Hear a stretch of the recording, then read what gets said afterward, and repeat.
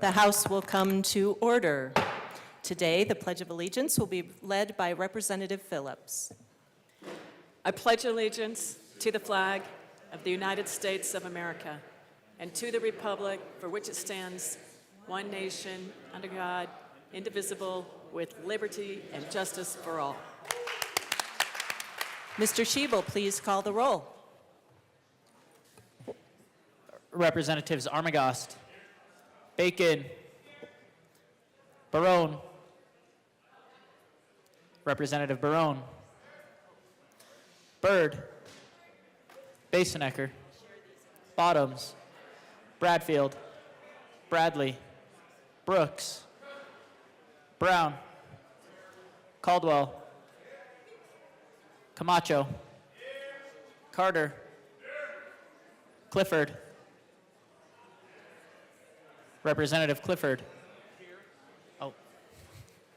DeGraff, Duran, English,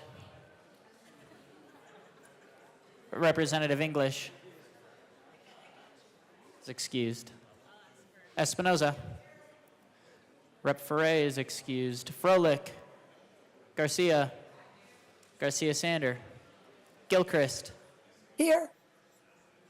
Gonzalez, Hamrick, Hartsook, Jackson, Johnson,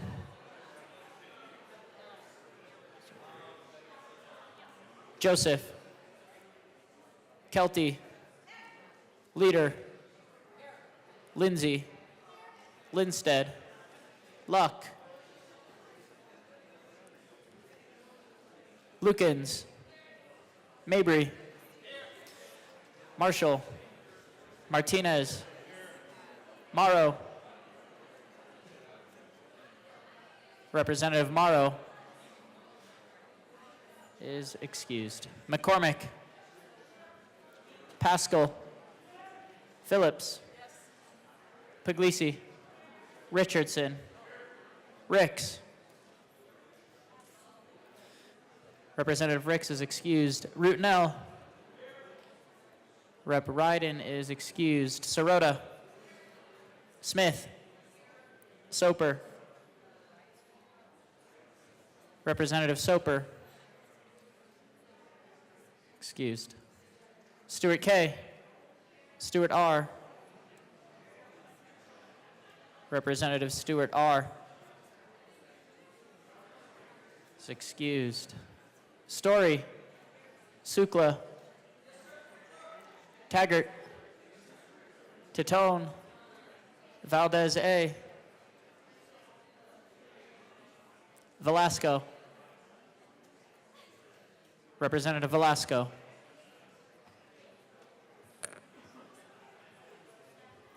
Excused.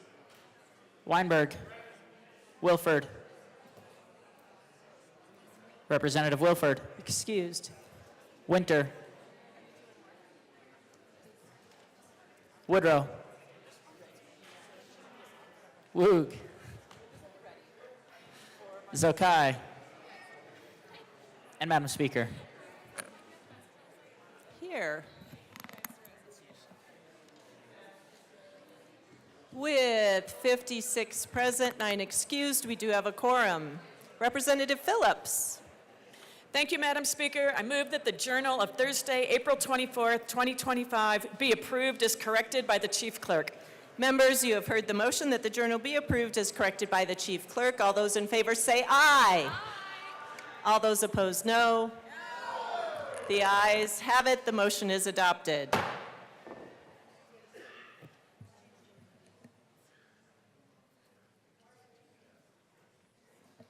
Members, we are going to do announcements and introductions here first before we proceed to business. I am very excited to welcome to the chamber today both my niece, Jacqueline Strand, who's going to be my shadow because someday she's going to be President of the United States. Thank you. And we also want to welcome the parents of our Chief Clerk, Vanessa Riley, Patrick and Mary. Thank you for being here with us today.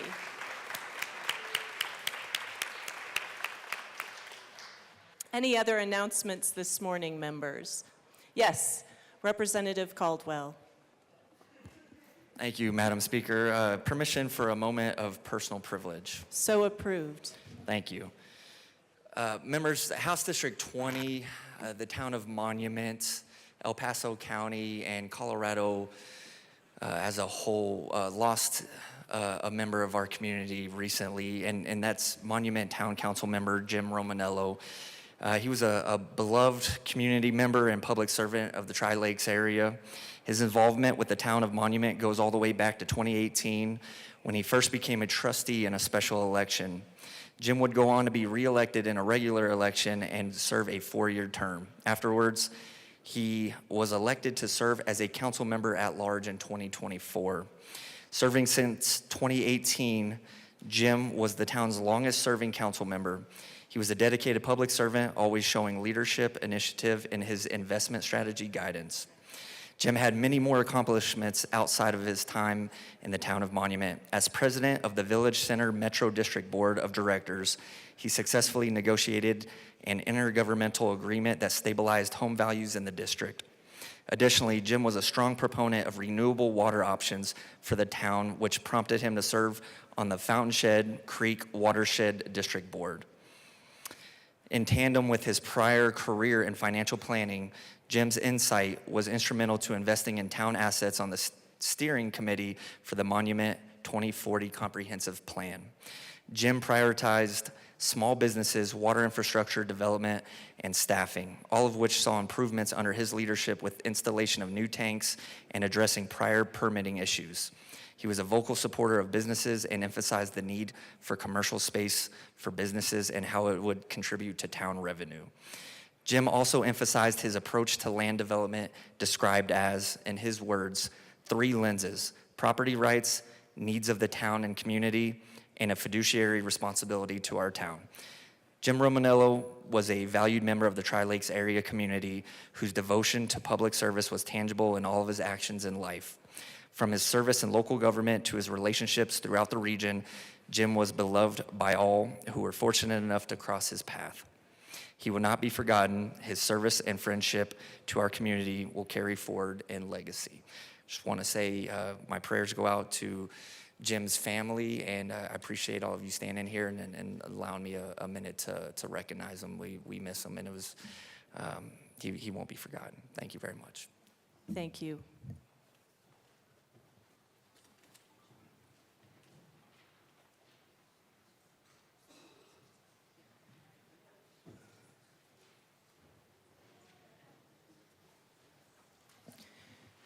Representative Froelich. Thank you, Madam Speaker. I just wanted to say that it's National Infertility Awareness Week, and the clock tower is lit orange all week, and that 1 in 6 people in the U.S., not 1 in 6 couples, but 1 in 6 people in the U.S. and worldwide suffer from infertility, and this is a great week to have awareness of that. Representative Carter. Thank you, Madam Speaker. Moment of personal privilege. Yes, so granted. When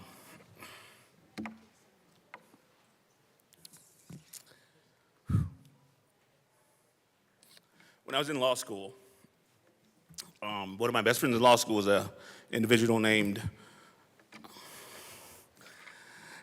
I apologize, Lionel Grant Wiley. Lionel Grant Wiley was one of the smartest people I ever met. He was that dude in law school who, when you would ask him the answer to the question, and he would give you a long-winded answer, and you turn back and ask him, is it A or is it B? I just need to know the answer to the question. He spoke at our graduation, and when we got out of law school, Lionel, everybody called him Grant. I called him Lionel because he hated it. And when we got out of law school, Lionel went and worked at one of the big law firms. He was on his way. I of course, went to public defenders, and But he was on his way, because that's, that's what you do. And during the course of my time, we kind of started drifting apart because, I started having a family. He was going through the big law firm stuff. And then something started to happen with Lionel. And I remember our experiences together just started to change. And I always thought it was because, I'm raising a family. He's still a bachelor. I understand. One of the last times I saw Lionel was he helped me move to my new house. I had my first beer on my front porch with Lionel. And he seemed down. And so I didn't think any of it. About 3 months later, we had a really close group of friends in law school, and I had tickets to a basketball game, and I called one of them, like, hey, you want to go? Like, no, but call Lionel. And I go, I can't. He every time he's down, I can't deal with it. I just want to go have fun, have a beer, watch a basketball game. That was on a Saturday. On my way to work Monday morning, I got a phone call that Lionel had killed himself.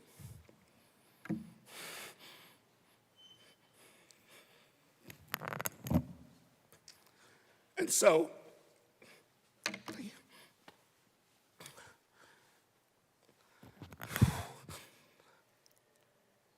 I remember driving to work, and I couldn't breathe. I could not breathe. I ended up at the parking lot of the public defender's office. I wasn't even working there. And everybody's like, Carter's in the parking lot. And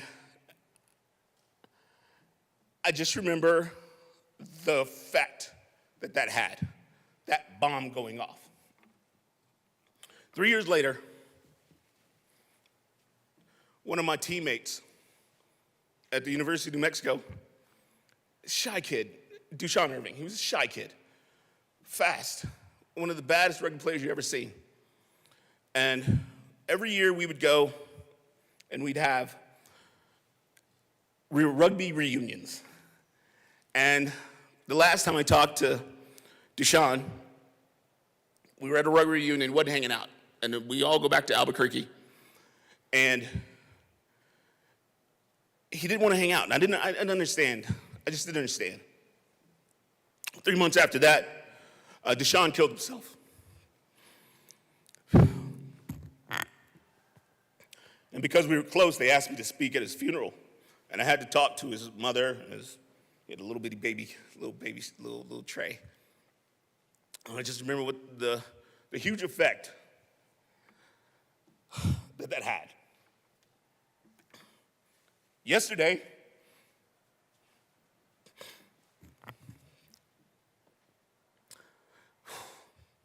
I got a call. And it was a text from my wife. And it was weird because you guys all have relationships and you just know. I immediately called her, like, what's going on? One of her students had killed himself. And she goes, I just want you to come home. I just want you to come home. So I went home, I got all my kids. And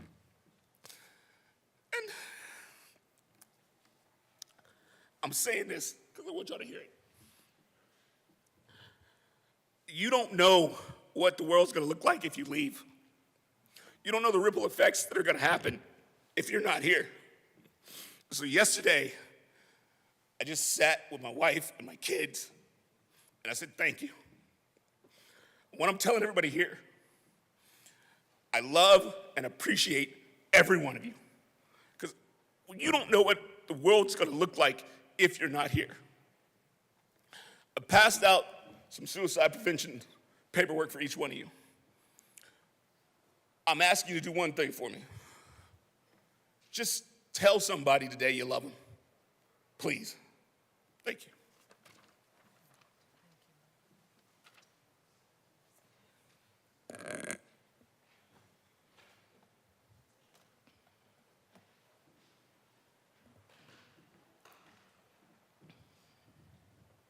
Members, we are proceeding to business. Thank you, representatives, for sharing your stories with us today. Our hearts go out to all those who have lost someone they love.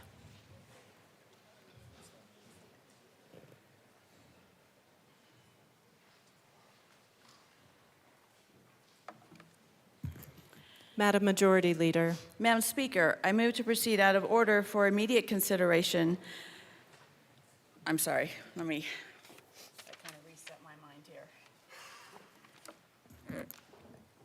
Thank you, Madam Speaker. I move to proceed out of order for consideration of House Joint Resolution 1028. Seeing no objection, we will proceed out of order for consideration of House Joint Resolution 1028.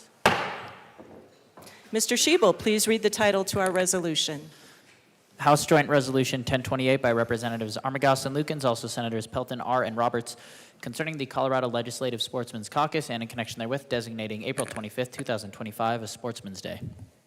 Representative Armagost. Thank you, Madam Speaker. I move House Joint Resolution 1028 and ask it to be read at length. Mr. Schiebel, please read our resolution. Whereas more than a century ago, hunters and anglers were among the first conservationists who realized America's natural resources were in peril and cannot sustain unregulated harvests and habitat destruction. And whereas hunters and anglers took it upon themselves to support laws that stopped excessive harvesting of fish and wildlife, established game and fish agencies to protect fish and wildlife and their habitats, and established special fishing and hunting license fees to help fund efforts to provide natural resources for future generations. And whereas upon realizing that license fees alone were insufficient to restore and sustain healthy fish and wildlife populations, hunters and gatherers supported excise tax on firearms, ammunition, and archery, hunting, and fishing equipment to raise additional funds to support the restoration and enhancement efforts of state agencies. And whereas this user pay public benefit system became known as the United States Fish and Wildlife Services Wildlife and Sport Fish Restoration Program that began with the passage of the Pittman-Robertson Wildlife Restoration Act in 1937, which was bolstered by the passage of the Federal Aid in Sport Fish Restoration Act in 1950, and further expanded with the passage of the Wallop-Brough Amendments to the 1950 Act in 1984. And whereas today, Colorado Parks and Wildlife is funded in part by sportsmen and women through the American System of Conservation Funding, and this user-pay public benefit system is still widely recognized as the most successful model for funding fish and wildlife management in the world. And whereas in 2021, Colorado sportsmen and women generated over $136 million through the system to support the conservation efforts of Colorado Parks and Wildlife. And whereas Colorado's more than 1.2 million hunters and anglers contribute more than $3.2 billion in statewide economic output per year while engaging in their pursuits, which supports over 25,000 jobs and generates around $187 million in state and local taxes. And whereas the stated mission of the Colorado Legislative Sportsmen Caucus, a nonpartisan caucus formed in 2002 by the 63rd General Assembly, is to preserve and promote the traditional rights of American citizens to hunt, fish, and pursue outdoor activities, ensure that American sportsmen and women have reasonable access to public lands to enjoy outdoor pursuits, protect the investment of sportsmen and women in wildlife and fisheries management by safeguarding the integrity of user-free trust funds, support efforts to enhance multi-use habitat management for wildlife and fisheries, recognize the importance of hunting, fishing, and other outdoor activities to our nation's economy, support the maintenance and growth of outdoor-related industries and activities, and work as a collaborative partner with the agricultural community in providing and protecting wildlife habitats. Now, therefore, be it resolved by the House of Representatives of the 75th General Assembly of the State of Colorado, the Senate concurring herein, that the General Assembly urges its members to join the Colorado Legislative Sportsmen's Caucus, that the General Assembly urges Colorado's institutions, both public and private, to work with Colorado Legislative Sportsmen's Caucus as it strives to assist sportsmen and women to uphold their critical role in maintaining an economically vibrant and environmentally healthy Colorado, and that the General Assembly hereby declares Friday, April 25th, 2025 to be Sportsman's Day in recognition of the sportsmen and women of Colorado and in honor of their many contributions to conservation across the Centennial State. Representative Lukens. Thank you, Madam Speaker. Sportsmen's Day at the Capitol highlights the deep connection Coloradans have with our lands, waters, and wildlife. The total hunting licenses sold statewide in 2024 was just under 750,000, and the total fishing licenses sold statewide in 2024 was just under 1 million. These numbers highlight and demonstrate the value that hunting and fishing adds to our tourism economy, as well as the high number of Coloradans that appreciate the beautiful landscapes that Colorado has to offer. As co-chair of the Sportsmen Caucus, I'm proud to honor our outdoor heritage, celebrate conservation, and reaffirm our commitment to science-based wildlife management that ensures future generations can enjoy Colorado's outdoors. Representative Armagost. Thank you, Madam Speaker. As the other co-chair of the Sportsmen Caucus, which was established in 2002, this nonpartisan caucus, as you've heard, preserves and promotes hunting, fishing, and outdoor traditions, ensures reasonable public land access for outdoor enthusiasts, protects wildlife management investments made by sportsmen and women, enhances habitat management for wildlife and fisheries, supports the economic benefits of outdoor activities, and partners with agricultural community to sustain wildlife habitats. There's no mechanism for generating revenue for outdoor recreation, such as hiking and trail building, so Colorado Parks and Wildlife relies heavily on hunting and angling license sales, not general fund, to support wildlife management programs. Over 11,000 people in my district, House District 64 alone, purchased a habitat stamp this year. The habitat stamp in and of itself supports Colorado Parks and Wildlife programs, including habitat conservation, migration corridor protection, species reintroduction, protection of endangered species, managing invasive species, disease management, population and herd management, and research. We urge everyone in here, we urge you to join the Colorado Sportsmen's Caucus as it strives to assist sportsmen and women to uphold their critical role in maintaining an economically vibrant and environmentally healthy Colorado. We do have guests here today. We encourage everyone to check out the flyer on your desk, visit us out on the East Courtyard as you can get away from the floor to enjoy some wild game and get to meet some of the sportsmen and women in Colorado. Assistant Minority Leader Winter. Good morning, Madam Speaker, and thank you. Good morning. This is a lived experience for us. This is woven into the heritage and the fabric of who we are in rural Colorado. I grew up in a family that hunted and trapped and fished.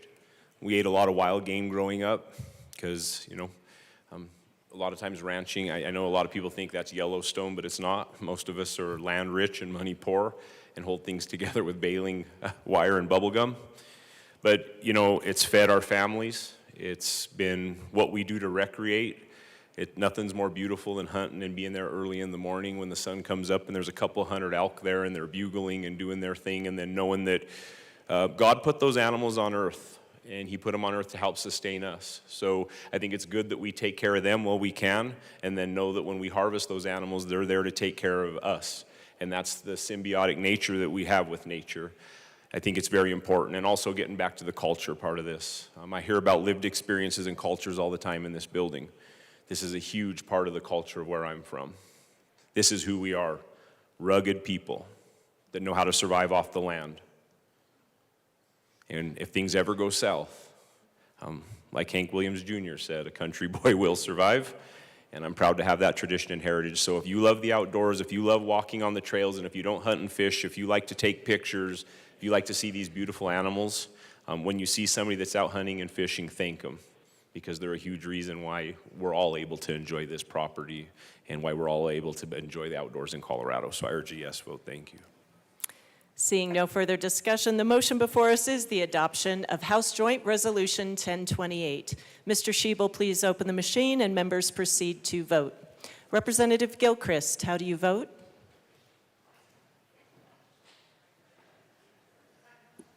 Yes. Representative Gilchrist votes yes.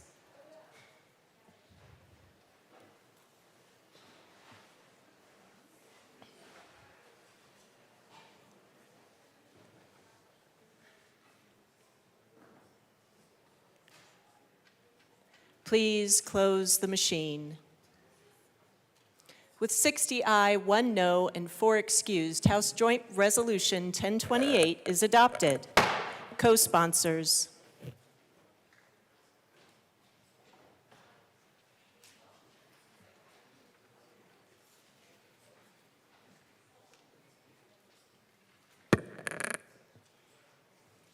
please.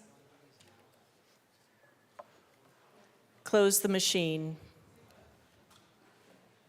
Mr. Schiebel, please read the reports of committees of reference. Committee on Appropriations, after consideration of the merits, the committee recommends the following. House Bills 1021, 1061 is amended, 1078 is amended, 1121 is amended, 1192 is amended, 1235 is amended, 1278 is amended, 1296, 1311 is amended, 1328 is amended, and Senate Bills 18 is amended, 53, 54, and 179 be referred to the Committee of the Whole with favorable recommendation. Thank you. Madam Majority Leader. Oh, we are moving on to third reading. Madam Majority Leader.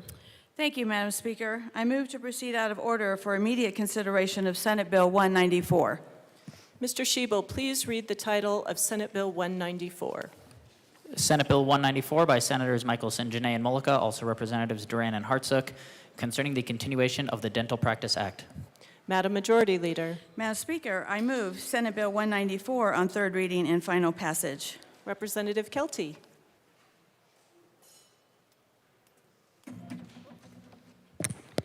Thank you, Madam Speaker. Madam Speaker, I request permission to offer a third reading amendment. Thank you. Please briefly explain. Thank you very much, Madam Speaker. The amendment that I'm offering today is one small amendment, but I believe it has a good and positive impact on the bill.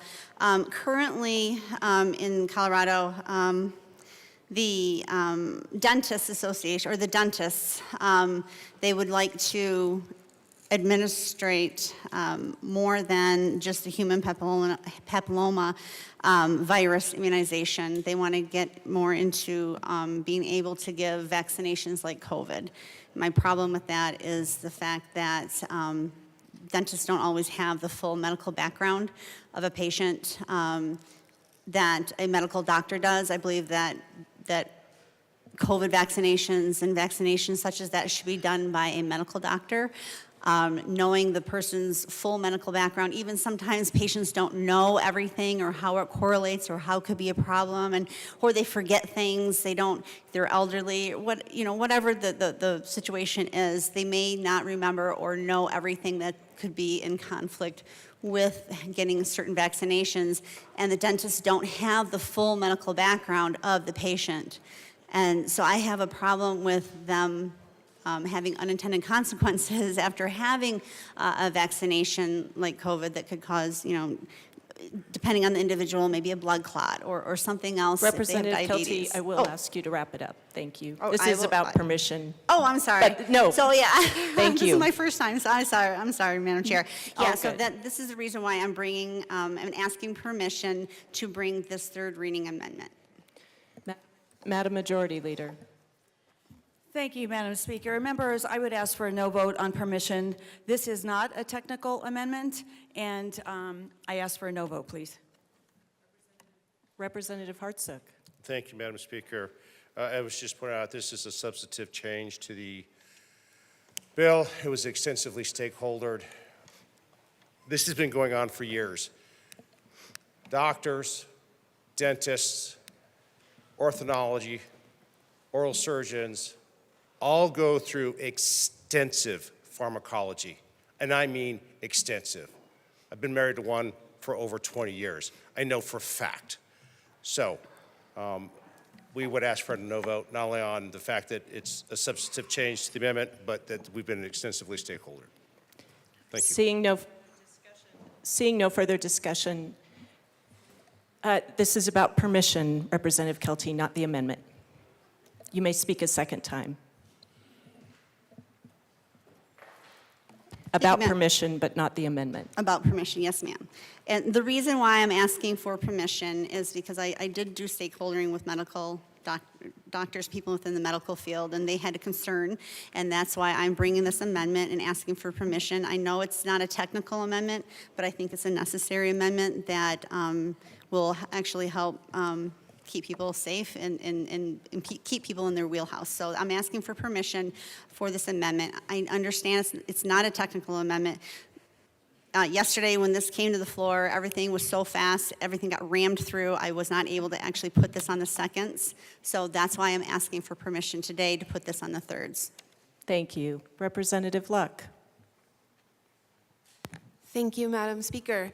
So I have the distinguished privilege of being the rules person of the Minority Caucus, and so I think that it would be inappropriate for me not to speak to my caucus now and remind you all that since this is a Senate bill, it does not have to be a technical amendment. It can be substantive. Seeing no further discussion, the motion before us is permission to run a third reading amendment on Senate Bill 194. Mr. Schiebel, please open the machine and members proceed to vote. Representative Gilchrist, how do you vote? No. Representative Gilchrist votes no. Representative Ricks, how do you vote? No. Representative Ricks votes no.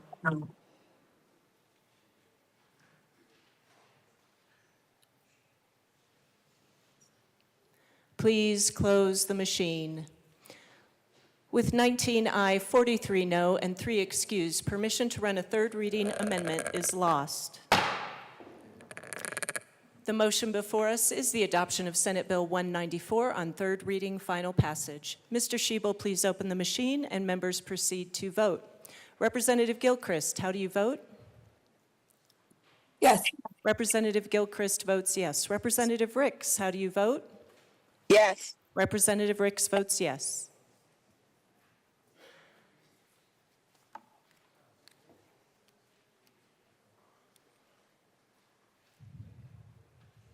Please close the machine. With 54 aye, 8 no, and 3 excused, Senate Bill 194 is adopted. Co-sponsors.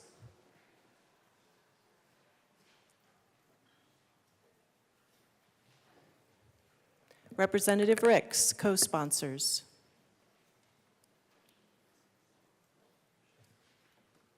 Please close the machine.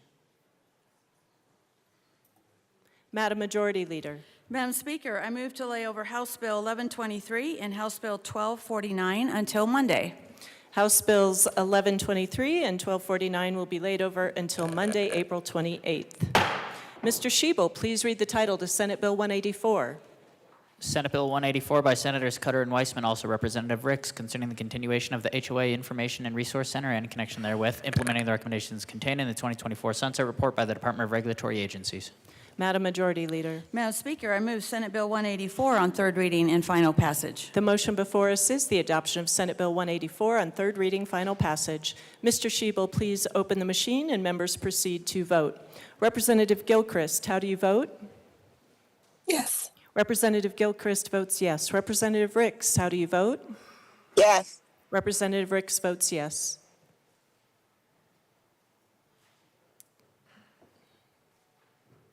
Please close the machine. With 40 aye, 22 no, and 3 excused, Senate Bill 184 is adopted. Co-sponsors.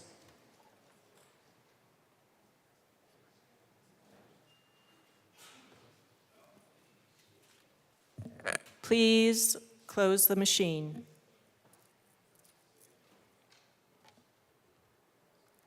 Mr. Schiebel, please read the title to House Bill 1322. House Bill 1322 by Representatives Carter and Espinoza, also Senators Exman Roberts, concerning a homeowner's insurance carrier's duty to comply with the policyholder's request for a copy of their insurance policy. Madam Majority Leader. Madam Speaker, I move House Bill 1322 on third reading and final passage. The motion before us is the adoption of House Bill 1322 on third reading, final passage. Mr. Schiebel, please open the machine and members proceed to vote. Representative Gilchrist, how do you vote? Yes. Representative Gilchrist votes yes. Representative Ricks, how do you vote? Yes. Representative Ricks votes yes.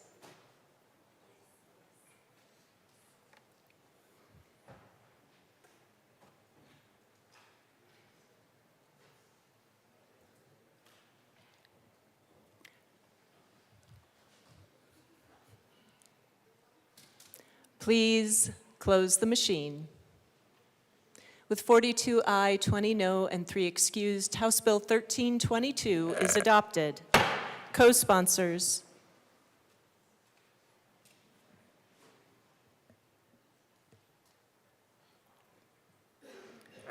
Please close the machine. Mr. Shebel, please read the title to Senate Bill 197. Senate Bill 197 by Senator Exum, also Representative Bacon, concerning changes to the Tony Grampus Youth Services Program and in connection therewith making and reducing an appropriation. Madam Majority Leader. Madam Speaker, I move Senate Bill 197 on third reading and final passage. The motion before us is the adoption of Senate Bill 197 on third reading, final passage.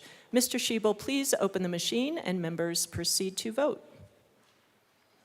Representative Gilchrist, how do you vote? Yes. Representative Gilchrist votes yes. Representative Ricks, how do you vote? Yes. Representative Ricks votes yes.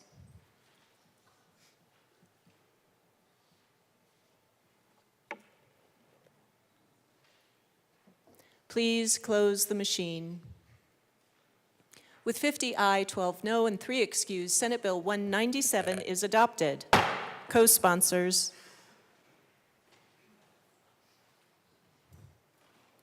Representative Gilchrist, co-sponsors. Representative Ricks, co-sponsors.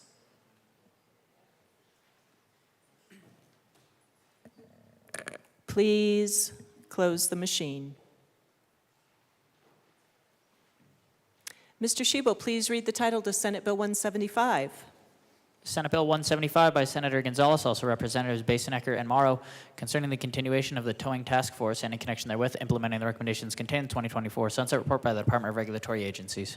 Madam Majority Leader. Madam Speaker, I move Senate Bill 175 on third reading and final passage. The motion before us is the adoption of Senate Bill 175 on third reading, final passage. Mr. Shebel, please open the machine and members proceed to vote. Representative Gilchrist, how do you vote? Yes. Representative Gilchrist votes yes. Representative Ricks, how do you vote? Yes. Representative Ricks votes yes.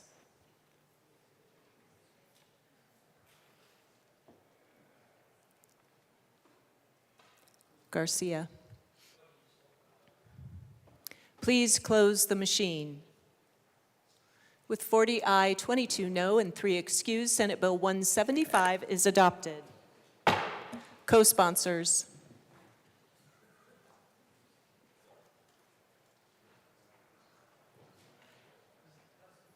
Please close the machine.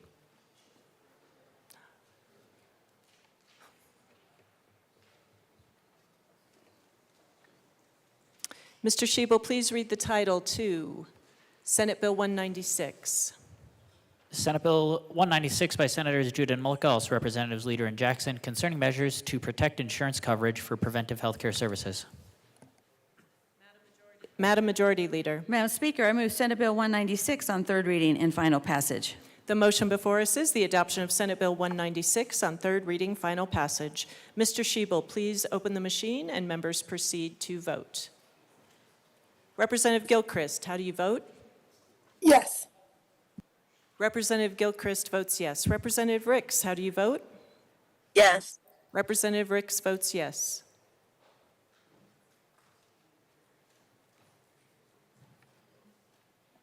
Please close the machine. With 40 aye, 22 no, and 3 excused, Senate Bill 196 is adopted. Co-sponsors. Representative Ricks, co-sponsors.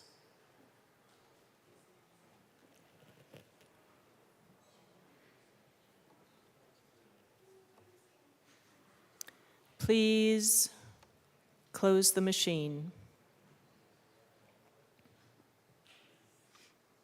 Mr. Shebel, please read the title to House Bill 1329. House Bill 1329 by Representatives Mabry and Soper, also Senators Frizzell and Gonzalez, concerning foreign third-party litigation financing for civil actions. Madam Majority Leader. Madam Speaker, I move House Bill 1329 on third reading and final passage. The motion before us is the adoption of House Bill 1329 on third reading, final passage.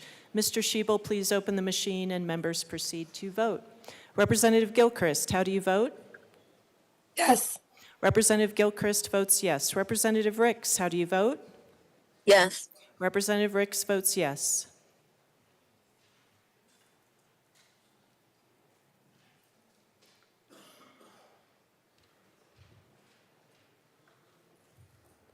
Please close the machine. With 46 ayes, 16 no, and 3 excused, House Bill 1329 is adopted. Co-sponsors. Representative Ricks, co-sponsors.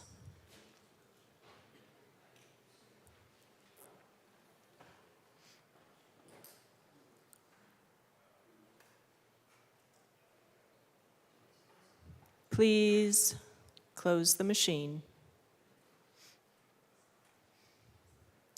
Mr. Schiebel, please read the title to Senate Bill 79. Senate Bill 79 by Senators Rich and Roberts, also Representatives Taggart and Jackson, concerning the Colorado Vending of Digital Assets Act. Madam Majority Leader.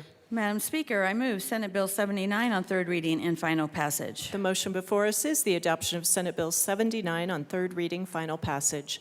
Mr. Schiebel, please open the machine and members proceed to vote. Representative Gilchrist, how do you vote?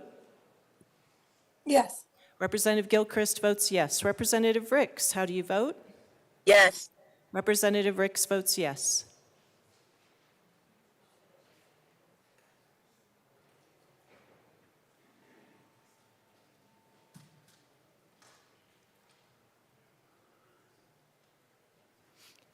Smith.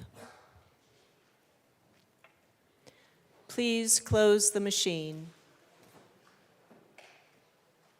With 48 aye, 14 no, and 3 excused, Senate Bill 79 is adopted. Co-sponsors.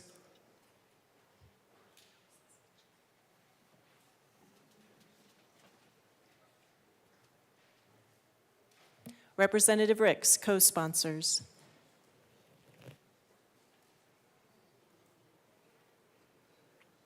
Please close the machine.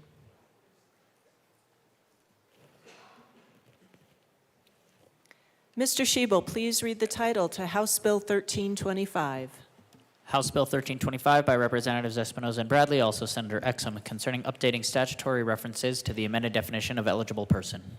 Madam Majority Leader. Madam Speaker, I move House Bill 1325 on third reading and final passage. The motion before us is the adoption of House Bill 1325 on third reading, final passage. Mr. Schiebel, please open the machine and members proceed to vote. Representative Gilchrist, how do you vote? Yes. Representative Gilchrist votes yes. Representative Ricks, how do you vote? Yes. Representative Ricks votes yes. Representative Morrow, how do you vote? Yes. Representative Morrow votes yes.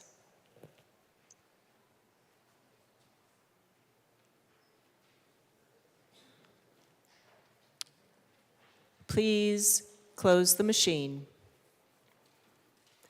With 62 aye, 1 no, and 2 excused, House Bill 1325 is adopted.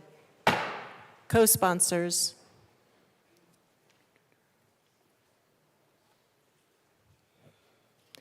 Please close the machine. Mr. Schiebel, please read the title to House Bill 1324.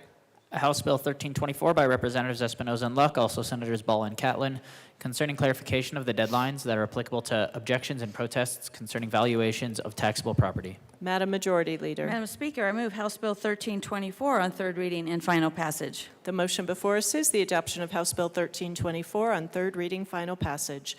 Mr. Schiebel, please open the machine and members proceed to vote. Representative Gilchrist, how do you vote? Yes. Representative Gilchrist votes yes. Representative Ricks, how do you vote? Yes. Representative Ricks votes yes. Representative Morrow, how do you vote? Yes. Representative Morrow votes yes.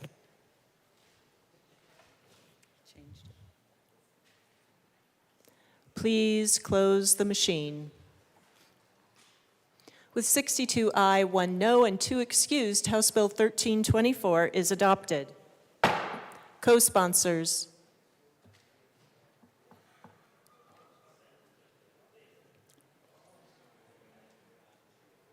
Please close the machine.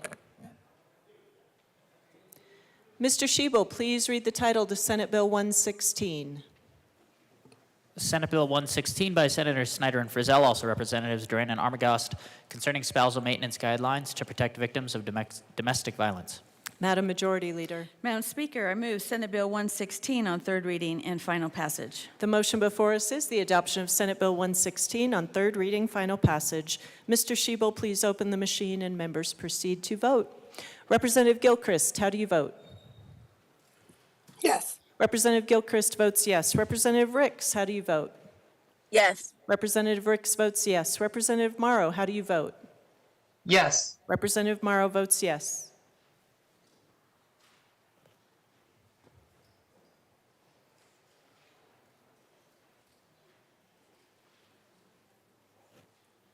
Please close the machine.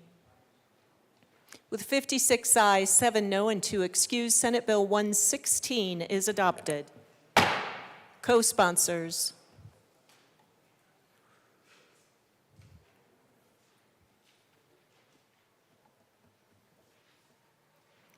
Please close the machine. Mr. Shebel, please read the title to House Bill 1333. House Bill 1333 by Representatives McCluskey and Duran, also Senators Coleman and Rodriguez, concerning the creation of the Legislative Human Resources Division to provide human resource services to the legislative branch. Madam Majority Leader. Madam Speaker, I move House Bill 1333 on third reading and final passage. The motion before us is the adoption of House Bill 1333 on third reading, final passage. Mr. Shebel, please open the machine and members proceed to vote. Representative Gilchrist, how do you vote? Yes. Representative Gilchrist votes yes. Representative Ricks, how do you vote? Yes. Representative Ricks votes yes. Representative Morrow, how do you vote? Yes. Representative Morrow votes yes.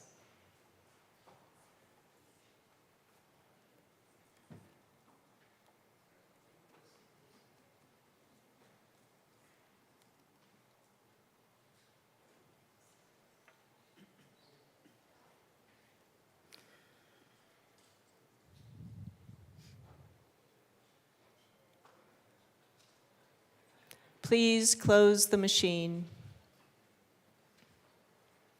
With 43 aye, 20 no, and 2 excused, House Bill 1333 is adopted. Co-sponsors.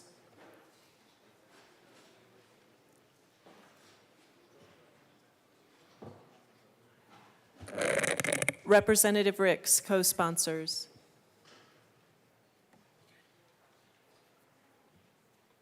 Please close the machine.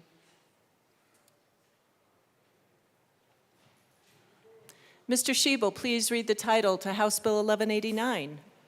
House Bill 1189 by Representatives Morrow and Weinberg, also Senator Wallace, concerning regulation related to the registration of motor vehicles. Madam Majority Leader. Madam Speaker, I move House Bill 1189 on third reading and final passage. The motion before us is the adoption of House Bill 1189 on third reading, final passage. Mr. Shebel, please open the machine and members proceed to vote. Representative Gilchrist, how do you vote? Yes. Representative Gilchrist votes yes. Representative Ricks, how do you vote? Yes. Representative Ricks votes yes. Representative Morrow, how do you vote? Yes. Representative Morrow votes yes.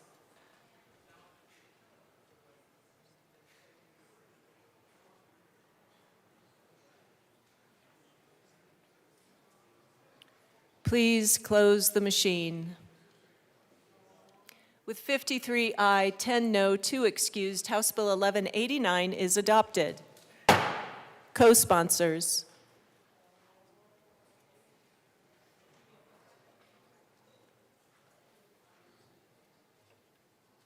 Please close the machine.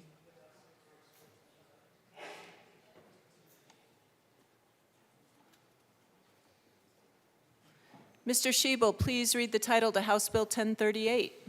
House Bill 1038 by Representatives Hamrick and Jackson, also Senators Marchman and Baisley, concerning the implementation of an online platform to provide students pursuing post-secondary education with information about academic credit transfers.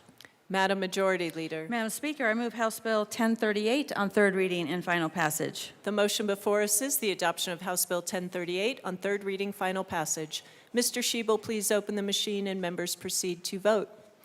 Representative Gilchrist, how do you vote? Yes. Representative Gilchrist votes yes. Representative Ricks, how do you vote? Yes. Representative Ricks votes yes. Representative Morrow, how do you vote? Yes. Representative Morrow votes yes.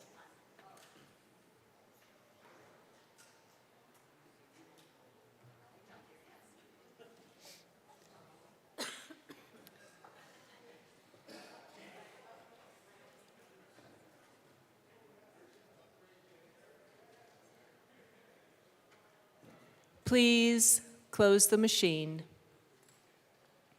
With 55 aye, 8 no, and 2 excused, House Bill 1038 is adopted. Co-sponsors. Representative Ricks, co-sponsors.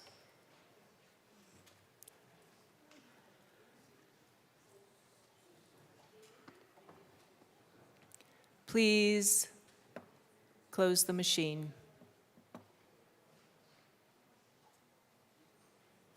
Mr. Schiebel, please read the title to Senate Bill 20. Senate Bill 20 by Senators Weissman and Gonzalez, House Representatives Lindsay and Mabry, concerning the enforcement of existing landlord-tenant law. Madam Majority Leader. Madam Speaker, I move Senate Bill 20 on third reading and final passage. The motion before us is the adoption of Senate Bill 20 on third reading, final passage. Mr. Schiebel, please open the machine and member proceed to vote. Representative Gilchrist, how do you vote? Yes. Representative Gilchrist votes yes. Representative Ricks, how do you vote? Yes. Representative Ricks votes yes. Representative Morrow, how do you vote? Yes. Representative Morrow votes yes. Please close the machine.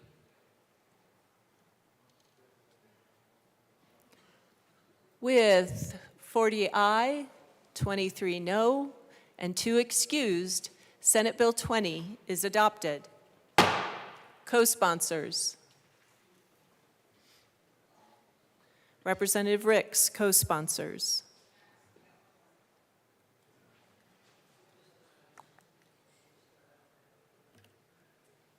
Please close the machine.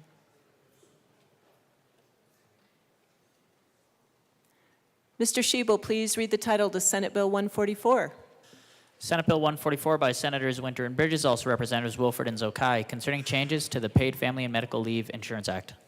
Madam Majority Leader. Madam Speaker, I move Senate Bill 144 on third reading and final passage. The motion before us is the adoption of Senate Bill 144 on third reading, final passage. Mr. Schiebel, please open the machine and members proceed to vote. Representative Gilchrist, how do you vote? Yes. Representative Gilchrist votes yes. Representative Ricks, how do you vote? Yes. Representative Ricks votes yes. Representative Morrow, how do you vote? Yes. Representative Morrow votes yes.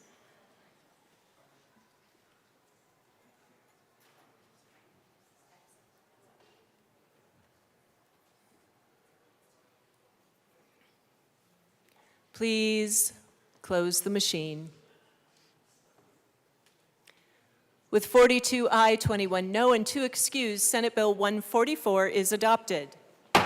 Co-sponsors.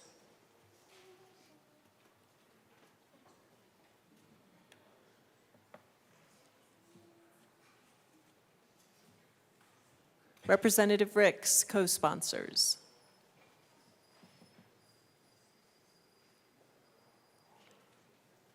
Please close the machine.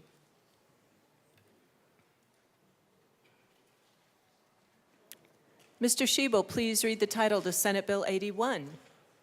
Senate Bill 81 by Senators Bridges and Amabile, also Representatives Burton Sirota, concerning public financing and in connection therewith establishing the Building Urgent Infrastructure and Leveraging Dollars Authority, modifying the State Public Financing Cash Fund, and allowing the State Treasurer to use a security token offering to state capital financing. Madam Majority Leader. Madam Speaker, I move Senate Bill 81 on third reading and final passage. The motion before us is the adoption of Senate Bill 81 on third reading, final passage.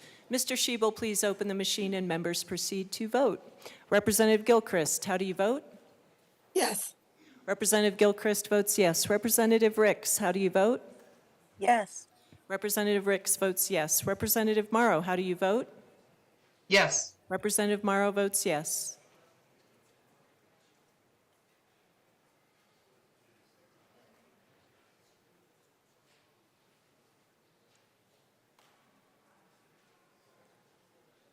Please close the machine.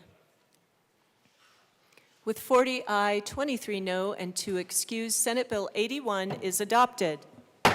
Co-sponsors.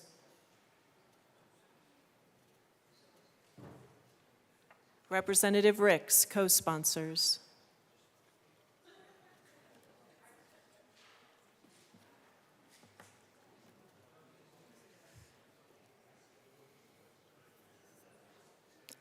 Please close the machine.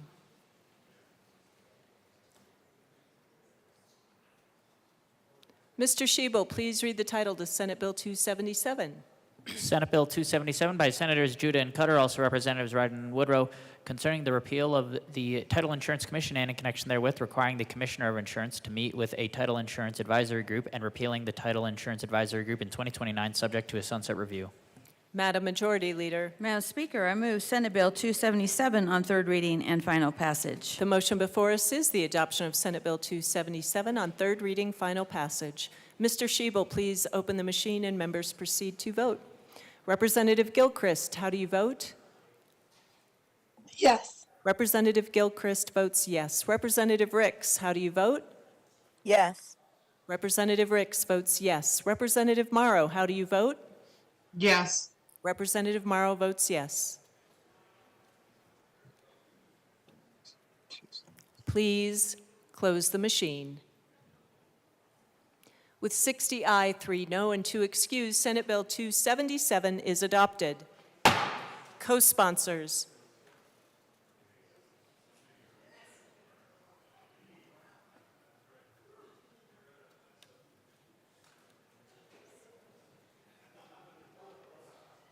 Please close the machine.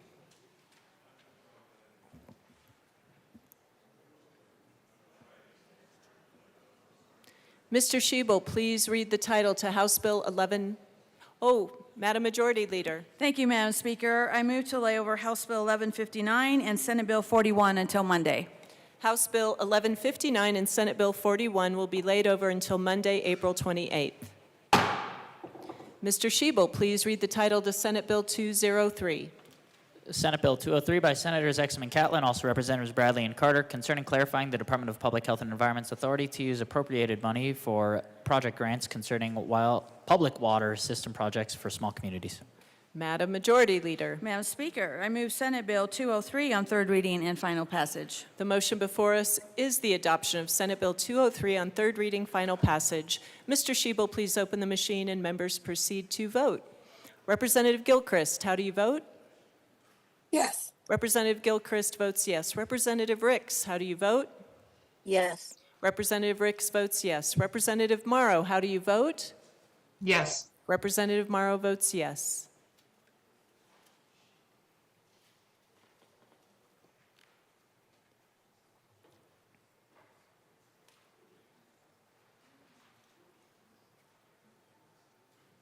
Velasco. Please close the machine. With 63 ayes, 0 no, and 2 excused, Senate Bill 203 is adopted. Co-sponsors.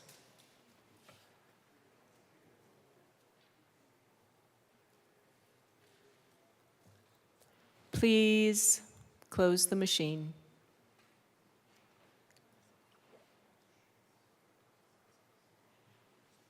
Mr. Shebo, please read the title to Senate Bill 168. Senate Bill 168 by Senators Brighton Roberts, also Representatives Armagosta and Espinoza, concerning the prevention of illegal wildlife trafficking. Madam Majority Leader. Madam Speaker, I move Senate Bill 168 on third reading and final passage. The motion before us is the adoption of Senate Bill 168 on third reading, final passage. Mr. Shebo, please open the machine and members proceed to vote. Representative Gilchrist, how do you vote? Yes. Representative Gilchrist votes yes. Representative Ricks, how do you vote? Yes. Representative Ricks votes yes. Representative Morrow, how do you vote? Yes. Representative Morrow votes yes.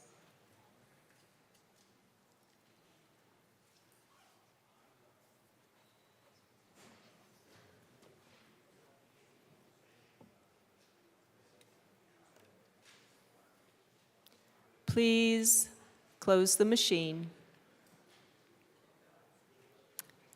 With 53 aye, 10 no, and 2 excused, Senate Bill 168 is adopted. Co-sponsors.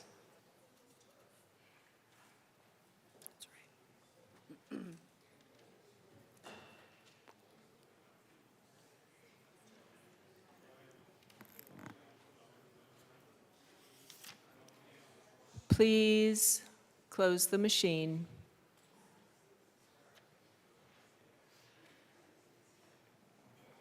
Mr. Shebel, please read the title to Senate Bill 193. Senate Bill 193 by Senators Ball and Mullica, also Representatives Garcia Sander and McCormick, concerning the continuation of the Primary Care Payment Reform Collaborative. Madam Majority Leader. Madam Speaker, I move Senate Bill 193 on third reading and final passage. The motion before us is the adoption of Senate Bill 193 on third reading, final passage. Mr. Shebel, please open the machine and members proceed to vote. Representative Gilchrist, how do you vote? Yes. Representative Gilchrist votes yes. Representative Ricks, how do you vote? Yes. Representative Ricks votes yes. Representative Morrow, how do you vote? Yes. Representative Morrow votes yes.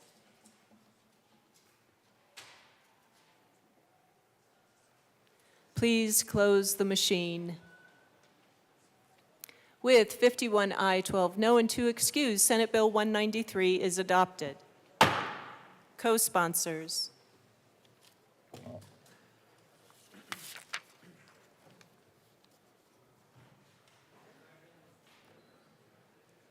Representative Ricks, co-sponsors.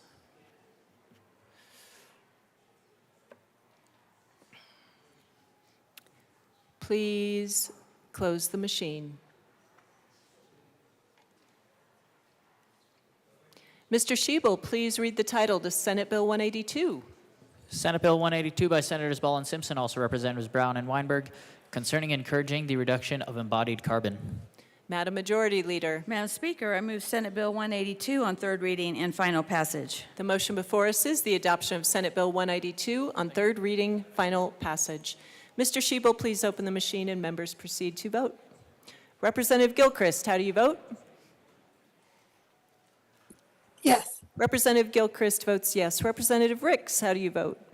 Yes. Representative Ricks votes yes. Representative Morrow, how do you vote? Yes. Representative Morrow votes yes.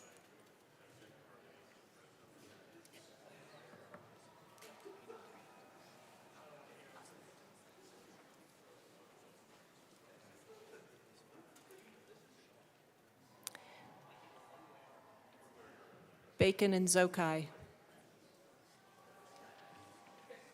Please close the machine. With 45 aye, 18 no, and 2 excused, Senate Bill 182 is adopted. Co-sponsors.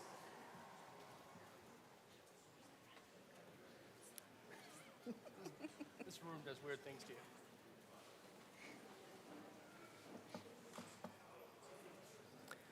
Please close the machine. Mr. Shebel, please read the title to Senate Bill 147. Senate Bill 147 by Senators Pelton B. and Kolker, also Representatives Garcia Sander and Lukens, concerning modifications to the management of the Public Employees Retirement Association by the Board of Trustees and in connection therewith, defining the board as a local public body for purposes of the Open Meetings Law, establishing term limits for members of the board, clarifying that the board must conduct its meetings according to the Open Meetings Law as a local public body, requiring the board to post certain meeting-related and financial information of the association on the association's website, and clarifying the authority of the board to manage and administer the association. Madam Majority Leader. Madam Speaker, I move Senate Bill 147 on third reading and final passage. The motion before us is the adoption of Senate Bill 147 on third reading, final passage. Mr. Shebel, please open the machine and members proceed to vote. Representative Gilchrist, how do you vote? Yes. Representative Gilchrist votes yes. Representative Ricks, how do you vote? Yes. Representative Ricks votes yes. Representative Morrow, how do you vote? Yes. Representative Morrow votes yes.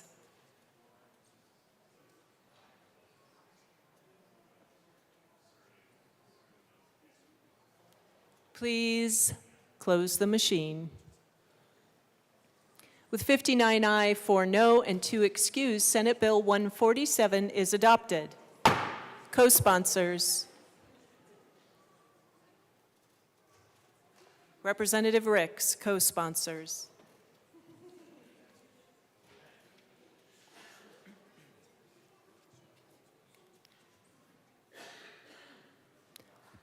Please close the machine. Mr. Shebel, please read the title to Senate Bill 205. Senate Bill 205 by Senator Hendrickson, also Representatives Espinoza and Lindsted, concerning a firearm serial number check and in connection therewith creating a standardized procedure for a federal firearm licensee to request a firearm serial number check and imposing a penalty under certain circumstances if a licensee does not file a report with law enforcement. Madam Majority Leader. Madam Speaker, I move Senate Bill 205 on third reading and final passage. The motion before us is the adoption of Senate Bill 205 on third reading, final passage. Mr. Schiebel, please open the machine and members proceed to vote. Representative Gilchrist, how do you vote? Yes. Representative Gilchrist votes yes. Representative Ricks, how do you vote? Yes. Representative Ricks votes yes. Representative Morrow, how do you vote? No. Representative Morrow votes no.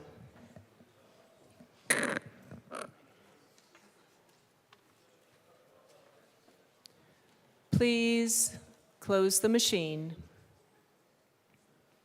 With 36 aye, 27 no, and 2 excused, Senate Bill 205 is adopted. Co-sponsors.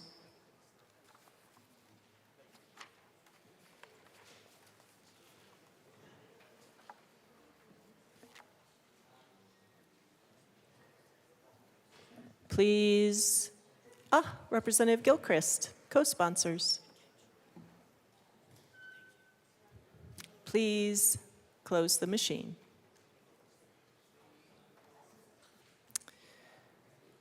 Madam Majority Leader. Madam Speaker, I move the following bills be made special orders on April 25th, 2025 at 10:15 a.m.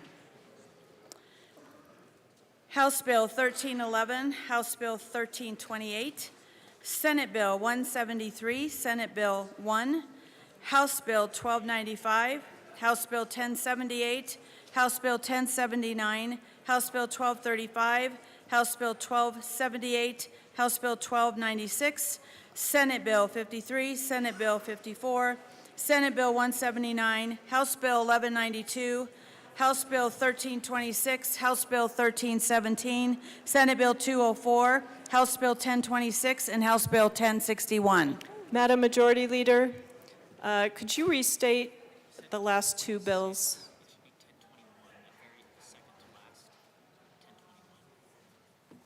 Thank you, Madam Speaker. Let me restate. It's House Bill 1021, And not House- 1026, And House Bill 1061. and House Bill 1061. Seeing no members, I have an announcement. Can I do that in the middle? Stand in a brief recess.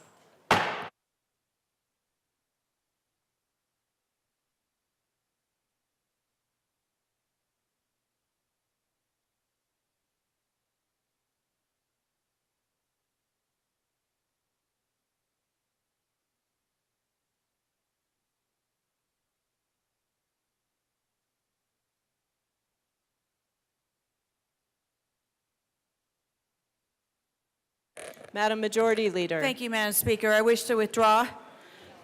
The motion is withdrawn. Oh, I should do that first. Members, the House is back to order. Madam Majority Leader. Madam Speaker, I wish to withdraw my motion. The motion is withdrawn. Members, I have an announcement. Representatives Byrd, Sirota, and Taggart will be excused at such time as needed for the purpose of attending Joint Budget Committee meetings. Now, Madam Majority Leader. Okay. Madam Speaker, I move the following bills be made special orders on April 25th, 2025 at 10:17 a.m. Let's start again. House Bill 1311, House Bill 1328, Senate Bill 173, Senate Bill 1, House Bill 1295, House Bill 1078, House Bill 1079, House Bill 1235, House Bill 1278, House Bill 1296, Senate Bill 53, Senate Bill 54, Senate Bill 179, House Bill 1192, House Bill 1326, House Bill 1317, Senate Bill 204, House Bill 1021, and House Bill 1061. Seeing no objection, the bills listed by the Majority Leader will be made special orders today, April 25th at 10:17 a.m. Representative Martinez.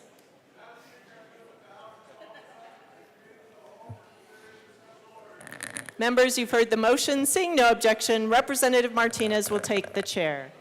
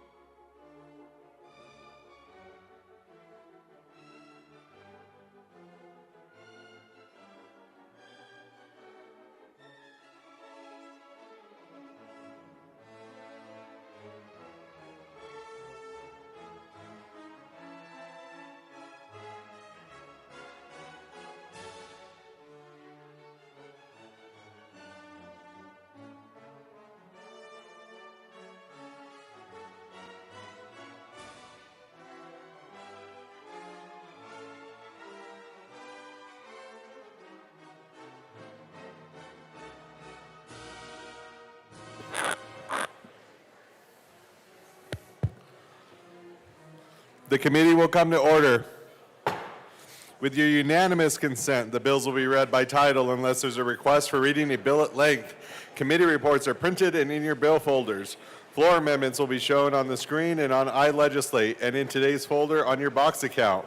Bills will be laid over upon motion of the majority leader, and the court roll is definitely relaxed. Mr. Schiebel, will you please read the title of House Bill 1311? House Bill 1311 by Representatives McCluskey and Soper, also Senator Roberts, concerning the deduction for free bets allowed for the purpose of calculating net sports betting proceeds. Madam Speaker. Good morning, Mr. Chair. It is an honor to serve with you. It is an honor to serve with you.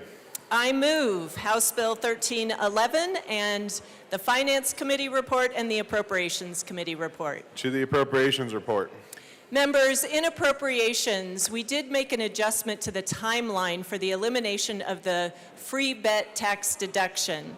We moved it to January 1 of 2026 to 1% and then July 1st of 2026 to 0.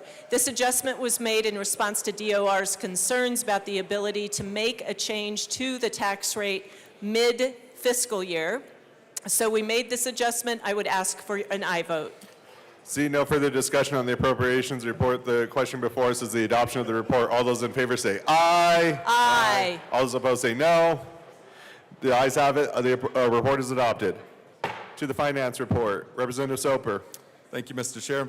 In finance, we added an amendment that changed the deadlines, which we also changed in appropriations. It would have made it September 1st to no more than 1% and then down on July 1st, 2026 to 0. See no further discussion on the finance report. The question before us is the adoption of the report. All those in favor say aye. Aye. All those opposed say no. The ayes have it. The finance report is adopted. To the bill. Representative Soper. Thank you, Mr. Chair. Members, in 2019, we passed referendum DD at the ballot box, and the people voted for a 10% tax on online sports betting. And Colorado at the time was one of the first. The Blue Book did talk about the effective tax rate would be 10%. It was contemplated that there would be free bets, promotional bets to get the industry started. Those were really ratcheted down, but it was still the idea that they would go away. And this takes it away because what the people voted on and what they were told they were voting on was that the industry would pay a 10% effective tax rate. It's actually 5.89% because the industry deducts their free bets out of what they should be paying in taxes. So this honors the will of the people, and the revenue from this goes entirely to water projects in the state. And I'd ask for a yes vote. Madam Speaker. Thank you, Mr. Chair.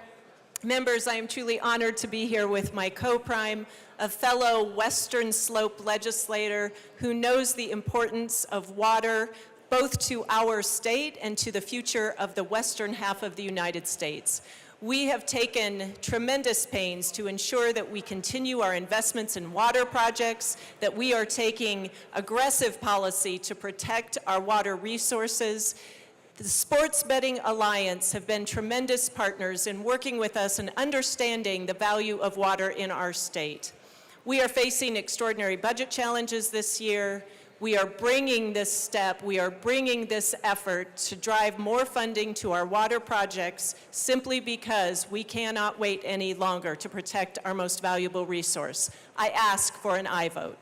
Seeing no further discussion on House Bill 1311, the question before us is the adoption of House Bill 1311. All those in favor say aye. Aye. All those opposed say no. The ayes have it. House Bill 1311 is adopted. Mr. Schiebel, will you please read the title of House Bill 1328?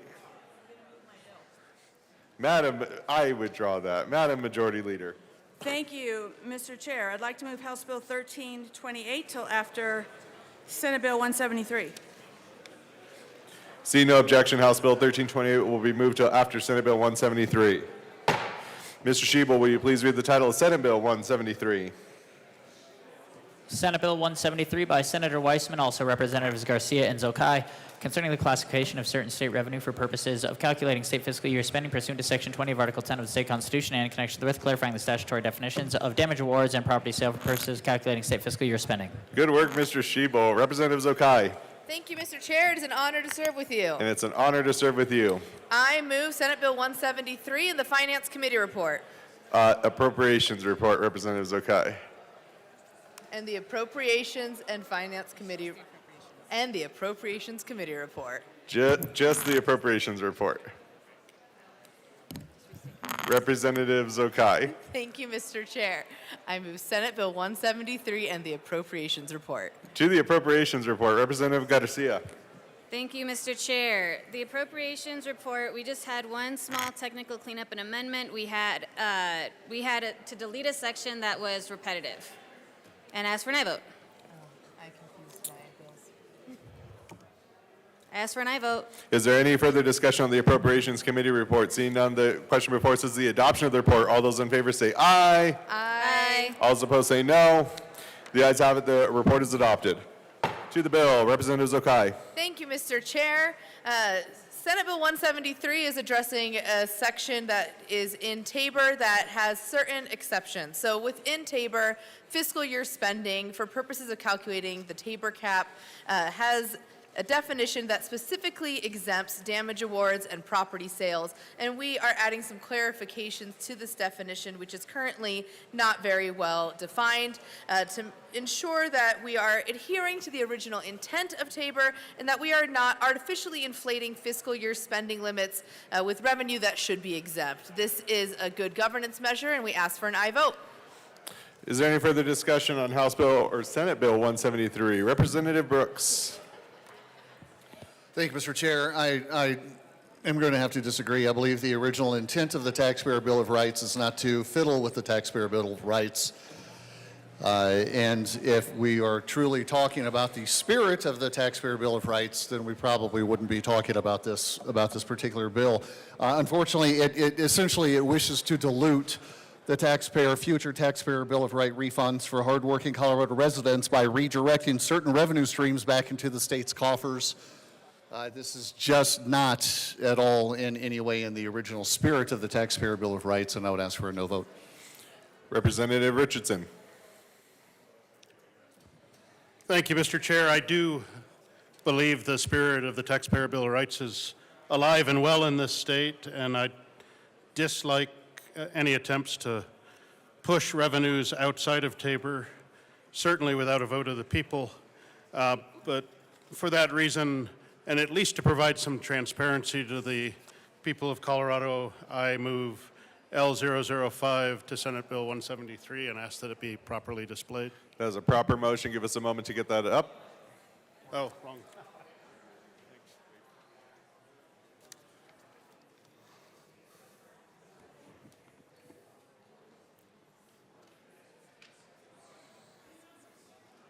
That is displayed. To the amendment, Representative Richardson. Thank you. I'll give you a moment or two to look at it. First thing you may notice that is, I am not Representative Armagost, but I am proud to present this amendment. It just provides some transparency as we, as a body, may be considering moving certain revenues outside the scope of Tabor. I think it's very important that the people be aware of what those decisions were that were made without their own vote. So this amendment lists those items that have been deemed by the legislature to be outside of Tabor and reduce our refunds. Very simple amendment, just ask for a report of what monies have been diverted outside of Tabor without a vote of the people. So I would absolutely urge a yes vote on this. Representative DeGraff. Thank you, Mr. Chair. I'm not super well versed on this bill, but it seems pretty evident that it's bad. First thing I notice when I pull out the pink sheet here on the fiscal analysis is minus $15.3 million. Representative DeGraff, I'll stop you right there. I just want to make sure, because we're on Amendment L5, just to make sure that we're on Amendment L5. We're not on the bill yet. Absolutely, Mr. Chair. Thank you. Yep. Thank you. So this is for, in keeping with the spirit of the Taxpayer Bill of Rights, and so I think this amendment is helping keeping the Taxpayer Bill of Rights in line. I don't think the spirit of the Taxpayer Bill of Rights was to give the General Assembly more flexibility in taking more money from Coloradans. The spirit of the Taxpayer Bill of Rights was to limit government spending. And so if we're going to start fiddling with it and start for the purpose of taking more money from the taxpayers, I think that should go to the taxpayers because that is in the spirit of the Taxpayer Bill of Rights. So I support this amendment. Any further discussion on Amendment L5? Any further discussion on Amendment L5? Representative Garcia. Thank you so much, Mr. Chair. I stand and ask for a no vote on this amendment. I think anyone in this room knows that whenever there is a last-minute requirement for a report, it's only going to shoot up a fiscal note. We don't need to put more undue burden on our state agencies right now when we're already slashing their budget, so just vote no. Representative DeGraff. Mr. Chair, in that vein, I think anytime there's a budget crisis and there's some sort of attempt to fiddle with the taxpayer rights, you can pretty much guarantee that it's to extract more money from the taxpayers. So this is an effort to actually keep us more in line with the Taxpayer Bill of Rights, because what's in line with the Taxpayer Bill of Rights is to protect the Colorado taxpayers from the Colorado General Assembly. Protecting Coloradans from the Colorado General Assembly is, in fact, the purpose of the Taxpayer Bill of Rights. This bill, 173, is a bill to further feed the taxpayers to the General Assembly. This amendment is to protect the Colorado taxpayers from the General Assembly. So if you look at the purpose of the Taxpayer Bill of Rights to protect the people from Colorado General Assembly, I think an amendment to protect them from the Colorado General Assembly, as opposed to the bill's purpose of feeding them more to the Colorado General Assembly, I think that's more in line with the purpose and the spirit and the intent of the Colorado taxpayers. So we'll talk more about the bill. It's an effort to change language in order to extract more money from the people of Colorado. Small step, perhaps wafer thin, but it's just a continual onslaught of eroding and eliminating your Taxpayer Bill of Rights. This amendment is keeping us more in line with the Taxpayer Bill of Rights and keeping more money in the pockets and in the economy of Colorado, where that money goes round and round and actually benefits multiple people instead of being funneled off into nonprofit organizations and the myriad of other government interests. Thank you. Representative Zokai. Thank you, Mr. Chair. Senate Bill 173 is clarifying some definitional changes within Tabor, and this does not fit within the title, and as such, I ask for a title challenge. There's been a request for a title ruling. The committee will go into a brief recess.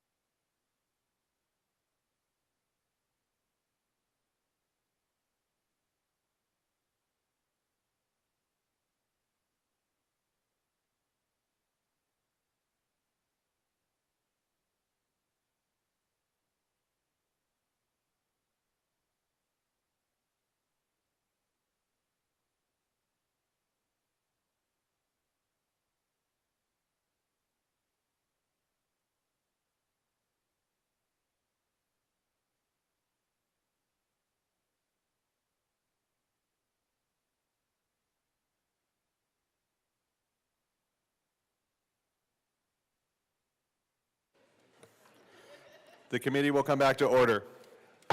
The chair rules that Amendment L5 does not fit under the title. Representative Richardson.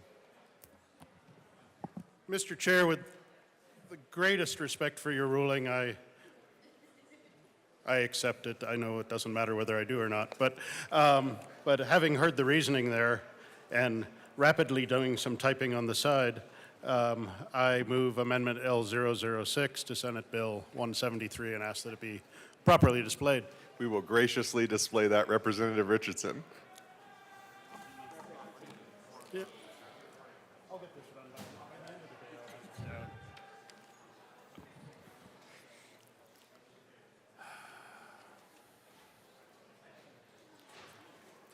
That is properly displayed to the amendment. Representative Richardson.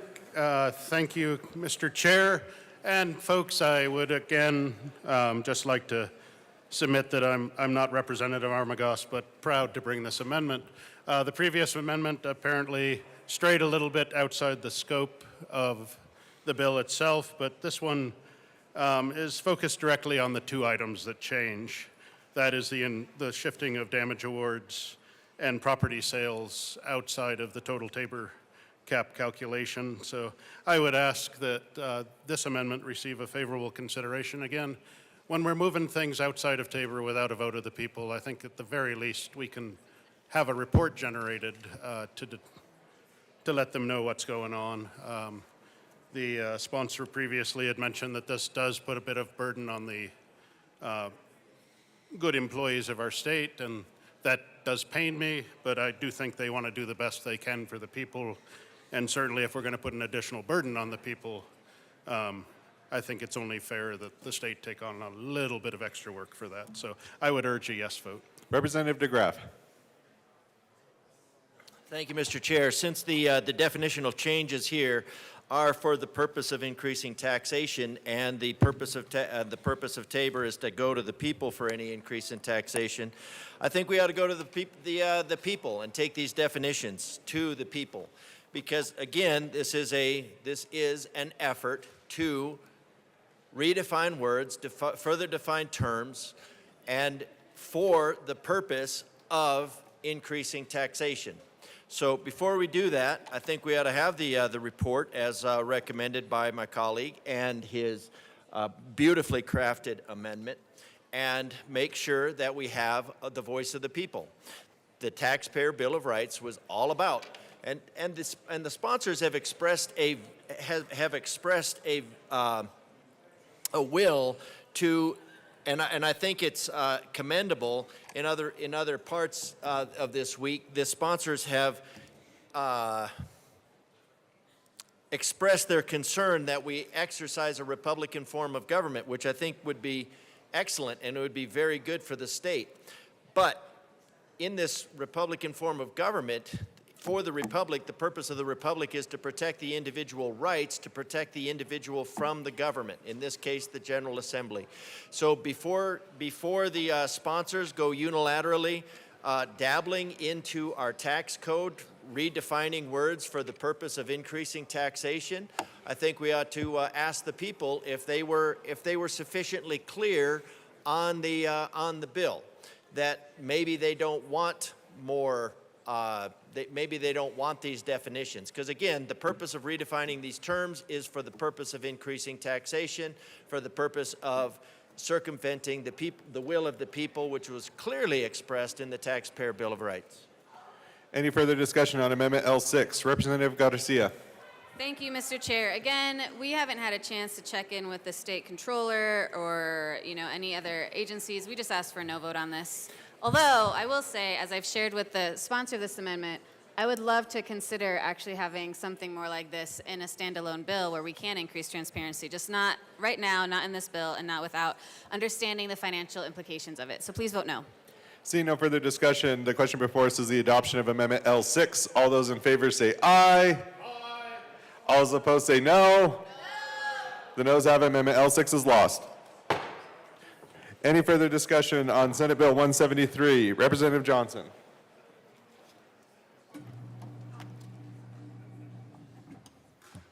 Thank you, Mr. Chair. In regards to SB 173, I do want to point out that the purpose of the Taxpayer Bill of Rights was designed as both a debt limit as well as, in its intention, debt limits and tax and expenditure limitations. So when we're looking at this, as originally written, the rules served 5 functioning principles. 1, requiring or forbidding certain financial policies.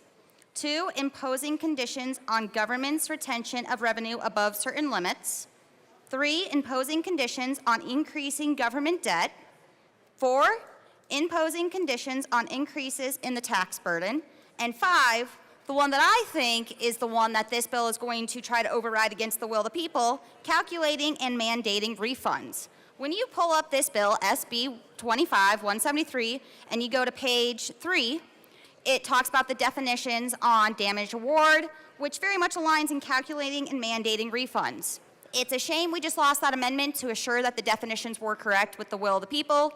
I say the will of the people because they're the ones that voted in the Colorado Taxpayer Bill of Rights, and it should be the people then who vote to either keep those definitions or get rid of those definitions, not this body.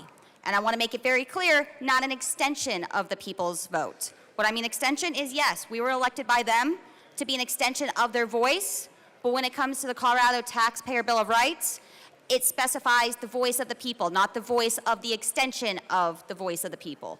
They need to be the ones directly voting to change these definitions because the Taxpayer Bill of Rights is transactions covered based on those 5 principles that I read. We need to be very careful when we mess with those definitions, how we're going to reword those. And it is a very, very slim gray line that I think we've crossed very farly into black and white of this would go against the state constitution because the Colorado Taxpayer Bill of Rights is in our state constitution. If we're concerned with what this is doing, the more appropriate form for this bill would have been a ballot reference. We should have referred these definitions to the ballot for the people to vote on instead of saying we're an extension of the voice of the people. In sense, blocking the direct voice of the people, I strongly urge a no vote. Let's uphold Coloradans' voice and protect Colorado Taxpayer Bill of Rights and vote no on this bill. Representative Richardson. Thank you, Mr. Chair. I know I can't bring props to the well, but if you could think back to the original amendment that was ruled outside of title, you'll remember that there was a laundry list of items on that. And each one of those items, I believe A through H or so, represented a time when this legislature has made a decision here in this building to determine that some revenue the state's getting should not be considered underneath the Tabor cap. Every time we do that, we weaken the taxpayers' Bill of Rights. And I know that's intentional. And that's fine, but I think we should do it very publicly, very knowingly. And the people voted many years ago that they wanted to have their voice in this. And every time we take, in this case, 1 or 2 more items of revenue and put them outside of Tabor, we're weakening that voice of the people that we're supposed to represent in this building. So I would urge a no vote on this bill. See no further discussion. Representative Johnson. Thank you, Mr. Chair. I would also like to point out some of the other things that we are doing, which, mind you, we only have 12 days left of session. 12 days that we are going to start ramming things through. Noticing that this is a Senate bill, so I get why it's coming to the House just a little later. But looking in this preference, when you look at 173, it means it should have been one of the earlier introduced, one of the 5 of the members that was introduced. We have 35 senators, times that by 5. This should not have been a late bill. It should have been on the docket for a while. It makes me concerned why we held on to it so long that we're going to try to now rush it through the process here in the last 12 days of session instead of letting it fully air out with the people. Although we tend to not want to fully let people know what's going on. Another huge concern I have when we're talking about anything going against the state constitution or the will of the people is page 5. The thing that I hate the most, a safety clause. Why are we then saying we're going to override the will of the people, their voice, and say you cannot petition to change what we just did? So now we're acting as an extension of the people's voice, and saying, no, you can't be your own voice anymore. We're going to take that from you, and we're going to do this without you being able to do any grievance against us, no petition allowed at all, because we would rather tell you how you should think, tell you how we want to spend your money, tell you in definition how we want to have damaged goods be redefined by agencies, another form of bureaucracy, more red tape, because we don't want the people to have a direct say on their finances, on the way they want to vote, or any of those things in the matter. I would very much want to know why the safety clause is here. I could see that, yes, we try to change things before the ballot. I get we're going to have a very contentious year this November with everything going on, although a little preference on safety clause versus petition clause when we're talking about overruling the voice of the people is that a petition clause is allowing 90 days. Some would argue 90 days is not enough for people to fully vet out what's going on because they're busy doing what they do best, and that's working in their industries, that's raising their families, that's being business owners, teachers, nurses. But we should allow them those 90 days. I think it should be more. This body tends to disagree and say they should have none. I don't see how this is correct, but by putting a safety clause, when we're talking about financial measures, nothing to do with the safety of the public good at all, nothing to do with health, nothing to do with the weather. When I think of safety clause, I think of a fire, a flood, something like a pandemic that happened, and we have to do the safety of the people. Nope, this does none of that. It is just saying we want to control your money better on what you can or can't get, give it back to a department. We don't trust that you can say anything. We've heard the argument, maybe this isn't used. My only thing is we're trying to rush this through so that way people can't have a say when talking about their Colorado Taxpayer Bill of Rights. Notice it says Bill of Rights. It is in our state constitution. We did take an oath. I know that was very far away, 108 days away actually that we took that. People tend to forget what's happening in that amount of time. But as we are talking about, speeding the process up, we should be slowing it down. This is something, if you want to talk about it, you want to look at, the history of this, this isn't something that we just jumped on the people from far ago.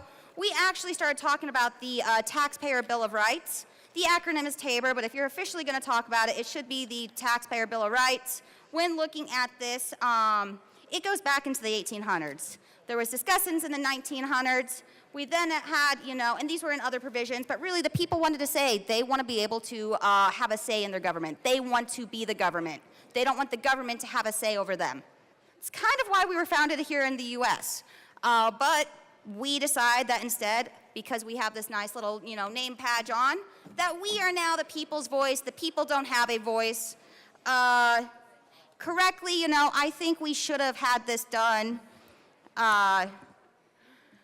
More vetting, probably, a reference to a ballot initiative. We apparently in this body don't like ballot initiatives, but I think that would have been the more proper vision for this. So, a question to the sponsors, why the safety clause?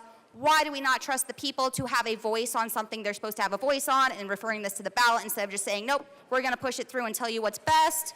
Would love those answers, probably won't get them. But I know some of our colleagues also have some frustrations with this, and I strongly urge a no vote. Representative Garcia. Thank you, Mr. Chair. I just want to stand up and just say that you will absolutely get an answer, Rep. I take offense to assume that we wouldn't actually respond to questions that we're hearing at the well. I also take insane amount of offense, and I think any of us in this building should, when we are accused of wanting to block transparency or the will of the people. What we are bringing in this bill is exactly in line with what TABOR actually has outlined. We are engaging in the exemptions that were already pre-described in TABOR when it was passed in 1992. I suggest maybe going back and doing some research might help. Why are we doing a safety clause? Because our financial health of the state is in an emergency. That is why we are in a safety clause. We don't have the luxury in this state. We are elected here to do what the people of Colorado have told us to do, which is ensure the solvency of our state finances. And that is exactly what we're doing here. That is why a safety clause is necessary. Representative Johnson. Thank you, Mr. Chair. And I just want to repeat for the record the reasons that the Taxpayer Bill of Rights was designed as both a debt limit as well as looking at our debts and expenditures. As originally written in the rules, it served 5 principles. Principle 1, requiring or forbidding certain financial policies. Provision 2, imposing conditions on government's retention of revenue above certain limits. Principle 3, imposing conditions on increasing government debt. Principle 4, imposing conditions on increases in the tax burden. Principle 5, the one that really comes into light with this bill, SB 25-173, calculating and mandating refunds. Other provisions that are within these 5 principles that the people voted to protect are rules that apply to all parts of the Taxpayer Bill of Rights, such as definitions, which this bill tries to change, definitions of words, rules of interpretation, and effective dates. Effective dates. We should allow the people to petition and see what's going on instead of ramming a definition change through without them having a say. Regulation of the Colorado Taxpayer Bill of Rights does mandatory referenda and enforcement procedures. So per the people and their hope that we would protect the state constitution, they put these provisions in. So I think that safety clause would very much be a slap in their face when we're saying in changing definitions of timelines. We need to let them have a say in that. We need to let this go to the ballot so they can directly tell us what they want. Representative Sukla. Thank you, Mr. Chair. Let me lift this up. It's going to take a while. She had it buried down there in the bottom. So I'm not here to offend anybody. I'm not trying to offend anybody. But I can tell you that the 8 counties that I represent, the Tabor Bill of Rights is their last line of defense. The Tabor Bill of Rights is very important to them, and if you had a vote of all of my constituents today, they would overwhelmingly vote of any kind of modification to the Tabor Bill of Rights. We think of the Tabor Bill of Rights kind of like we think of the internet over there where I'm at. We don't have the Denver Arts Museum. We don't have the History Museum. What we got is we got the internet. It's the only thing that puts us on the floor. That's why we are for all freedoms of the internet, and we are all for the freedoms of the Tabor Bill of Rights, and we need to keep it intact and quit touching it. Thank you. Representative Gonzalez. Thank you, Mr. Chair. So, as you guys all know, anything that involves the Taxpayer Bill of Rights is like you guys are summoning me, so I am here right now for that reason. I am a staunch supporter of the Taxpayer Bill of Rights. I understand what the sponsors are trying to do to obviously try to get some more revenue going into the state given the budget constraint. I know we're facing a budget deficit, but again, the Taxpayer Bill of Rights is the reason why I was elected to this body. And in doing so, I must honor my commitment to protecting the Taxpayer Bill of Rights. What this bill would do is it would basically have damage awards and property sales not subject to the limitations of state fiscal year spending. So this would basically dilute Tabor refunds. And if it's something that I know for the people in my district, they are very supportive of Tabor. The people who have held my seat for the last 20 years have been people on the other side of the aisle. But when we talk about Tabor, the policy about what it really does, it resonates with people. It resonates not only just with my district, but with the majority of the people in Colorado that are not affiliated, right? They're not D's, they're not R's. They're unaffiliated, they're independent voters. When they actually know what Tabor does, they actually approve of it. And studies have shown that they do not want this body to touch the Taxpayer Bill of Rights. They want this body to leave it alone. And so I have to just stand in opposition to this bill, just given the mechanisms that are the elements to this bill. Again, if this is the way that we really want to do this, I feel like we should go to the voters. Put a ballot initiative for the voters to decide, and maybe they might even consider that, given that it's only damage awards and property sales, so it's not like the entire Tabor refunds. So I think if we give it up to the people to decide, I think we would have a better outcome. And I'm very concerned about what this bill will do. And I think what happens is if we try to repeal Tabor, which I know a lot of people in this room do not like the Taxpayer Bill of Rights, and we are all entitled to our own opinion, but I can see that the voters potentially will retaliate if we even repeal the Taxpayer Bill of Rights. So with that being said, I urge a no vote. Thank you. Seeing no further discussion, the question before us is the adoption of Senate Bill 173. All those in Representative Richardson.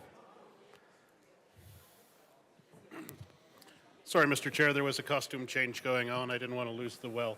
I would like to submit that there's a different way to look at this. We seem to be trying to protect revenues of the state and reduce Tabor refunds, taxpayer bill of right refunds to the people. I think if we actually went in the other direction and did our utmost to maximize the refunds that were going to our people that taxpayer bill of rights demands, it would put money in people's pockets. It would allow them to go out and spend those monies in restaurants and stores and businesses across the state where, hey, go figure, we could tax them again. We could keep this money circulating instead of sucking it up into the state and using it once or holding it in reserves. But let's maximize those refunds. Let's turn them back to the people. Let them spend it freely. Let them support the businesses in this state and see what happens. I think that was the original intent of the Taxpayer Bill of Rights, to ensure that as little money as possible actually went to the government and as much money as possible stayed in the pocketbooks of our people so they could determine how best to spend it. So anyway, just a different way of looking at this situation, but I think every time we take a little money off the top and put it in a place where the taxpayers can't touch it, we're doing them a disservice. So I would urge a no vote on this bill and probably anything else related to Tabor that we see this year. Thank you. See no further. Representative Marshall. Thank you, Mr. Chair. It's an honor to serve with you. So I voted yes on this bill in finance because most of it is absolutely correct. It's doing some definitional corrections on things that we would never really have expected Tabor to cover, like the trinket sales in so many of our state enterprises, and they can't really be put into an enterprise because to be an enterprise, you have to be able to issue revenue bonds, and that's a whole separate issue. But something that does disturb me is the exemption for Tabor for damages awards. Damages under the law are meant to be compensatory, that you lost something. So like the tobacco settlement, all the money coming in from the tobacco settlement is meant to offset all the costs that were incurred by the state because of the illegal behavior of the tobacco companies. That's a proper exemption. It's a damages award to offset the losses that we had would have incurred otherwise. A fine or a penalty, though, that's to deter future behavior. And that's revenue above what I think Tabor was meant to encompass. And that's why it says damages, not penalties and fines in the Constitution. So while I'm fine with the property pieces as put together because of the trinkets, the penalty issue is a bit disturbing. But I would also push back on the safety clause because safety clauses can be used for appropriations as a necessity, and I believe our JBC is relying on this to balance the budget. So I'm going to have to be a no because of the damages clause issue, but the rest seems pretty kosher. Thanks. Representative Luck. Thank you, Mr. Chair. There seems to be one member of the JBC in here. Maybe she can help to clarify if that's actually a truthful statement that the balanced budget for this year is dependent upon the passage of this bill, or maybe if the bill sponsors know, that would be curious to me. I want to focus my attention to the property sale section. I think it's important for us to kind of have some legislative statutory history. So right now there are two sections defining what property sale means. Now, as has been noted, Tabor came into effect in 1992. In 1993, the legislature so I'm being rebuked. The Taxpayer Bill of Rights came into effect, or came through in 1992. In 1993, the legislature started to define the terms around it so as to give clarity and proper implementation. In 1993, property sale was defined as is listed on page 4, from lines 13 through 20 in two separate sections, A and B. Those particular sections really point to real, tangible property. which makes sense because the spirit of Tabor said that we needed to restrain government, and restraining government can be done when the government sells off assets that it has. So the spirit of Tabor is being honored by defining property in that way, because now the state has even less property to grow from.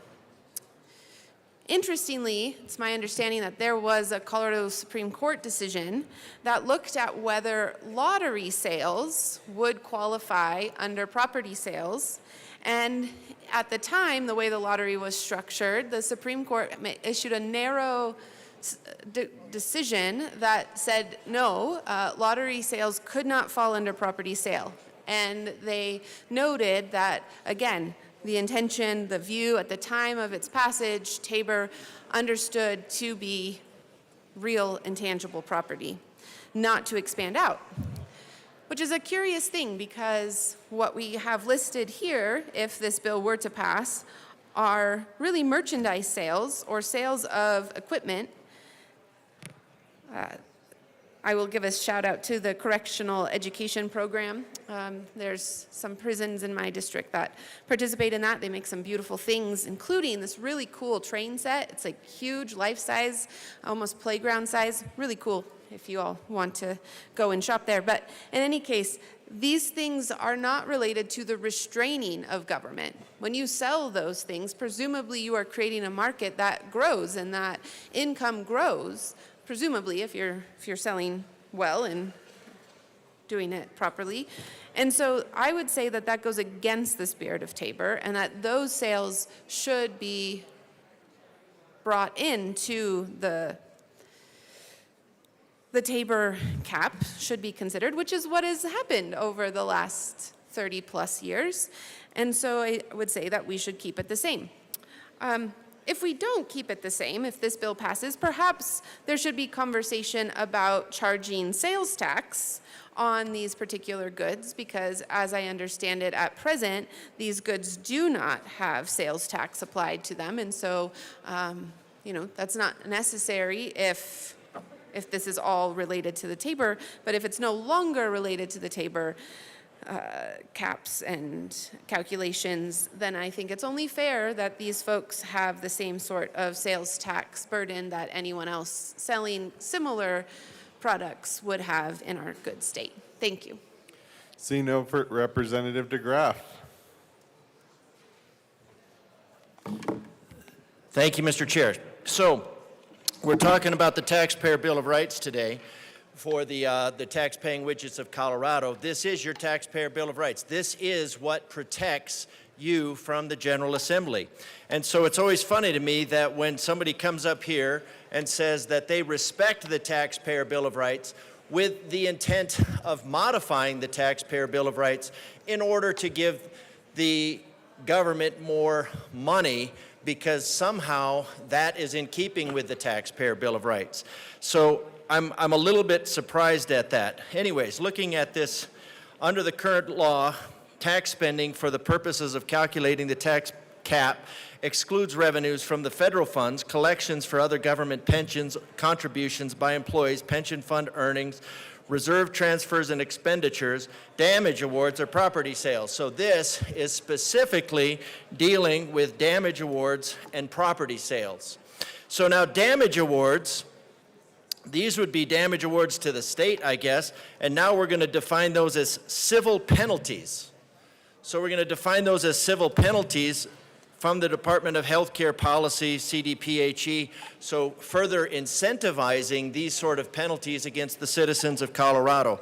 And if you look at this, it's just the minor change of, under current law, real property, or law, property sale is defined to mean transfers of ownership of estates, contracts resulting in payments to the state for exploitation of natural resources or on state property. And the bill broadens the definition to include transfer of rights, tangible or intangible, property from any of the states. So the bill broadens the definition. And again, it broadens the definition in order to cut out the taxpayer bill of rights from the taxpaying widgets of Colorado, that is designed to protect the taxpaying widgets of Colorado. And now if you get into what property is, what this is clearly discussing is real property. Real property is what is attached to the ground. Say if you have a house, you're building a house. You have real property. That is the property. You can have a pile of lumber on that house. You can have lots of concrete at that property. None of that is real property. Now, when you make a foundation and you tie it to that real property, that becomes real property. Now, that pile of lumber is still not real property until it is connected to the foundation, connected to the ground, and then it is real property. Up until that point, it's just supplies. So this is not in keeping with the Taxpayer Bill of Rights. This is in keeping with the joint resolution of the body to sue the Taxpayer Bill of Rights away from the citizens, because the intent of this bill is to further undermine the Taxpayer Bill of Rights. That is the only intent of the bill. The intent of the bill, not just to undermine the Taxpayer Bill of Rights. Now, when you're talking about the Taxpayer Bill of Rights intended to protect the taxpaying widgets of Colorado from the Colorado General Assembly, what you're talking about is you're talking about protecting them, limiting what the government can do. And it was very clear when the citizens voted on this that they were talking about real property. They were talking about estates or contracts for natural resources, what's in the ground, not just what's connected to the ground, but in this case, what's in the ground. And they're talking about transfer of rights, tangible and now we're talking about rights tangible or intangible. So this is when you're talking about sales at the History Center of Colorado, you're not actually talking about property. What you're talking is merchandise. You're not talking about real property, you're talking about merchandise. Now, that's technically the property of the state, but that is not what is included in this. This is not something that they're holding on to for that purpose.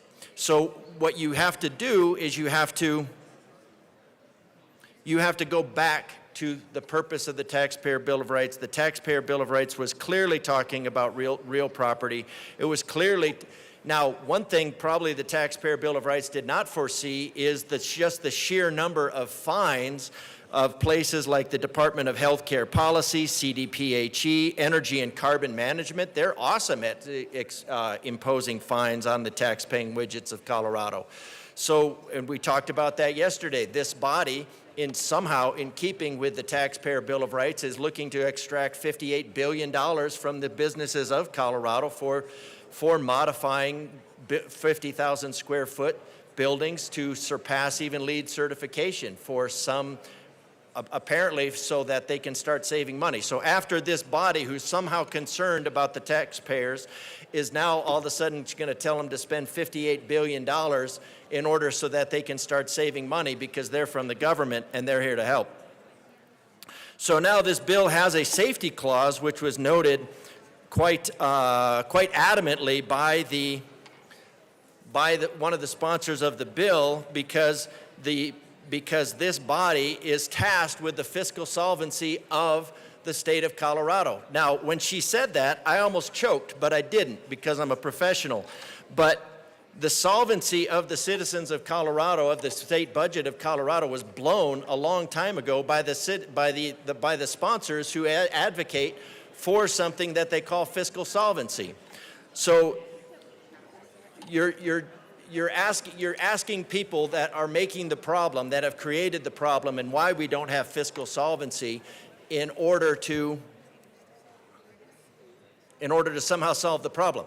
The problem with our budget right now is it's really not the revenue that's coming in, it's the spending that's going out, and it's the ideology behind it that cannot get enough of your money. Has absolutely no accountability, and the way that this and the reason for the Taxpayer Bill of Rights is to force some accountability, which the sponsors of the bill are clearly trying to evade. Now, if you look at how much they're trying to evade, $15.3 million, wafer thin. hardly to be noticed.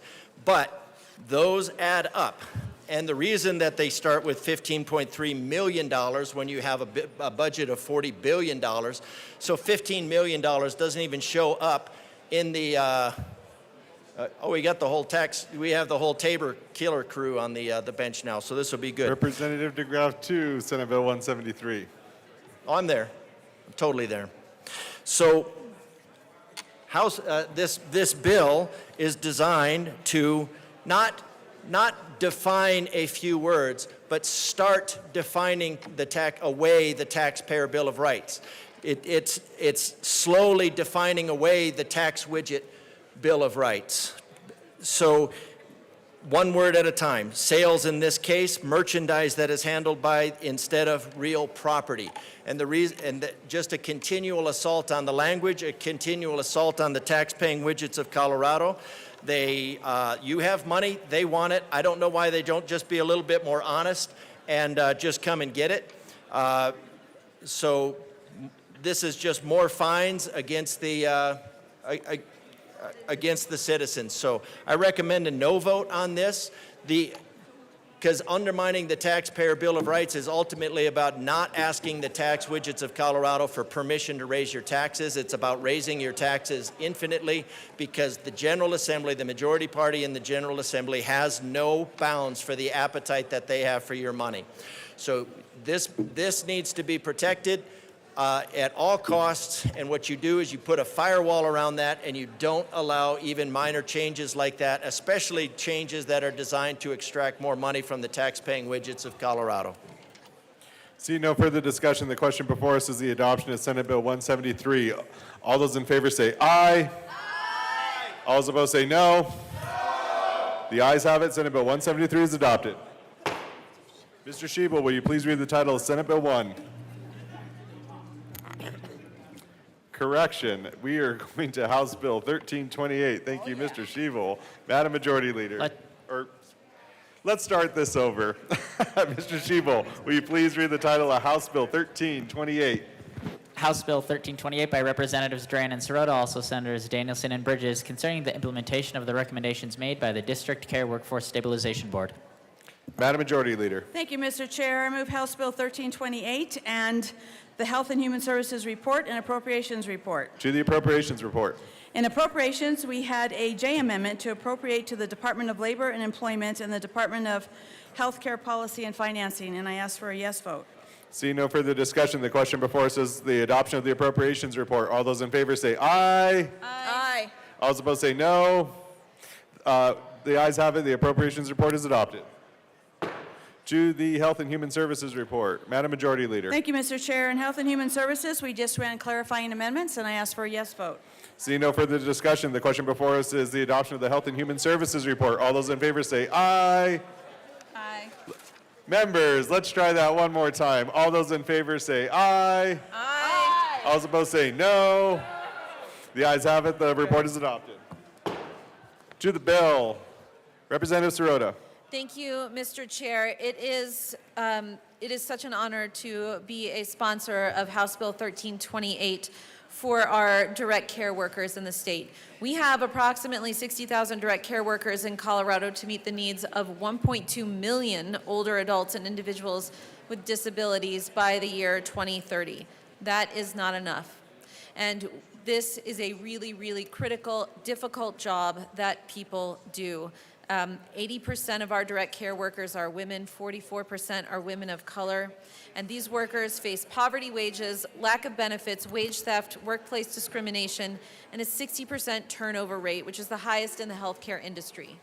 So a couple years ago, what was done was a direct care workforce board was formed. That board has been meeting, and they have come up with crucial recommendations to ensure that this workforce is supported, that they understand their rights, that we can do things to stop the wage theft and misclassification that is rampant in this industry. These are the policy proposals that these workers are asking for. And I am sorry for anyone who didn't have the opportunity to hear the testimony of these workers in the Health and Human Services Committee. But I think it probably, it stayed with everyone who got to hear it. Workers who came and talked about having $4,000 of their wages stolen. And they were able to get it recovered through the legal process. But these are everyday occurrences that are happening for our direct care workers. And so we believe that with the contents of this bill, with the new platform and the training that will be done so that workers know their rights, we will do right by our direct care workers, that we will be able to better recruit and retain this workforce, and that they will be paid the wages that they are due. And I ask for an aye vote. Madam Majority Leader. Thank you, Mr. Chair. Thank you to Representative Sirota for co-priming this bill with me. I know most of us probably have been touched at one time or another in needing a home care worker to take care of someone in our family, somebody that we know. I personally know that how that feels and the importance of the work they do. They put their heart and soul into caring for our family members and our friends. And I just want to keep this really short and direct, just kind of highlight what this bill does. Briefly, what it does is it connects workers with job opportunities. It ensures workers know their rights. It expands training and career development. It improves compliance with federal Medicaid regulations, and it boosts retention and care, quality of care. And that's pretty simple. That's all most of us want in anything we do, and I ask for a yes vote. Representative Hartsook. Thank you, Mr. Chair, and thank you, sponsors. Real quick, just what I had asked before and I've been asked. So in addition to all the requirements that were outlined, and what was asked of me, and I'm trying to get clarification, is on page 6, paragraph 3 sub A, basically line 4 through 11. Does this apply to all providers or just the Medicaid providers? Representative Sirota. Thank you, Mr. Chair. Well, the Know Your Rights training applies to all of the direct care workers, but if you are referring to the base wage requirements, those reimbursement rates are related to Medicaid reimbursement specifically, which the Budget Committee budgeted for last year in last year's budget. Seeing no further discussion, the question before us is the adoption of House Bill 1328. All those in favor say aye. All those opposed say no. The ayes have it. House Bill 1328 is adopted. Mr. Schiebel, will you please read the title of Senate Bill 1? Senate Bill 1 by Senator Gonzalez, also Representatives Bacon and Joseph, concerning the administration of elections and in connection therewith, creating the Colorado Voting Rights Act and making an appropriation. Madam Assistant Majority Leader. Thank you, Mr. Chair. I move Senate Bill 1 and the Appropriations and State Affairs, or I'm sorry, just the State Affairs Committee report. To the State Affairs Committee report. Okay. AML Bacon. Thank you. Members, I look forward to the conversation we will have about this act today. It's always funny that we start with committee reports and not necessarily the bill.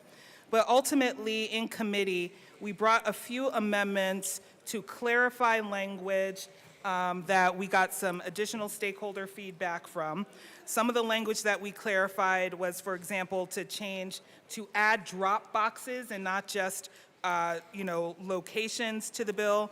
We added some language to support the disability rights community in regards to virtual participation. We also added an amendment in working with some of our cities around the multilingual ballot that, they found it would actually be more efficient to put the minority spoken language on the same ballot instead of having two ballots. And then we made some clarifying language around canvassing for Canvas board members. So again, in the committee, we provided some clarifying amendments to be sure that we could be able to move forward. with understanding how to execute not only under this act, but also under elections.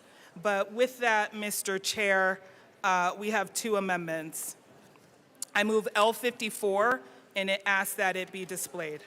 That's a proper motion. Give us a moment to get that displayed.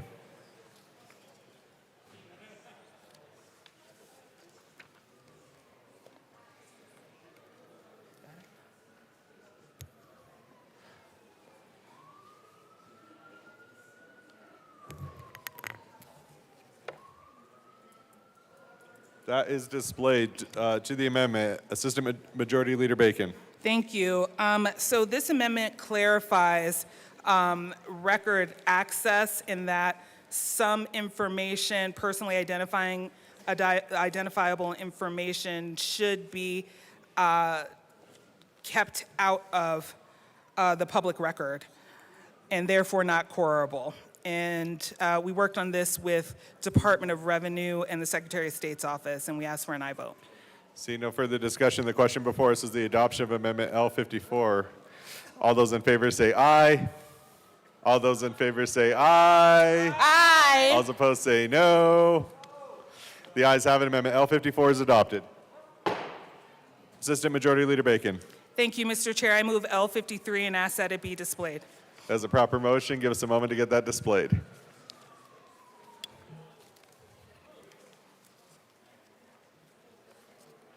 That is displayed. Assistant Majority Leader Bacon.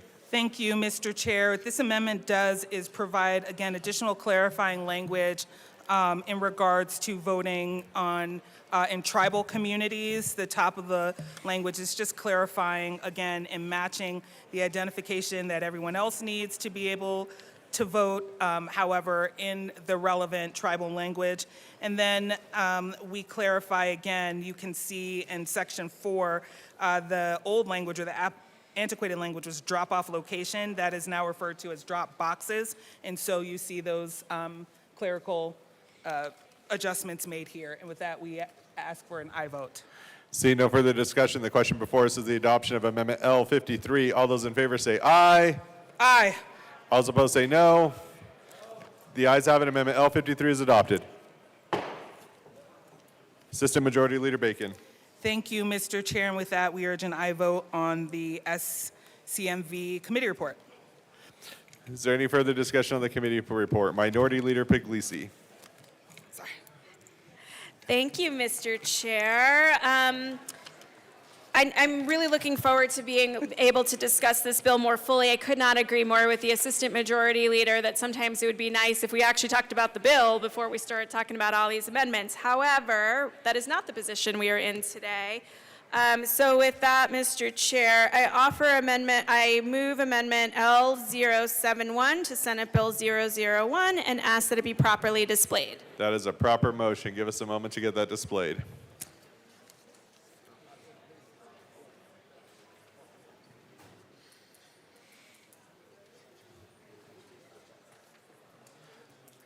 That is displayed to the amendment. Madam Minority Leader. Thank you, Mr. Chair. What this amendment would do is limit the Attorney General's authority. Right now, there's local control over local municipal elections, and what the bill does is take that local control away. It permits the challenge of an at-large or multi-member districts and the conduct of regular elections. It ignores provisions in the law and the Constitution, the Colorado Constitution, that does not justify the preemption. So it's incredibly important. The Colorado Constitution grants home rule municipalities all powers necessary, requisite, or proper for the government and administration of its local municipal matters, including the power to legislate upon, provide, further regulate the matters of municipal elections in cities and towns. And so what we're trying to do is, right now the bill allows the Attorney General to come in and prosecute these suits or bring suits. These are matters of local control, of local municipal control, and right now it is being infringed upon. It's a violation of the Constitution, and there have been several cases that further establish the sole authority of local municipalities over their elections, people versus people, I'm sorry, and Tate versus Provost, Kingsley and City and County of Denver, May versus Town of Mount Village, and in Ray, the City of Colorado Springs. All of those cases well established a local control and local municipal control over their elections. This is a violation of the Constitution and should not stand. And so we are just bringing this amendment to fix that so that the bill is actually constitutional in compliance with Colorado Constitution. So with that, I would urge an aye vote. Thank you. Assistant Majority Leader Bacon. Thank you, Mr. Chair, and thank you to the Minority Leader. Members, we have had this issue vetted, and while we can, stipulate that the Constitution does talk about municipalities being able to manage their own elections, the state still has an interest that all elections are run fairly. What the bill does, the bill does not mandate, if you will, the way that elections are executed. The bill, however, says there is a cause of action in the interest of fairness if any election in this state suppresses or dilutes votes. And so in regards to the analysis, which we have done as well, we want you all to think about, it's kind of like sometimes the conversations we have with schools. You can do your own curriculum, but the state has an interest that all things that operate in this state are done fairly. And so the crux of the bill are about those causes of actions. And the state does have what we would even go so far to say, a compelling interest that elections are done fairly. What the Attorney General's role is to actually enforce that and represent the state's interests by being able to question not the execution per se, or the day-to-day or the tactics, but whether or not overall the elections are executed fairly. And so again, we have vetted this and we do believe it withstands constitutional muster, as the legislature is not dictating to municipalities what precise day the order of XYZ, but rather we are saying that an execution of any law in this state, even municipal, must be done in a way that does not discriminate. And with that, we urge a no vote. Madam Minority Leader. Thank you, Mr. Chair, and I appreciate the Assistant Majority Leader's explanation. I do want to say, though, we all have an interest in making sure our elections are conducted fairly, whether you're at the state or municipal level. To say that the municipalities don't also want to ensure there's no discrimination or voter suppression or voter dilution, we all want people's voices to be heard in their election process, and we all want to make sure that they have the opportunity to exercise their voice and their vote. So I take a little bit of exception. I appreciate your perspective, but I take exception saying that the state is the one that has the interest in making sure that elections are executed fairly. Obviously, municipalities also have an interest and want to absolutely uphold the fairness of the election process. And so again, I do think the Attorney General's authority is being expanded here. I do think it's an infringement on local control, and I would urge a yes vote on this amendment. Thank you. Assistant Majority Leader Bacon. Thank you, Mr. Chair, and thank you to my colleague. I just want to be clear, I did not say that municipalities don't have an interest. I do believe that. And I also did not say the state, conversely has the only interest. But what we do want to say is that in the event of these actions not being completed, which are dilution and suppression, there will be at least a place that you can go within the state, because we have an interest, along with everybody, I mean, we all apply to state law, that elections be done fairly.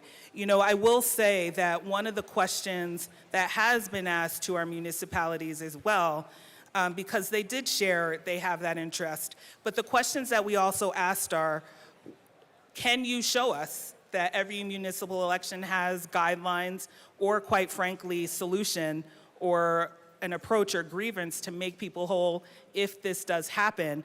And I'm not sure if that's the case. But what I want to repeat is, that is not my intention, nor did I say that other people don't have a sense of fairness. The question, though, is, are there cause of actions to help people be made whole, particularly on the issues of discrimination? And in the event that there is not a process, I would offer that there is a state route. And in the event that there is, I do believe that municipal clerks would take every effort to follow their own policy and to cure the process and problems, so it wouldn't even have to go to the state level. So again, I thank my colleague for sharing these thoughts. We do believe, again, that we would be able to withstand constitutional muster. And again, the point of this bill is to be sure that those could be made whole in the event of discrimination. Again, the causes of action in this bill aren't just, about, I don't like the ballot color, I'm sorry, that was a bad example, but the causes of action in this bill are talking about if communities have access through either direct or collective actions to be able to vote. The causes of action in this bill and suppression means that communities were targeted to keep their voices down. And so just because we're creating a cause of action doesn't necessarily say that everybody does it. It may not even say that anybody does it, but what it does say, in the event it does happen, it is of the interest of the state that people are made whole. So thank you. Representative Joseph.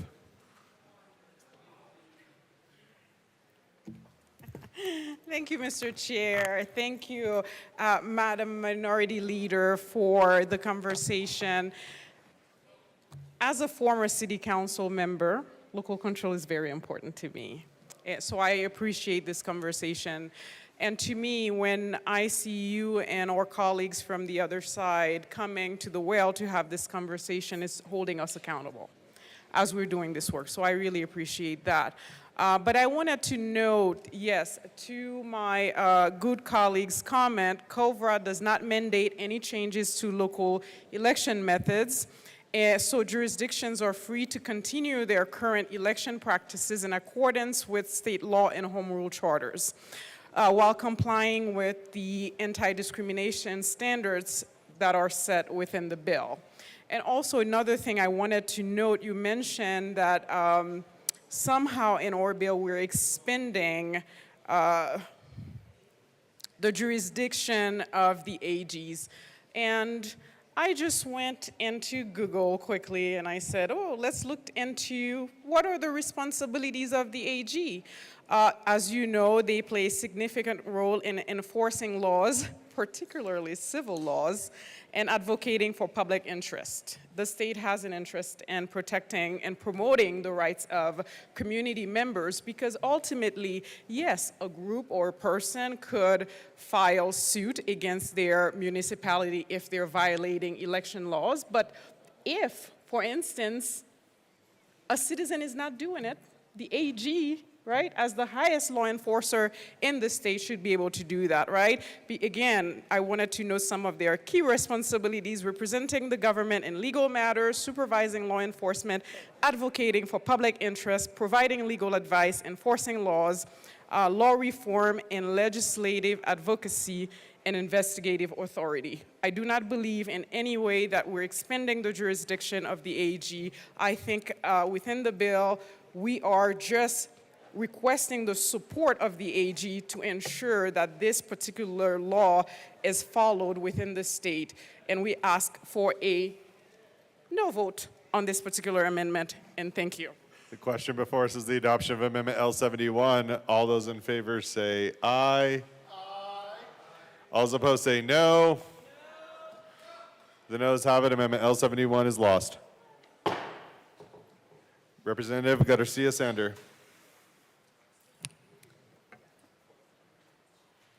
Thank you, Mr. Chair. Howdy, howdy.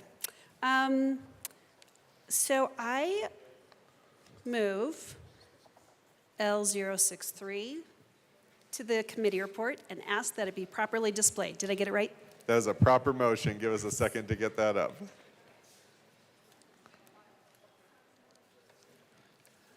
That is properly displayed to the amendment. Thank you, Mr. Chair. So I am not an attorney. I am a regular citizen. I am a former teacher and a principal, and I am learning so much about all of this technical jargon and the way bills work. And I was reading this bill, and I'm looking at page 21, and looking at the committee report and putting these things together, and trying to make sense of this because in the committee report, let's see, line 8, page 21, line 26, after law, insert other than this article 47, and then line 9 says page 22, line 1, strike the second the, and substitute that. And I went back to the bill and I started reading into it, and I'm looking at section 2 of the bill and the committee report as it relates to the bill. And so this amendment, what it does is it removes the authority. I'm sorry. Let me back up. What this section of the bill does is it removes the authority for a court to supersede a state or local law. So when I'm reading this bill, it refers to the court considering remedies proposed by a party and may consider remedies proposed by interested non-parties. The court shall not provide deference or priority to a remedy proposed by a defendant or political subdivision. And in determining the appropriate remedy, the court shall consider how disruptive the remedy will be to the state law, the uniform conduct of general, primary, or coordinated elections, or an imminent municipal election in the operations of the political subdivision. If a provision of law would preclude an otherwise appropriate remedy, the court may nonetheless order a political subdivision to implement the remedy that is inconsistent with the provision of law. And that part struck me because I guess when a court provides a remedy that's inconsistent with a local or state law, that's concerning. Because I'd like to think that the court would follow state law and local law, but this section of the bill says that it can provide a remedy that is not consistent with local or state law. So this amendment would strike that section of the bill so that courts must follow local and state law. I ask for an aye vote. Is there any further discussion on Amendment L63? Representative Joseph.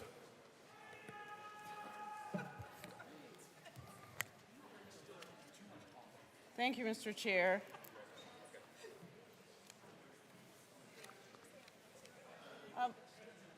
We are on Amendment L63. Representative Joseph. Thank you, Mr. Chair.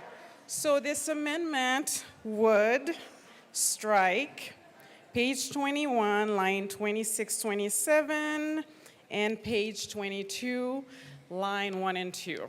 It says, if a provision of law would preclude an otherwise appropriate remedy, the court may nonetheless order a political subdivision to implement the remedy that is inconsistent with the provision of law. So basically, my understanding of this particular section of the bill is that if a provision of law would preclude an otherwise appropriate remedy, the court may nonetheless order a political subdivision to implement the remedy that is inconsistent with the provision of law. So basically, if within the charter of a municipality, there is a law that would be inconsistent with the court order can still go into law. That's how I understand that particular provision. So if we strike it, that would go against the intent and purpose of the bill, which is what we're trying to do is protect the rights of our community members as it relates to elections. So if you have a charter that somehow violating a community member's rights, what this section is saying that the court order would supersede or could still go into effect. And we ask for a no vote on this particular amendment to strike that section of the bill. Thank you. Representative Garcia Sander. Thank thank you to my good colleague from Boulder for working to clarify that. I still don't read that the same. I guess if we have state or local law, and if it's a local law that says this is what should happen with our voters, and I guess looking at the rest of the bill, we're following the law. If this becomes the law, that becomes the law, but if we were to strike these 4 lines from this bill, then we're still following the law. But I guess I'm concerned that if a court says, this is the law, but you don't have to follow that because now the court is determining that the remedy makes more sense to go this way, I guess that could set up a concerning situation for voters. So I'm, I guess I'm not seeing how, if this were enacted as law and we struck those 4 lines, that it would be opposing the law if the court is implementing the law. And I still ask for an aye vote on this amendment.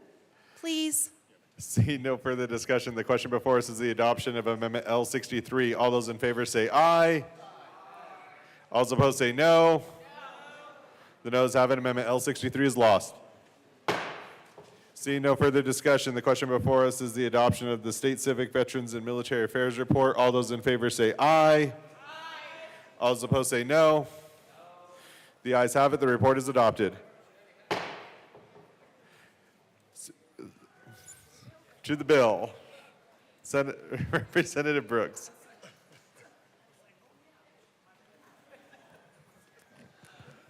Thank you, Mr. Chair, and happy Friday.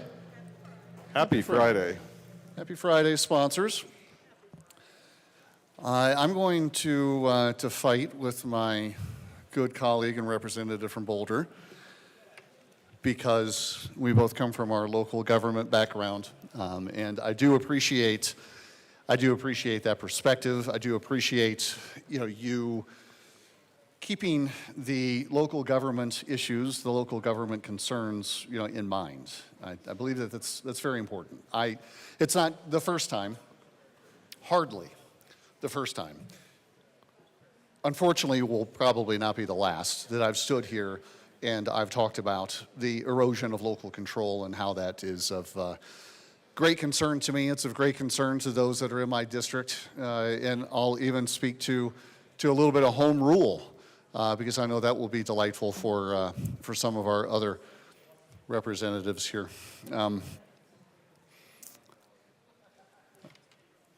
The Colorado Voting Rights Act, my concern is to allow individuals, organizations to challenge municipalities, to sue municipalities over alleged voter suppression or dilution, thus empowering the Attorney General.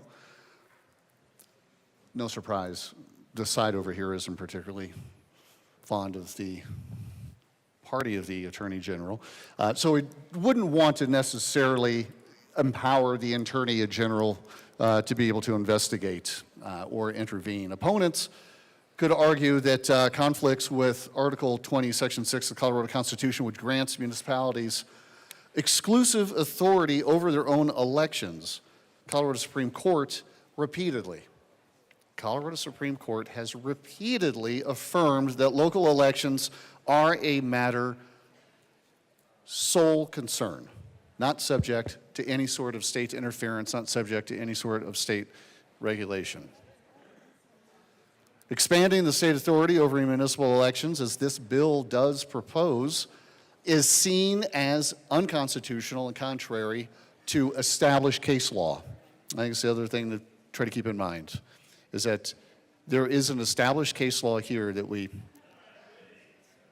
should not be challenging. Local governments warn that compliance costs and defending against the lawsuits could then strain municipal resources. As somebody that has worked very closely with my local government in Castle Rock, we had to increase our retail sales tax revenue by 0.2%, something that I was very reluctant to do, but something that we had to do in order to be able to afford to keep pace with public safety. We needed to hire more police officers. We needed to hire more firefighters. We were not able to do that with the existing budget of the state.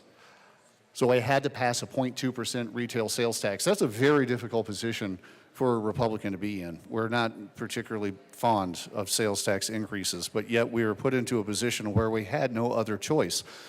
So it would seem rather disingenuous of me to then say that I would support a measure like this that could then in turn lead to increased costs, budgetary depletions from my local government budget because we're having to defend ourselves in court. For smaller towns and cities, we are still a town in Castle Rock.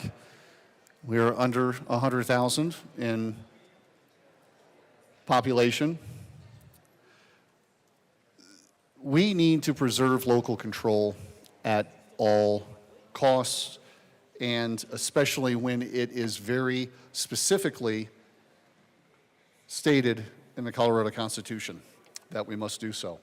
Therefore, Mr. Chair, I move 072 to Senate Bill 001 and ask it to be properly displayed. There's a proper motion. Give us a moment to get that displayed.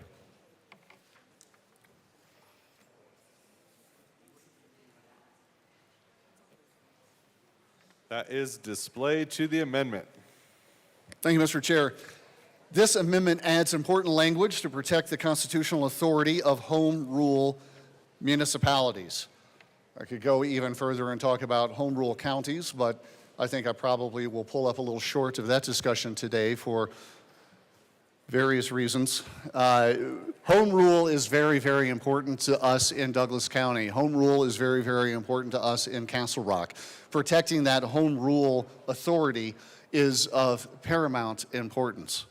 This amendment simply states that any actions taken under this bill must be done, quote, without interfering with the authority of home rule municipalities to control all matters pertaining to municipal elections in the municipalities. Now, I know that we did have a similar amendment that was offered earlier to the committee report. This amendment is adding that specific language to the bill. I hope that it would be considered friendly, although I know that you're just seeing it for the first time, but that's kind of the way these things go from time to time. So why is it necessary? Because under Article 20 of the Colorado Constitution, home rule municipalities have full control over their own elections. I'll repeat myself just simply because I kind of want to. Municipalities have full control, not partial, not sometimes, not kind of, maybe sort of at the discretion of the legislature. Home rule municipalities have full control over their own elections. That authority is not a tradition, it's not quaint, it's not a cool idea. It's enshrined in our state's highest legal document, a document that we all work very difficult and very hard on both sides to defend and uphold.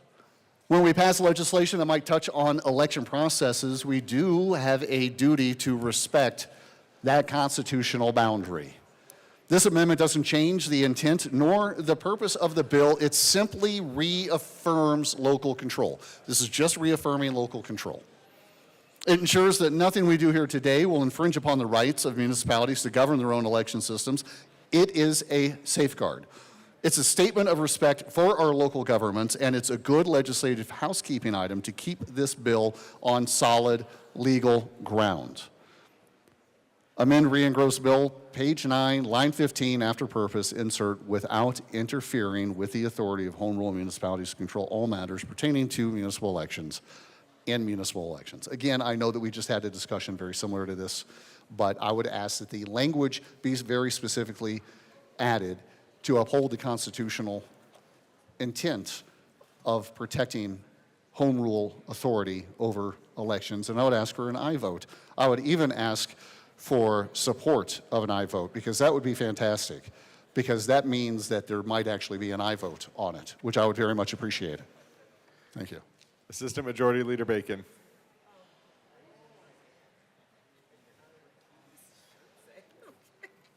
Sorry. Thank you, Mr. Chair, and thank you to my colleague for Douglas County. Members, I just want to share a few things on the notion, of, again, of what we're trying to do here. I do recognize that Colorado is wonderful in respecting the notion of home rule entities.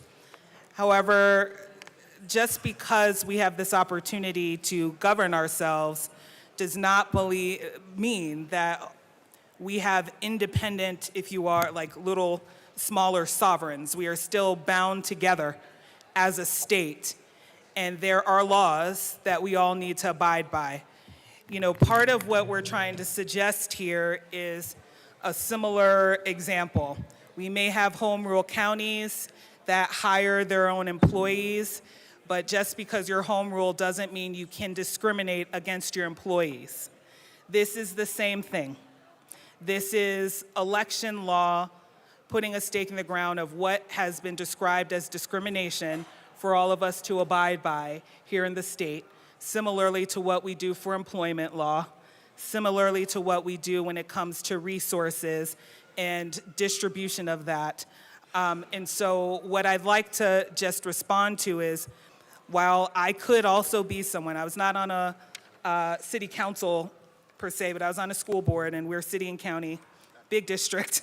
I know, just so I just put in a little pop of love for Denver, because we get that all the time in this chamber. Sorry. What we're trying to, I think what this means is, in regards to a state interest, even with home rule status, we are still, right, all of our members, all of our neighbors, all of our communities are still part of Colorado, and even home rule cities and counties still have state law that they need to abide by. And this is one, as this is rooted in, regardless of where you live, there is a cause of action if you are discriminated against. Now, you can run your own elections, but you can't do them in a way that discriminates. You can hire your employees, but you can't hire them in a way that discriminates. You can want to talk about land, but you can't do that in a way that is discriminating. If you want to take land, you still got to go through eminent. Those are the types of things that we're talking about here. And so with that, members, we're going to ask for a no vote on this amendment. Representative Brooks. Thank you, Mr. Chair. Okay, so help me understand, if you don't mind, please. You know, there are still legal remedies available for if discrimination in an election were to take place. I mean, it's not like we're putting something in a place that, you know, where there is no other legal remedy available. I'm truly concerned about overstepping the boundaries of what's codified in the Constitution to say that we cannot interfere with local municipal elections. And if we are risking potentially lawsuits, very expensive litigation at the municipal level, then that's something of deep concern to anybody that has ever had an emotional tie or attended even a council meeting, or let's say even a school board meeting at one point. I just want to make sure that we're not overstepping our boundary. Assistant Majority Leader Bacon. Thank you, and I love those emotional ties for city government. And also, I love the Rep. Brooks lean. Sorry. To Reminds me the of amendment, 80s. Assistant Majority Leader Bacon. And so my response is this, you know, one, I'm not actually sure there are remedies, particularly with discrimination in voting, that first did not exist outside of the Federal Voting Rights Act. And the fact is that Voting Rights Act is slowly being dismantled. The other piece is if there are remedies, they'd have to exist in law, which is state statute, and that's actually what Senate Bill 1 does. It clarifies and adds where there was a gap.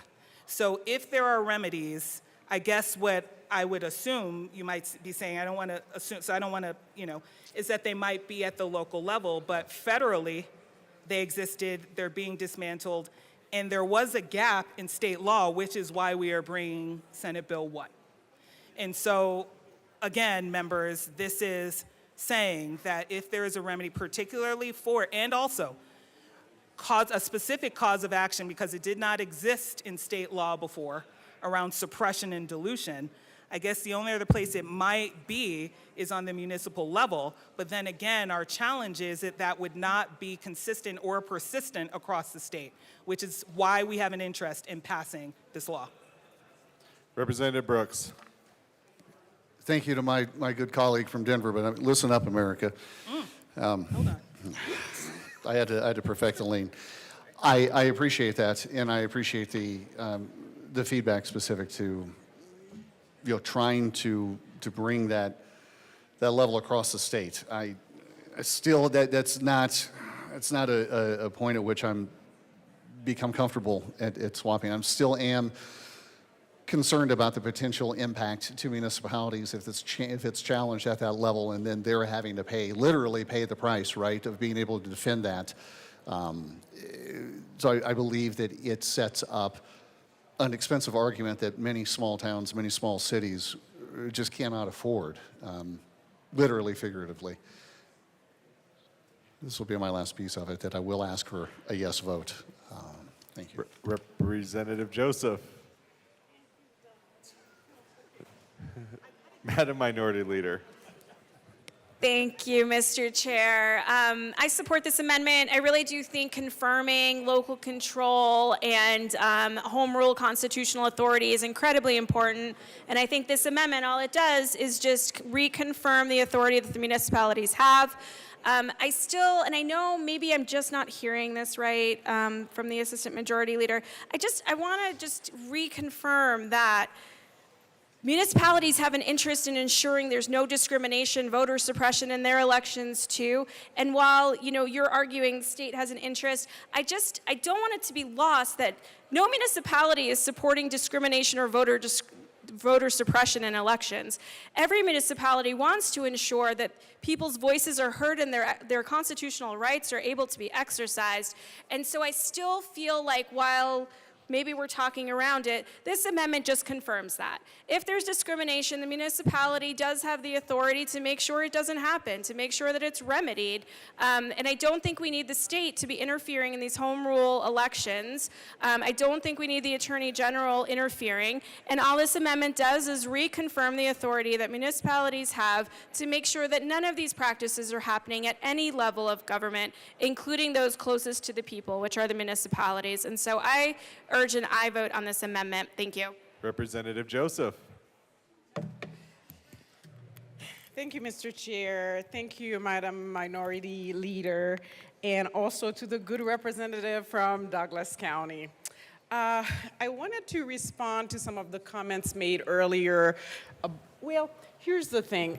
When I looked at this particular amendment, it doesn't fit under our bill, and not only that, it would set bad precedents. When you look at Title I, and you look at applicability, it says this code applies to all general, primary, congressional vacancy, school districts, special districts, ballot issues, and other authorized election, unless otherwise provided by this code. This code applies to any municipal election conducted as part of a coordinated election, except to the extent that this code conflicts with a specific charter provision. Again, I really believe this particular amendment goes against Title I, and I ask for a no vote. Thank you. Representative Bottoms.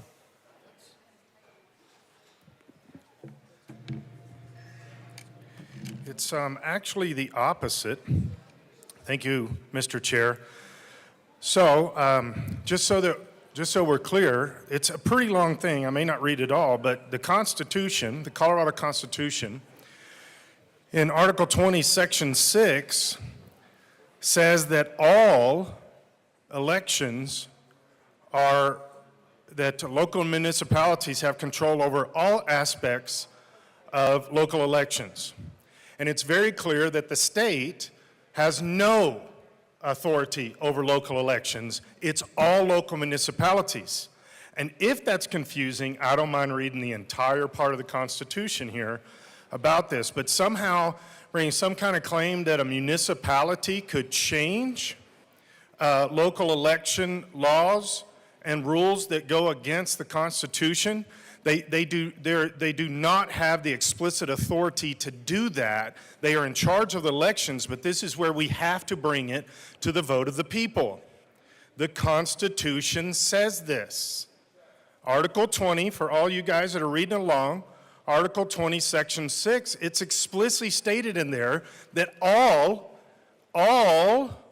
authority over the elections, the local elections, are the municipalities.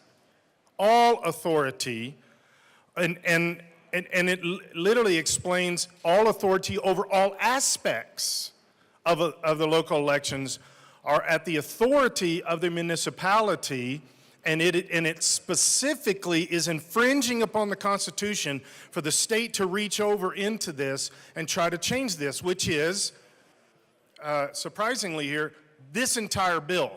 This is why this amendment is so important. And throughout the afternoon, as we continue to debate this, I don't mind reading the entire thing. I can read little pieces, or I can read the entire thing as we go.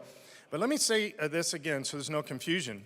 Article 20, Section 6, in case you think somehow I'm making this up, or I'm lying, or whatever, go to Article 20, Section 6, read it, and it starts off with the authority of local municipalities. That's what Section 6 says. So this bill is already unconstitutional. This amendment will make it, on a scale of 9 to 10, it'll make it like 90% egregious, but not the whole 100%. But this is an unconstitutional bill. This is an unconstitutional bill. This amendment will try to bring that into scope, but this is an unconstitutional bill according to Article 20, Section 6 of the Constitution. So I urge an aye vote on this amendment and/or a no vote on the bill, and/or we will take it to court. Assistant Majority Leader Bacon. I guess not. Representative Richardson. Thank you, Mr. Chair.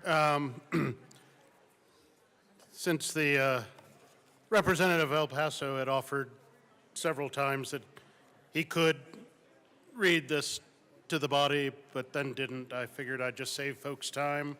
If you didn't happen to have a copy of the Colorado Constitution handy, I think this gets to what a lot of the amendments we're bringing to today are based on.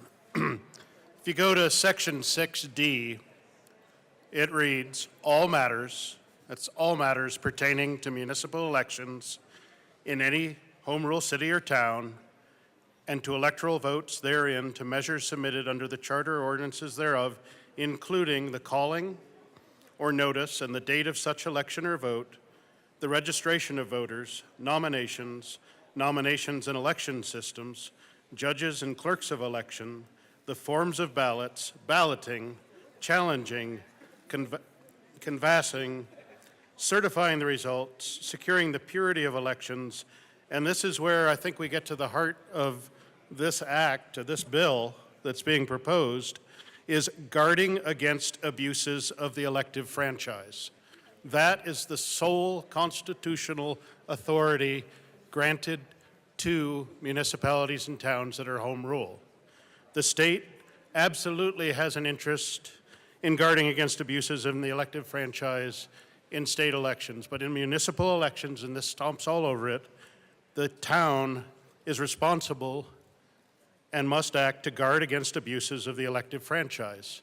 What the state has to say of it might be of interest, but it's not controlling. We should not be operating in this space as a state. The Constitution has set this area specifically to the towns and counties, and that's why you're going to see all these amendments that either carve out or hold harmless or pay for infringements on this. Nobody is up here saying that we support folks being disenfranchised. And they have rights too, and they can go to court if they feel like it. But we should not be setting up a statutory conflict from this body. The Constitution is very clear that guarding the franchise of the people is a granted authority and a responsibility of the towns and municipalities that are home rule. And to pretend otherwise or just to ignore that is really setting up lawsuits in the future that we can't afford, and we should not be doing this. You know, we should not be stepping into areas that we are absolutely precluded from being in. So I'd urge a yes vote on this amendment and every other amendment that comes forward that pertain to carving out or providing security to the rights of our towns and cities, and then a no vote on the bill itself. Thank you. Any further discussion on Amendment L72? Representative DeGraff.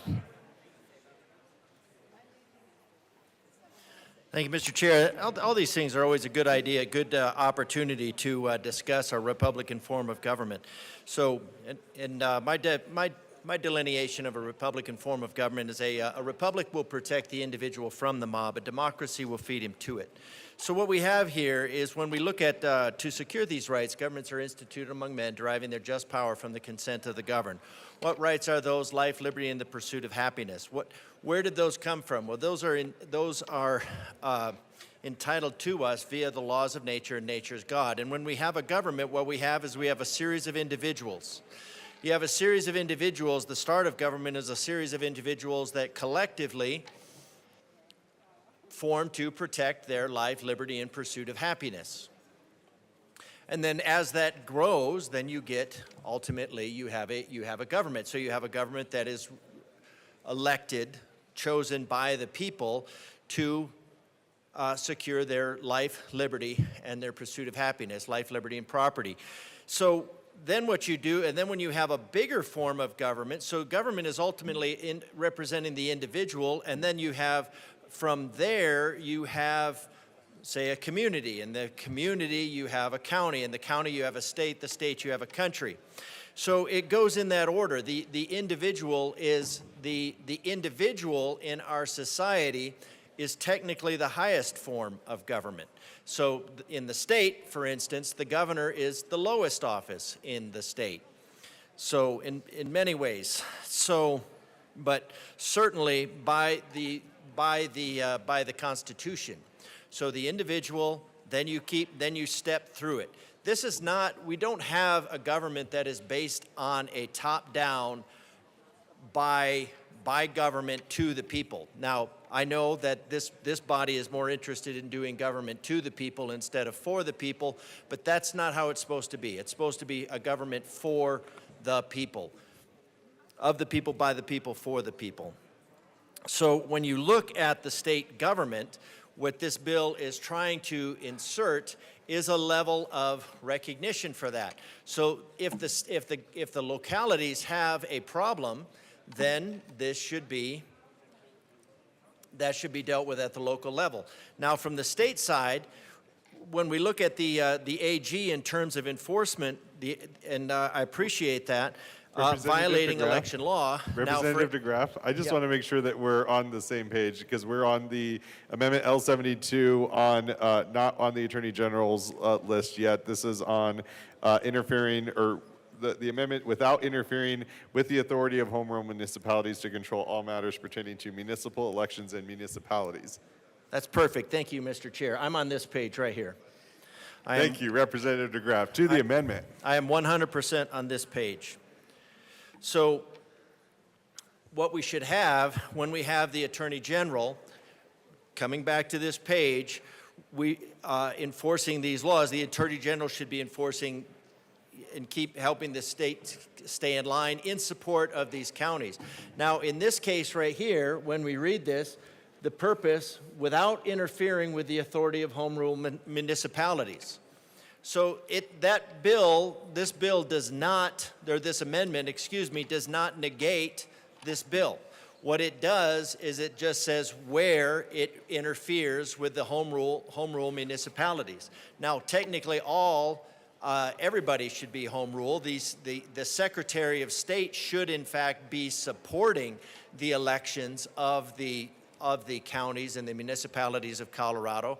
The Secretary of State should not be directing. The Secretary of State works for the counties, works for the state, working for the counties, as opposed to the counties working for the Secretary of State. Now, our county clerks and recorders, I think, have largely forgotten that that the Secretary of State is supposed to be working for them, especially when you look at bills like 22-153 Get Tina Peters Act, which was enforced by the AG. So anyways, this is a good bill. This is a good amendment. It's a good amendment to make sure that where this bill interferes with home rule. So where it doesn't interfere with home rule, then this bill stands. Where this bill does interfere with the home rule, that this amendment would then preclude that interference. Precluding that interference precludes the actually helps make this bill, I'd say, less unconstitutional.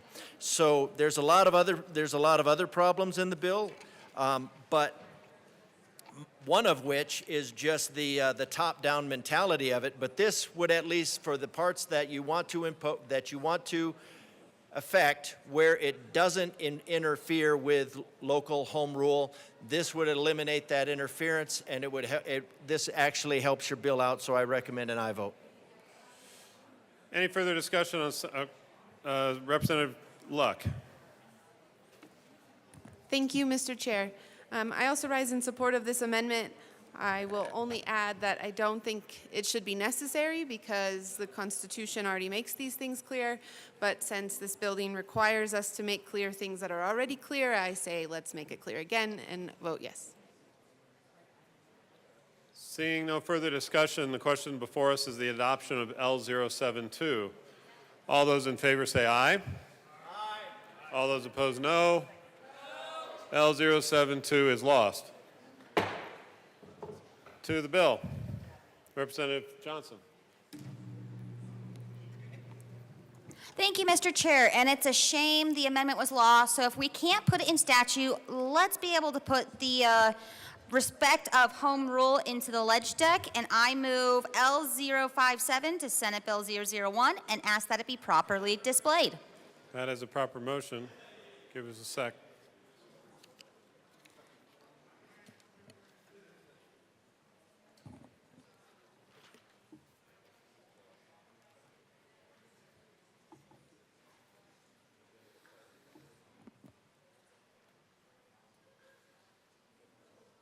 Please proceed.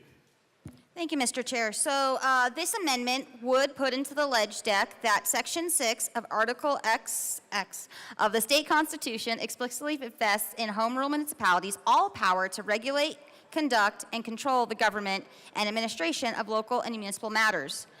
So because we didn't want the amendment to be in statute, let's put it in the intent, because this body should not be going against local control. We should not be going over home rule.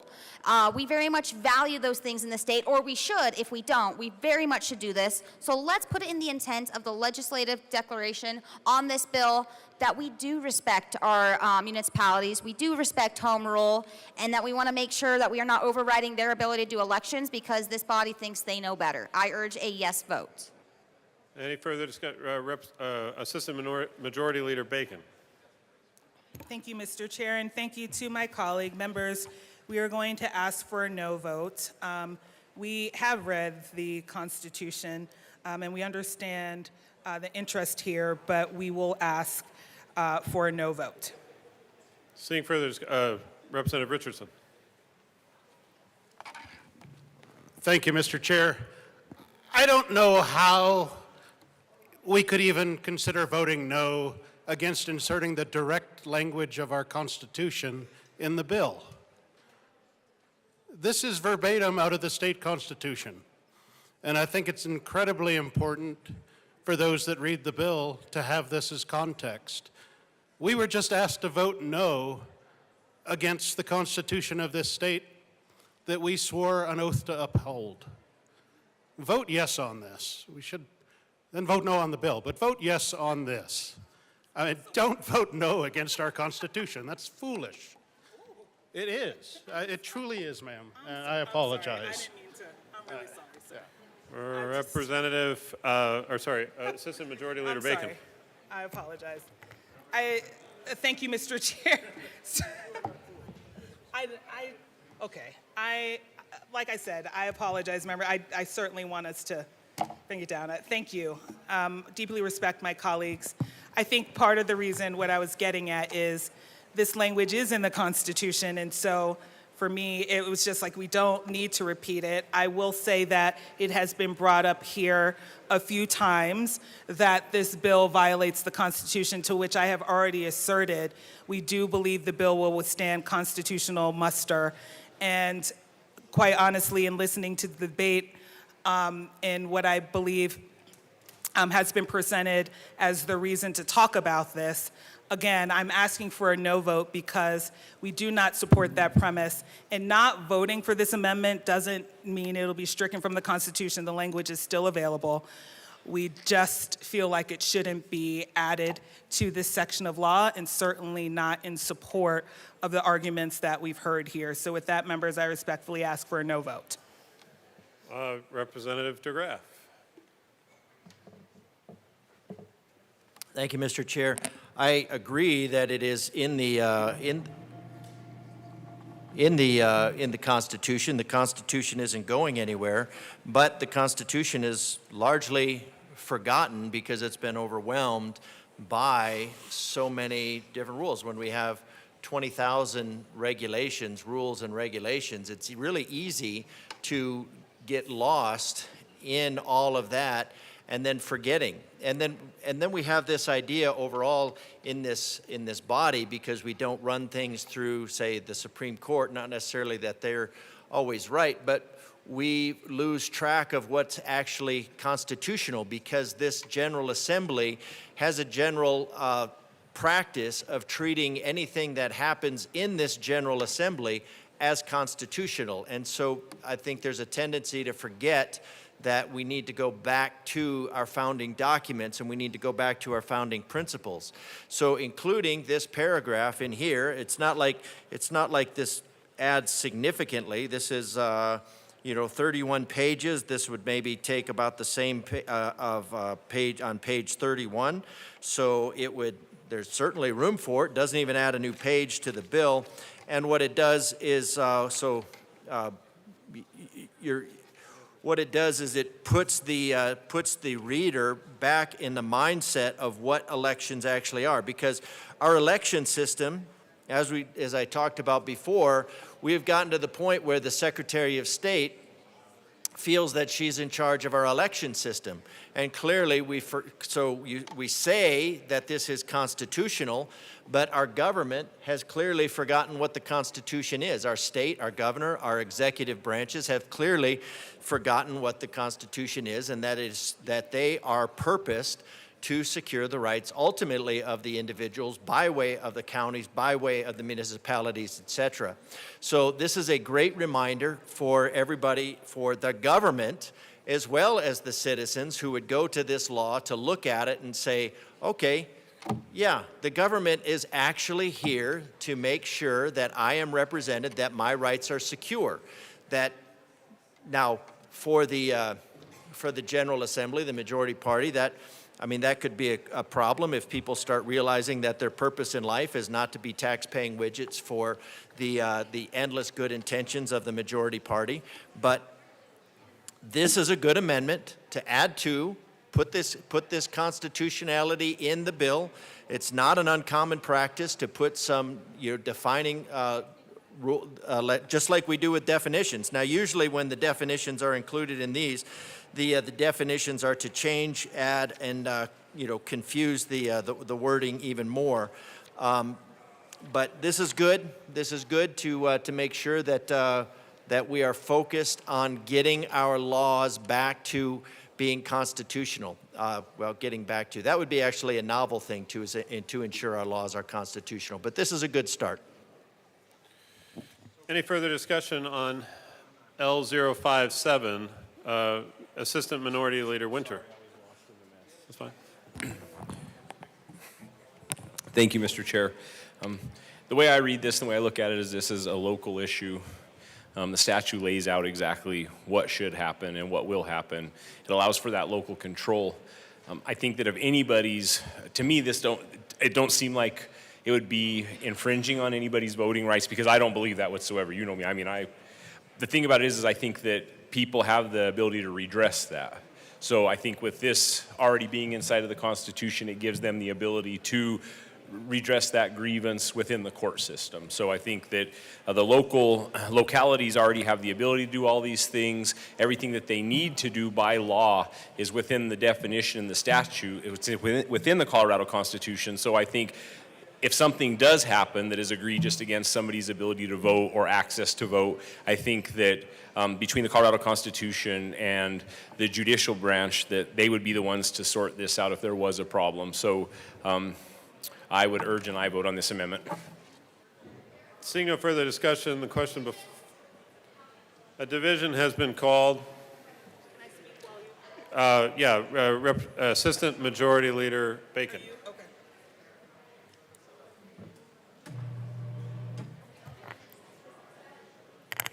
Okay, members, I do know there has been a division called.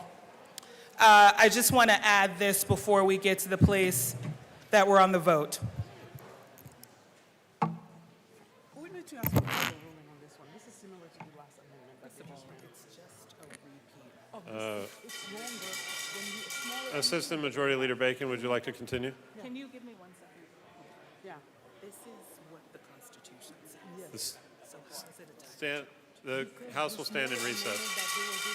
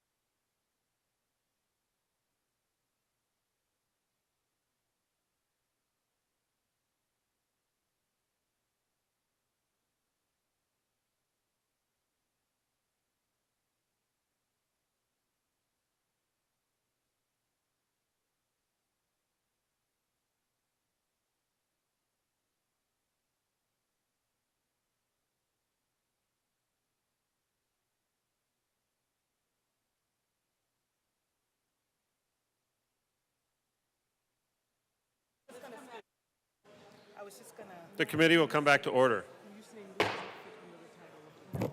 Assistant Majority Leader Bacon. Assistant Majority Leader Bacon. Thank you. Again, okay, so members, as we're composing ourselves, we wanted to acknowledge a few things. We believe that we saw an amendment earlier that we believe summarizes the constitutional amendment. We recognize that this is the constitutional amendment. This amendment language is in the Constitution, and the ask is to put it in the bill. We are going to ask for a no vote again, but I do want to address some concepts around home rule. I do understand that Colorado is a state, there are some states in the country that have home rule provisions. But I will also note that this is a country that subscribes to supremacy clauses. Just because a municipality is home rule does not mean it has seceded from its state and is sovereign. Home rule does not preclude having to apply by state laws. And again, we believe that this bill will withstand constitutional muster because we are not addressing execution tactics. We are addressing a standard of statewide concern that elections should not be discriminatory in the forms of suppression and dilution. I have also heard that there are remedies in court. Well, even if you live in a home rule municipality, you go to a district or county court. Counties are subdivisions of the state, and so are the judicial districts when it comes to this. And if you did go to court, you would be using state law. And currently, in state law, there is a gap of statute on suppression and dilution. So when we're talking about going to court to cure these issues, you would refer to Title I to do that. And this language is not currently in it.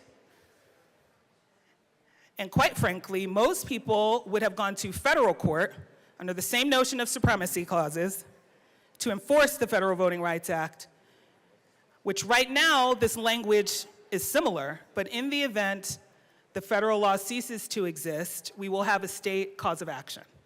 So again, members, what we have heard about this amendment and the way that they want to bring it, given the arguments that I have heard, we are asking for a no on this amendment to not reinforce what we believe is the argument that we believe is not true. We do believe this bill will withstand constitutional muster. And with that, we ask for a no vote. Members, seeing no further discussion, the question before us is the adoption of L057. And a division has been requested. All those in the chamber not entitled to vote, please sit and remain seated. All those in favor of L057, please stand and remain standing in one place, or raise your hand and keep it raised until the count is taken.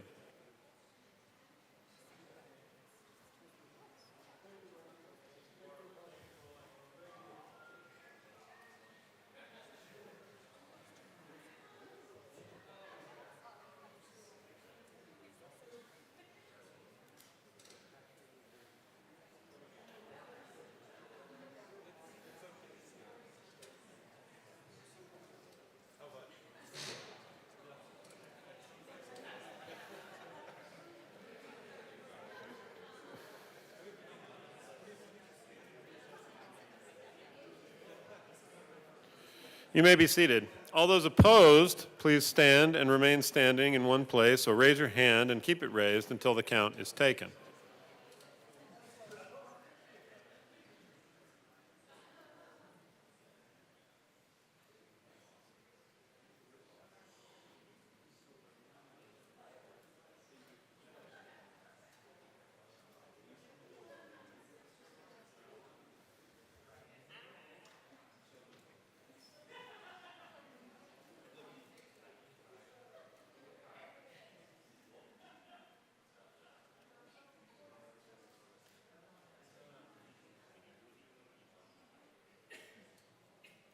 You may be seated.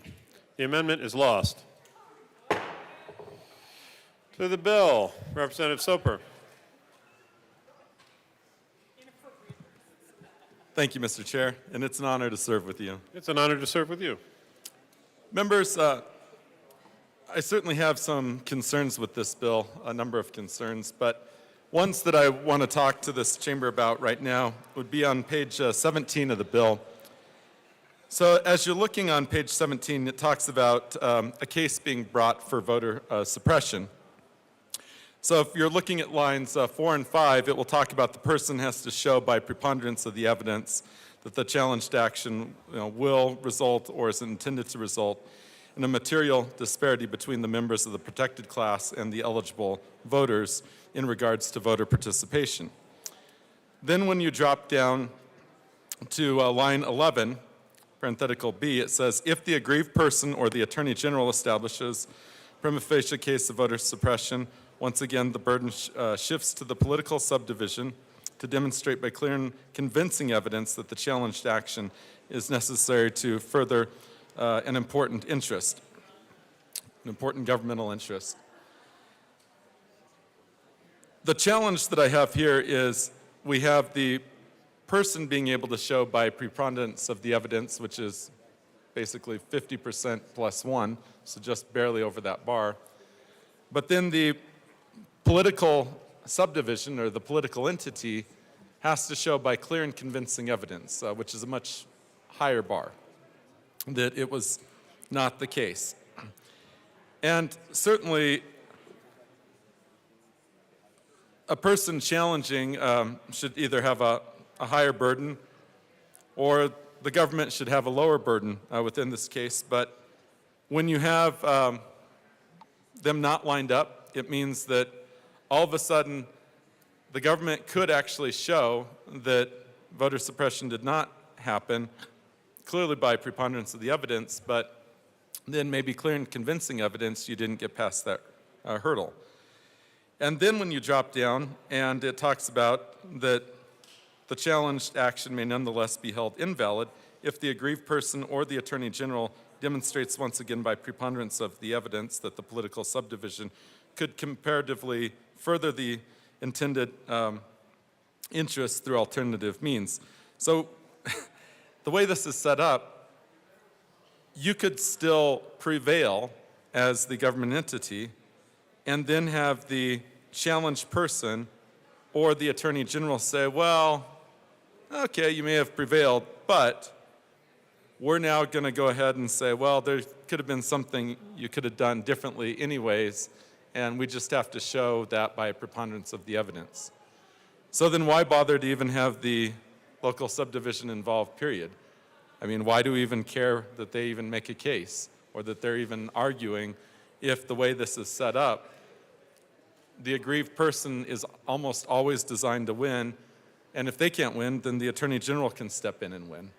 And that's where we should certainly have either one burden of proof going across the board, but we shouldn't have it be where it's super high for the local government entity.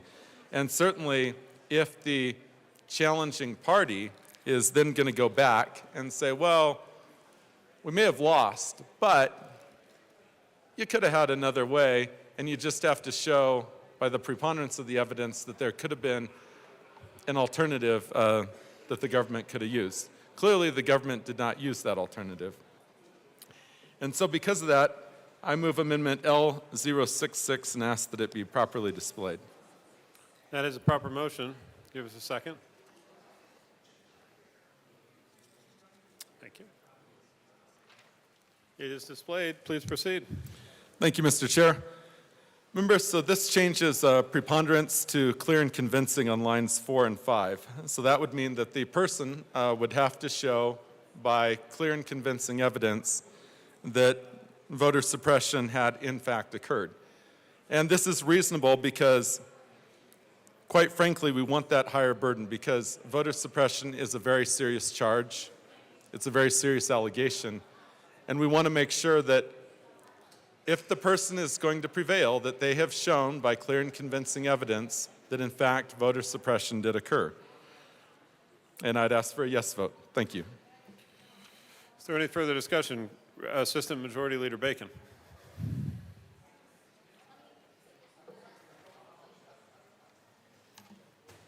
Assistant Majority Leader Bacon. Thank you. Members, we're going to ask for a no vote on this amendment.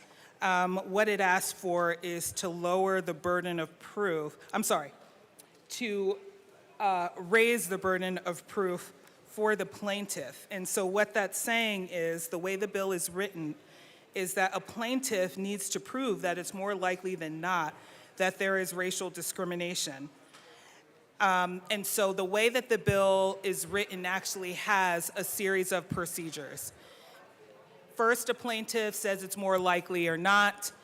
Then the subdivision or municipality has an opportunity to say either it is not more likely than not in their standard defense, or they can say it is, however, we have a compelling interest.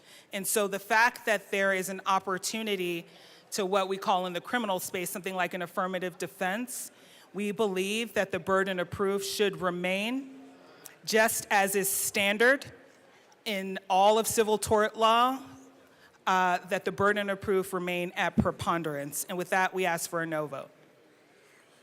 Representative DeGraff. Thank you, Mr. Chair. This to me makes sense just because if I get my numbers right, I'm pretty sure that preponderance of evidence means 50-50. Maybe it happened, maybe it didn't, but 50-50. Just a little bit, just a shade over, maybe 51%, 50% plus 1. So it's not really, so it draws into question if the municipality has to use a clear and convincing, has to disprove that, you're proving it, you're trying to prove against Maybe it happened, maybe it didn't. And I think that opens the door for all sorts of litigation. So I think moving it to clear and convincing. It's not beyond reasonable doubt. You know, we're not talking about removing life, liberty, or property, or someone being deprived of life, liberty, or property without due process. We already removed. Property deprivation in this state is by clear and convincing evidence. So, I think clear and convincing evidence is a good standard here, just to push this outside of the just get outside the frivolous litigation where if somebody feels slighted, somebody feels that they just have something, in this case, clear and convincing, that they were discriminated against. It's not an advocacy for discrimination. We certainly don't want that, but we just don't want our counties to be inundated with something that is just right on the border, and that you don't really know. So I do understand what the sponsor's saying. I think we want people to be not discriminated against, not dilute, all those things. But I think there should be a little bit higher standard of proof, just to preclude the just to preclude an onslaught of regulation. That it would have to be more definitive. Representative Bacon.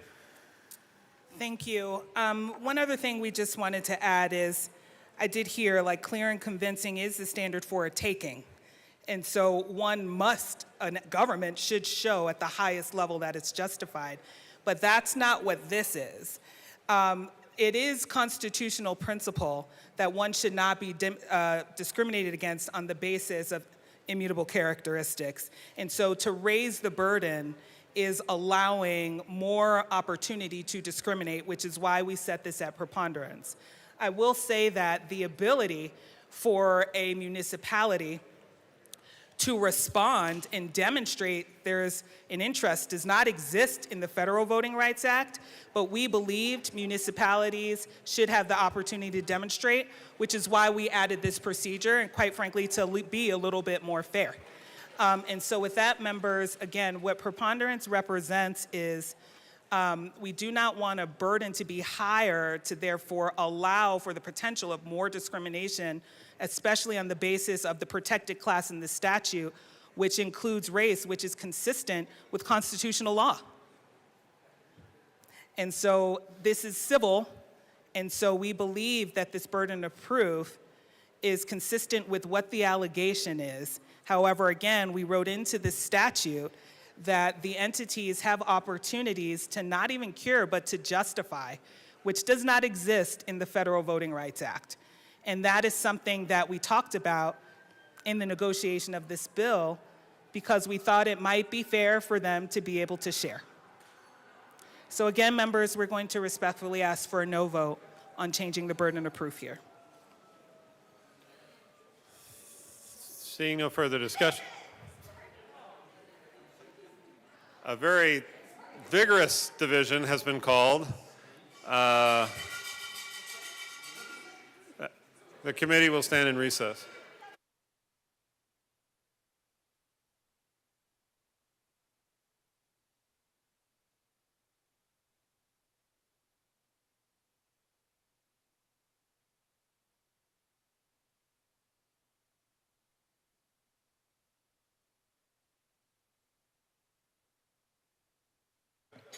The committee will come back to order.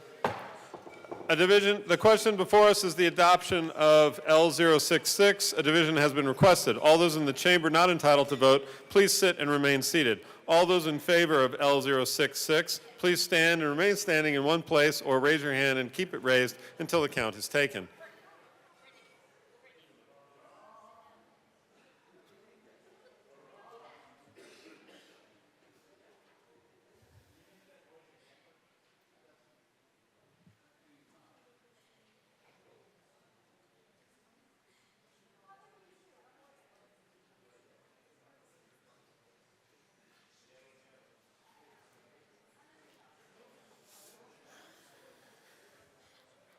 It's okay.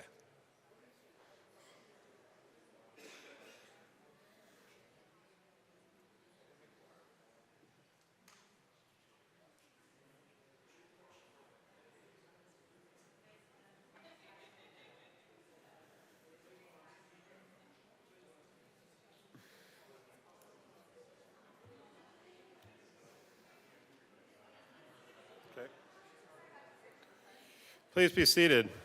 All those opposed, please stand and remain standing in one place or raise your hand and keep it raised until the count is taken.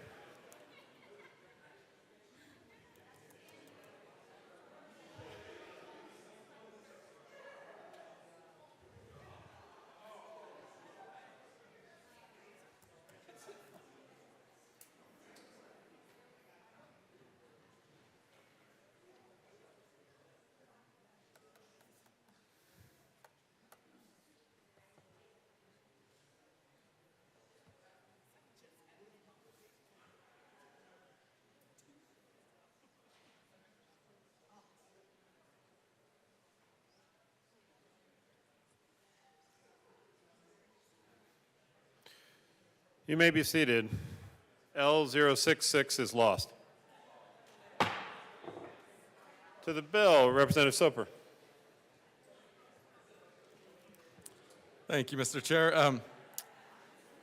Well, since that was pretty close, we'll try another take at this.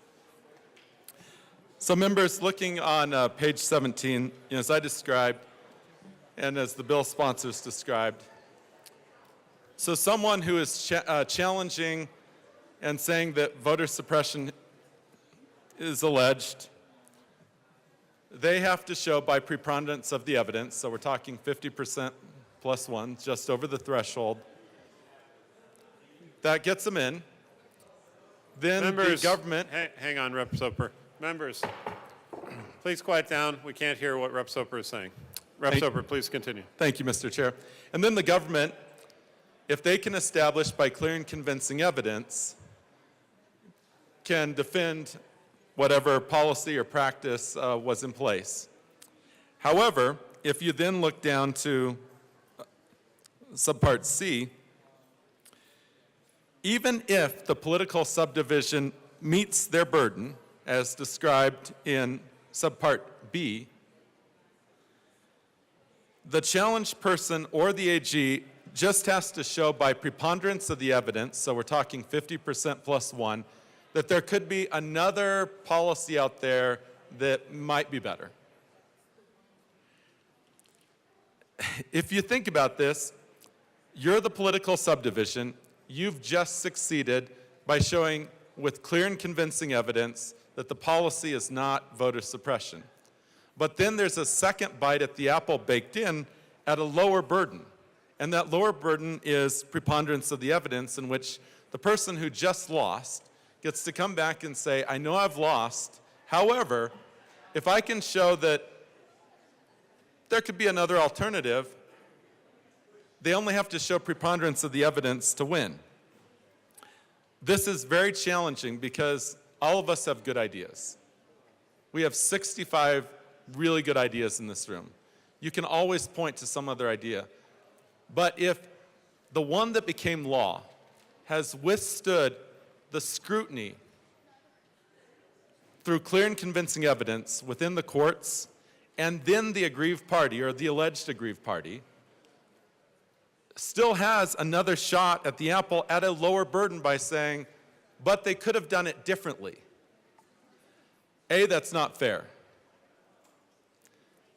But B, if you are going to show that there's an alternative, then it must be at a higher bar. It should be at the clear and convincing bar, and that's why I move Amendment L068 and ask that it be properly displayed. You have these, right?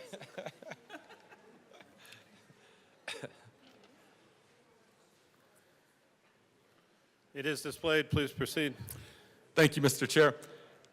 So members, this keeps intact what is laid out, in A and B within the bill. So a person can still challenge the policy or the actions at preponderance. then if the political subdivision, the government entity, is able to show by clear and convincing evidence it's not voter suppression, then the government entity would win. With this amendment, when you look down to C, if the alleged aggrieved party still wants a second bite at the apple, they would have to show, with this amendment, by clear and convincing evidence, that there's another reasonable alternative that the local government or political subdivision could have used. And I believe this is an incredible, reasonable ask for amending the bill, because I understand that someone should be able to get in at a lower bar.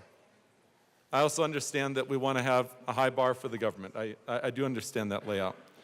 But it's this second bite after the alleged aggrieved party has lost that they can essentially win at preponderance.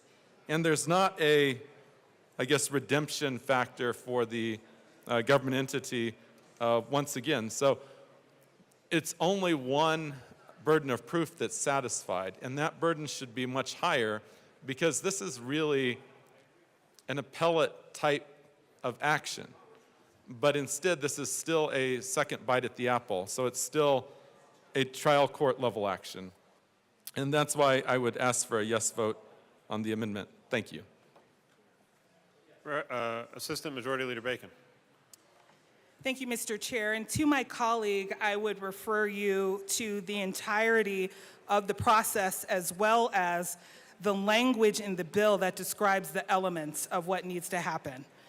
And so the first thing is there's a prima facie case in saying there is suppression, and that it is, quite frankly, the impact of the act is suppression, particularly on the basis of race, as that is the protected class, for example.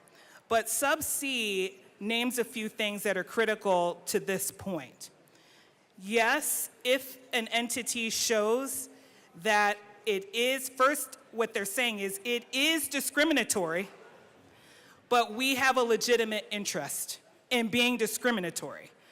And so what the elements say are, okay, if you have noted it is discriminatory and you have a legitimate interest, first I have to prove that there is a comparable action to the action that you are doing that causes the discrimination, and that comparable action must result in smaller disparity, which is the point of this bill.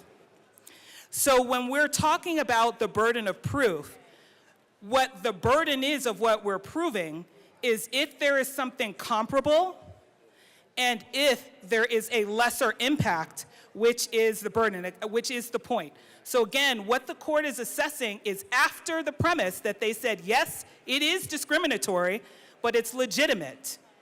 But the burden of proof is to demonstrate that there is something comparable. That's an element. It's not just because. It has to be comparable, that addresses the legitimate interest, and they have to demonstrate that there will result in a smaller disparity. So that is not for nothing. That is work to demonstrate. And so again, with this, colleagues, we ask for a no vote because, again, what we are assessing is after there has been a determination that the behavior is discriminatory. And so to say that we now have to have a higher burden of proof after that determination to get to a less impactful of an outcome is antithetical to what we're trying to go to. And so when we say this burden of proof, we have to not only stipulate that it's discriminatory, but now we have to go to a higher burden to be able to mitigate discrimination than what was called for in the beginning. And so members, we ask for a no vote on this amendment as it creates another barrier after a determination of disparity has occurred.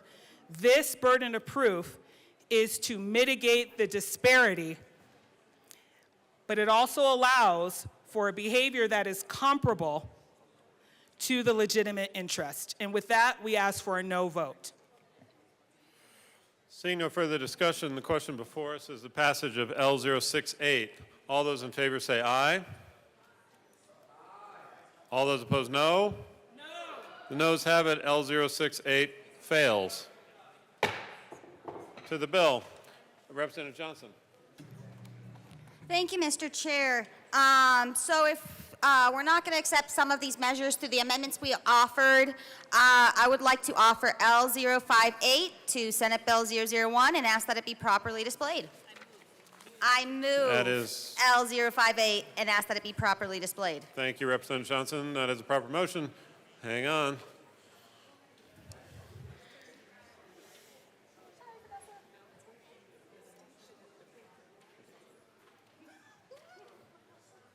All right, it is displayed. Please proceed. Thank you, Mr. Chairman. So this amendment is saying that we will require the state to reimburse local governments for reporting costs and for election costs if the election is needed to comply with the bill. If we are going to force this through, if we're not going to comply with home rule law or municipal rule, then we should pay as a state when we force them to do something. Otherwise, it's an unfunded mandate. We heard this a couple weeks ago when we were doing the long bill, how much we're hurting our municipalities and local government because we are forcing on them so many things, but we're not offering resources for them to comply. And then we wonder why they have so many fees and why they're jumping through so many hoops. And we are having a affordability crisis in the state on so many levels because we are forcing them to do things that we are not going to give them money to do it. They have to go find the money, but they don't have that money. So we are going to not only force them to do something that they may not want to do, but we're going to say we're going to put you in a financial burden at the same time. This will make sure that we're going to pay for something that's going to be rammed through and forced upon them. I urge a yes vote if we're going to do smart governance. I wouldn't say that this bill is smart, but if we're going to make sure to at least not put so many burdens onto our local level and municipalities, let's offer the resources when we force something. Representative Joseph. Thank you, Mr. Chair. We ask for a no vote on this particular amendment. It's taking accountability away from municipalities for wrongdoing, violation of civil rights. I don't think that's fair, and we ask for a no vote on this particular amendment. Representative Johnson. Thank you, Mr. Chair. And I would just like to clarify to the people watching with what the sponsor said on accountability. When we put regulations on them that are unfunded, it's very hard for them to be accountable. They're going to have to comply with this. Let's add the resources so that they comply. Accountability goes so far, and they're going to try, but let's not break the backs of our citizens financially because we're forcing them to do something they cannot afford. So there's a difference between not being in compliance because you cannot afford it and then also being accountable. When you force something by government and they have to do it, let's not break their backs financially. Let's offer the resources when we force something. That has nothing to do with accountability. Accountability is when you try to be in compliance, but you can only be in compliance so much if the resources are lacking. Seeing no further discussion, the question before us is the passage of L058. All those in favor say aye. Aye. All those opposed, no. L058 fails. To the bill, Representative Caldwell. Thank you, Mr. Chair. So, as this is the Colorado Voting Rights Act, and I was led to believe that we have the gold standard already in Colorado, I was a little thrown off that we have a 31-page bill about voting rights when I thought we had the gold standard.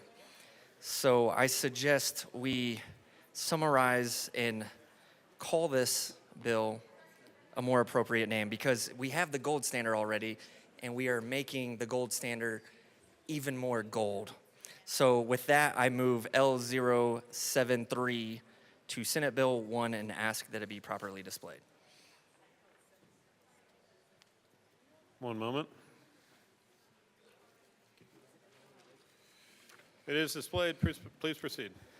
Thank you, Mr. Chair. As we are making the gold standard more gold, I think the only appropriate thing to do would be to rename this bill as the Golder Act.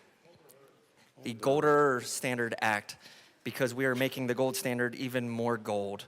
And that seems appropriate. I think words are important, titles are important, and so I definitely urge an aye vote, and I would be curious to know if any of my colleagues would like to come speak on this. Please vote yes. Representative Barone. Thank you, Mr. Chair. I appreciate that. Yes, I'm up here agreeing with this amendment. Golder. My good colleague over here couldn't pronounce it. It's fine. I'll do it. Golder Standard Act. And if this is truly what it does, truly what the sponsors believe it really does, we should adopt this new name to it. Since Colorado does have the golden standard, this will make it Golder. So I urge an aye vote on this amendment. Thank you. Representative Bradley. Yeah, thank you. Rep. Bradley. Thank you, Mr. Chair. I rise in support of this amendment, but it's not grammatically correct. It should be more golderer. So I think that it should be corrected to more golderer or most golderest. And woohoo after it. Thank you. Representative Bacon. And then, You know, on behalf of, earlier today I heard of I'm just a teacher who are extraordinary, but on behalf of someone who also sits on the education committee, this is the worst example to send to kids that we believe that this is an actual word. Just on the principle, for the kids, y'all, for the kids. I'm gonna ask for a no on this amendment. Representative Bottoms.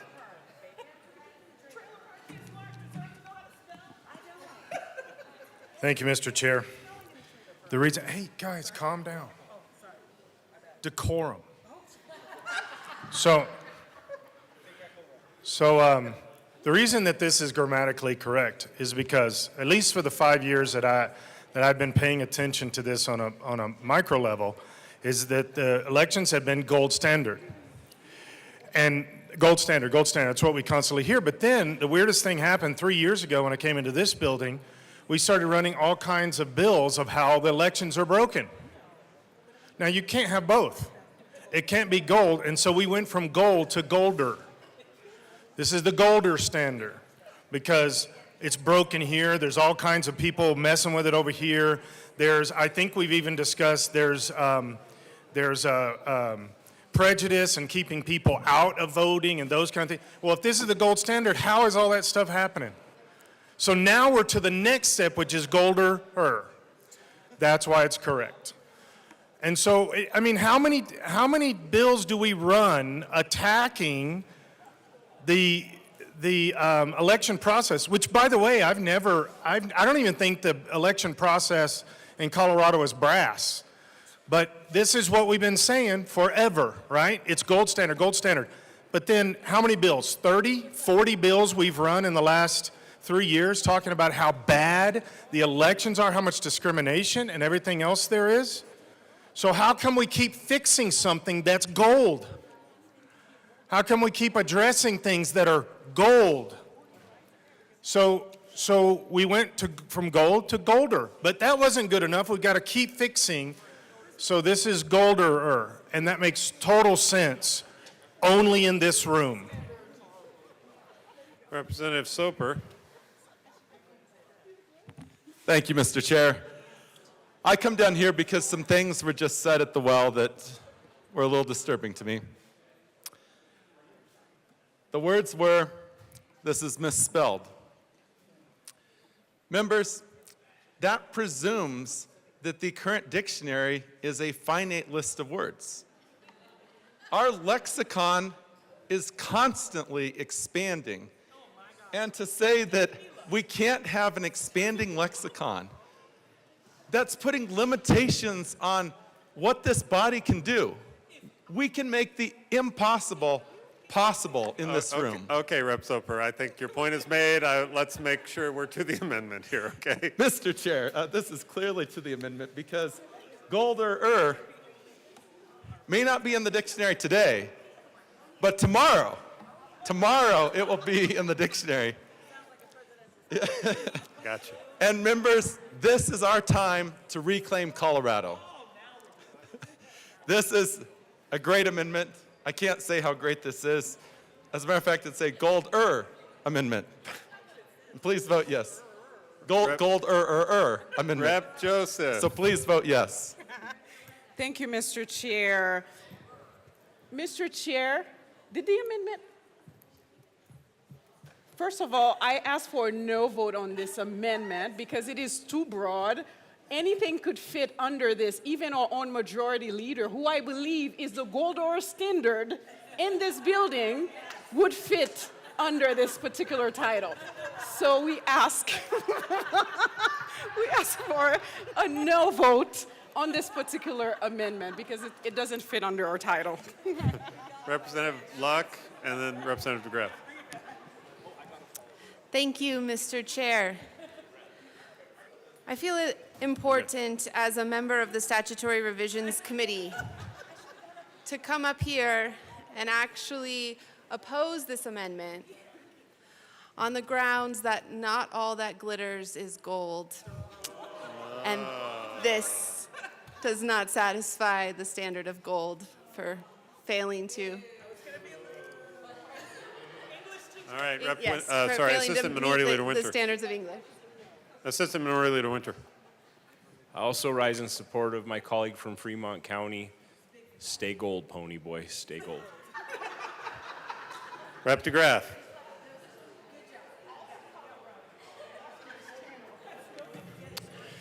Thank you, Mr. Chair. I have a dream. When in the course of human history we break from the lexicon and we start fully golderpating all of our words, I am pleased to have my colleagues join me in making up words where appropriate. On behalf of taxpayer widgets everywhere, I think having golderpated this bill, golderer is the only appropriate word. Whether it existed or not in the past, it should exist now and it should be applied to this bill. Vote yes on this amendment. Seeing no further discussion, the question before us is the passage of L073. All those in favor say aye. All those opposed, no. The noes have it. L073 fails. To the billerer, Representative Barone. Thank you, Mr. Chair. I move L056 to SB1 and ask that it be properly displayed, please.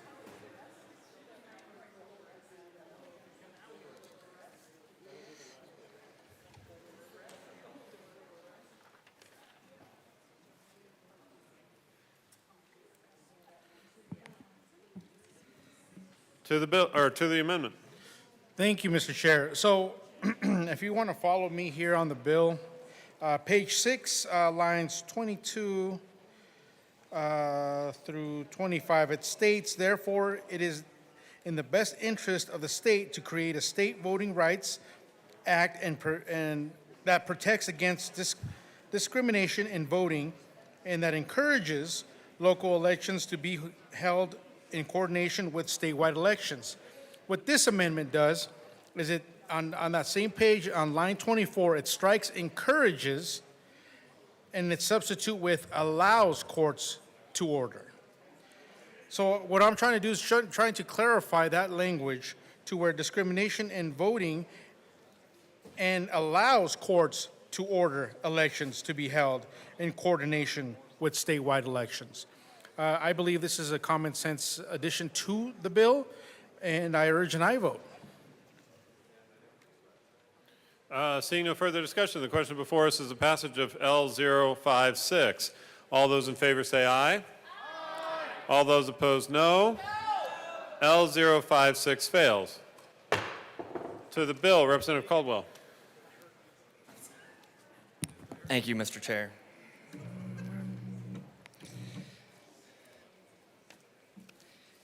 Mr. Chair, I move L065 to Senate Bill 1 and ask that it be properly displayed.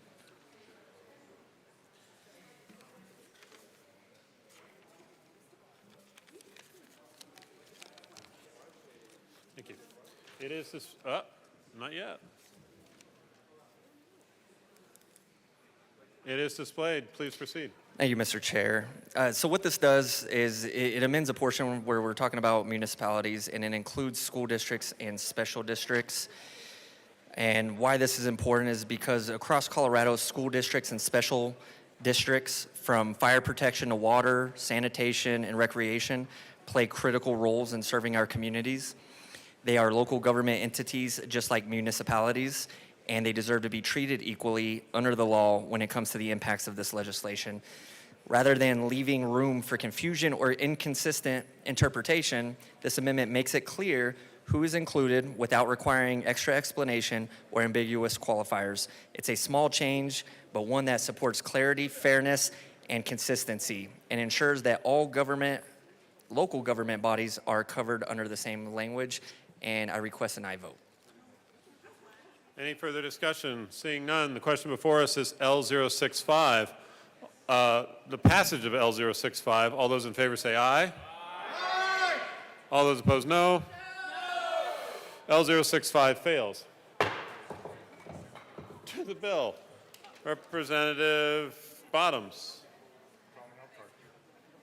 I almost threw it. Yeah. Thank you, Mr. Chair. I forgot we were doing something.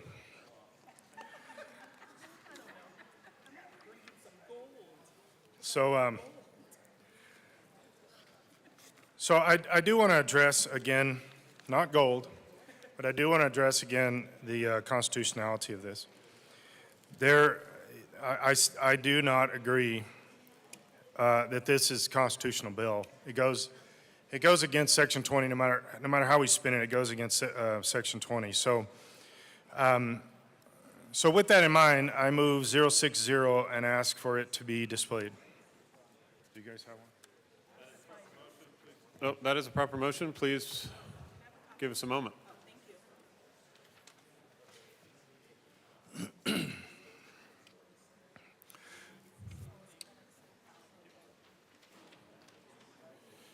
It is displayed. Please proceed. So since this is, and I talked with actually lawyer about this, this is unconstitutional.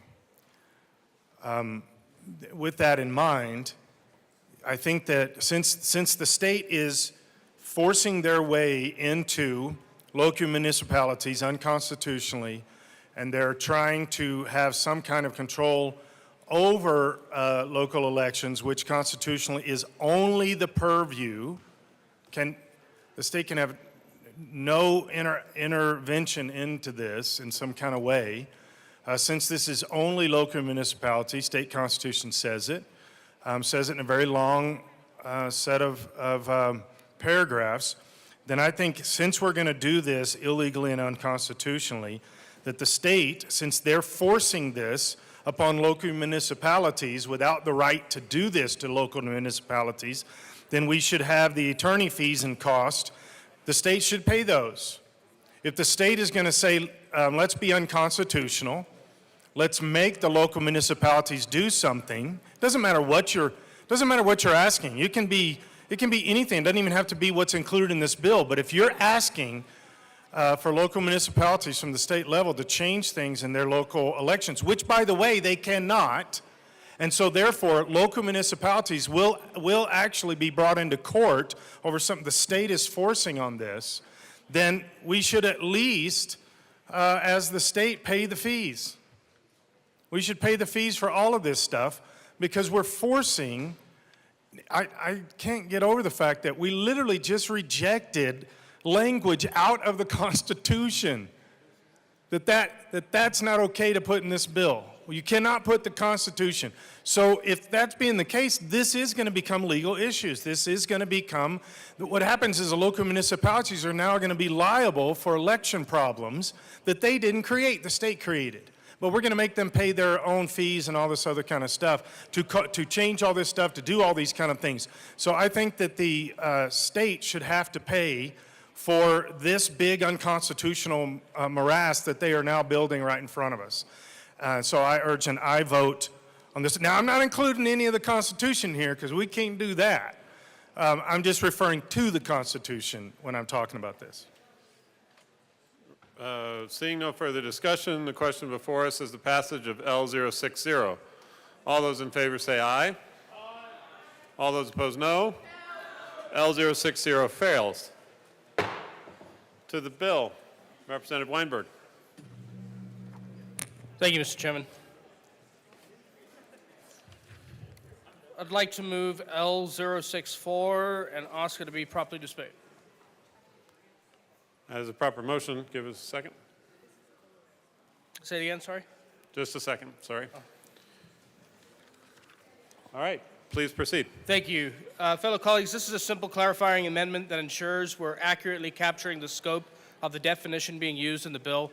On page 8, line 18, we're inserting the words "the state" or to make it explicitly clear that the language applies not only to other entities, but also includes the state itself. Why is that important, you might ask? Because when we're crafting laws that regulate or define actions and responsibilities, especially those that involve accountability, enforcement, or eligibility, we must be clear that the state is not above the standard we're applying. This amendment closes any ambiguity and reinforces the principle that the state is subject to the same definitions and responsibilities as any other entity covered in this bill. It's a technical fix, but it's rooted in the value of fairness and consistency in our laws, and I would ask you to support this amendment today. Assistant Majority Leader Bacon. Thank you, Mr. Chair, and thank you to my colleague. Members, this amendment goes to the section of the definition called political subdivision, which by definition, not just because it's written down here, means it is sub to the state. So the state can't also be a subdivision of itself. So for that, we would, as a matter of technicality, so with that, we would ask for a no vote. Seeing no further discussion, the question before us is the passage of L064. All those in favor say aye. All those opposed, no. L064 fails. To the bill, Representative Richardson. Thank you, Mr. Chair. I have an amendment that I think will make the bill betterer. It's been extensively stakeholdered, and I think this will help. So, there's an aspect of the bill that we haven't discussed much, and that's kind of the stomping over the authorities that are granted to home rule cities and towns. But I could talk about that at length. I won't, but I will offer and ask and move that Amendment 62 to Senate Bill 1 be properly displayed. That is a proper motion. Just give us a second. All right, thank you. No. It is displayed. Please proceed. Since we as the state and the legislative body seem to be willing to ignore the authorities that are granted to home-ruled cities and towns, I think using that authority we have as a legislature, we should also essentially direct the courts to ignore that as well. They can make their rulings, but they should not be able to rule anything that would require the people to vote to change their charter. So I think it's a simple amendment, but it's consistent with the arguments that have been made today that home rule charters mean nothing. So have at it. Seeing no further discussion, the question before us is the passage of L062. All those in favor say aye. Aye. All those opposed, no. L062 is lost. To the bill. Seeing no further discussion, the question before us is the passage of Senate Bill 1. All those in favor say aye. Aye. All those opposed, no. Senate Bill 1 is adopted. Mr. Schiebel, please read the title to House Bill 251295. House Bill 1295 by Representative Rutinel concerning the operation of food trucks and in connection therewith establishing a reciprocal licensing and permitting system between local government jurisdictions for the operation of food trucks. Representative Rutinel. Representative Rutinel. Representative Rutinel. Thank you, Mr. Chair. I move House Bill 1295 and the House Transportation Committee report. To the committee report. Thank you, Mr. Chair. I move L12 to the Transportation, Housing, and Local Government Committee report and ask for it to be properly displayed. That is a proper motion. Give us a second.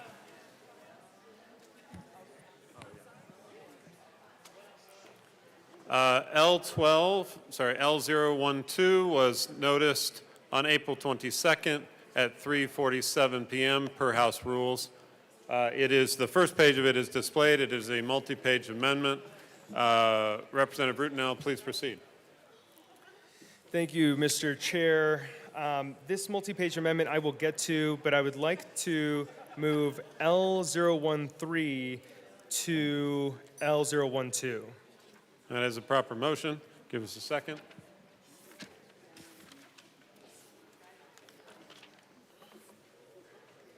L013 is displayed. Please proceed.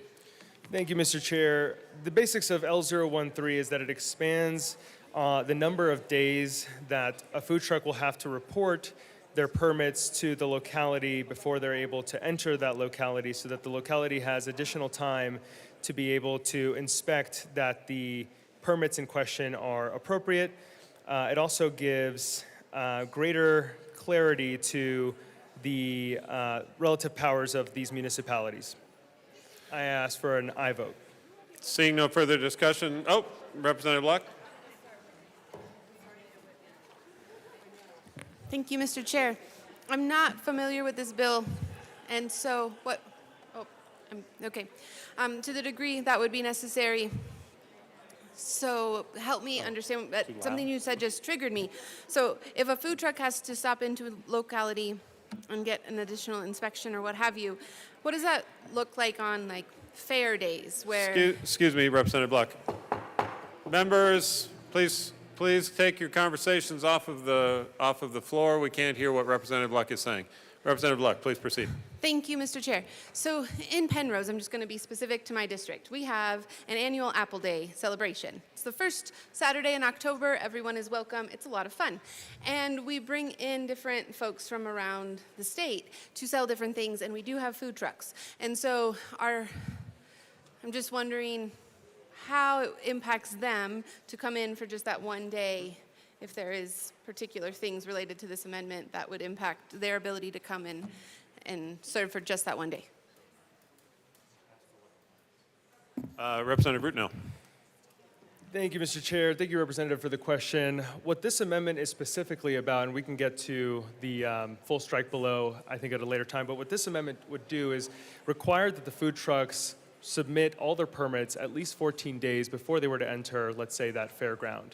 And so what this amendment does is just expand the number of days that would otherwise be required under the original strike below.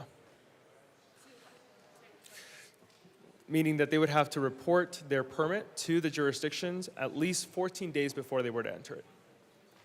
Seeing no further discussion. Oh, Representative Richardson. I move L014 as a substitute amendment to L013 and ask that it be properly displayed. We're getting. Actually, it's 012.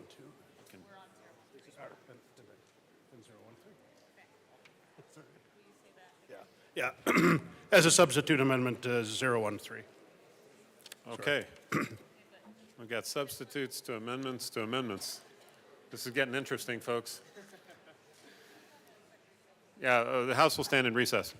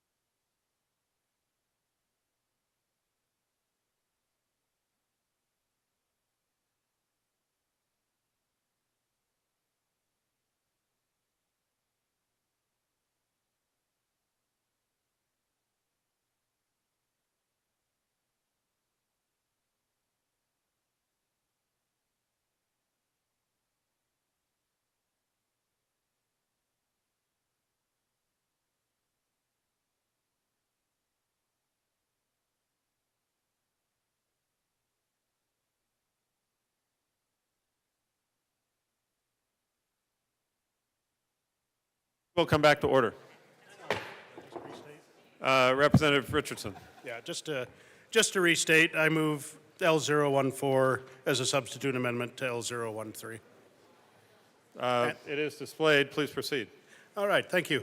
As you can probably guess, this has been a very complicated bill to get through here, just the confusion and moving parts in just these amendments. This is a subject that absolutely should be addressed, and I applaud the sponsor for bringing forward the ability to make it easier for small business people to conduct their business wherever they may be in the state. However, the concerns I've had from the beginning are a multitude in the way the policy is being enacted and constantly modified. So I heard this in committee a month or so ago, it seems, and initially was absolutely going to be a no vote. The first section actually stomped all over local control of zoning and land use. That was stripped out. There were still some issues in part two. During the actual hearing, there were a lot of questions raised. And then what I think was about a 6-page bill had 4 or 5 one-page amendments that were brought that completely changed the bill that would have been brought forward today. Now, a few days ago, we got a strike below to that bill that was displayed earlier, and now we have the first of 2 other floor amendments that are coming forward. I would submit at this point, the foundation for this cathedral is pretty weak, and this amendment would change the bill into a study directed by CDPHE and the others that are involved in licensing to come back with a clean policy that can be enacted. I don't think this will actually delay the ability for folks that operate food trucks to actually get the freedom that we should provide them to conduct their business, but it might do so in a way that actually provides some clarity. Again, this isn't to beat on the sponsor, it's just that there have been so many changes at every step that I don't think there's anybody that knows how this bill could work. And that's the risk when we start doing such a multitude of lengthy and substantial amendments at every step of the process. This isn't the bill we saw in committee. It's not the bill we anticipated seeing in committee. It's not what came out of committee, and now it's coming here only to be changed again. So I think the best thing we can do is take a step back, give it to the folks that deal with licensing of restaurants and foodstuffs, and let's see if we can come back early next year with a bill that can be implemented. So I would urge a yes vote on this amendment. Let's do a little bit of background work and make sure we come forward with something solid. Thank you. Representative Barone. Thank you, Mr. Chair. Yes, I stand in support of this bill as well. Thank you for bringing this issue up. I understand that it is a big issue for a lot of people, especially in the northern area of Colorado as well.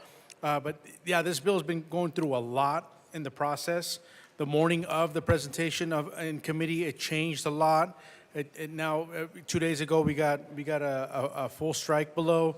It's just changed so rapidly, and it's not very clear on what it actually does. So I believe this amendment will help you understand a better way of going forward with this bill and being able to help these small businesses provide that service to get permitting statewide. What is it?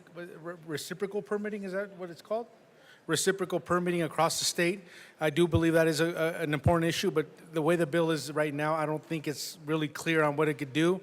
And what it does actually is it affects local governments.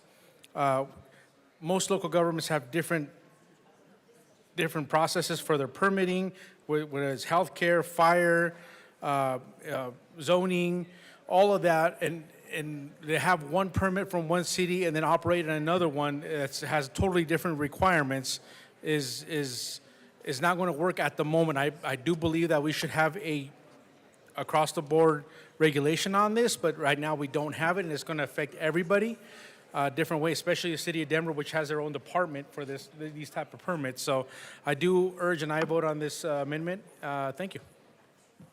Representative DeGraff. Thank you, Mr. Chair. I support this amendment. I think this would help on the getting to the bottom of all the amendments. I do appreciate the sponsor amending the amended amendments, and but I think at some point we need to recognize that this is not the bill that people had the opportunity to testify on. So when I asked CML or our counties why they were forcing this up, they told me they weren't. This was not something they were looking for. I think the standardization across the board for the support of the businesses has a lot of merit. I don't think something run through this room is the right solution. I would like to see the counties, so I could see where, like, maybe do a working group and the counties could get themselves together, and that they could exercise their right. They could exercise their primacy in this space. Again, when you go from the individual and you step down, and that we have local governments to support the individual, and we have state government to support the local governments, and we have the governor to support to execute the will of the legislation. But I think we should have a working group. If this is and I'm just going to assume this is a legitimate problem, but in order to have all of these agencies, so I think it's even appropriate for the state, for the sponsor to step in and say, hey, I want to form a working group, and I want to create a solution that the counties can implement. Not necessarily a state, because then you're creating, you're going back the wrong way, and you're creating more of that permissive society where all of a sudden everything and all things food truck have to come through this room. And at 700 bills per year, this bill mill is really out of control. We're churning out bills faster than we can possibly process, faster than we can possibly ensure that there's not collateral damage. When I ask people, I mean, we could probably ask the good citizens in the gallery. Thank you for being here and seeing how the sausage is made, appropriate for a food truck. But most people would say that they would expect that we could, and I won't ask because then I would get in trouble with the chair, but you might be surprised that in 100 days, we churn out 700 bills. We are on Amendment L14. Are you talking to that amendment at this point? I am. Yes, sir, absolutely. I'm speaking of the fact why I support this amendment, because this bill mill in here chugs through 600 to 700 pieces of legislation per year. And if we take on the role, in addition to ending taxpayer Bill of Rights and all of health care and everything else that the nanny state wants to take under the realm of the nanny state, that I think this would be a good opportunity for the state to lead these counties and say, let's come up with a solution that you guys can all recognize, that you can all implement, and doesn't require more state intervention. The state is not an expert in food trucks. The state should not be in this area, but it would be an excellent opportunity for leadership such as the sponsor has to bring these people together, bring the counties together, and help them to create a solution that they themselves can implement for the benefit of the citizens without creating another layer of permissive state that has to be, that where now food trucks have to come here and plead their case for any level of liberty. So I ask for an aye vote on this. It seems like it's something that really would be helpful to be solved, just not at the state level. Representative Bottoms. Thank you, Mr. Chair. So one of my biggest hobbies is food trucks. I'm a huge fan. I don't even care what they are. I'm going to try it. But here's the thing. In fact, I actually have a couple of guys that have food trucks that are in my church. And the idea that the state would somehow have the control and the regulation of this makes them very nervous. It sounds good in theory. It Sounds good in theory when you say, well, let's give all the control to the state for this, and it'll clean up and take the power out of the local municipalities, which I'm a local government person. I don't believe in taking the power away from the local municipalities. So that's the first problem. The second problem is the food truck owners are very scared of the state of Colorado. They're very worried about the state of Colorado, as almost any small independent business person is. They're scared to death of the state. They're scared of this room destroying their business, because why? Happens all the time. We've lost over 40% of all of our businesses since 2020. This is not a good idea. Let's put it in the hands of the all-authority, totalitarian mentality of the state. Nobody ever benefits from that. Everybody always loses from that. There's never been one recordable example of a food truck enjoying state control that I have found. And so we need to stay away from the state controlling anything. They mess up everything, and they is we. So let's not let the state have control. Let's leave it at the local municipalities as it is, and let's make the actual food truck industry happy with this. These people are doing a real service to us. They are providing this stuff that we desperately need as a society. And so why would we hinder that? We've got to stop this, and we need to reclaim Colorado.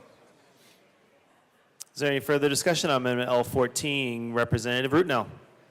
Thank you, Mr. Chair. I believe that language similar to this was proposed in 2019, and it actually made its way into law.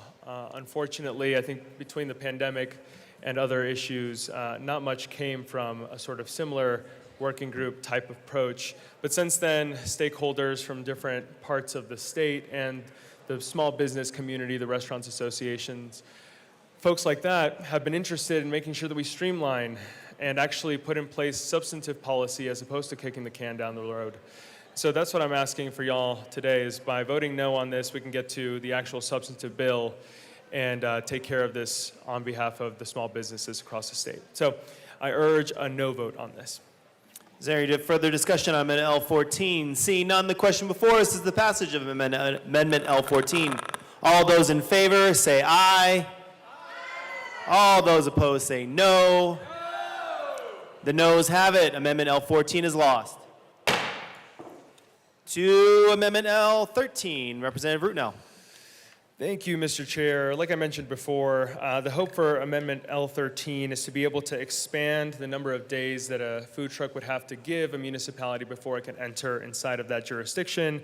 And it also provides greater clarity as to how to designate, or rather, the delegate powers to the municipalities to designate which agency should be receiving that information. So I urge an aye vote.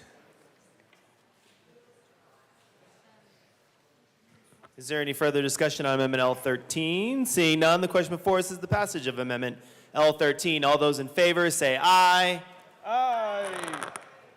All those opposed say no. The ayes have it. Amendment L13 passes. To Amendment L12. Representative Rutnow. Thank you, Mr. Chair. I move L015 to L012 and ask for it to be properly displayed.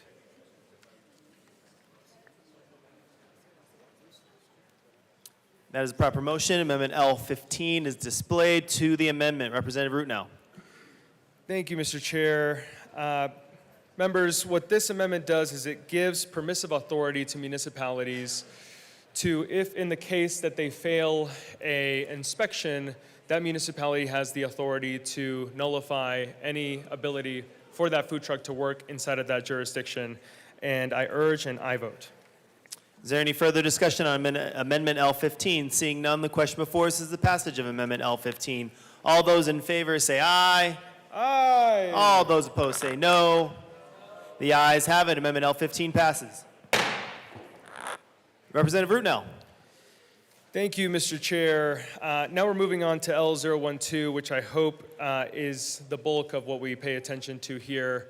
And the basics of this bill is that we want to streamline administrative processes for small businesses so that these food trucks can focus on making delicious food for Coloradans as opposed to filling out paperwork.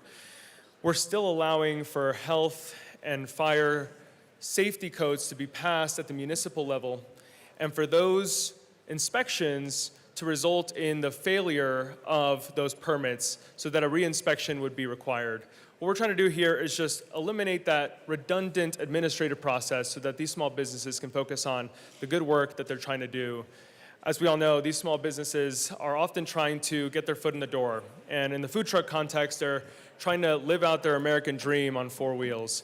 And that's what this bill is all about, making life a little bit easier for these small businesses so that they can do their amazing work, and in the process, save a lot of money, and hopefully those savings can get passed down to consumers.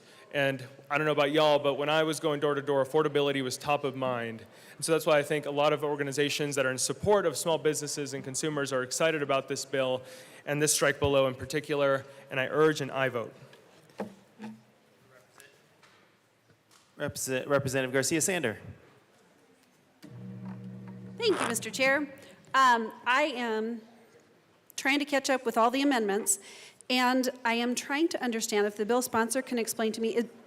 The way I'm reading this now is it really applies primarily to Denver, because a lot of my NOCO, Northern Colorado, north of Denver municipalities are not in favor of this, but it appears to apply primarily to Denver, maybe Denver metro area. Can you clarify for me, please?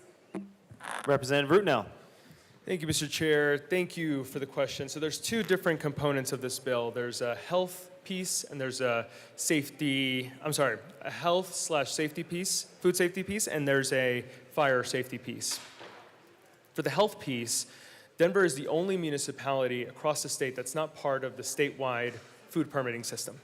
So for every jurisdiction across the state, if you get a health permit in one location, you're allowed to work with that health permit across different jurisdictions, except for Denver. They've got an exemption to a previous law that established that statewide system. When it comes to the fire safety piece, what we're trying to do here is make sure that if you are a food truck and you get inspected under essentially the most stringent, most recent international fire code, that you're then able to use that to work in other jurisdictions. Now, a lot of jurisdictions are already part of this or a similar system. We're just trying to make sure that this is more uniform across the state. Representative Garcia-Sander. That helped me see you. Thank you. Thank you, Mr. Chair. Thank you for that explanation. And so then I am curious if this addresses a couple statewide pieces, then it makes sense to me that we're passing a statewide law. I still don't love blanket statewide laws that don't apply to every municipality because we're all unique. But I was looking at the fiscal note and I don't see a fiscal note, but it seems like if it's a statewide thing that there would be somebody from Dora, Dola, one of those alphabet entities monitoring and probably charging something for it, or I don't know. Freshman, please explain to me. Representative Rootnell. Thank you, Mr. Chair, and thank you for the question. So, like I mentioned before, there's already, for the health piece, already a statewide system in place. And so there won't be many changes there when it comes to the health piece for the state. Now, when it comes to the fire piece, what we're doing here is allowing for municipalities who are enforcing the most recent international fire code to then allow those food trucks to go across jurisdictions with that fire code, with that fire permit, and notify local jurisdictions about that fire permit that they have. And so there's very little interplay there between the state and the different jurisdictions. There is, within this bill, the authority for the state to, with existing resources, pass a potential fire code themselves that would also fit under the sort of universal fire permit that we're trying to create here, but that's with existing resources. Is there any further discussion on Amendment L12? Seeing none, the question before us is the passage of Amendment L12. All those in favor say aye. Aye. All those opposed say no. No. The ayes have it. Amendment L12 passes. To the bill, Representative Rootnell. Thank you, Mr. Chair. Thank you, members, for listening and paying attention and for your questions. I really appreciate it. Like I said before, this bill is really trying to streamline the administrative process for small businesses so that these mobile restaurants, if you will, are able to focus on creating delicious recipes and meals for Coloradans across the state, as opposed to focusing so much time, energy, and financial resources on filling out paperwork and planning meetings with fire chiefs across the state. This is a bill that was brought to me by community members who are really excited about the small business community and what they can provide for our state. And I think that we can all do a little more on affordability, and I think that that's what this bill is really about. So I urge an aye vote, and I thank you for your time. Representative Lindsay. Thank you, Mr. Chair.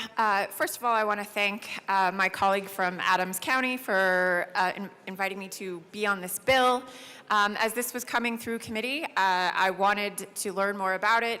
This is something that impacts a community like mine where a lot of new Americans are trying to establish themselves and build their own future, and so much of that is through the small business route, and this is an excellent small business opportunity.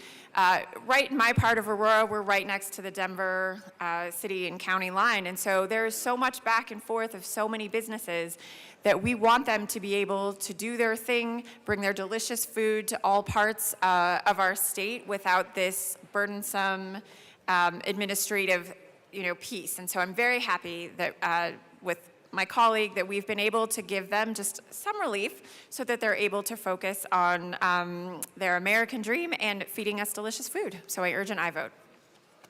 Representative Sukla.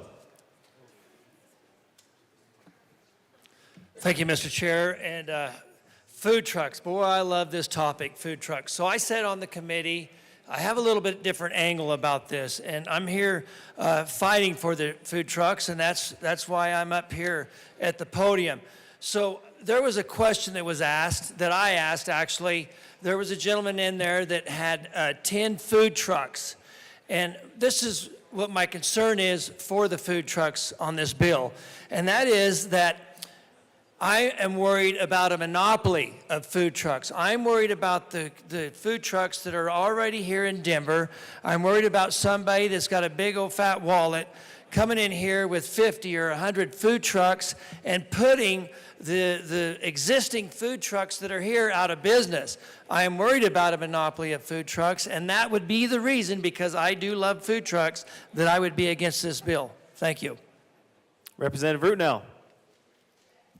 Thank you, Mr. Chair, and thank you, Representative, for raising your concern. I think, I believe the opposite is the case. The food truck owners that have 10 food trucks to their name, they know the regulatory system. They've done it dozens and dozens of times. The folks that are truly affected by the burdens of administrative paperwork and different paperwork across different jurisdictions are the small mom and pop shops that are trying to make ends meet, that are often doing business for the first time, that often don't have English as their first language. And so what this bill is trying to do is make it easier for those folks so that the folks who have a greater amount of resource and, let's say, competency administratively aren't able to dominate in that system. And I urge an aye vote. Is there any further discussion? Representative Richardson. Thank you, Mr. Chair. And again, I absolutely appreciate where this bill is coming from, and that we should be doing everything we can to make it easy for our small business folks. But I just remain tremendously concerned that, and I know an awful lot of work has gone into continuing to refine and make this a better, more workable bill. But coming from a strike below with 2 additional amendments on the floor today, I'm not even sure, how many amendments are we going to see on this in the Senate? I just feel like we needed to take a step back on this one. I will be a no today, but I absolutely hope that what you think you're doing with this bill is what actually happens, because these guys do need some relief. I just don't think this is it. So I'd urge a no vote. Is there any further discussion on House Bill 1295? All right, listen up, y'all. All those in favor, say aye. All those opposed, say no. Wow, the ayes have it. House Bill 1295 passes. Mr. Schiebel, please read the title to House Bill 251078. House Bill 1078 by Representatives Bison, and Velasco, also Senators Marchman and Cutter, concerning workforce development and natural resources and in connection therewith supporting the Colorado Cooperative Extension Service and other government and industry partners in providing career awareness education and internship in forest health to youth and young adults, authorizing the Department of Public Safety to award grants for basic firefighting certifications and for instructor training, and to develop a program to train instructors to teach firefighting certificate programs, and authorizing the Department of Public Safety to develop an outreach program to promote fire service careers. SPT Basonecker. Thank you, Mr. Chair, and thank you, Mr. Schiebel, for your diligence in reading the title. We appreciate you very much. Mr. Chair, I move House Bill 1078, the Appropriations Committee report, and the Agriculture, Water, and Natural Resources Committee report. That is a proper motion to the Appropriations report. Speaker Pro Tem Basonecker. Thank you, Mr. Chair. In Appropriations, we adopted a strike below amendment that essentially becomes the bill. And once adopted, we'll also strike the Agricultural Natural Resources report. So with your permission, I'll just speak to the bill as amended there. The bill now creates a revolving loan fund, noting that Colorado relies on local fire departments and its firefighting workforce to respond to emergency calls and keep our communities safe from disastrous wildfires. There has been a lack of revenue for years to be able to properly fund necessary upgrades inside of our fire districts. That can run from everything from necessary equipment to fight wildfires, but also as the bill contemplates an optional fund so that our firefighters can actually attain housing inside of the communities that they wish to protect and defend against devastating fires. So the bill does two things. It creates a revolving loan fund to be able to allow for the purchase of new equipment as needed. This has been particularly important in a time when rising property taxes have meant that this body needs to take action to help relieve consumers from those rising property taxes. Those decreases in property tax revenues have a direct nexus with the ability of our fire protection districts to be able to have the revenues they need to sustain their operations. And then the second part of the bill is, as I mentioned, it creates a revolving loan fund, or a loan fund, excuse me, at the option and discretion of the state treasurer to be able to fund mortgages for our firefighters so that they can work and live in the communities they wish to serve. Is there any further discussion on the appropriations report? Representative Titone. Thank you, Mr. Chair. Members, I love helping firefighters. I want to help firefighters. I love all of what this bill does, except for how the money comes into this program. And it breaks my heart. It breaks my heart to have to vote no on this policy because we're taking money with this committee report, which is the bill. We're taking the money out of the trust fund, the property trust fund. This is the unclaimed property of the people of Colorado, and we're treating it like a piggy bank. But I'll remind you that this is the unclaimed property trust fund. And the trust fund is there to keep the money and to keep it available for people to come back and get it at a later time when they realize that money is theirs. They don't always know it's there. And here we are, again, on another bill that we're raiding the trust fund. And we already have taken out over $600 million from this trust fund. This is money that is not being paid back. $800 million. Thank you. And all of that money could have gained interest in that account, but no, it is not. It is not gaining interest. At least the other bill had a 1% payback, which is still grossly inadequate to what the money could gain. But this bill is an interest-free loan. There's no money at all going back to it. We cannot have a precedent where we continue to do this. We cannot keep raiding this money, and we should be paying this back. We should be paying back the fund of the money that we've already taken out. And I have no problem with what the bill does. And if there was another source of money for this bill, I would be out here saying, I love this because I love everything that this bill's doing. But I cannot, in good conscience, say yes to this policy because the money is not coming from a source that we should be taking money from. And it breaks my heart. I hate saying that, but if you believe that the trust fund should be protected, you have to vote no on this bill. As great as the policy is, it is not right for us to do this. And I ask for a no vote. Speaker Pro Tem Basonecker. Thank you, Mr. Chair. Thank you to my colleague. Just a little bit on the Unclaimed Property Trust Fund, and I would just note here that this is not treating that trust fund like a piggy bank. Rather, it's realizing our responsibility to replace any dollars borrowed out of that fund, which is exactly what this bill does. And you'll see those concrete data points inside of the legislation. This is also not the first time this General Assembly has utilized this as a funding mechanism for things which we do not have the revenue to compete at locally. However, one thing is true, firefighters will continue to need sources of revenue. Wildfires will continue to devastate communities across our state, and communities will still continue to wait years and years and years for reimbursement from the federal government. What is the best way to make sure that we don't end up in that situation? It is to fund fire prevention services adequately so they can respond to an emergency in our communities in a timely fashion and not wait for the check to come from the federal government or hope that someday this body might be able to find enough money to buy a fire truck for their district and then your district and then your district as well. That is not a sustainable model for fighting what is a serious and ongoing issue in our communities. I would also say this in relation to the Unclaimed Property Trust Fund. In fiscal year 21, there were $38 million worth of disbursements from that fund. Fiscal year 22, $46 million in disbursements. Fiscal year 23, $53 million in disbursements. All of those have happened, and yet this property trust fund has a $1.4 billion balance, and there has never been a point which this fund has been even close to insolvency, meaning the amount of revenue that comes out of that fund, both in unclaimed property, which is a pretty cool thing. Everyone should go and check their name. It's kind of fun. And also the amount of revenue that we use for other services, in this case replaced in total. There has never been an issue with someone not being able to get their money out of that fund.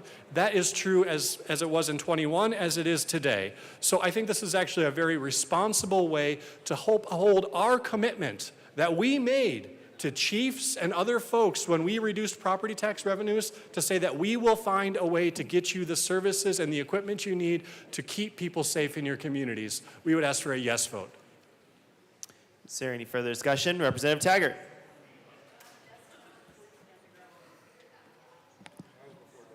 Thank you, Mr. Chair. It's an honor to serve with you. It is an honor to serve with you. Unclaimed Property Tax Fund. Folks, this is not our money. You can paint this any way you want, but this is not our money. This is money that is being held for our citizens that may not know that there are dollars in this fund for them, not for us.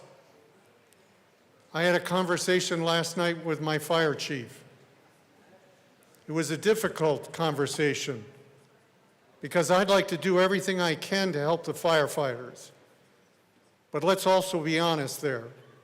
We did not cut property taxes. We put a limit on their growth. There is a very real difference between cutting property taxes and putting a limit on growth. So I'm not going to argue for a second, not for a moment, that this isn't a worthwhile cause. But this is not our money. We don't have the right to dip into our citizens' back pockets. We have to find a way to prioritize our firefighters to help them with wildfires. And I come from one of the driest areas of the state. And trust me, we are scared every day with the potential of wildfire because we know we live in a high desert. That does not give us the right to take the money out of the back pocket of our citizens. We can talk all day long that it's $1.4 billion, and in fact, it is sustainable. Again, that is not the issue. It is not our money. And we have to wake up to the fact that we cannot take money that is not ours. If we feel strongly enough about this, which I do, I will support this bill in any way, shape that I can to help it find $50 million, but not out of this fund. And on top of it, we say we're going to pay it back. Has anybody looked at the interest rate on this $50 million? It is zero. It is zero. Those dollars, if left in that fund on behalf of our citizens, is probably earning somewhere between 5 and probably not much over 5%, but probably in the 5%. And we're going to take this $50 million and we're going to pay back the fund zero. Has anybody ever read about net present value? That in fact discounts this fund and the value of this $50 million. Please, folks, this is not an area that we can take dollars from. We have to stop this practice right away.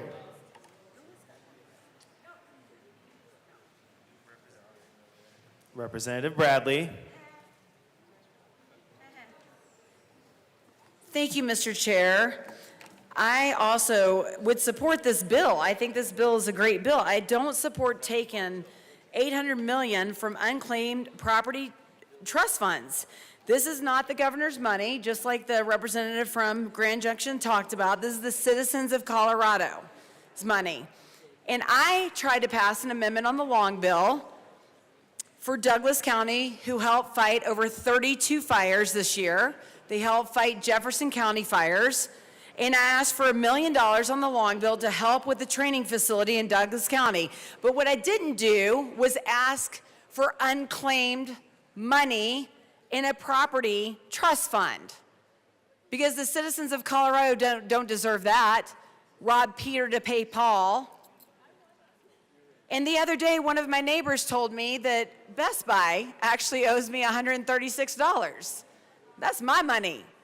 That's not money to take from me. That is unclaimed Brandy Bradley money. And what are we teaching the kids of Colorado? Do I just tell my kids to go into the Lost and Found and grab a Nike sweatshirt and just borrow that? No one's claimed it, just go borrow that Nike sweatshirt or that Under Armour sweatshirt? Or how about this? How about I give you my car keys? Y'all can take my car keys for the 12 hours I'm here. You can take it, bring it back with some gas. It's okay, as long as I'm in here for 12 hours, y'all just take my car, drive it around, fill it up with gas, and bring it back, because that's the equivalent of what you're doing to the taxpayers. I say no on this bill. Thank you. AML Winter.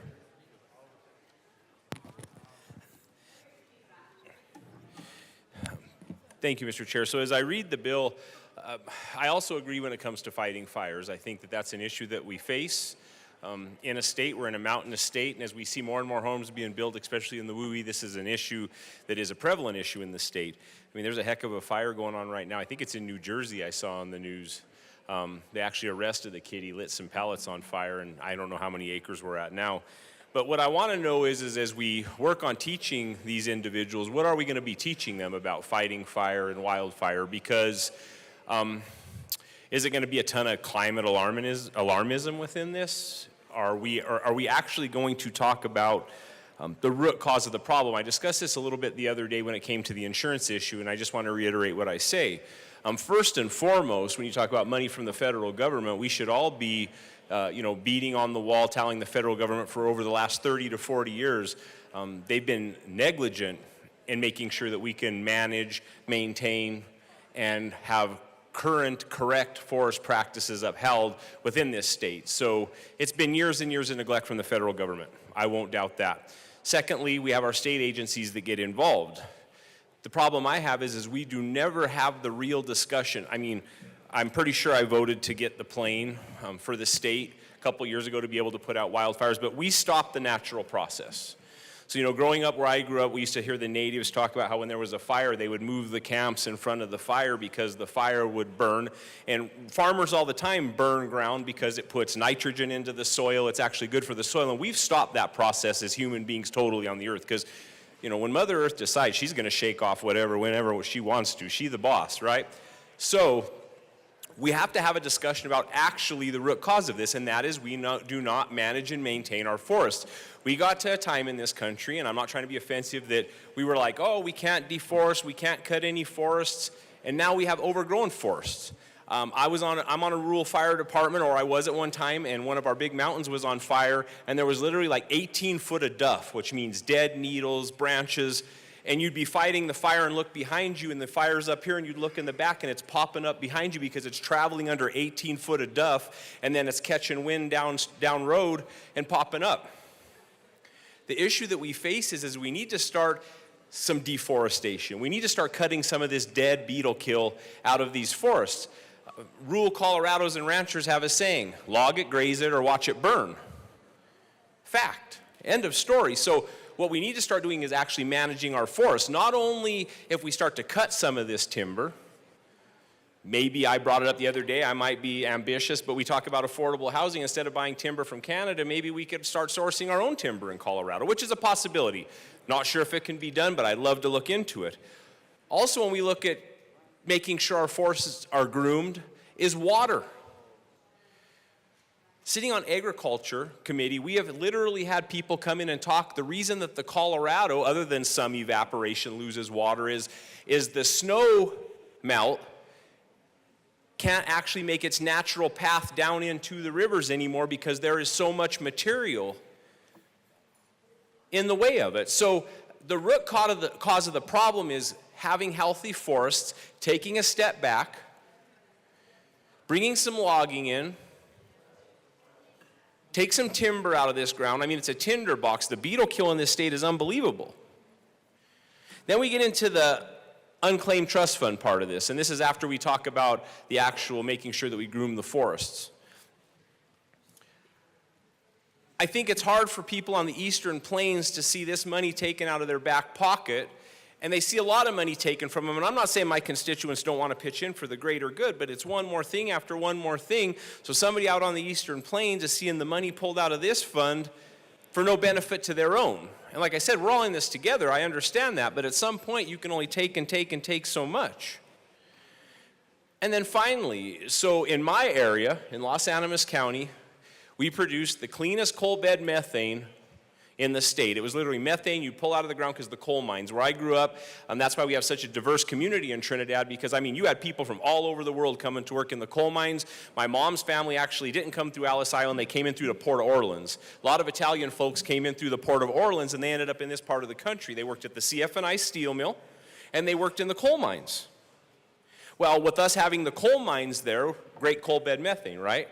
Well, when we were really producing a ton of gas in our community, the severance tax, and when everything was booming, there were fire stations going up in areas you drive by and you'd be like, there's a fire station like that in this area with like level 3 fire trucks, and they were getting some of that money based on severance taxes. So that's another problem that we have here that's part of the core problem is what are we going to teach people? Is it actually going to be about forestry, or is it going to be climate? Second of all, if we're going to teach them, are we going to actually teach them how to solve this problem? And that is to do some deforestation and clean up our forests. And last but not least, We're taking the money out of a fund that if once again we would just leave some of the industries alone in this state or allow them to keep going, take a step back, like I've said numerous times in the while, and say, this is a funding stream. I literally heard a bill in agriculture the other day where we're going to relook at how severance tax is used because now everybody's in a mass panic because the piggy bank's been smashed, the money's been taken out of it, and there's nobody to put quarters back in the piggy bank. And here we sit in that quandary once again. So now we're going to take the money out of the unclaimed trust fund as we kill other revenue sources. And I can tell you, living in this community, I saw what they did for our rural fire departments and our volunteer fire departments. You would be surprised at some of the fire stations. You'll be driving in the mountains and look over and you think it would be something in downtown Denver. Big, massive buildings, sleeping quarters, like I said, multi-million-dollar trucks. So I agree we got a problem with fires. I feel bad for those that especially take the time to mitigate their property to make sure that their property don't catch on fire and help their neighbors. I think that's great. Let's get to the core, the root part of these problems, and let's take a step back. And as we run into these funding issues over and over again, find ourselves this state in a deficit, let's unleash some of the stuff we have in this state. Let's take a breath, let's pause, and let's fund what we need to fund. And then we can always resume the uneventful death of some of these industries. So I urge a no vote on this. I'm the same way. I support my firefighters 110%, but at some point enough's got to be enough. Thank you for your time. So thank you, colleagues. I just want to level set. We are still on the appropriations report. So if you can keep your comments to the appropriations report, that would be fantastic. Any more discussion on the appropriations report? Seeing none, the question before us is the passage of the appropriation report. All those in favor say aye. All those opposed say no. The ayes have it. The appropriation report passes.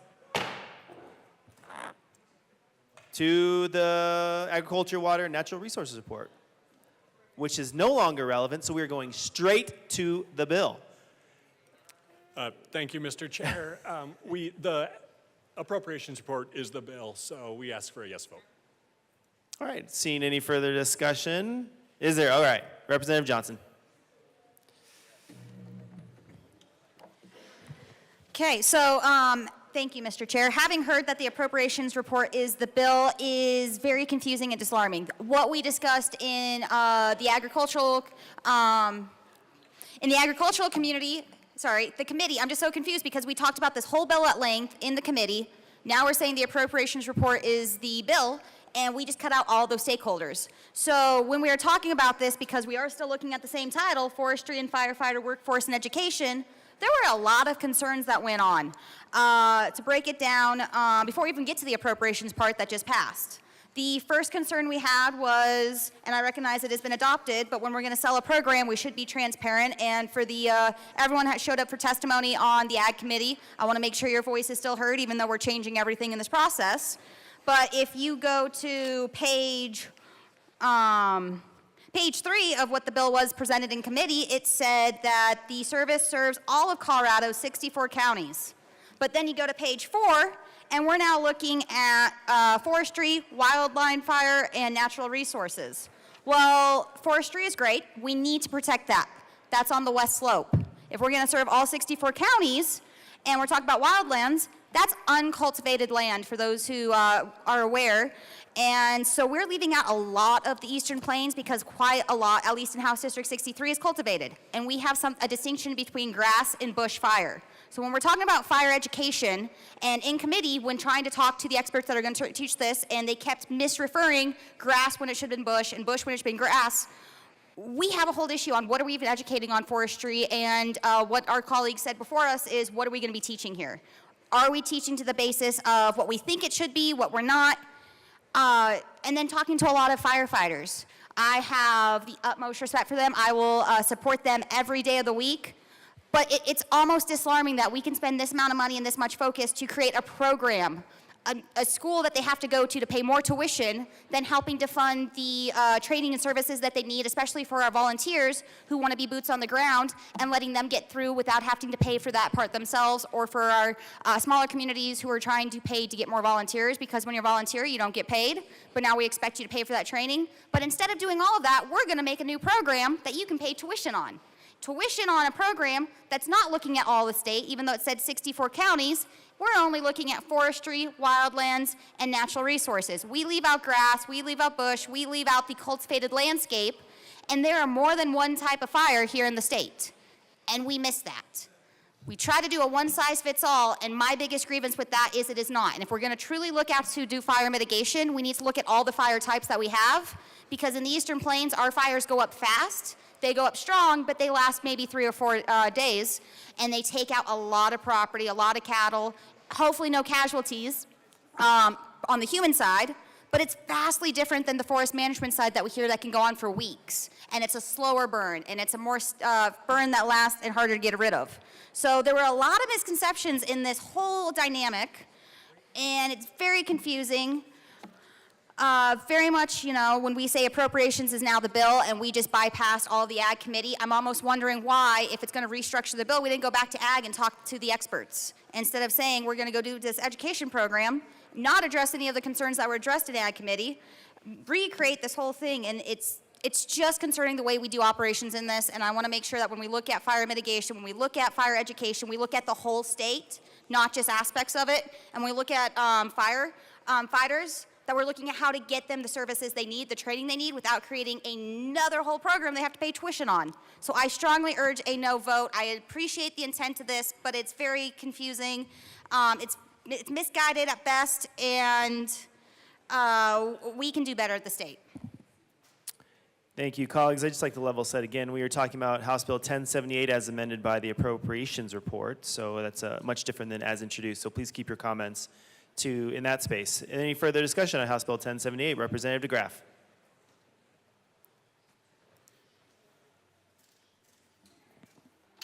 Thank you, Mr. Chair. I just wanted to make sure I was talking about the bill concerning the workforce development and natural resources, and in connection therewith supporting the Colorado Cooperative Extension Service and other government and industry partners in providing career awareness, education, internship, forestry, and health and youth and young adults, authorizing the Department of Public Safety to award grants for basic firefighting certificates and for instructor training, and to develop programs to train instructors and to teach firefighting certificate programs, and to authorize the Department of Public Safety to develop an outreach program to promote and fire services careers. Is that what we're talking about? No, it's as amended by the Appropriations Report, but otherwise would be correct. I will just say as amended, as opposed to reading that all again. Okay, so we are on the same page. I said we are on the same page. I just said I just added as amended. I didn't want to read the entire thing all over again. I didn't want to sheeble that again. So, due to some, with the assistance of some unique and exclusive insight into the Department of Treasury, I have gained this piece of paper from the secret archives of the Treasury that talks about how the legislature is already obligated to pay $662 million to the Unclaimed Property Trust Fund. Kind of tripped up on that trust part, from transfers beginning in 2003. Since fiscal year 13-14, the fund is owed $385 million. Any further diversion of these funds could jeopardize the department's ability to meet statutory obligations. So I'm going to assume, since the sponsor was talking about the appropriations, that, and I'm not 100% sure when this was done, but 21 talks about 38 million, 22 another 46 million, and in 23 another 53 million. Well, let's see, the transfers that I have here, 2013, 2016, 16, 19, and 20. So that does not include the 150 million there, so maybe you could add that to it, and you could say you're at 762, you're at 802 million, $820 million. So you're 820 million out of 1.4 billion. Billion's a lot, but it's still over half. It's over half of the trust fund. So, and that's money that's outstanding. So it's kind of difficult to say that this is a, now I do agree that this is nothing normal, nothing new. You know, we're referring to this as reaching into the back pocket, but now through trying to get rid of the taxpayer Bill of Rights and just in general raising taxes and fees, reaching into the front pocket, reaching under the couch cushions, reaching into the bank accounts, the General Assembly has to stop looking for ways to shake down the citizens of Colorado. Now, that doesn't mean this isn't a good idea, but we need to prioritize our priorities. If this is a priority, then let's make this a priority. Let's prioritize it. I'm still looking at, like, we talked yesterday about the citizens of Colorado, you're looking at taking $58 billion out of the economy for retrofitting, for green. And not only taking that, but that's money that's just being removed from the economy via basically penalties, but we spend over $100 million. We spend $100 million on propping up our green oligarchs for no benefit whatsoever. 1/2 of one drop in 20 Olympic-sized swimming pools full of drops. That is maybe your theoretical benefit. Yet we spend $100 million, and then we come back to here and we tell the citizens of Colorado we need to dip into a trust fund because the General Assembly is unworthy of being trusted in the regard of keeping money. So since the General Assembly can't be trusted with money, we're dipping into our emergency funds, and the emergency funds are the majority party that's in control that can't separate ideology from need. So, and I can't even get really into the substance of the bill, which has been replaced, but just by some of the definitions, this starts to feel like a really good idea as emotional bait on the hook for for the citizens, for the General Assembly to take all the way up to the sinker just for the sake of depleting the unclaimed property trust fund. It feels like we're looking for a way to deplete the unclaimed property trust fund. It's a feeling. It's not a statement. It's not questioning. It's just a feeling that we're looking for these things. We're looking for ways to tap there for reasons that we need to bypass the taxpayer Bill of Rights. We're looking for reasons to justify violating the trust that was put in the General Assembly. Now, I think now with the unclaimed property trust fund, it was just all voted to bring into the state level so that it would be at a higher level of trust than at the community or at the county level. And now there's other bills that are on the table to bring that and make that unclaimed property trust fund something that goes away. So Colorado, if you're listening, get online, find that unclaimed money and get it, because the General Assembly is trying to get it. They've taken over half of it already. They've taken half, and they're looking to take more. And then the justification for taking more is the fact that they took more beginning. They took it at the onset. They've taken it year after year. And so that becomes the justification for taking more. So the violation of trust becomes the justification for further violation of trust. It's not a matter of whether this program is good. I'm just going to assume it is good. I'm assuming it is good, but we need to prioritize our priorities. We need to, if this is an important thing for the health, safety, and welfare of the citizens of Colorado, we need to fund it before we fund our ideological idiocy like the green energy stuff. That benefits nobody except somebody who has their investments heavily in it. So I can't vote for a bill because I'm not really voting against, I'm not even voting against the bill, whatever the bill is after it's been replaced by, again, multiple things. I'm voting against the funding mechanism for this bill. Voting against the funding mechanism. There's probably some problems that I have with the bill itself. I don't know that this is a place that the government needs to be involved in. We need to start pulling ourselves out. We have the potential for excise tax, but we've eliminated, for severance fees, not excise tax. We have the ability to fund all these things with all these wish lists with severance taxes. Yet we leave the material in the ground as part of the ideological idiocy that is putting a priority on, it's putting a priority on hurting the citizens of Colorado for absolutely no purpose whatsoever. And then we come to the people of Colorado and say, we are crushing you under mountains of debt. We're eliminating your ability to pay for them. And then because we need still more of your money, we are going to take more of your money under the coercion of force. And that is the benefit that you have in being in Colorado, that the state of Colorado will not stop coming after you under the threat of force.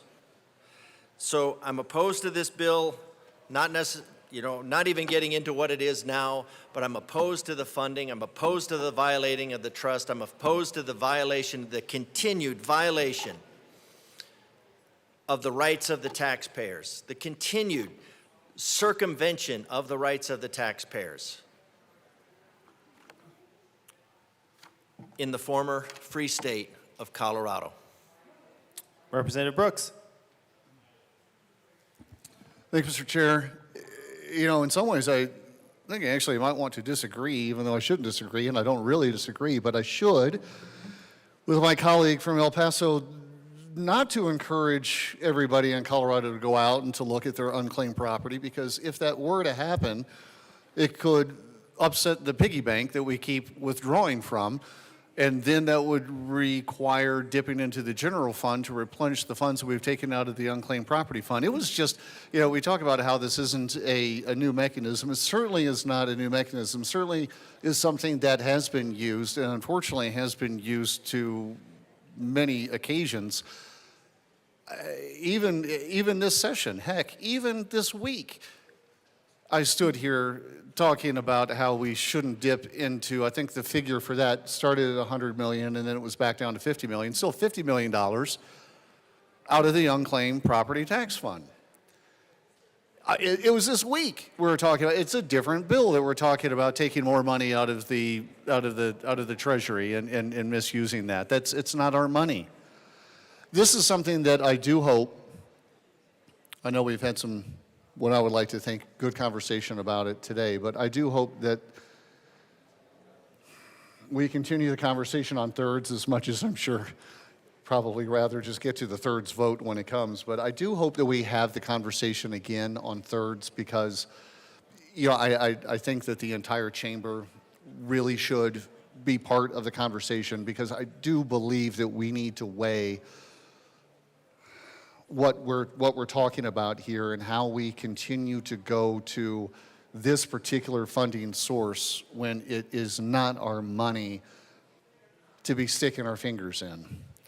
I understand the pushback on any sort of inference that this is a magical piggy bank because I have never heard it referred to as such from bill sponsors or anybody else. However, I believe that that term gets put into play because it just seems like that's what we're doing. It seems like we are continuing to go to a source that we ought to know better to go to, but yet we still do because I know we're limited in choices with how to come up for funding. But this goes back to something I was talking about earlier, to a different bill earlier just today, about how the town of Castle Rock, as much as I hated to do it, I had to side with the town staff when supporting a 0.2% retail sales tax increase, specifically to fund public safety items, to bring in more police officers, to bring in more firefighters. Our firefighting department, Castle Rock Firefighting, will work on, of course, the residential fires, but they work outside of Castle Rock, outside into the unincorporated areas of Douglas County. And even within Castle Rock, those areas that have a heightened risk of wildfire incidents. We work in those areas. We ensure that those areas are covered. And we do that by smart budgeting and by smart budgeting mechanisms within our town. And I don't know that we need to be going to a mechanism like this when it's not our money. Castle Rock residents said yes. we feel like this is important enough that we're going to pass a 0.2% retail sales tax increase, something that is not taken lightly, I'm sure, but we knew that that was something that we needed to do. Tapping into this fund is not the right mechanism. I do look forward to a similar discussion on thirds, where we can hopefully all be involved and look at the potential impact, the negative impact of this. I will, for what it's worth, of course, ask for a no vote right now. Thank you. Is there any further discussion on House Bill 1078? Seeing none, the question before us is the passage of House Bill 1078. Listen up, y'all. All those in favor say aye. All those opposed say no. The ayes have it yet again. House Bill 1078 passes. Mr. Schiebel, please read the title of House Bill 251079. House Bill 1079 by Representative Story, also Senator Weissman, concerning the scope of the Independent Ethics Commission's jurisdiction over ethics complaints against local governments and in connection therewith expanding the Independent Ethics Commission's jurisdiction to include school districts and special districts. Representative Story. Thank you, Mr. Chair. I move House Bill 1079 and the Appropriations and Transportation Housing Local Government Committee reports. That is a proper motion to the Appropriations Report. In the Appropriations Committee, they appropriately appropriated an appropriation. Is there any further discussion on the Appropriations Report? Seeing none, the question before us is the passage of the Appropriations Report. All those in favor say aye. Aye. All those opposed say no. The ayes have it. The Appropriation Report passes. To the Transportation Report. Thank you, Mr. Chair. In the Transportation Local Government Committee report, we passed a clarifying amendment to the bill and drum roll please, and we have an amendment to the committee report. You just hand them. Representative Richardson. Yeah, hand them the packet. I move L005 to the Transportation Housing Local Government Committee report and ask that it be properly displayed. That is a proper motion. And Amendment L5 has been properly displayed. To the amendment. In this amendment is striking two lines out of the committee report that stated that this bill would expand the jurisdiction within existing appropriations, and we are taking that out. Is there any further discussion on Amendment L5? Seeing none, the question before us is the passage of Amendment L5. All those in favor say aye. Aye. All those opposed say no. The ayes have it. Amendment L5 passes. To the Transportation and Housing Report, Representative Story. We just urge passage of the Transportation Housing Local Government Committee report as amended. Any further discussion on the Housing or Transportation Housing Committee report? Seeing none, all those in favor say aye. Aye. All those opposed say no. The ayes have it. The Transportation Report passes. To the bill, Representative Story. Thank you, Mr. Chair. House Bill 251079.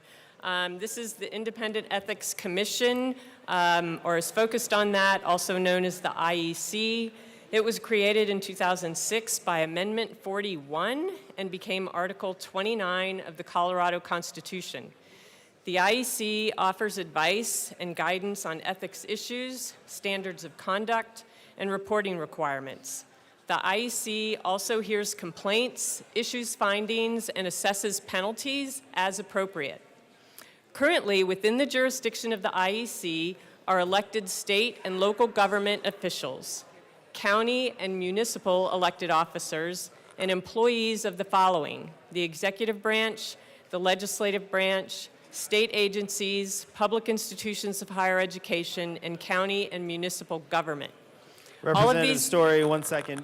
Colleagues, if you could please take your conversations to the side so we can hear our good colleague, Representative Story, present this bill. Representative Story. Thank you, Mr. Chair.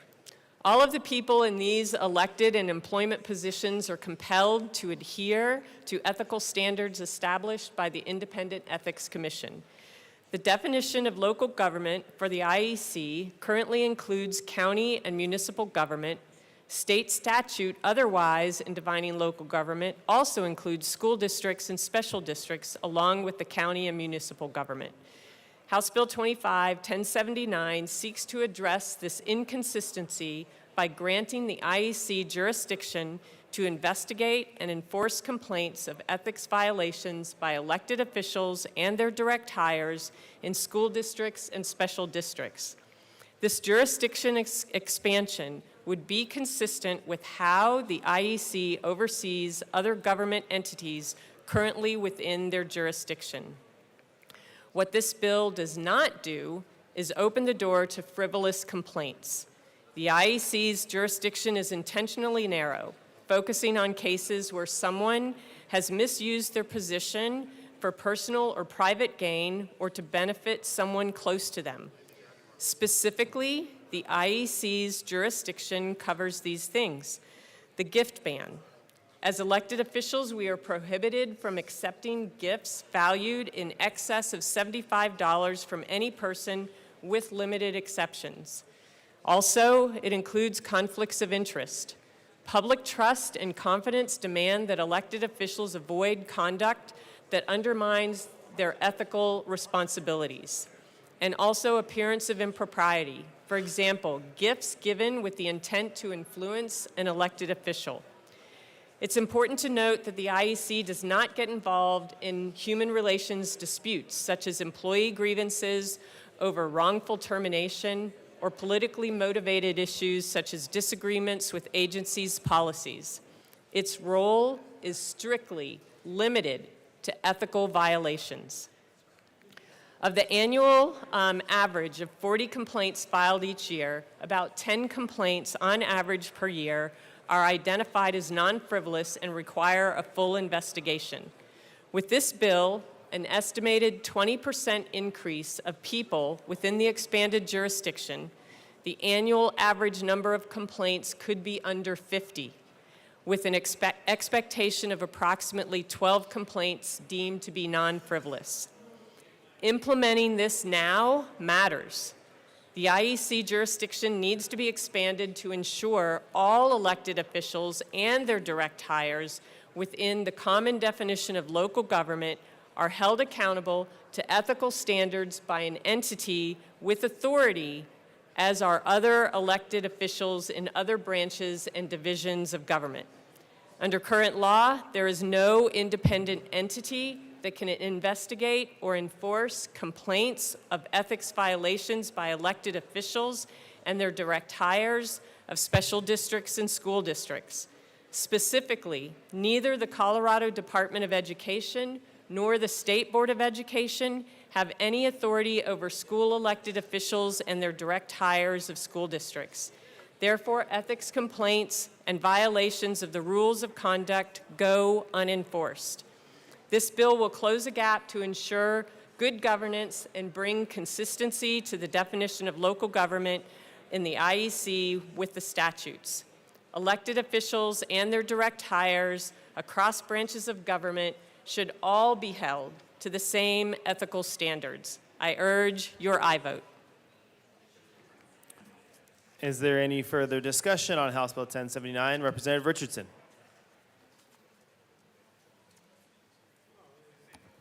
Thank you. I appreciate the opportunity to speak, Mr. Chair, and I appreciate the issues that this bill was offered for. I think we all want to see ethical and proper conduct in our elected officials, no matter where they serve.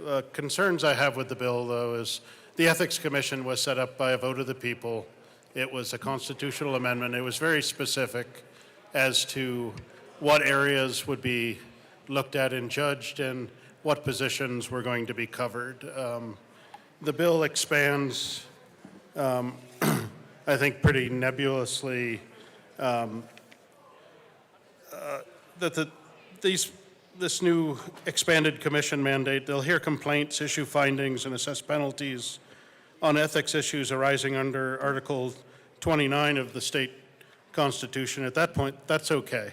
but then it adds the words "and other standards of conduct and reporting." That's pretty nebulous and could lead to a tremendous expansion of what they're looking at. The other real issue here, I think, is by expanding this mandate, there may be only 20% more people specifically covered, those that actually serve on boards and their direct reports, not every employee of the local governments or districts that have been brought into this.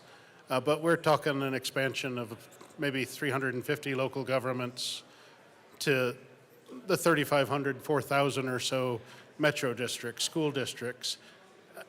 And there are ways already in place, either through recalls, these smaller governments that are close to the people actually hearing from their neighbors at board meetings if they're upset. But the potential that policy disagreements are going to turn into complaints of ethics violations that probably won't get through a screening process, but that screening process to get there is going to be extensive. I think there's a lot more workload being put on the staff of the Ethics Commission than this envisions. Having served for the last 8 years as a county commissioner, I can tell you I had 2 frivolous complaints made against me, and they took quite a bit of effort just to explain and provide the information that was needed for a ruling to be made that it was frivolous. One was, as a county commissioner, I sat on the board of Colorado Technical Services, Inc. It's the pooled insurance pools for the counties. To sit on that board, you have to be a county commissioner. I had a citizen that made a complaint that it was a violation of ethics. It was to serve as a county commissioner who voted on who our insurer was and to sit on the board of our insurance pools. That took hours and hours of legal work by our insurer and their attorney just to assemble all the documentation for bylaws, the conflict of interest statements that had been signed over the years, et cetera, just to get a ruling about 6 months later that it was frivolous. Had another one. As a county commissioner, you make land use decisions. My wife happens to be a realtor. Had somebody who felt that that was an ethical conflict of interest and I shouldn't be able to hear land use issues. That one I never knew about. It was probably deemed frivolous. I only knew about it because the actual petition that was made to the Ethics Commission was made public by the person who put that out there. And I think we're going to see a lot more of that. During committee, we heard a lot of folks that have policy disagreements with the directions of their local school board. The fact that they were there in that hearing to me indicates that there's folks out there that are ready to submit ethics complaints when there's a disagreement over policy. We heard some folks from metro districts that weren't happy with what their metro districts were doing.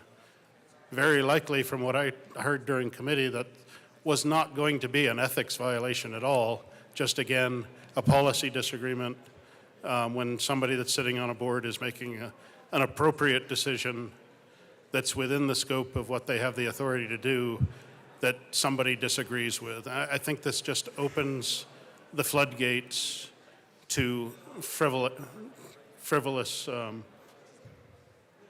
submissions of ethics violations, and there may be a very small number that goes all the way to the commission for decision. That might be a very small incremental change, but I think there's going to be a huge amount of complaints made that are going to have to be sorted through and investigated just to determine if they should go forward. So I think where we're sitting right now with the Ethics Commission looking at what the people voted for and structured to do that is the right way to do this. We've got right now a system that takes 1.5 years, 2 years, sometimes longer than that to come to a decision. That's going to get bogged down even further. If we want people to have some trust in government, when they make a complaint and perhaps 3 years later they finally get an answer, that's going to reduce confidence even further. There's got to be a better way than doing this, and I'm absolutely not making any argument that people should have a free rein and not have to act appropriately and in the best interest of the people they serve, but I just think this is the wrong tool and it's going to be abused. So I would urge a no vote. AML Winter. Thank you, Mr. Chair. My colleague did a very good job explaining some of the concerns that I have, and I won't belabor that point. The issue I have is with the FTEs. JBC was very clear about not adding FTEs to this program, and I think what's going to happen is when you add that many metro districts, school districts, and special districts into this, that it's going to create more work, and more work is going to create the need for more full-time employees. And like I said, the JBC's been very clear, especially on this specific issue, that we can't keep adding FTEs with the budget constraints that we're under. And as we open it up to more people, means more complaints, means more administrative work, which means more employees. So for all the reasons that my colleague stated before and the fiscal side of this, I have to be a no vote, and I urge you to do the same. Representative Story. Thank you, Mr. Chair. I'd just like to address some of the comments that were just made by colleagues. The bill is addressing conflict in state statute on local government and how it's defined. In the section of statute regarding Amendment 41, it does not contemplate school districts and special districts as being part of local government. However, the definition within statute in other places does always include local government. I mean, in the local government definition includes school districts and special districts. So this is satisfying that inconsistency in the definition. Also, this is not a constitutional change. We have discussed this before. This is not changing the Constitution at all. It is in fact a statutory change. In the Section 9 of Article 29 of the state constitution states that legislation cannot limit or restrict the provisions of Article 29, and no constitutional provisions prohibit the General Assembly from enacting legislation to expand the jurisdiction. And House Bill 1079 would expand the jurisdiction of the IEC, not restrict it. House Bill 1079 is simply applying existing constitutional law from Article 29 to a new class of people, and nothing in the Colorado Constitution appears to prohibit the General Assembly from doing that by enacting statute. Additionally, even while we are expanding the jurisdiction of the IEC, nobody that would be included in the expansion, nor anybody that currently is within the jurisdiction, should have any worry about complaints filed to the IEC unless they're being unethical. If you are not being unethical as an elected official or as a hire or a staff member within the jurisdiction as it exists, as long as you are being ethical, you have nothing to worry about. Can complaints be filed? Yes, of course. But those frivolous complaints are dismissed without deep investigation because it can be determined by looking at the complaint itself in many cases as to whether this is a complaint that is frivolous or non-frivolous. So I continue to urge an aye vote on this so that we can ensure that all local government officials and elected officials across the state are considered to be part of the jurisdiction for the IEC, and I urge an aye vote.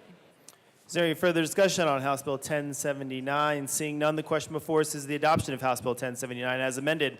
All those in favor say aye. Aye. All those opposed say no. House Bill 1079 passes.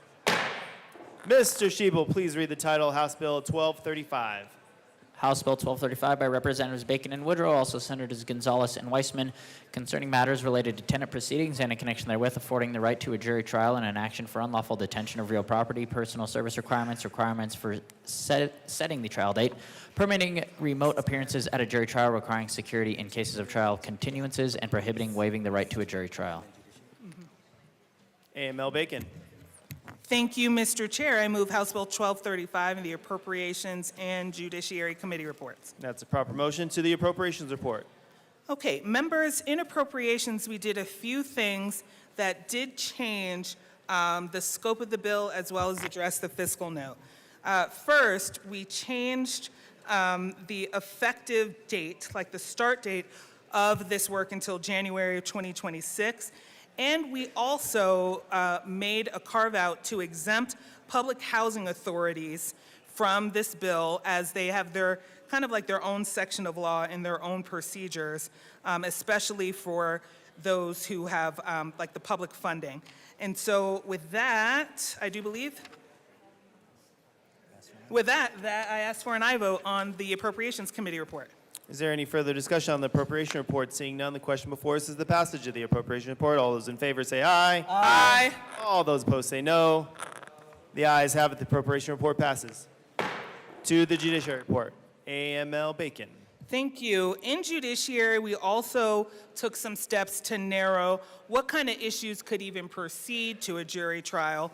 And so primarily we said any issues where we are asserting equitable defenses or there are no disputes to any material facts. So that means there are no disputes if you paid rent or not. For example, those types of cases will not move forward. So again, we narrowed the bill to say there has to be a material issue of fact, and that is you need to dig into it, you need to prove it in order for people to determine if that happened. Those are the only types of cases that can go to a jury. Again, an example of that is, if the warranty of habitability was breached. And with that, members, we ask for an aye vote on the Judiciary Committee report. Is there any further discussion on the judiciary report? Seeing none, the question before us is the passage of the judiciary report. All those in favor say aye. Aye. All those opposed say no. The ayes have it. To the bill. AML Representative Woodrow. Thank you, Mr. Chair. Good afternoon, colleagues. It is an honor to stand before you alongside the Assistant Majority Leader to present House Bill 25-1235, Jury Trials in Eviction Proceedings for Possession. Friends, we're here because some courts in Colorado, there is confusion as to whether tenants facing eviction are entitled to a jury trial when only possession, not monetary damages, are sought. When money is sought, there's a right to a jury. When no money is sought, just possession, there is confusion. Back in October 2024, the Colorado Supreme Court issued the now withdrawn Bermudez decision, wherein the majority explained that yes, indeed, Colorado law, specifically Colorado Rule of Civil Procedure 338A and Colorado Revised Statute 1340-115, subsections 1 and 2, allow for jury trials in such instances. So, why are we here? Well, the Bermudez decision was withdrawn after it came to the Colorado Supreme Court's attention that one of the factual predicates in the case was off regarding the method of service. So, it's unclear. And when the law is unclear, we get inconsistent application. Now, we understand the argument that this could overburden the courts by delaying FED, that's forcible entry and detainer cases, by gumming up the system. The Colorado Supreme Court explained away these concerns in the Bermudez decision itself. As the court noted, over 25 states already allow for jury trials in these instances, and many of them have higher eviction rates than Colorado. To quote paragraphs 83 and 84 of the decision, as for the concerns that a jury trial right is, quote, ripe for abuse, unquote, as a delay tactic, Mercy Housing fails to explain why our county courts are ill-equipped to handle the few cases that may arise in bad faith. Indeed, county courts may reach for any number of tools in their procedural toolbox. Following a pretrial conference, the court may enter judgment or issue a dismissal order, citing Colorado Rule of Civil Procedure 316.5b, suggesting a summary judgment-like power if there is no genuine dispute of material fact. County courts may also grant default judgments and judgments on the pleadings, citing Colorado Rule of Civil Procedure 312.5d, 355b. Issue sanctions under Colorado Rule of Civil Procedure 311b, and order parties to, quote, give bond or other security if they request a trial delay longer than 5 days. That's CRS 1340-114. The Supreme Court continued, in sum, we fully recognize that our ruling today may make things more challenging for our county courts, but we cannot disregard the law. Instead, we must faithfully apply the law, and heeding this admonition, they decided to find a right to a jury trial. Like I said, that decision ended up being withdrawn because of a mistake in a factual predicate. As a final note, colleagues, the 7th Amendment to the United States Constitution, which doesn't really apply to Colorado, but it says Yeah, we're one of 3 states where that's the case. It guarantees everyone the right to a trial by jury in civil cases over $20. Under the United States Constitution, everyone has a right to a trial by jury in civil cases over $20. It defies reason that this right would not apply when someone's house is on the line. We ask for an aye vote.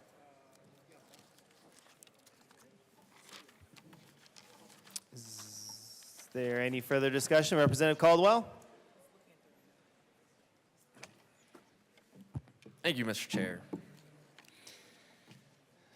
Mr. Chair, I move L006 to House Bill 1235 and ask that it be properly displayed.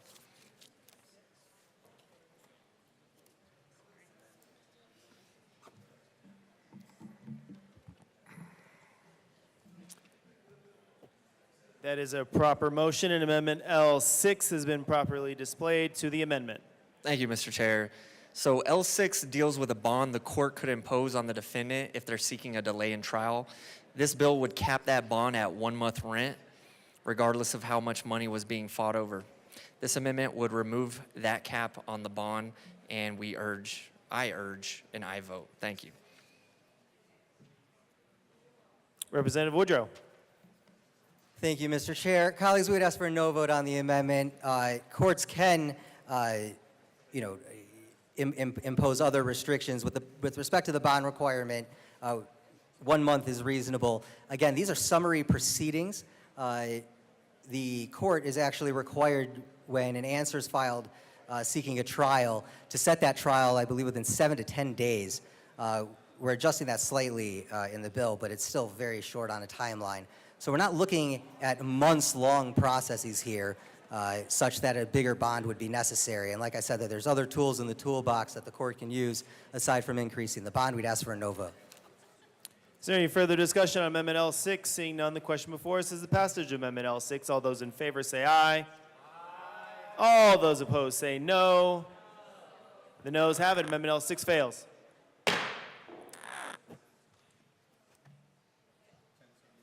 Representative Armagost. Okay, thank you, Mr. Chair. Oh, I don't know. So,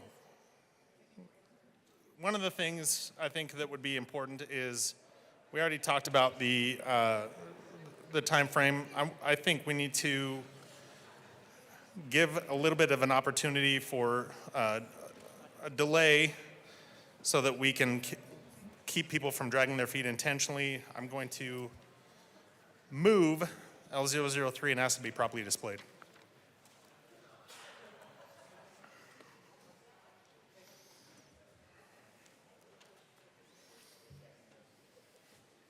That's a proper motion. Amendment L3 has been properly displayed to the amendment.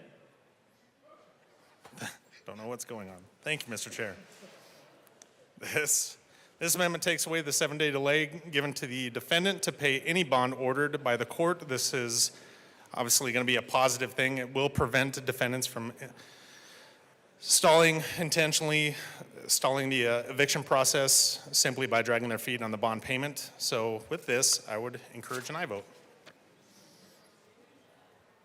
Representative Woodrow. Thank you, Mr. Chair. We would ask for a no vote on the amendment. Folks, this paragraph essentially gives the tenant 7 days to come up with the bond. Going and getting a security bond in a court case isn't as simple as making a couple phone calls. It oftentimes takes several days, and this affords 1 week. A shorter time period would probably end up in a lot of folks just simply being unable to cobble it together in time given the process. We would ask for a no vote. Is there any further discussion on Amendment L3? Seeing none, the question before us is the passage of Amendment L3. All those in favor say aye. Aye. All those opposed say no. The noes have it. Amendment L3 is lost. Representative Woog. Thank you, Mr. Chair. I move L005 to HB 1235 and ask it to be properly displayed.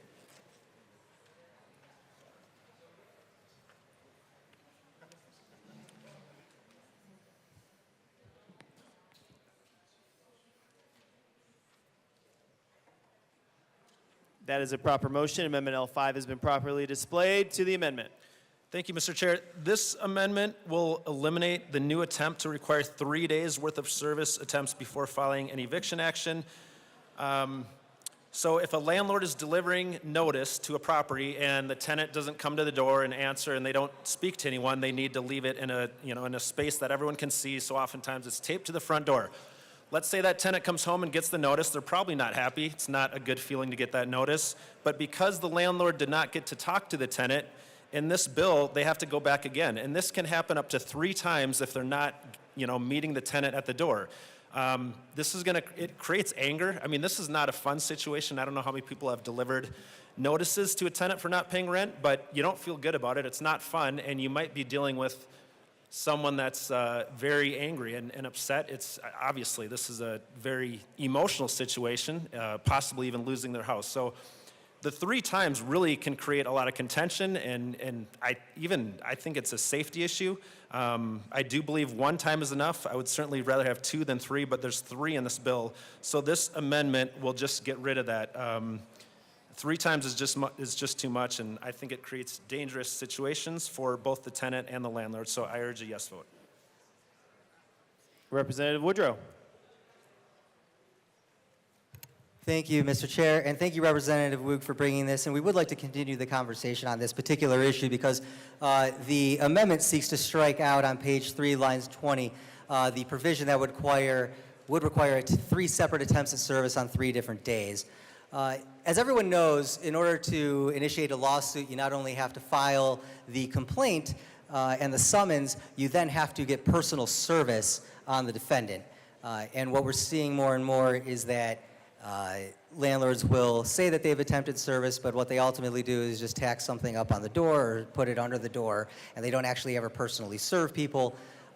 We want to make sure that they're actually making diligent efforts at service before just coming to court and finding the person in default. We are willing to have further conversations on this, Representative. We are willing to have further conversations on this. We're going to talk to our people. If there's some middle ground that we can reach, we're happy to have that conversation, and so we'll keep talking about that. But we would ask for a no vote in the meantime. Representative Woog. Thank you, Mr. Chair, and I appreciate that. And I mean, truly, it's in my experience as a former property manager, and I understand, a lot of times they don't want to answer the door. They might know why you're there. They might see a carrying pass. So it is a real issue, and that's why I bring this up, and I appreciate that you're looking into that. Thank you. Is there any further discussion on Amendment L5? Seeing none, the question before us is the passage of Amendment L5. All those in favor say aye. All those opposed say no. The noes have it. Amendment L5 is lost.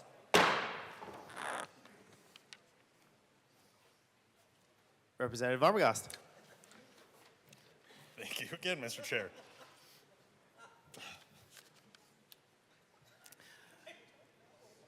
I'm just going to go with that. I move L4 and ask to be properly displayed.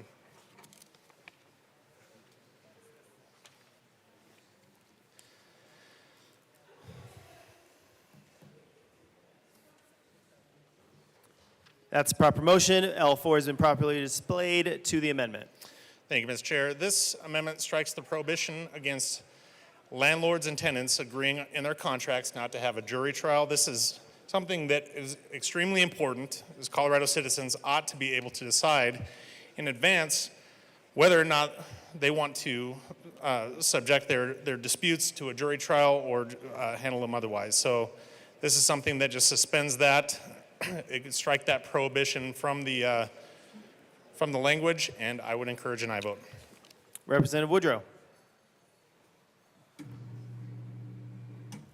Thank you, Mr. Chair. Colleagues, we would ask for a no vote. House Bill 1095, I believe it was 231095, is what originally amended 3812-801 3A to include the prohibition on waivers of rights to a jury trial, and I think through the process or a separate bill, we added in a carve-out allowing landlords to put in lease agreements a waiver of the right for a jury trial and a hearing to determine possession. The reason that language needs to come out is that these are take-it-or-leave-it agreements. There is no negotiation, really, at least in Colorado, with respect to landlord-tenant leases. Most of these leases are form leases. They are drafted by the National Apartment Association with tweaks or tailors to Colorado law specifically. They don't always get it right, but they certainly make an attempt. The thing is that most landlords use that same form lease, and they present it to the tenants on a take it or leave it basis. So you are able to negotiate potentially the price of the rent, but you're not able to negotiate the substantive terms. And that has been, pretty much industry practice for the last several years. We've seen that in the courts.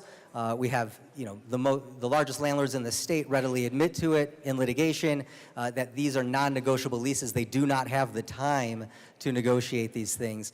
So we would ask for a no vote on this amendment, but we do appreciate the spirit in which it is brought. Thank you. Any further discussion on Amendment L4? Seeing none, the question before us is the passage of Amendment L4. All those in favor say aye. All those opposed say no. Amendment L4 is lost. To the bill, Representative Woodrow. Thank you, colleagues. Thank you for the discussion. It is important that tenants in this state have rights. It's important that landlords in this state have rights. Everyone in this room should understand the power of juries. It is uniquely American. Tocqueville wrote about juries and how important they were to the American experiment. The idea that private parties can have a dispute and they can be resolved by citizens that we actually select through voir dire, off the street, through summons. They come in, they take the process very seriously. It is so ingrained in the American process of jurisprudence that it does not make sense to deny our poorest, most disadvantaged residents in the state those rights which we all seemingly enjoy. I know that it seems, sometimes to some folks in the building and outside the building that we pass things that make it harder to evict folks. I want to be clear. The average number of evictions filed in Colorado every year is about 40,000 and going up. Okay? Evictions have not slowed down one bit, and most of those are filed by a single law firm. We would ask for a no vote. We would ask for a yes vote on the bill, and thank you for your time. Mel Bacon. Thank you, Mr. Chair. I do want to thank my co-sponsor and thank you all for the conversation today. I look forward to continuing those to figure out some adjustments we can make. Members, again, this bill comes to us because we're finding inconsistency across the state. Depending on your judge or judicial district, you may be able to pursue a jury trial or not.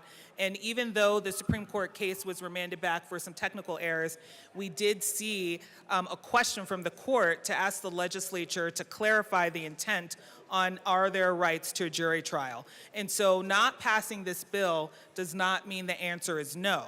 Not passing this bill means it's still an unanswered question. And with that, members, again, we wanted to respond to the court's question.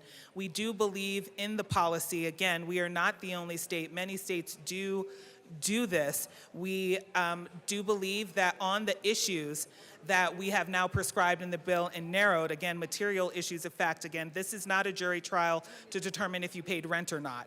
This is a jury trial to determine if the apartment was habitable, for example. And that is something we believe that reasonable people, AKA jury of peers, should help determine.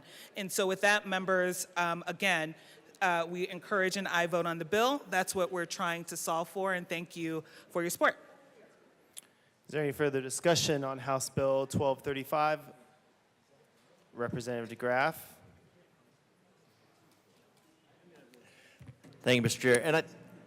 And we're coming back to this all the time. I think at some level we need to let some of these bills sink in and see what's there. See how this affects the market. We have our rental markets. People talk to me about the rental markets, and they have houses, they have properties. They're just afraid to rent them. And that's not a great place to be. Or they're selling them, and they're selling them to corporate entities, and then the body complains that these homes are largely owned industrial, and these laws that we keep making make it more difficult. Now, I do understand, this is a house. This is somebody, this is not their home necessarily. I mean, because this is a contract. You have a contract between two people. You have a property. And I think sometimes I think a lot of times, we have that this body starts with besides the abolition of private property, but it starts with the idea that whoever owns property is somehow a criminal and is overcharging for rent. But when you're looking at no person shall be deprived of life, liberty, or property without due process of law, if somebody's not paying their rent or if somebody's violating the terms of the lease, it's the landlord that's actually being deprived of property. And if you take that opportunity away, so I don't know, I just see that yes, we want to make sure people are housed, and that's what landlords want to do. Landlords want to make sure that people are housed. They just want to make sure that they are not unhoused by allowing other people to be housed. And this onslaught of legislation, year after year, bill after bill, is continuing to erode the confidence that landlords have in the market. Now, whether it's your intent or not, the citizens of Colorado, the landlords of Colorado, feel that they're under attack. And it's not because they don't like renters. Their entire business, they're landlords. Their business depends on renters. They want renters. They just want renters that rent, pay on time, take care of the property. Don't destroy the property with pets.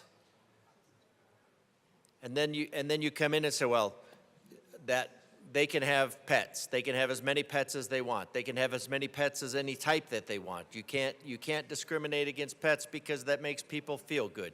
You can't charge them a pet rate for their herd of pets. You have to allow that. You have to allow them to, and then relying on the state. The bill last year relied on the state, put in $160,000. Figured that's the most damage that might occur across all of Colorado for all of the pet damage. So as to remove that responsibility from the people who are renting. So it's removing responsibility. So you talk about, the sponsors are talking about, that they have a right to be housed, essentially, but there's no reciprocal responsibility here. And all of this onus is continually put on the property owners, the people who are renting the property out. They're the ones taking the risk. If somebody is renting, they're renting so as not to take the risk. That means they can leave. Now, if you want to have a really good market,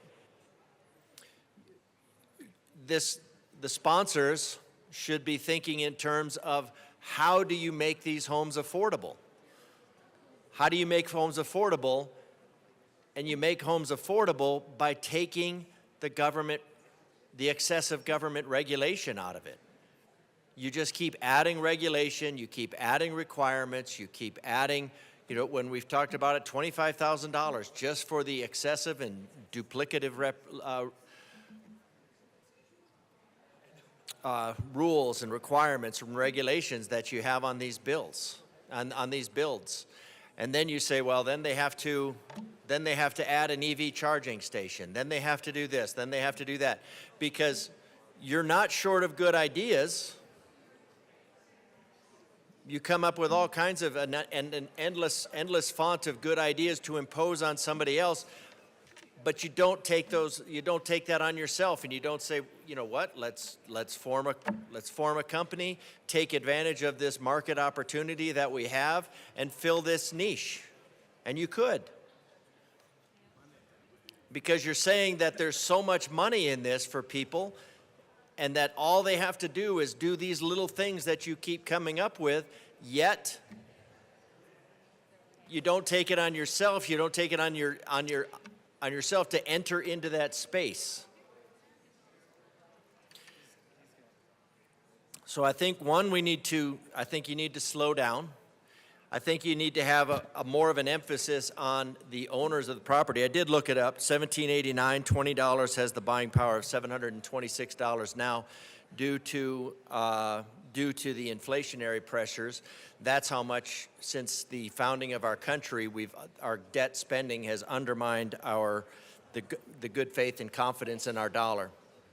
So I'm a no on this bill. I think we need to get back to representing. If we want a good, thriving economy, you need lots of jobs. You need lots of income. You need lots of. That all comes down to your energy policy, which you're 100% committed to killing. And this is a fallout. So this is just another attempt to smooth over the symptoms of bad policy across the board and try to ameliorate the effects of bad policy. So I'm against adding policy to cover for bad policy. We need to undo the bad policy and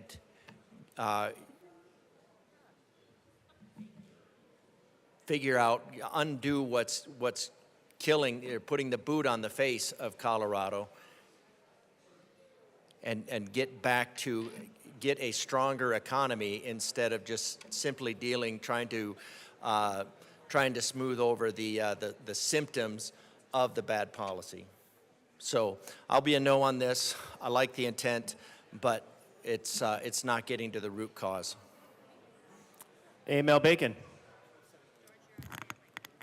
Thank you, Mr. Chair, and thanks to our colleagues. I do know that we're still having some conversations, but I just wanted to say, in regards to part of the narrative and conversation, for what it's worth, pursuing this opportunity is just like how you pursue contract disputes. In order to go to jury trial, first, one has to pay a fee. You just saw one has to put up a bond for the point of, if the case is decided not in the favor of the plaintiff, they will have to pay for that time that the property was not available. And again, the things that we have left to a jury are a matter now of contract disputes, which is where contract disputes usually go. They usually go to jury trials. And so I know that there has been a lot of conversations about landlords and tenants. Believe it or not, there are Democrats who are also landlords, and we have been through this too, right? But what we are doing is equating to contract dispute. Again, to go to trial is not free. It is rather costly. Most of the issues that happen in evictions are whether or not rent has been paid, and that is not what we have said will go to trial. So again, we have a condition in there to address for the amount of the time that someone be remunerated in the event that they win. That's what the bond is for. You have to pay a trial fee, which is like $90 to $100 to even go. And then you have to answer the initial questions so that, you get past summary judgment. And so we understand the concerns. We have taken steps to really narrow what it takes to get here to address those concerns. So I just wanted to be able to offer as much as we could there. So thank you again for the discussion. We are, I think maybe if we get to a place, we'll offer it on third reading, because I can't see where again. So we are working to mitigate some of those things like the service as well. So thank you all. We urge an aye vote on the bill. Is there any further discussion on House Bill 1235? Seeing none, the question before us is the passage of House Bill 1235. All those in favor say aye. Aye. All those opposed say no. The ayes have it. House Bill 1235 passes. Mr. Schiebel, please read the title to House Bill 1278. House Bill 1278 by Representatives Burton Lukens, also Senators Kirkmeyer and Michelson-Janae, concerning modifications to the statewide education accountability system. Representative Lukens. Thank you, Mr. Chair. I move House Bill 1278, the Education Committee report and the Appropriations Committee report. That is a proper motion to the Appropriations report. Representative Lukens. Thank you, Mr. Chair. I move L21 to the Appropriations Committee report and ask that it be properly displayed.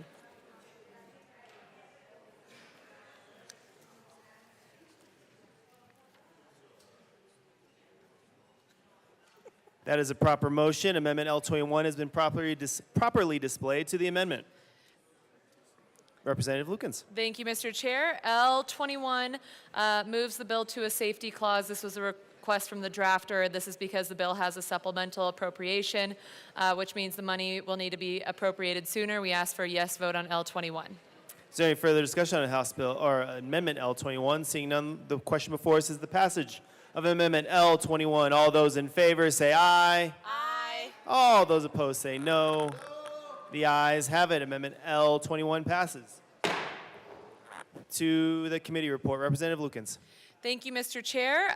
In the Appropriations Committee, we had a number of amendments that cleaned up the amendments that we brought in the House Education Committee. It also, L18 that we brought required CDE to utilize its existing resources to support all schools on the accountability clock and allow CDE to submit test results as soon as practical.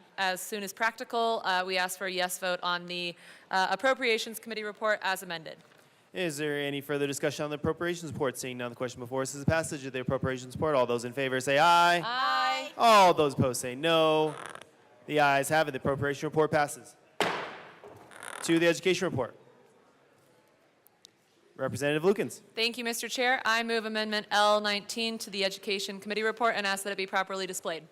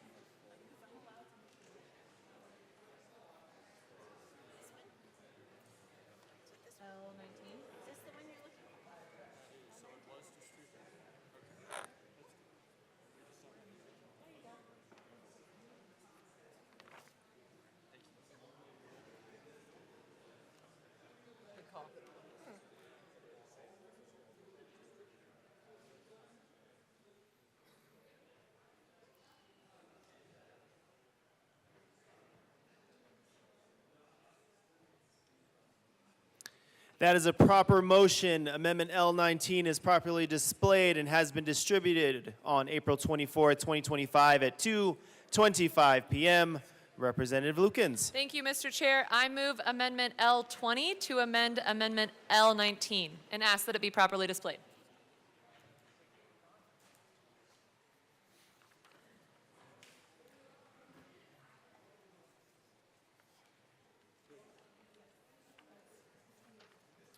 That is a proper motion. Amendment L20 has been properly displayed. Representative Lukens. Thank you, Mr. Chair. L20 is a technical amendment to L19, and I ask for a yes vote on L20. Is there any further discussion on Amendment L20? Seeing none, the question before us is the passage of L20. All those in favor say aye. Aye. All those opposed say no. The ayes have it. Amendment L20 passes. To Amendment L19, Representative Lukens. Thank you, Mr. Chair. L19 makes a technical change to the PWR section of 1278. It is the amendment that was discussed with the House Education Committee. This amendment was highly stakeholdered and brought all stakeholders to a consensus on the transparency of external management partners used during the accountability clock process. It also removes all references to Cora and instead requires external management partners through the contracting process to provide information on the work they are doing for the public entity and the way public funds are being utilized in line with these actions on behalf of the public entity. Do I have to move L19 as amended, or can I just ask for a yes vote? Okay. And with that, I ask for a yes vote on L19 as amended. Is there any further discussion on Amendment L19 as amended? Seeing none, the question before us is the passage of Amendment L19 as amended. All those in favor say aye. Aye. All those opposed say no. The ayes have it. Amendment L19 as amended passes. To the Education Report, Representative Lukens. Thank you, Mr. Chair. In the Education Committee, we brought a large amount of amendments as well. One of the amendments that we brought made changes to the assessment portions of the bill and limited the use of smaller sections of CMAS to just students with IEPs or 504 plans. We also brought amendments that changed the accreditation calculation methodology portions. We also brought an amendment that reformed the post-secondary workforce readiness section. We ask for a yes vote on the Education Committee report. Is there any further discussion on the education report? Seeing none, the question before us is the passage of the education report. All those in favor say aye. Aye. All those opposed say no. The ayes have it. The education report passes. To the bill, Representative Byrd. Thank you, Mr. Chair. Members, I am so thrilled to be joining my wonderful colleague here to present this bill to you today. So just, members, so you understand, this bill is the product of about 5 years worth of work and stakeholdering amongst the education community. The first formal piece of work that tees up what we're looking at today was passed in 2021, which required an audit to take a look at our state's system of accountability, how we hold our public schools accountable, and take a look at the tests that we make our kids take and assess whether those tests actually are improving education for our kids and improving our schools in service of our kids' education. The work we did informed the next bill that we brought, which was a bipartisan effort with Madam Minority Leader Puglisi, which I was so honored to work with her on, which then created a task force. That task force was given the charge to look at the results of the audit report that came forward and give us recommendations. What should we do with the findings of this audit? Which then leads us to the bill you have before you today. In 2025, this is a bill implementing the recommendations that were put forward by this task force. Just put very broadly, we have a work product that came from 26 members on a stakeholder group representing all viewpoints, whether it's educators, school executives, superintendents, parents, PTOs, advocates, charter schools, district schools, innovation schools. We had everybody's viewpoints represented. All of these people participated in over 150 hours of meetings to create 30 unanimous recommendations to reform the K-12 accountability system. I will say that in light of our state's fiscal circumstances, we are unable to pay for all of those recommendations. So the bill you have before you today is what we are able to do this year. And very broadly, we are doing incredible work to make sure that we're encouraging better participation in test taking, making sure that if we don't have students taking the tests, we don't have an idea of whether they're growing. We are also making the accreditation system more fair as between various districts and schools. We are providing some of these recommendations ensure that our school districts that might be struggling are given better supports earlier in the process. So if they need help to change course and do better by our kids, they get that support earlier. And also we are reforming the measures that our school districts and schools are judged by when we look at whether they are best serving our kids. Post-secondary workforce readiness, college readiness, college attendance and enrollment, whether kids are getting jobs afterwards. So many different measures so we are not just stuck on high-stakes testing. So with all of that, I'm very excited to bring this before you and would ask for a yes vote so we can get busy helping our schools so that they can do better in service of our students and their education. I ask for a yes vote. Representative Bradfield.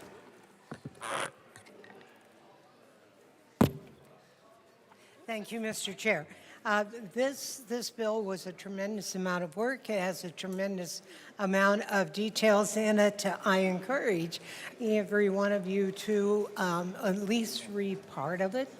I especially am appreciative of that education doesn't stop at 12th grade and that we have to consider kids who do not fit into a college education and that the technical fields are certainly needed and we need to promote those.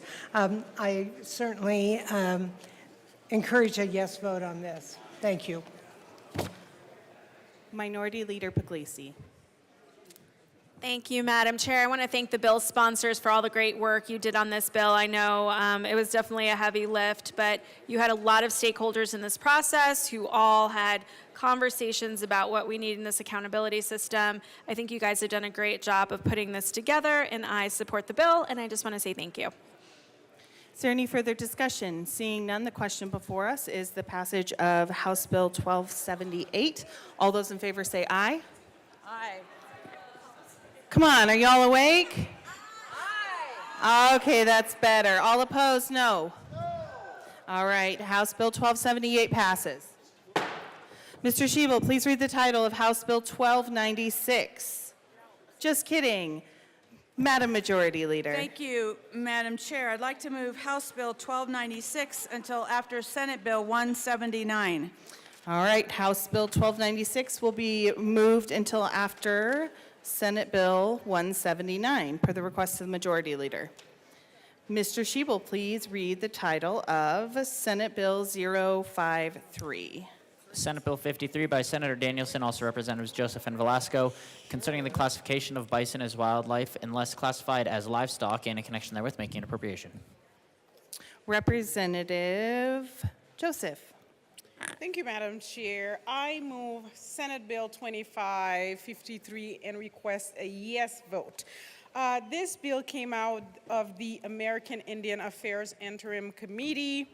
It's a great bill, and what it does, the bill classifies bison as big game wildlife unless it is livestock, and it makes it illegal to hunt them unless it is authorized by the state.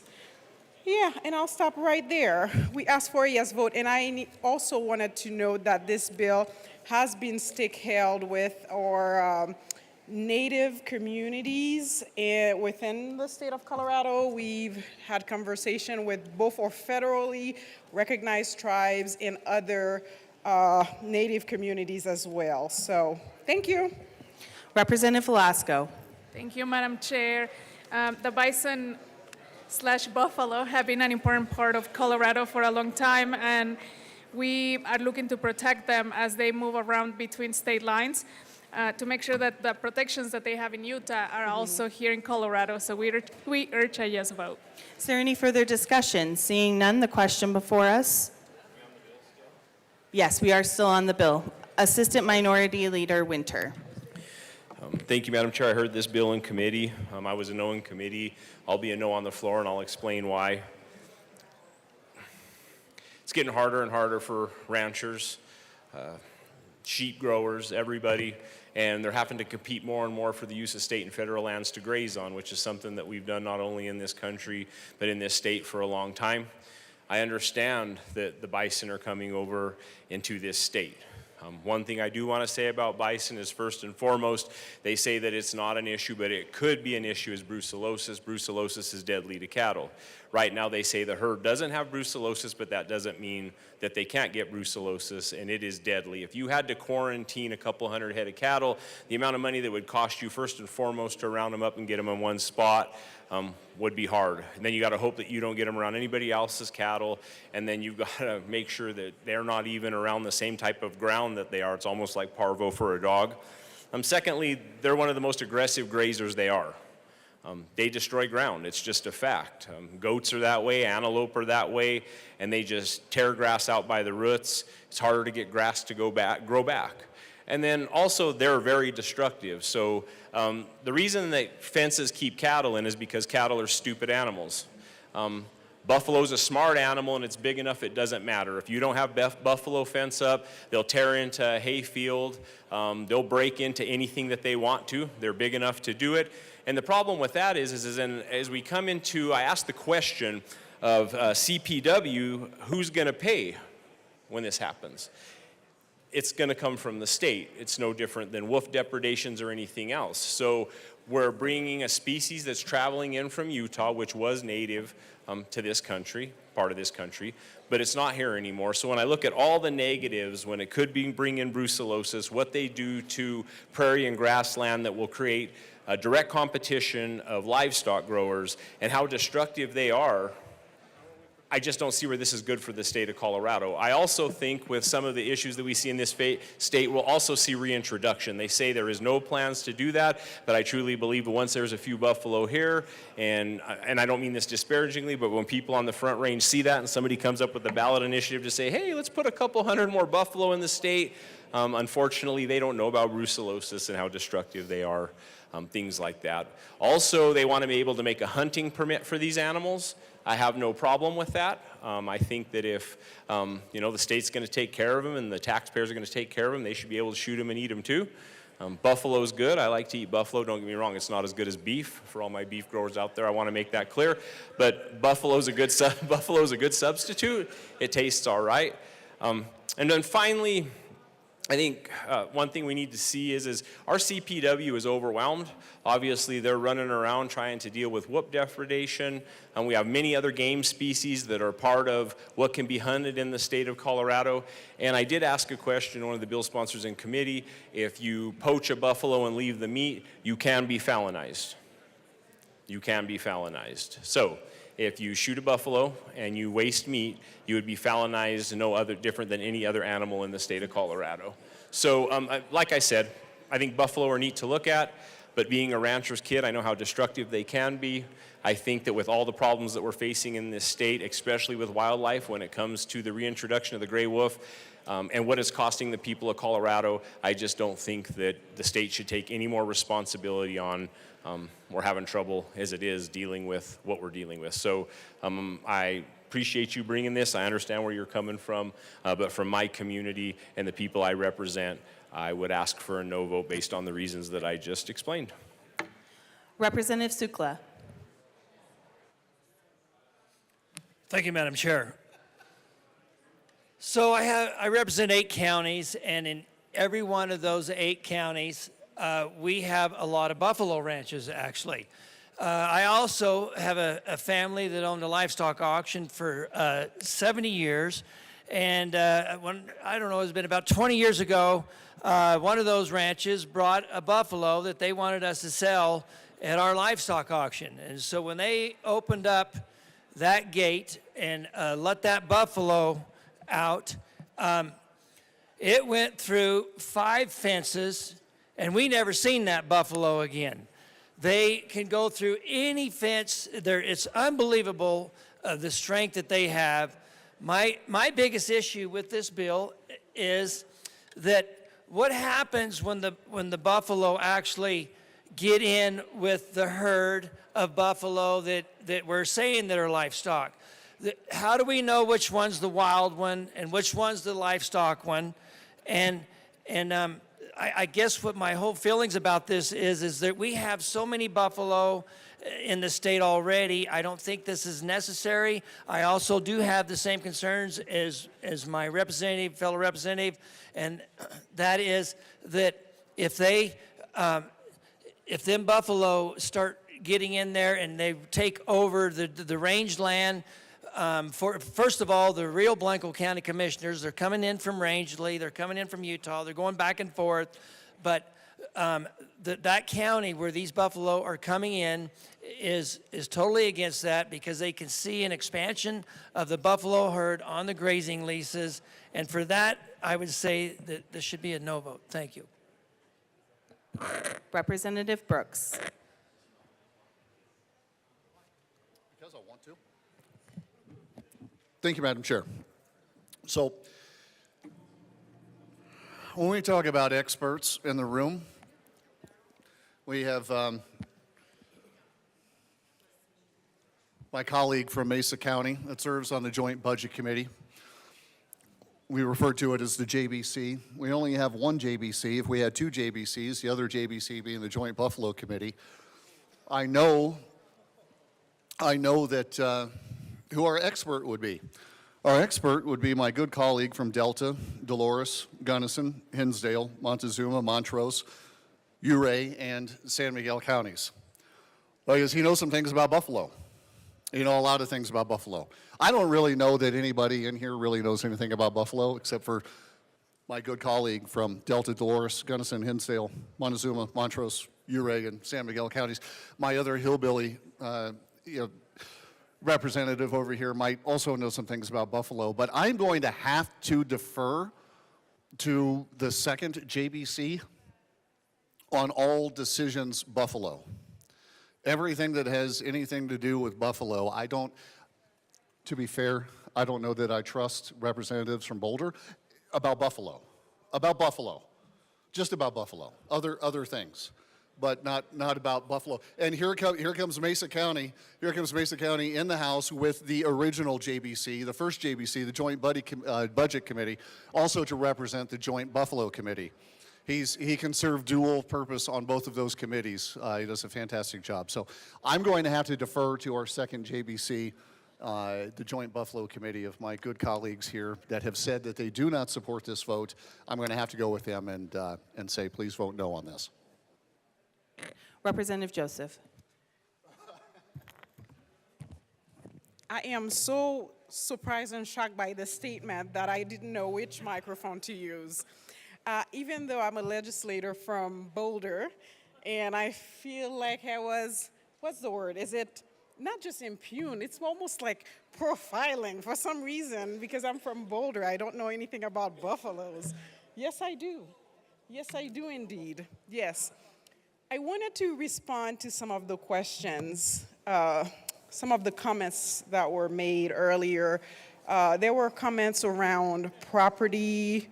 In the bill, it notes that CPW would compensate private landowners, ranchers, and farmers for damages to property caused by big game wildlife. And also in the bill, it mentions $25,000 would go for aerial surveillance to determine the overall health of the wild bisons, and also $50,000 would also go toward range management to assess and determine habitat carrying capacity, estimate bison use of range, and anticipate conflict with other wild and domesticated species.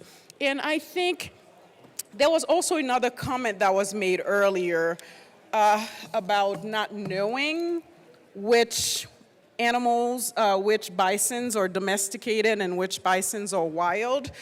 I mean, I would say that speaks to your knowledge of bisons, if I'm allowed to say, because you can tell. I think most ranchers can tell the difference between domesticated and wild animals, wild bisons. So for that reason, I ask for a yes vote. This is a great bill. Again, it's a bill that is important to our Native communities as well. Representative Velasco. Thank you, Madam Chair. And I also wanted to mention that this program will create a permit for hunting, so that we have a season and there's a monetary amount that sportsmen can pay to be able to hunt the bison during the season. So we urge a yes vote. Representative Joseph. Thank you. I forgot to make another statement I wanted to make. There was a comment about making burgers. I'm thinking if you want to make burgers with your own buffaloes or your own domesticated bison, not the ones that are wild. Thank you. Is there any further discussion on Senate Bill 053? Seeing none, the question before us is the passage of Senate Bill 53. All those in favor say aye. All those in favor say aye. Thank you. All opposed, no. The ayes have it, and Senate Bill 53 is passed. Mr. Schiebel, please read the title of Senate Bill 54. Senate Bill 54 by Senators Simpson and Bridges, also Representatives Martinez and McCormick, concerning the regulation of mining activities and in connection therewith creating a new permit type to facilitate the cleanup of abandoned mine waste piles, updating forfeiture and warrant procedures, ratifying Colorado's membership in the Interstate Mining Compact and the Interstate Mining Commission, and making an appropriation. Well done, Mr. Schiebel. Representative McCormick. Thank you, Madam Chair. I move Senate Bill 25054. To the bill. Thank you. This bill came out of our year-round committee, the Water Resources and Agriculture Review Committee, and the idea is from the Division of Reclamation, Mining, and Safety in the Department of Natural Resources, and they are the state agency charged with regulating mineral development in our state. reclaiming abandoned mines and ensuring that all active mines are reclaimed to a beneficial use, including for recreation or wildlife habitat. And it's estimated that there are over 23,000 abandoned mines across Colorado, which cumulatively can degrade our water quality and other waterways from acid mine drainage. And approximately 5,000 of these sites could be reclaimed to reduce the impact of surface waters and watersheds. But because the removal of these piles is currently regulated as a mining operation, these regulations have been cost prohibitive or too stringent. And this bill creates a new permit for reclamation-only projects and will encourage the cleanup of these old abandoned mining projects. And also, these waste piles, because of new technologies, will allow for the processing of those piles at licensed mills that will extract valuable metals and rare earth elements, some of which are becoming increasingly important for technologies such as wind turbines, electric vehicles, and more. So what a great idea to be able to find these rare earth elements here in Colorado. This is very similar to a Good Samaritan legislation that was recently passed at the federal level.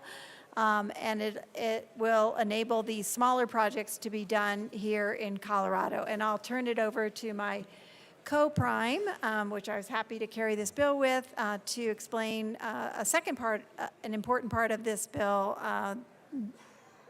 So that's all I have to say. Representative Martinez. Thank you, Madam Chair. So the second part of this formalizes Colorado's full membership in the Interstate Mining Compact Commission. And that's an organization that has 26 states with natural resource environmental protection interests on both coal and non-coal and hard rock mining issues. Colorado is the only associate member of the commission currently, but with this legislation, and that gives us a full membership status. And again, we've been a part of that commission since 2012. That gives us voting ability on this commission, and that includes being able to serve in leadership positions on the compact as officers and committee chairs that would allow the state to shape top issues and priorities of the commission. Also, the last part of the bill, this cleans up statutory provisions regarding forfeitures and types of financial warranties that can be accepted by DRMs. This is all construction material and hard rock mines are required to post a financial warranty that reflects the cost of fulfilling a reclamation plan. Members, this is really, down to the brass tacks of this. This is a red tape cutting bill. This is a problem that we saw in rural Colorado where the community has been trying to get this cleaned up, trying to do right, trying to make sure that they're protecting their communities and have been unable to do so. And this clears the way for easy access, being able to work in partnership with the communities and really making sure that we're able to clean this up. So we urge an aye vote. Is there any further discussion? Seeing none, the question before us is the passage of Senate Bill 54. All those in favor say aye. Aye. All opposed say no. Thank you. Senate Bill 54 is passed. Mr. Sheevel, please read the title of, actually, we're going to stand in a brief recess.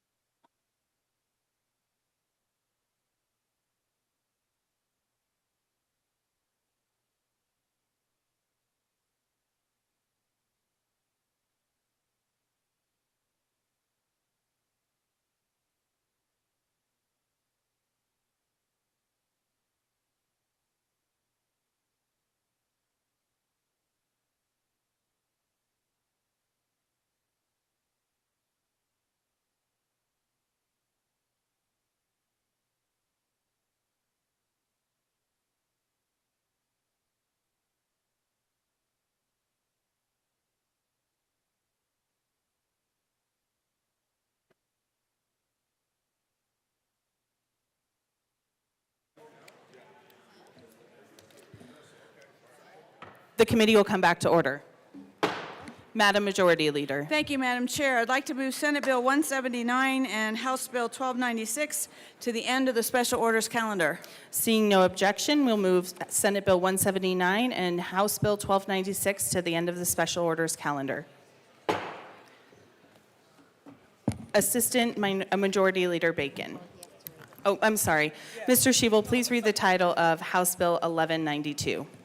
House Bill 1192 by Representatives Hartsook and Bacon, also Senators Bridges and Frizzell, concerning financial literacy requirements as a condition of high school graduation in public schools. Assistant Majority Leader Bacon. Thank you, Madam Chair. I move House Bill 1192, the Appropriations and Education Committee reports. To the Appropriations Committee report. Thank you, members. And Madam Chair, and for those who are listening, we moved many of the amendments that we did in the Education Committee report into the Appropriations Committee report, but ultimately we did a few things.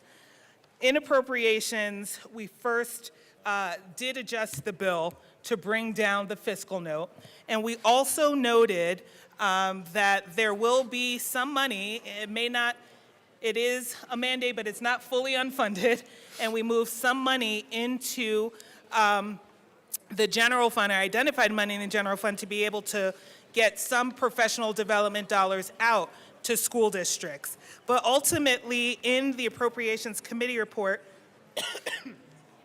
we made the following adjustments, I'll mention in the mic, to the bill. So first, this bill is about stating that students should take a financial literacy course. The language in the Appropriations Committee report makes clear that that course could be asynchronous, it could be across high school, which means it doesn't have to be specifically a semester, and that the state board's role is to bring together the standards to be taught, but a school does not have to teach a class called financial literacy. We also talked about a FAFSA component, and we changed the component to students having to practice with the FAFSA. However, they do not have to complete it or submit it online. Basically, we would like students to take a look at the document to understand what it takes to fill it out and to practice it. There is printable versions of this. There is no requirement to enter any actual true information. However, we want students to know what the document is and to practice it. God bless old school paper. It's just us. It's just And so we have moved that from a graduation requirement. We also said that there should be continuation of the support of the resource bank. A couple of years ago, the state supported to create a resource bank on how to teach financial literacy. We've also had bills in the last couple of years to talk about how to teach the FAFSA, but we would like the maintenance of that portal and those resources so teachers and districts can pull from them to be able to figure out fun and appropriate curriculum. And so again, members, we'll talk a little bit more about the bill, but in the Appropriations Committee report, we identified the changes to anything around the FAFSA, and at this point what is required is that students look at it and practice it. It is not a graduation requirement to fill out the form any longer. We also did say, made those adjustments on how a school district can figure out on their own and how they'd like to teach the course, that the credits, that the standards could be included, I don't know, in math or in social studies. And then lastly, we have the appropriations where we were able to propose and hold on, it was voted on, a couple $100,000 to get dollars out to the districts that are the smallest, likely our rural districts, to help them with professional development in building any courses and to help their teachers in their ability to teach it. And with that, members, we ask for an aye vote on the committee report. Did you want to say? Is there any further discussion on the Appropriations Committee report?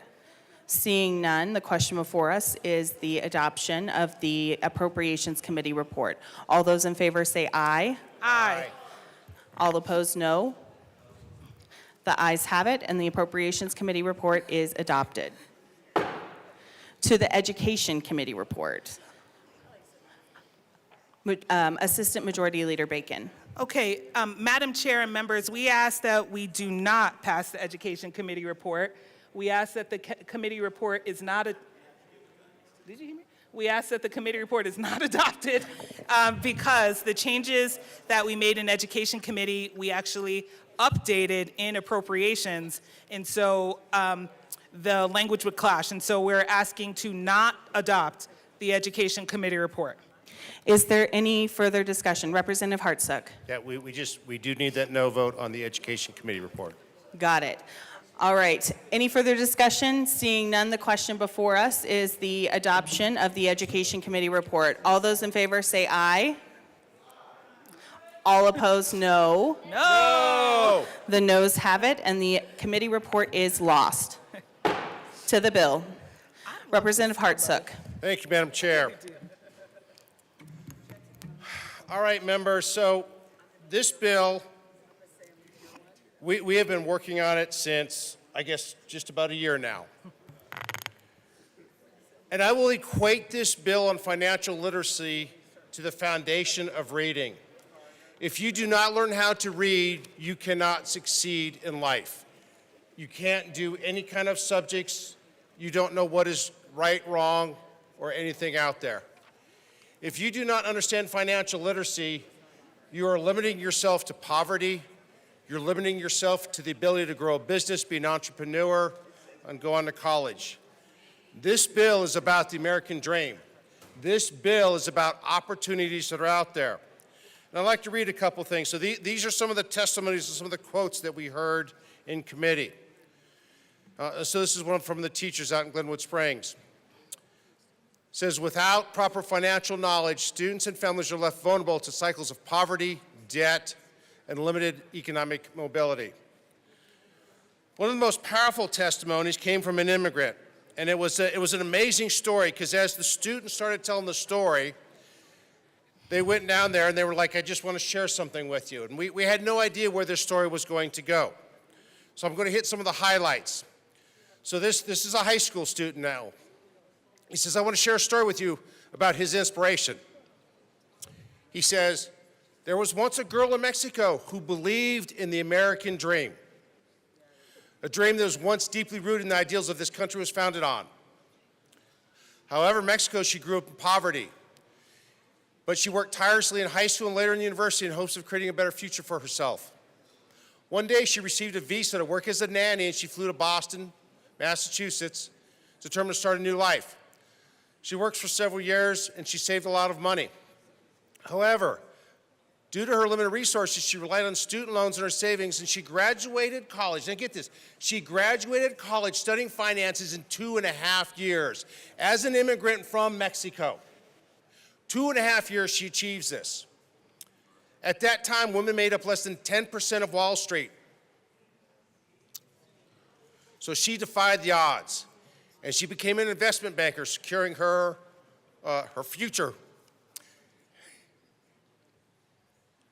And then the kid turns around. It was kind of emotional because this kid is pouring his heart out. He goes, that was my mom. And of course, tears are streaming down her face. Of course, all of us are like, whoa, didn't see that one coming. But his point as a high school student to grasp the knowledge, the need for financial literacy was amazing. That kid conveyed more than all the experts that came in from the Department of Education and financial literacy groups. That kid told a story of the American dream. And that is what financial literacy is about. It is the American dream. It is how you succeed in life.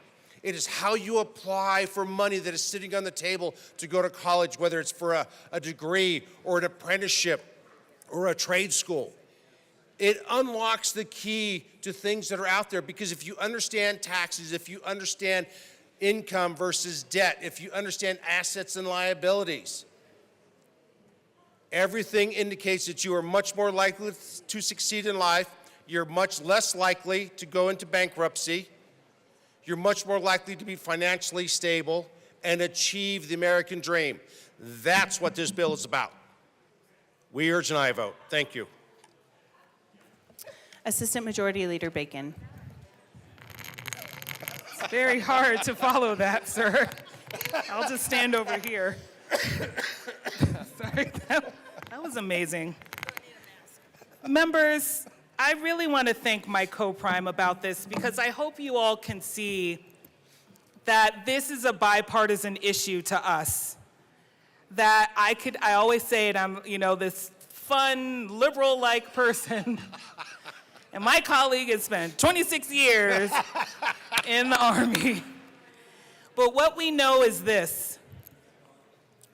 Financial literacy in the year 2025 is tantamount to being literate when we even talk about decoding. And I can prove it in the sense of, if I could just ask you all, this is teacher moment, you don't have to actually raise your hand, but do if you can. How many of you were approached at 18 to sign up for a credit card with 22% interest? I didn't mean who took it, because that's another, right?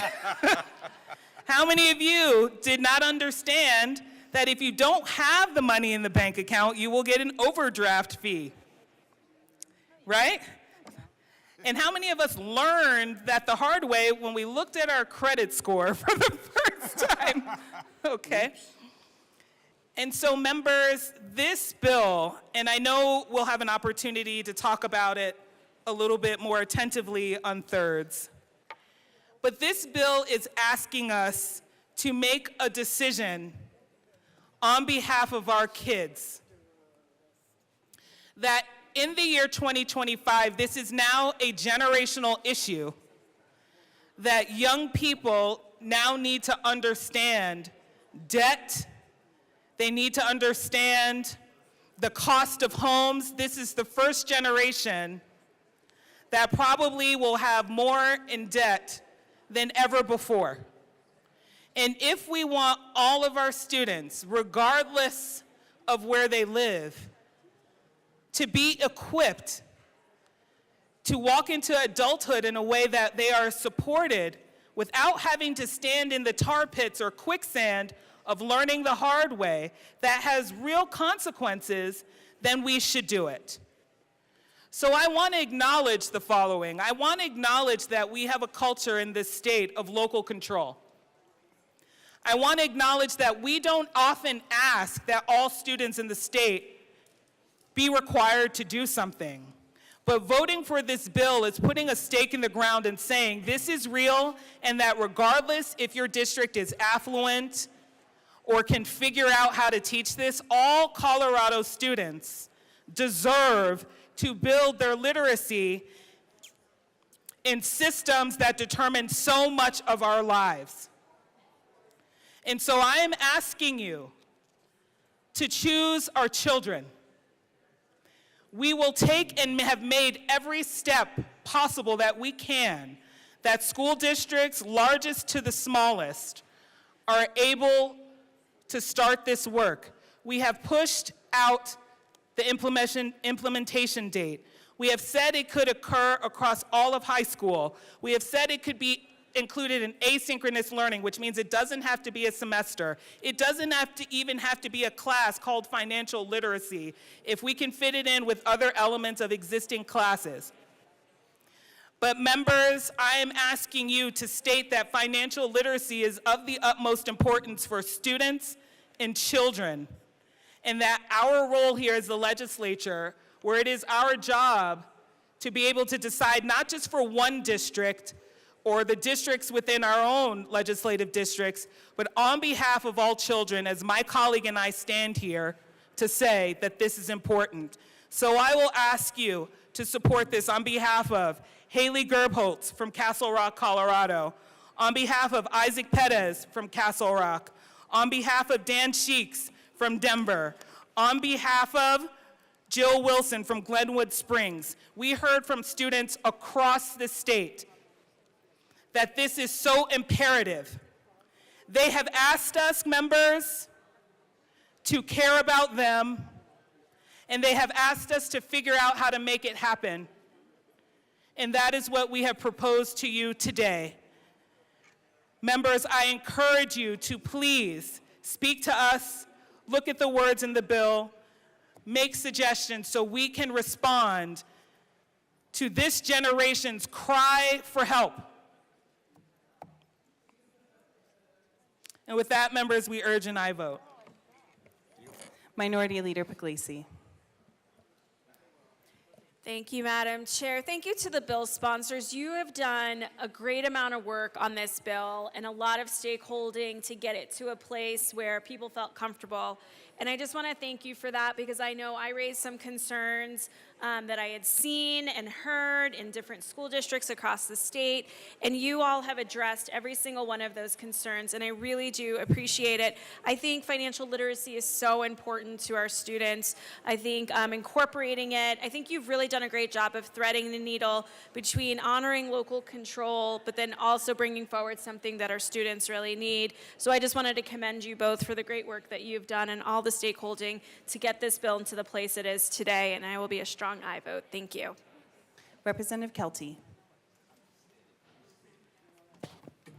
Thank you, Madam Chair, and I too am actually in great support of this bill. This is something that, not just myself have been complaining about, even when my kids were younger and that, but when I was out door knocking, I had several constituents. I mean, when we get in conversations about things going on and talking about kids and how things are going as far as like getting kids out of your house and out of their basement and that, one of the top things they brought up was financial literacy, being able to understand how the real world works.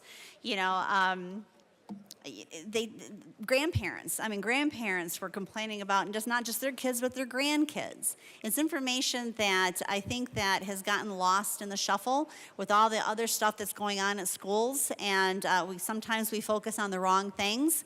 And I believe bringing something like this to the schools is focusing on the right thing. For me, teaching kids how to function in the real world isn't just helping them become better adults, but it's actually protecting them. It's protecting them against all the things that could happen to them if they don't know. They say ignorance is bliss until you are in debt, and then it's not so blissful anymore. For me, I would like to see not just every school in Colorado, I would like to see every school in the nation actually implement this. We want our kids to have a better life than we had. That's what every parent wants that. They want them to be better than we were. They want to have a better future, a better life than we had. This is the first step, how we can help them have that better life, have them be better than we were. That's the best thing we could hope for. And I am asking for a tremendous yes on this bill. Thank you. Representative Tax Widget. I'm just kidding. Representative Graff. I'll take that. One day.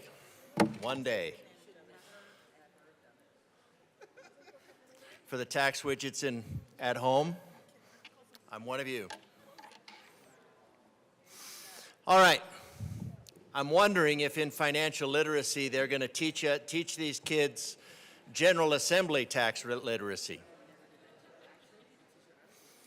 And General Assembly tax literacy, here's what we do. Here's how we handle our budget. Representative. Do we really want to go down this path? And we're talking about financial literacy For and there's- kids. For kids. And there's no better way to learn financial literacy than from adults.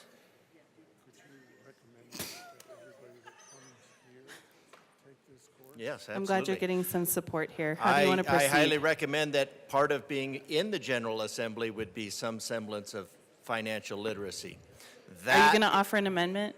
That is clearly, financial literacy for the General Assembly is clearly not something under consideration. So here's how, so we're talking about financial literacy in the real world.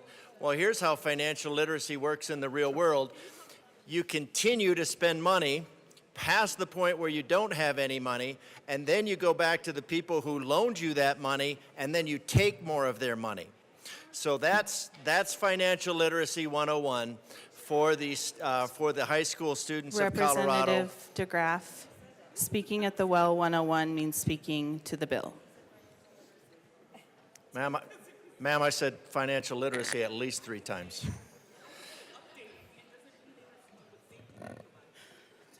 I don't know why the sponsor's talking about safety net providers. I'm talking about financial literacy, modeling the Colorado state government. I can only actually hope that whatever financial literacy curriculum does not model the lessons learned here in the General Assembly, because we're broke. We're broke. The system's broke. We're broke. And now we're going to teach it to the kids. Thank you very much for that. Representative Bradfield. Thank you, Madam Chair. Getting back to the bill, we Thank heard you. this in education. I had lots and lots of questions and lots of suggestions, and I am so glad to see that the bill sponsors acted on so many of them, and thank you so much. I think what you are suggesting is certainly a viable program, and I am appreciative, and I wish my grandkids had been open to this when they were in high school. Thank you. Is there any further discussion? Seeing none, the question before us is the passage of House Bill 1192 as amended. All those in favor say aye. All opposed, no. The ayes have it, and House Bill 1192 as amended passes. Make it snappy. Okay. Mr. Schiebel, can you read the title of House Bill 1326? House Bill 1326 by Representatives Espinoza and Bradley, also Senator Ball, concerning updating terminology related to behavioral health safety net providers. Representative Espinoza. Thank you, Madam Chair. I move House Bill 251326. To the bill. The bill removes the Representative obsolete Bradley. term. You have to get it recognized first. Representative Bradley. Thank you, Madam Chair. The bill removes the obsolete terms community mental health center and community mental health clinic and replaces them with behavioral health safety net providers. Good bill, yes. That was, Representative Espinoza. Madam Chair, that was good bill, vote yes. Love that. Any further discussion? Seeing none, the question before us is the passage of House. Representative DeGraff, would you like to weigh in? No. Okay. The question before us is the adoption of, or the passage of Senate Bill, or House Bill 1326. All those in favor say aye. Aye. All opposed, no. The ayes have it, and House Bill 1326 passes. Madam Majority Leader. Thank you, Madam Chair. I'd like to proceed out of order for the consideration of Senate Bill 179. All right. Seeing no objection, we will proceed with Senate Bill 179. Mr. Schiebel, please read the title of Senate Bill 179.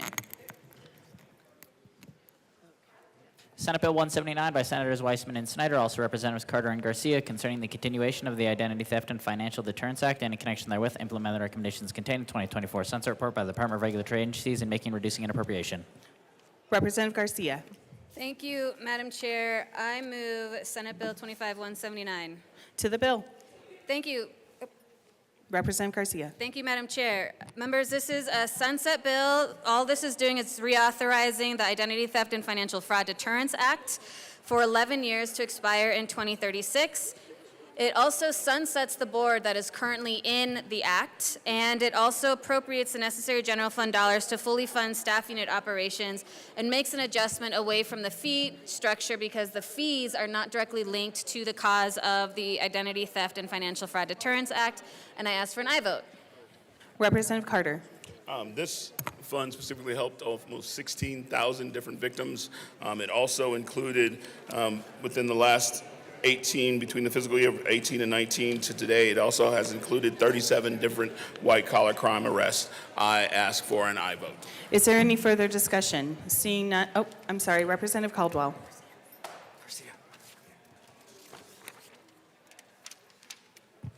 Thank you, Madam Chair.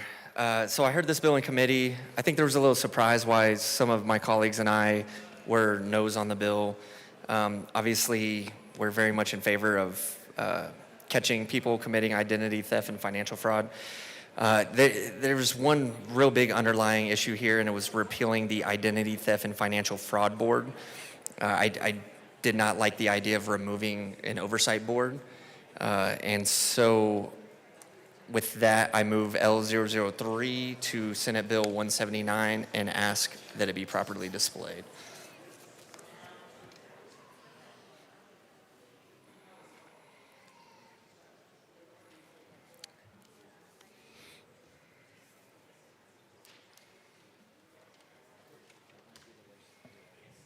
Amendment L003 has been properly moved and is now displayed. Please proceed.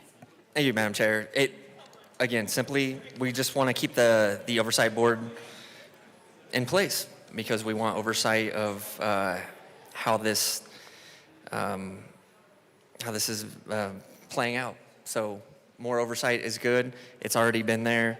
So keep it there. Vote yes. Is there any further discussion? Representative Garcia. Thank you, Madam Chair. I'm going to ask for a no vote. As you all know, the sunset review process goes through a process and provides recommendations based on the information and the stakeholding that engages in the process of a sunset, and eliminating the oversight board was part of the recommendation. I asked for a no vote. Is there any further discussion? Seeing none, the question before us is the adoption of Amendment L003. All those in favor say aye. Aye. All opposed, no? No. All right, Amendment L003 is lost. To the bill, Minority Leader Puglisi. Thank you, Madam Chair. I do have a question for the sponsors about the fiscal note. It looks like this money was originally being taken out of cash funds and then now is potentially getting general fund appropriation. And I do appreciate that it's subject to annual appropriation, but I thought we had no money in general fund, so I'm trying to figure out why we would move it from cash funds to general fund when we had a $1.2 billion shortfall with more to come in the future. Thank you. Representative Garcia. Thank you, Madam Chair. So what we're doing this year right now is we are giving ourselves kind of like a crossover year, where this year what we're doing is we're shifting from the general fund into where we're shifting away from the fee structure. So we still have the fees, but then next year is when the general fund will appropriate. So on here we'll see that we actually have state expenditures starting in out year 26-27. So that's where the general fund appropriation comes. Ideally, we'll come back next year with a better idea of how to fix the fee structure and actually pull it back out of the general fund. Is there any further discussion? Seeing none, the question before us is the adoption of Senate Bill 179. All those in favor say aye. Aye. All those opposed, no. No. The ayes have it. Senate Bill 179 is passed. Madam Majority Leader. Thank you, Madam Chair. I'd like to move House Bill 1296 up now. Seeing no objection, House Bill 1296 will be heard now. Mr. Shi will please read the title to House Bill 1296. House Bill 1296 by Representatives Garcia and Zokai, also Senator Weissman, concerning the adjustment of certain tax expenditures. Representative Garcia. Thank you, Madam Chair. I move House Bill 1296 in the Finance Committee report. To the Finance Committee report. Members, in the Finance Committee report, we took our bill and we chopped it up and we threw it on the grill and we burnt it and we cut it up and we took all the charred pieces and we scraped it off and eventually got to a place where now the bill is about half of what it was when we introduced it. And I think that was after a lot of painstaking negotiation, and I asked for an aye vote. Is there any further discussion on the Finance Committee report? Seeing none, the question before us. Representative Zokai. Thank you, Madam Chair. I'd like it known that I was right about this, despite my lovely co-prime, who I'm going to hand it off to now. Representative Garcia. You know what, we need a little, can we go into a quick recess?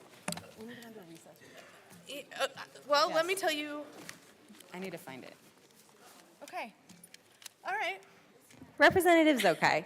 Well, thank you, Madam Chair. We will have an amendment coming to the Finance Committee report. And in the meantime, I'm going to tell you a bit about what we did in Finance Committee. The House will stand in a brief recess. Okay.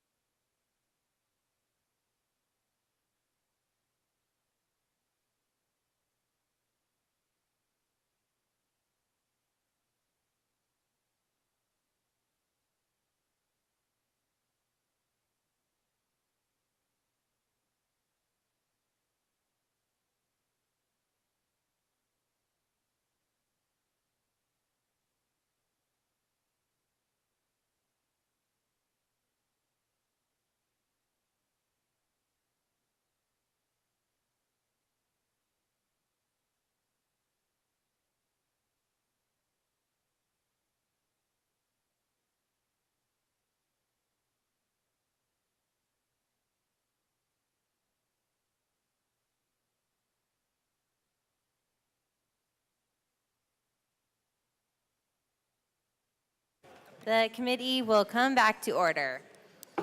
Representative Garcia. Thank you, Madam Chair. I hope everyone had the chance to go to the bathroom. I move L15 to the Finance Committee report and ask that it be displayed very nicely. That is a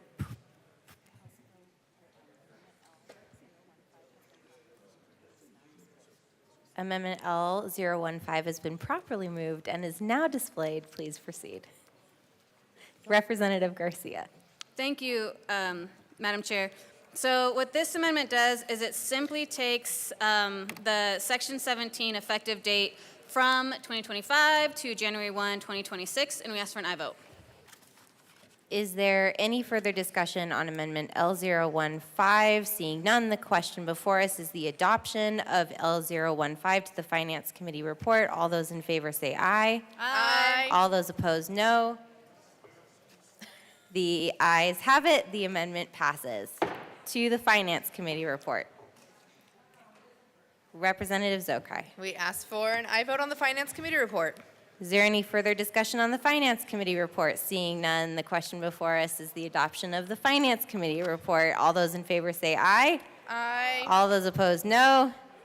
The ayes have it. The Finance Committee report is adopted. To the bill. Representative Zokai. Thank you, Madam Chair. It is an honor to serve with you. It's an honor to serve with you. Great, glad it is. I am very excited to bring forward what is left of House Bill 1296. This is a result of work from tax experts and our state auditor's recommendations, and it's just important as a body that we review and clean up our tax code, especially when you have certain tax expenditures that are no longer keeping with the initial intent of the policy or are being underutilized. Tax expenditures and tax credits are not just rewards. They are meant to incentivize behavior. They are important policy tools that can do things like encourage investment, pull young families out of poverty, create jobs, and we have a responsibility to reassess when they are not meeting those goals.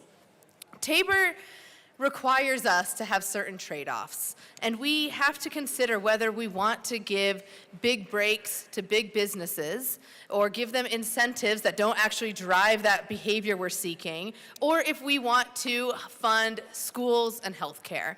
And those are the things that I kept in mind when looking at this bill. So with that, I will highlight some sections in this bill and then hand it to my co-prime to cover the rest. So what you will see in Section 5 is a decoupling from our federal overtime tax law. Many parts of our state tax statutes reference federal laws, and there are times when we need to decouple that to ensure that we have robust laws that fund our state adequately.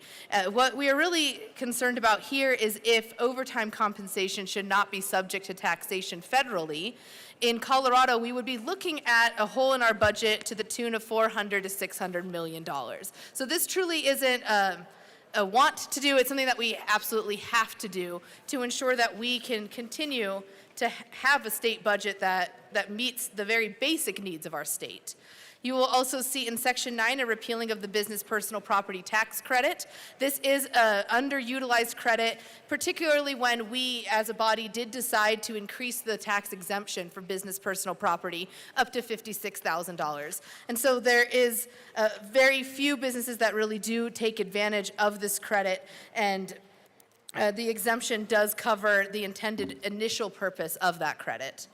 There is a section to allow employers to withhold state taxes from non-wage compensation. And you'll see throughout the bill, we added the language and other compensation when we are discussing wages. And truly, this is an issue when workers have under withholdings and they end up with an unexpected tax bill to the Department of Revenue. This is something that I have particular experience with because it's why people used to seek my help when I practiced at tax law. So it is truly important to make sure that employers are able to adequately withhold, because the Department of Revenue and IRS are the most powerful collection agencies in the United States, and we don't want folks to be on the other side of that unexpectedly. In Section 14, there's a repeal of the sales tax exemption for interstate telephone communications. This is to bring Colorado in line with other states and home rule municipalities. In Colorado, we only levy sales tax on phone calls and text if the phone bill's address is in-state and both nodes of the call are in-state. 28 other states do that differently, and so we are bringing our tax code in line with what we see nationally.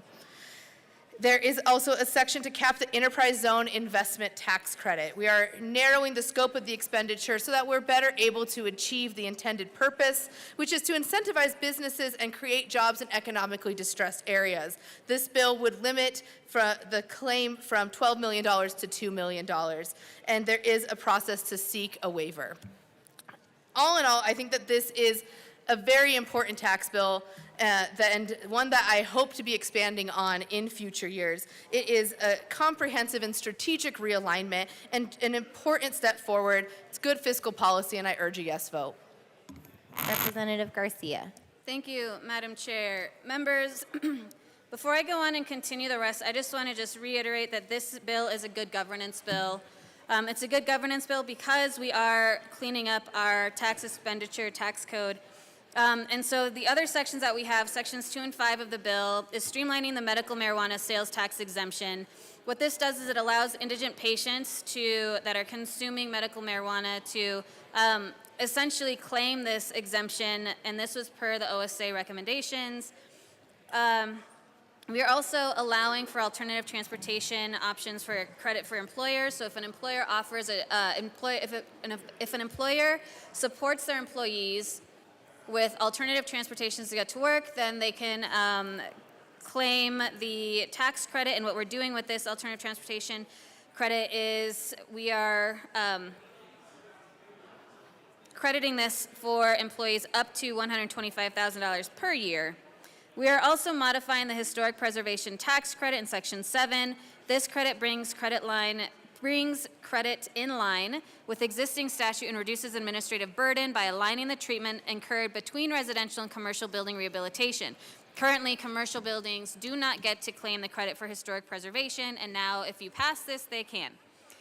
We are also extending the child care facility tax credit to expire in 2029. We are also making changes to the PTC rebate tax rebate, and this is to ease the administrative burden and to clean up the tax code. We are fixing a drafting error in the care worker credit to make sure that it is effective in how FFN, friend, family, neighbor care providers can actually claim the credit. And then, last but absolutely not least, we are also classifying marijuana in agricultural commodities so that they can also take advantage of the same tax exemption that other agriculturalists can take for pesticides, fertilizers, and sprays, and we ask for an aye vote. Members, if we could take our conversations to the side, is there any further discussion? I'm gonna say it louder. Members, take your conversations to the side. Representative Richardson.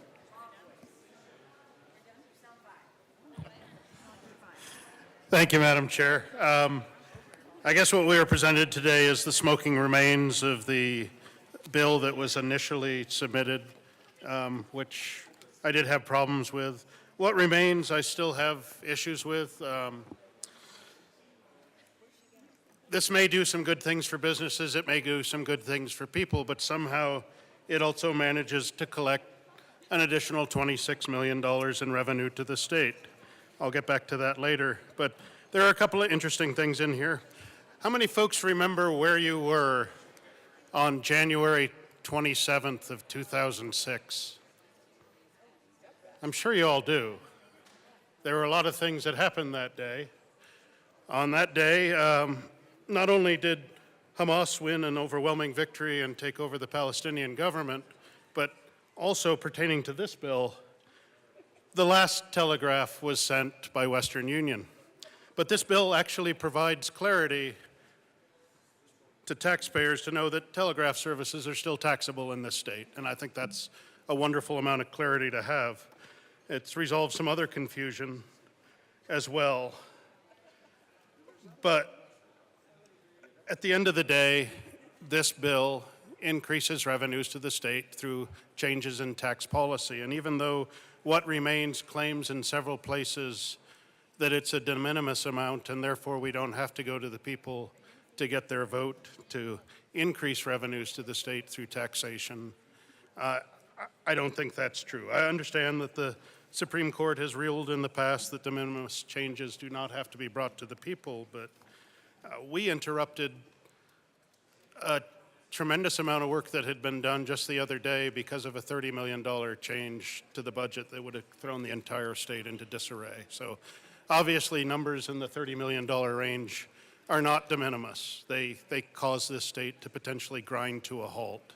So to propose changes to tax policy that equal $26 million over a 3-year period is not de minimis, and these changes should go to the people. That's what the Taxpayer Bill of Rights requires, and we should honor that. So I would urge a no vote on this bill. Thank you.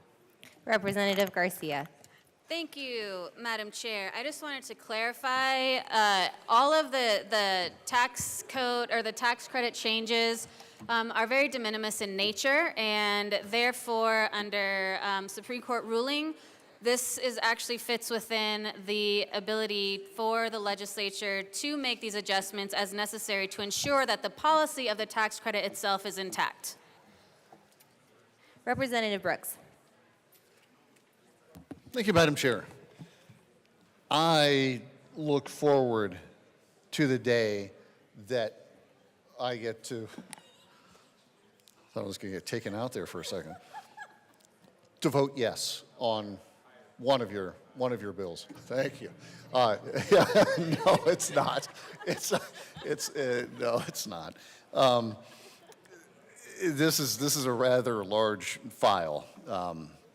You know, I know you talked about how it's been rebuilt so many times. I mean, honestly, all the king's horses, all the king's men could not put this thing back together again. Right? There's always next year. What about next year? Can we? No. Okay. Still, the change in Tabor refunds is something that I'm going to harp on. You know, we've already got over 70% of revenue hidden, protected, squirreled away from Tabor caps. This, 6 million, 10 million, not estimated. I love the not estimated. The not estimated makes me really happy. It's further policy that honestly, and so I had an opportunity to sit on this in committee. I tried my best to just kind of follow along as the changes were coming in, the amendments and the strike belows and the re-strike belows and the re-amendments. And it's still, I'm still left in a position to where I'm not a big fan, and especially when we have Tabor refunds that I feel like we all need to be protective of. Are being exposed, further amounts are being exposed. De minimis or not, still like $20 million over the course of a few years. Looks like I'm going to have a response, so I'll step away. Thank you. Representative Zokai. Thank you, Madam Chair.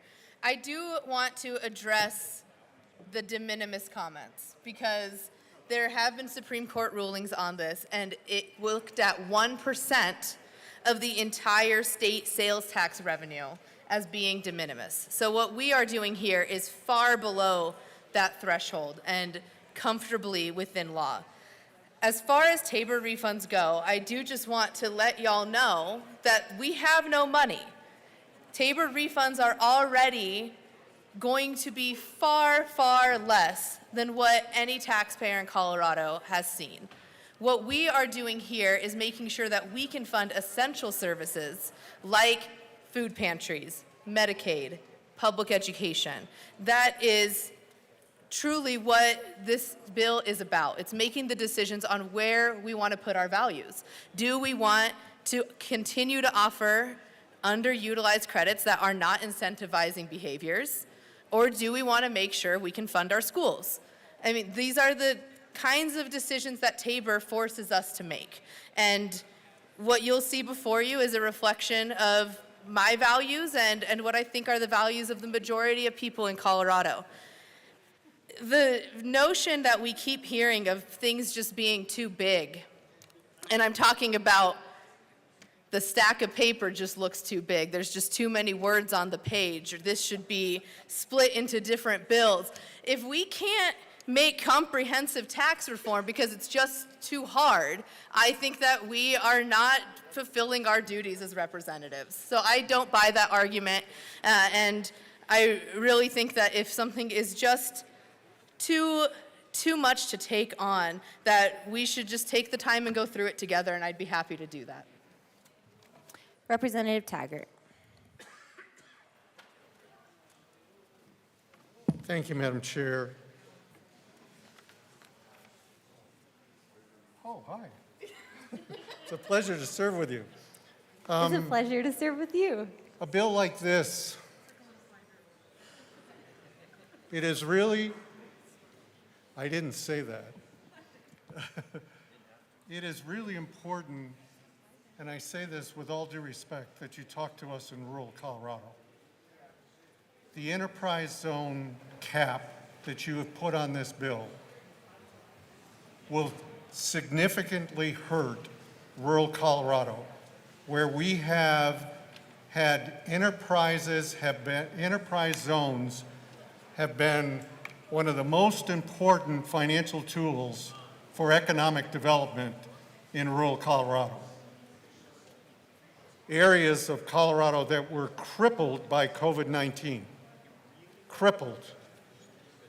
And now we're putting a cap of $2 million on businesses that choose to move to rural Colorado for the purposes of expanding their business, for the purposes of getting out of congestion, for the purposes of lifestyle.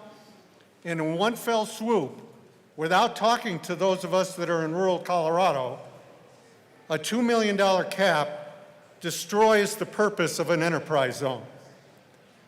And I will tell you, in the city of Grand Junction, almost 70 to 80% of the entire city is in an enterprise zone because of the needs to develop and diversify our economy. And this just wipes it out. Be happy to show you something from the Chamber of Commerce, but this just wipes it out in one fell swoop. Now, did you put a waiver system in here that people can do that? We're talking about small companies.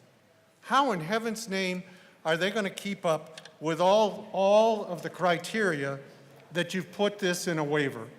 But my bigger point is, I understand when we do things for this Denver Metro and Front Range, but for goodness sakes, from time to time, it'd be nice if people would come to us in rural Colorado and say, how is this going to help or hurt you?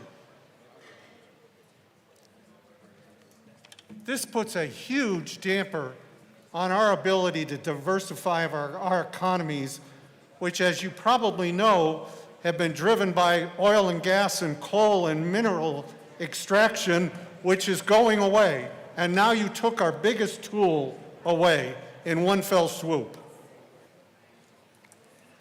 Really? Representative Zokai. Thank you, Madam Chair, and thank you to the good colleague from Mesa County for sharing that perspective.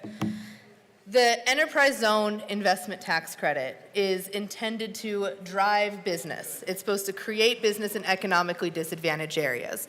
And what we were seeing is that the companies that were taking advantage of that credit were location-based, meaning that they would be there regardless. And that's why I go back to my point of these are not meant to be rewards. They are meant to drive behavior. And we weren't seeing that this credit was the thing incentivizing that behavior. Now, it still exists. Instead of a $12 million cap, it's a $2 million cap. I don't think a small business is going to need the $12 million credit. But if there is a business that is actually driven by this credit to go to an economically disadvantaged area, they can still waive to get that higher amount. They have to include the substantial positive impact that the waiver of limitation would have on the investment and on well-paying jobs in the zone. And if they are able to show that, then we will give them that higher amount. So I do not view this as getting rid of a credit or disincentivizing investment. In fact, it is doing just the opposite. Representative Taggart. Thank you, Madam Chair. I again remind you, the enterprise zones in rural Colorado were put in place because of a changing economy, an economy that was driven in many rural areas by mineral extraction and oil and gas. 2 million, and so if in Denver, people are or businesses are in locations today that it wouldn't make a difference to them, I guess I understand that. But for those of us that need to diversify our economy, for goodness sakes, that is not the case. We're seeing undeveloped land that could be used for light manufacturing, that could be used for major service companies, and we need those companies. And they can be significant in size. So $2 million over a lifetime may seem like a lot to you, but when it was $12 million, that's not even close. And to put people through a waiver, now we're going to say when our economic development councils in rural Colorado, we want you to come to rural Colorado to set up a major business. And oh, by the way, we can't give you more than $2 million, but if you ask for a waiver, maybe we can get you more. How in heaven's name does that work? We're trying to recruit businesses, and we're trying to recruit businesses from all across the country to join us. We need to make it simple. Do what you want. No, I shouldn't say that. The other portions of the bill are one thing, but the enterprise zone, you're killing our ability to diversify our economies. And again, you may not need to do that on the Front Range, but we need this in rural Colorado. Representative Zokai. Thank you, Madam Chair. I just want to point out that this bill was stakeholdered with all the interested parties. And because of that, oil and gas was actually removed through amendments. So this change is affecting cell towers and gas stations. Representative Taggart. Thank you, Madam Chair. Please listen to me. The enterprise zone was created, was developed further through legislation here at the state to help us because oil and gas were leaving our communities. I won't get into why. That's a subject that we can discuss over and over and over. This was put in place to help our communities that were losing very high-paying jobs from the oil and gas industry. So it's not, you're excluding that is not the issue. It's the issue of we need to diversify our economies to go away from oil and gas. And now you just took that away from us. Representative DeGraff. Representative Bradley. Thank you, Madam Chair. I wasn't going to come up and speak on this bill until the good representative from Grand Junction said that this was going to kill rural Colorado. And I represent a huge part of rural Colorado in Douglas County and am very big on bridging the rural-urban divide because I represent both. So a quick search, how will this bill affect rural Colorado? Property tax and rent assistance grants. Freeze on adjustments. The bill proposes freezing adjustments for inflation on grants for low-income seniors and disabled individuals until January 1st, 2026. This means that the maximum eligible income amount and grant amounts would remain at 2023 levels. Program repeal. It also plans to repeal the senior property tax and rent assistance program effective December 31st, 2026. These changes could reduce financial support for vulnerable populations in rural areas, increasing their financial burden. And what the great representative from Grand Junction just talked about, enterprise zone tax credit modifications. Credit cap, the bill proposes limiting the total amount of enterprise zone tax credit that may be claimed to $2 million, which we just heard them say, per taxpayer per year starting January 1st, 2026. It's aggregate, it's not per year. Certain industries, including oil and gas extraction, hard rock mining, aviation, fuel retail, wireless telecommunications, facility construction, would be excluded from claiming this credit. Or there's a waiver process. Businesses can apply for a waiver to exceed the cap if they can demonstrate significant economic benefits to the Colorado Economic Development Commission. So oil and gas and hardtack mining and aviation now have to beg the Colorado Economic Development to let them apply for this waiver because we haven't been regulating them to death. Now we're just going to let them have this waiver because we have never, or we are not bridging the rural-urban divide in this building. These changes could affect businesses in rural areas that rely on enterprise zone credits for economic development. The good representative just said that. Special fuel excise tax adjustments, tax deduction repeal. This bill proposes repealing the special fuel excise tax reduction associated with bad debt and the payment of the special fuel excise tax effective July 1st, 2025.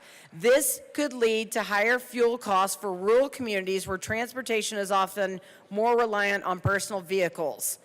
Insurance premium tax rate adjustments, workforce requirement increase. The bill increases the amount of a company's total domestic workforce that must be in Colorado for a company to qualify for the insurance premium tax rate expenditure for a home office or regional home office. This change could impact insurance companies operating in rural areas, potentially affecting the availability and cost of insurance.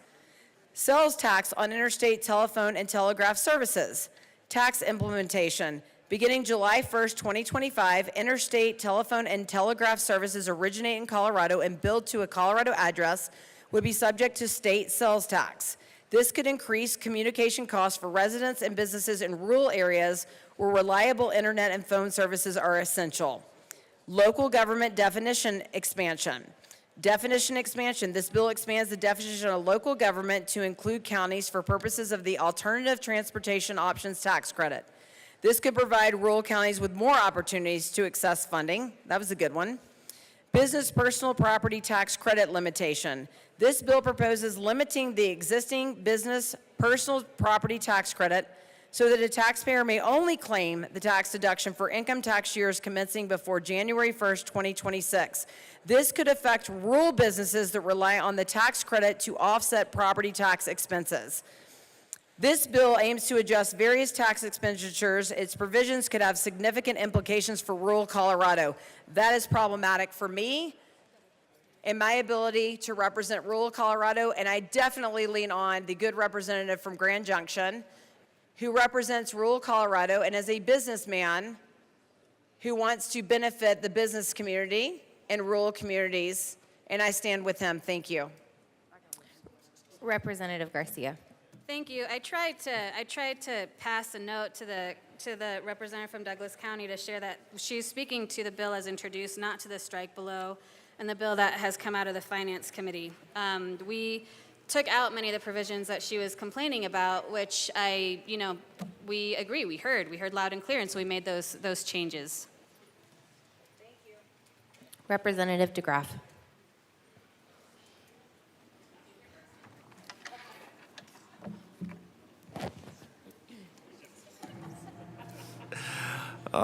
Thank you, Madam Chair. All right. Looking at the strike blow, and I certainly don't want to de minimis conversation here, but 1% of the entire sales tax, I'm not sure that's a good definition of de minimis. The people of Colorado, I don't know if they're going to look at this as just de minimis. There's a lot of moving parts here. And it's funny how the sponsors are always digging in and finding that the real intent of the law always was to extract more money from the tax-paying widgets of Colorado.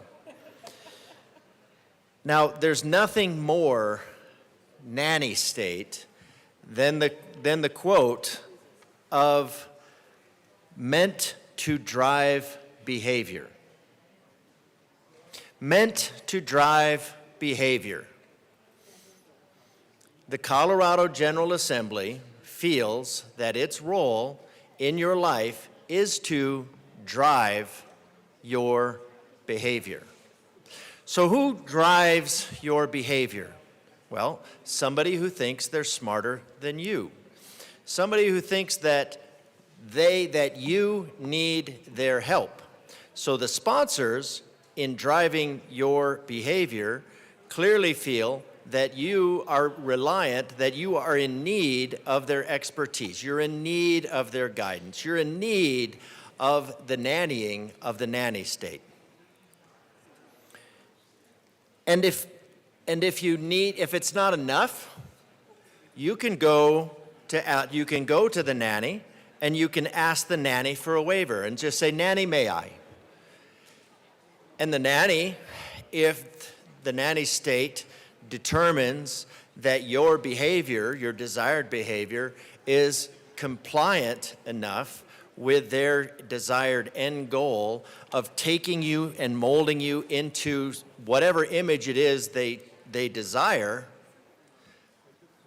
if you are sufficiently compliant, then you can have a waiver. Then you can have a waiver.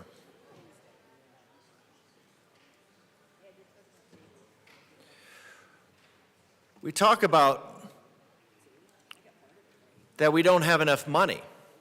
And so, of course, this is all part of the war on the taxpayers' Bill of Rights, because there's nothing that drives the nanny state more bonkers than the taxpayers having, the tax widgets, having any form of right, any form of say, because any form of say that the tax widgets have in the tax policy means that they are not fully compliant. And so they will need to take over, I don't know, they probably need to take over the healthcare system so that they can modify your behavior. That's not this bill, that's another bill. That was yesterday.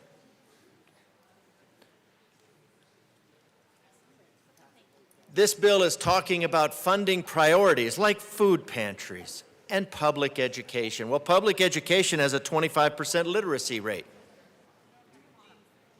Has a 25% literacy rate, spending on average $18,000, over $18,000, closer to $19,000 per student per year. That's what the nanny state is giving you. So what is the nanny state molding these kids into? You could ask. It's a different conversation.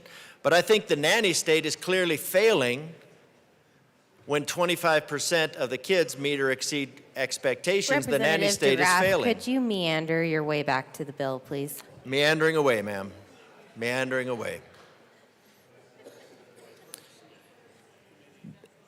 The sponsors have said this tax policy is about behavior modification. Whose behavior? Your behavior. Why? Because they are smarter than you.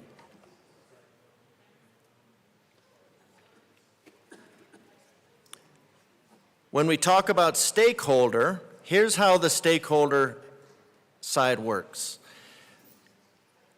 You maybe give these individuals a 1-week notice, and then if they do show up and tell you, there's no reason for the nanny state to listen because the nanny state is smarter than all of these business entities that have actual experience. Because their input is received, noted, and disregarded. They're told to sit down, shut up, and color. Because the nanny state knows best. So what do we have here? We have a single bill that has a single title, and that title is, and I'm looking at, that title is Concerning the Adjustment of Certain Tax Expenditures. Certain tax expenditures. And what are those tax expenditures? Section 2, increasing workforce requirement for insurance premium tax rate exemption from 2.5% to 7%. So for insurance premium tax rate exemption, I talked to some of the agencies about this. They've been trying to get 2.5% because into the state so that they can continue to operate in this state. And they're struggling with 2.5% because Colorado, the nanny state of Colorado, has made Colorado a business unfriendly place to live. Now this bill obviously makes it worse, but the nanny state knows best.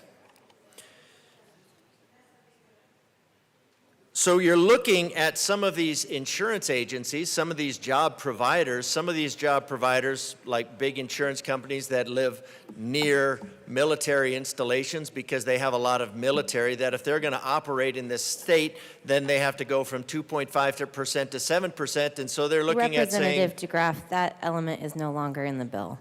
No, thank you. That's excellent to know that's gone. The rest of it should be gone. And then we'd be tracking. But I'm looking at the what I have here for the. Let's go through the strike below. Strike everything below. Section 1 shows that it was still in here. The General Assembly substantially modified tax credit, qualified costs, and the preservation of historic structures. I've got it, I think.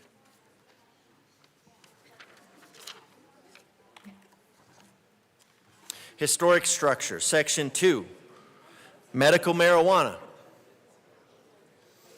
Maybe everybody has the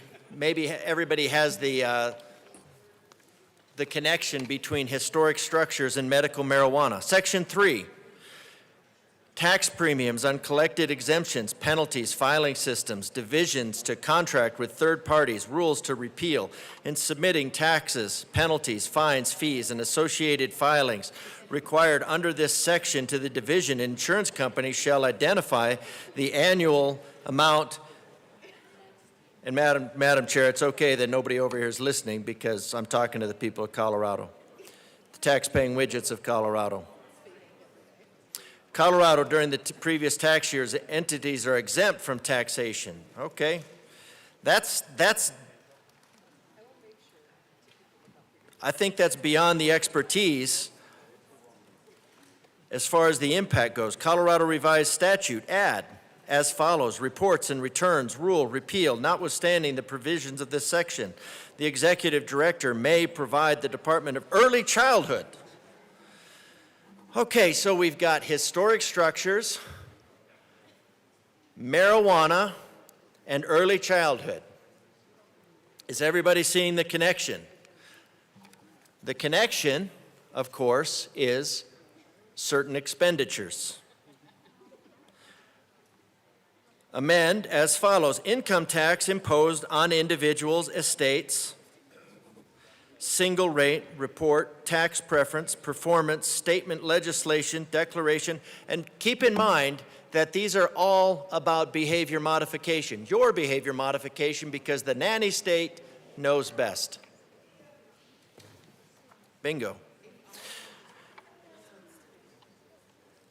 Credit against tax, employer expenditures for alternative transportation. All right. Alternative transportation, income tax, early childhood, marijuana, medical marijuana, and a partridge in a pear tree. All part of this legislation. Tax credit, Section 7, tax credit for qualified cost incurred. Oh, we're back to historic structures. Commercial historic preservation tax program, tax performance, deadline for incurring such. Section 8, tax credit for child care center investments.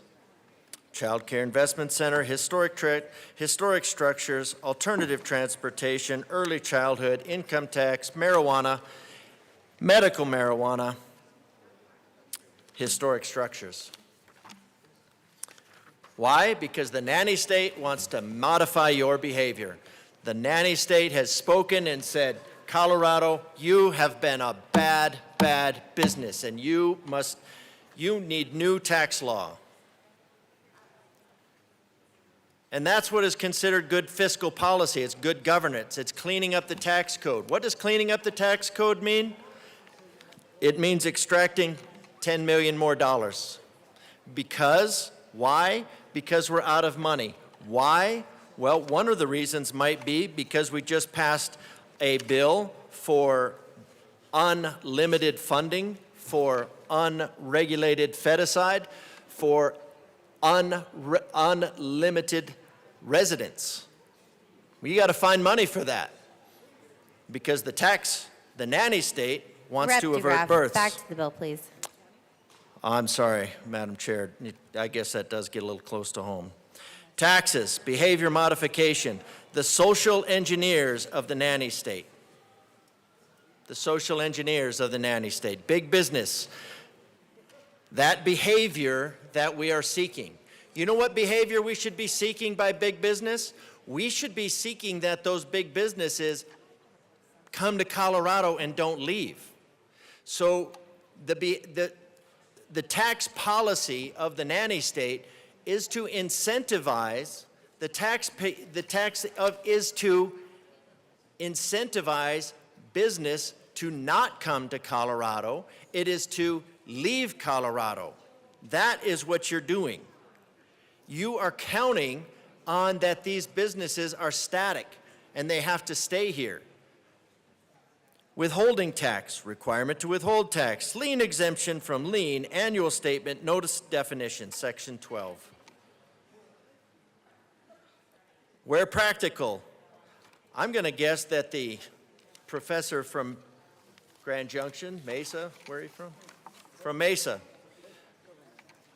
I'm going to guess that maybe each one of these sections would be, probably you could probably create an entire class on each one of these sections. I'm guessing. There's that level of depth. But the nanny state knows the behavior they want you they want to induce, and so they will put it in a bill, and you will comply under the force of the gun, or you'll leave. Amend as follows. Section 13, agricultural commodities. Whoa, agricultural commodities. Let's go back here. Income and wages from compensation which tax was deducted and withheld, including the gross income to the income tax. You know, when I talk to the people from the that do this, I talked to them last year. They were like 3 years behind, several years behind in trying to implement the tax code because the General Assembly creates tax code at the speed of a motion, and our government cannot keep up. They don't even, our government is not even in compliance with the tax code because they don't know how to write the tax code to keep up with the tax code, the changes in the tax code. So we actually don't know what the tax code is right now because the tax code is still being written from several years ago. And then this will come in when the nanny state says that the tax code that isn't even written and isn't even implemented isn't having the desired effect, so we're going to change it. Now you're going to change the tax code again before that is actually done. And a safety clause. Wow. And a safety clause. Why? Because the General Assembly finds, determined, declares that this act is necessary for the immediate preservation of the public peace, health, or safety, or for appropriations for the support and maintenance of the Department of State. And so what are we actually talking about? We're talking about this massive, we're looking at this massive, and overall, you could probably say this massive tax is probably actually in itself de minimis at $10.7 million. What's onerous is this bill itself. Because let's say if you said, what is our budget? Say $40 billion. $40 billion, lots of zeros. We'll put those all out there, 40 billion. Then you get the money from the feds, but let's just call it 40 billion, and then you have 10 million here. Well, we can cross out those zeros, and then we have 1/4,000th. So, 1/4,000th. 10 million would be 1/4,000th. Show me your work. I did. Come here. Come here. You can Garcia me. Come here. So, $40 billion, 000, 000, 000, 000, 40, $10 million from here, just rounding. We're among friends. $10 million, take those off, take that one off. That's 4,000, 1/4,000th. We good? Yeah. Would you like a pen? No, I'm good. Okay, cool, cool, cool, cool.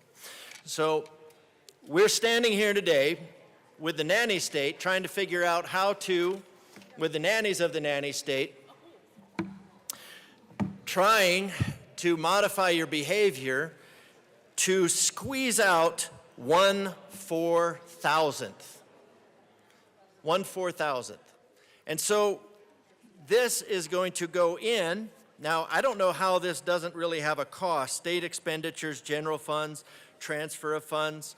Maybe the professor from Mesa can explain to me how this will be implemented without any cost to the state whatsoever, because when we've looked at minor changes in coding, it's gone up to millions of dollars. So I think overall what we're looking at is we're probably looking at spending more than we're going to bring back in. And then we're looking at chasing businesses out, which you're already doing with the $58 billion that you're extracting out for green energy programs. That's another story. Madam Chair, I'd like to get back to the bill. Thank you. So 1/4000th, we are going to spend, because I really don't believe that this has a zero cost.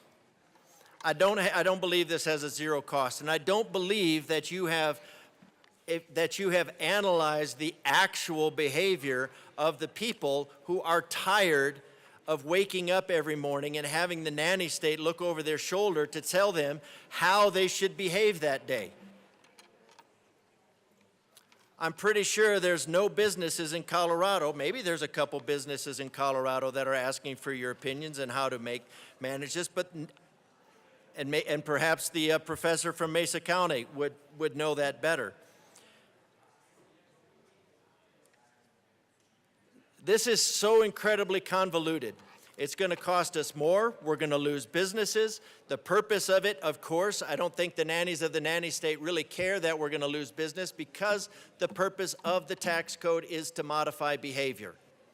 It's not to bring in revenue. It's not to be fair to the citizens of Colorado. I mean, we do have that thing called the Declaration of Independence, our founding document upon which our Constitution is founded, that set this all in motion, that to secure these rights, governments are instituted among men, deriving their just power from the consent of the governed. Now, does anybody, when they hear consent of the governed, does anybody hear reflections in that of the nanny state saying, modify your behavior? Consent of the governed, how did you get modify your behavior out of consent of the governed? Sure, come on up. Representative Garcia. I actually don't need a pen, I'm good. But can you lower it for just a second? Thank you. I just want to clarify that it's not the tax code that is intended to motivate behavior. It's tax credits. If you look at how tax credits were created, the statute under which tax credits live, one of the key provisions of what justifies a tax credit is to incentivize behavior. So that's really what it is. Representative DeGraff.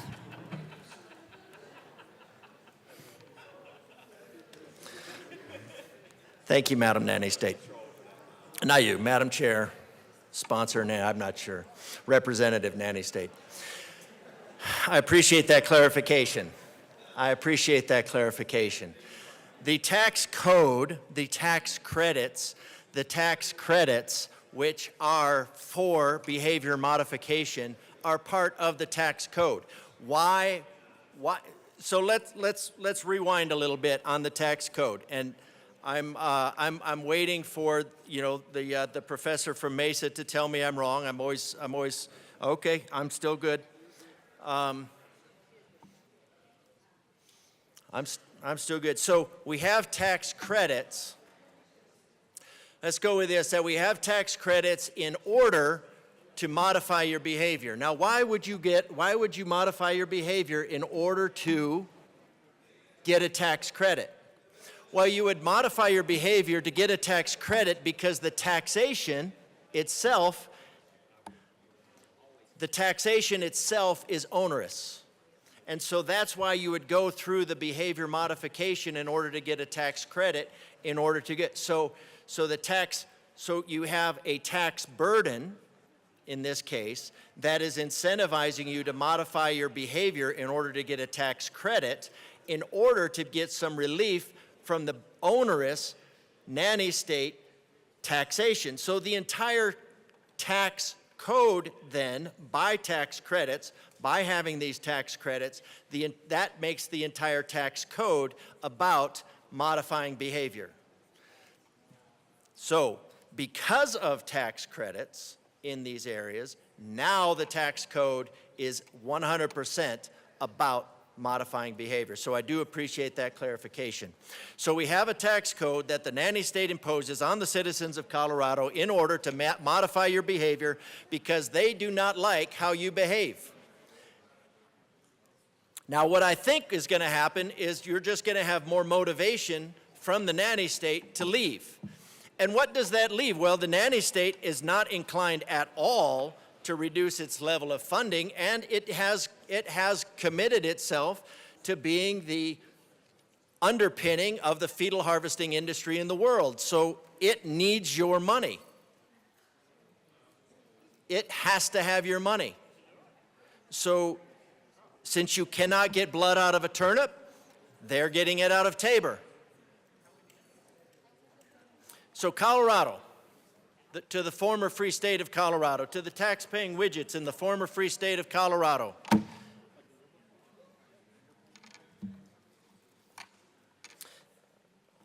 this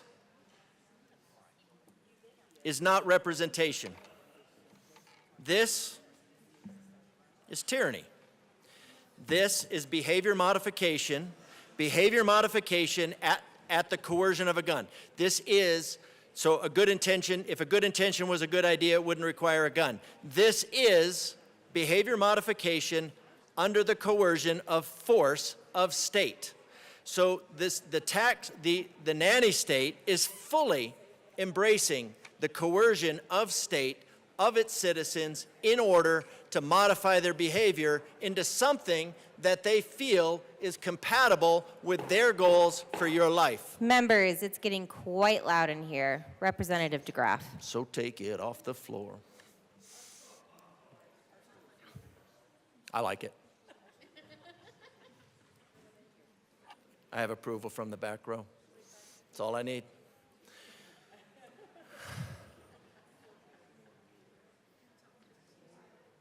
So, former free state of Colorado, I'm going to go get a drink of water. Maybe read through the 17-page summary of the fiscal note.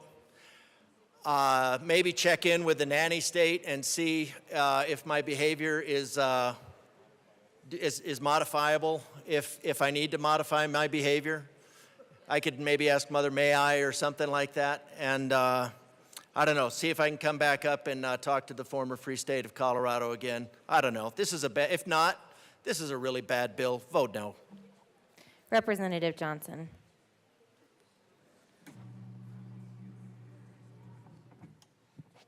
Thank you, Madam Chair. So this bill, as it stands, and we've mentioned, it is a 17-page fiscal note, would destroy rural Colorado.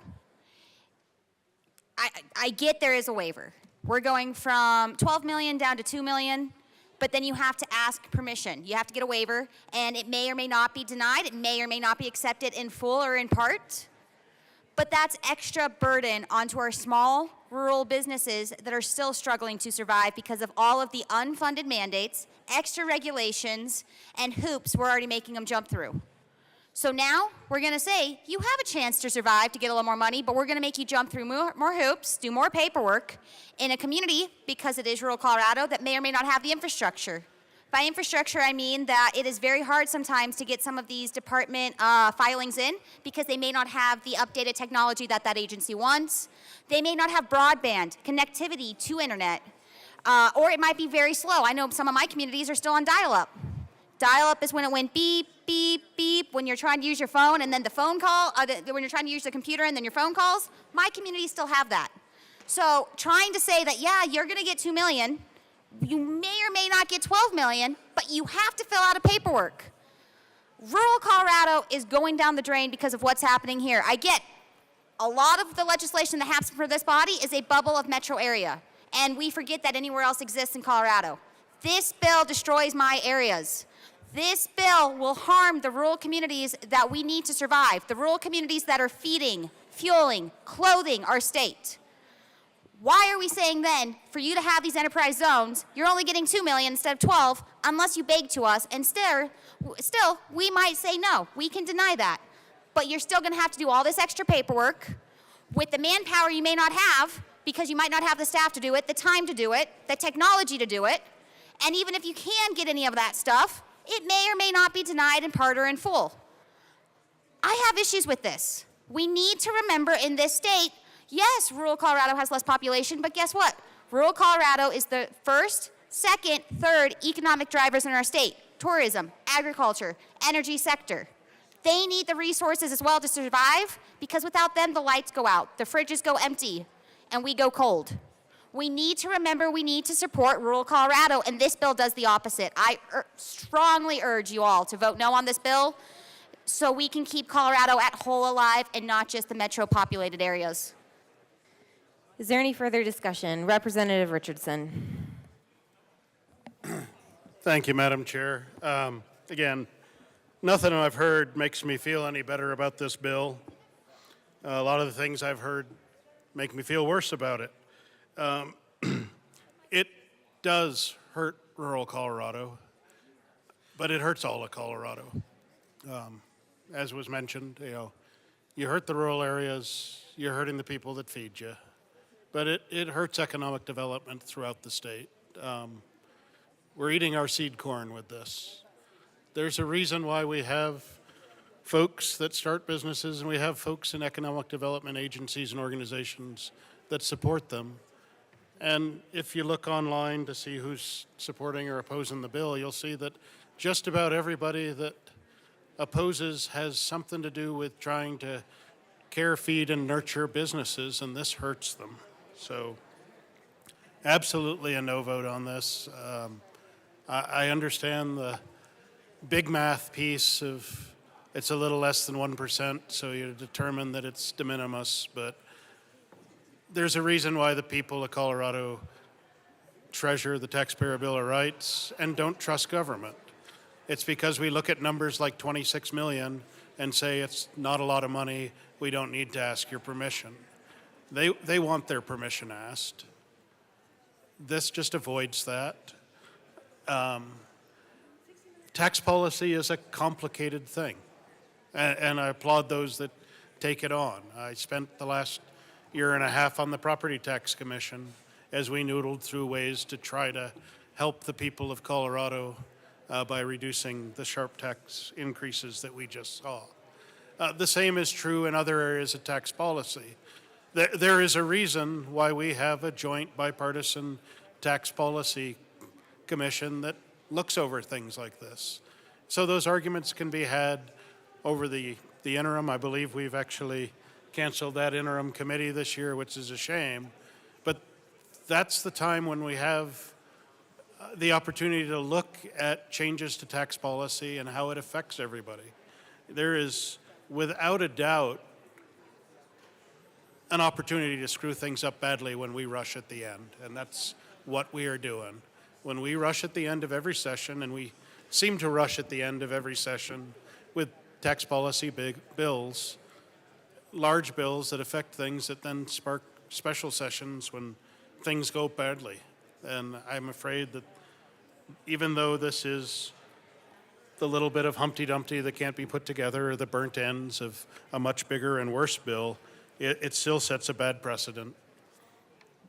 It collects $26 million more out of our people's pockets. That this claims will be increases in Tabor refunds. But I have no doubt that before those refunds occur, we're going to find other ways to apply those taxes to credits to other things we like. It just never happens. We see these projected increases in Taxpayer Bill of Rights refunds, but somehow we pick everybody to be losers and a few other people to be winners, and we establish a new tax credit and we divert the monies there. So there's probably one or two pieces of this where we're trying to conform to federal tax policy are good. Those are the only things that should remain. If it goes forward, I do hope the Senate just picks this apart even further and we wind up with one little thing that helps one thing that needs to be helped. This is still a bad bill. It's bad for rural Colorado. It's bad for all of Colorado. It's bad for any taxpayer, and we should vote it down today. Thank you. Assistant Minority Leader Winter. Thank you, Madam Chair. The problem I have with this is as we move through, and I understand the legislative process as it is, but it's so hard for us to get back in stakeholder with our stakeholders, which are the constituents in rural Colorado. I do the best I can, but when we do big amendments and things like this, there's no way I can get this back to my chambers in the different counties that I live in, which makes it really hard to be able to form an opinion on their behalf. So, after what my colleagues have said, if this makes it harder on rural Colorado, it's just unfortunate because it's getting harder and harder to live out there. And as we see more and more of our industries taking away, we're just losing more and more people. Our biggest export in rural Colorado is our kids, because there is no economic viability anymore. There's no oil and gas jobs anymore, which kept a lot of our youth in our area. Farming and ranching, it's harder and harder because there's no other opportunities for wives that live in these communities to make a good living along with their husband on the farm or ranch. So anytime we can throw any type of economic development into my district, I fight for it. That's why I fought so hard for nuclear energy, because I truly believe that we can put these plants in southeastern Colorado and we can be able to provide these jobs. Rural Colorado is a close-knit family. We love our families and we try to stick together. But we're losing that because people have to make a living and they're being driven to the front range. And I'm not saying, staying in rural Colorado isn't for every kid, and I get that, I understand that. But the people that want to stay can't stay. And as we take businesses off the market for them to be able to make a living, to stay in their communities, I think we need to be double aware of how to infuse those dollars back into these communities. The representative from Denver says it all the time. This state tries to help each other out in ways. Got your problems here, we have our problems there. We're always working for the greater good of the whole, I understand that. But to us, it seems like it's more take than give, if that makes sense. We don't want to be taken. I know this is going to sound horrible. We don't want to be taken care of. We just want to make a living, and we want to be able to go to work, and we want to be able to put money in the bank and build homes and raise babies where we all come from, because that's our culture. And I say it all the time. It's our lived experience in the fabric of our life. The city's great to visit. I don't mind being up here for 4 months. I can get with it. It's nice to have a restaurant open after 7 o'clock. I'm not going to complain. But for the people that want to stay in their communities, the more and more we take incentive and business out of our areas, the harder it is. And all we ask is if you're going to pass legislation that pulls these industries and businesses out of our communities, you have to realize it should be easier on the back end. So I think anything we can do to infuse more money and businesses into rural Colorado is important. I say this all the time. We feed you, we clothe you, we heat your homes. And if you're going to pass legislation that hurts our industries and kills our industries, then we would just like to be able to bring new industry in. We think there's nothing wrong with the industries that we have. My hometown, the high school is the Trinidad Miners, proud people. So many immigrants moved into Trinidad to work in the coal mines. They helped build this country. At CF&I in Pueblo, built steel, helped build this country. And those are things that was their identity. These were businesses that were our identity, the fabric of our culture. And as things change here at the Capitol, we get that identity stripped away from us. And as we strive to build a new identity for ourselves, it just seems like things keep piling on top of us at an exponential rate that we can't keep up with. And we watch more and more of our families be torn apart, and we watch more and more of our kids have to move to the urban areas to be able to make a living. So all I would ask is if you're going to work hard to shut down industries in our districts that feed our families, that pay our bills, that keep our families together, I would just ask that on the back end of that, you make sure to infuse every amount of dollars and tax credits you can back into our districts for unjustly killing our economies. So with that, I urge a no vote. Representative Luck.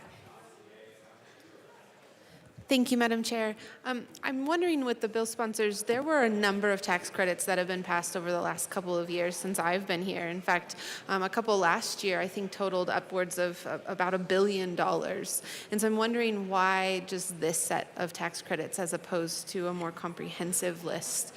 And the reason I say this is because I actually vote no on tax credits and tax expenditures for my own reasons. So I just was wondering why just this list? Representative Garcia. Why, thank you to the good representative from Teller County and Fremont and all of those wonderful places. Thank you so much for that wonderful question. We actually did start with a more comprehensive list, and we would actually like to have a more comprehensive list of the tax adjustments, and we faced criticism that a bill might be too big or too sloppy, and so we had to make some adjustments and cut it down to what you see now. But I think we're along the same lines of really having to go through all the tax credits and really digging deep into what's necessary, what's not, what's working, what's not. Representative Zokai. Thank you, Madam Chair. I also want to thank the good representative for that question because it is important for us to take a comprehensive look at all of our tax credits and if they're working. So what we did is look at the data from the state auditor to see if this was driving the behavior that we were hoping to see. And I do wish that we had more to put in front of you today. Rep. DeGraff.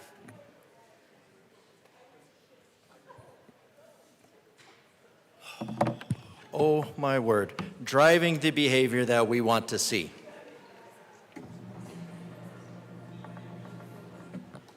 History is a warning from the future.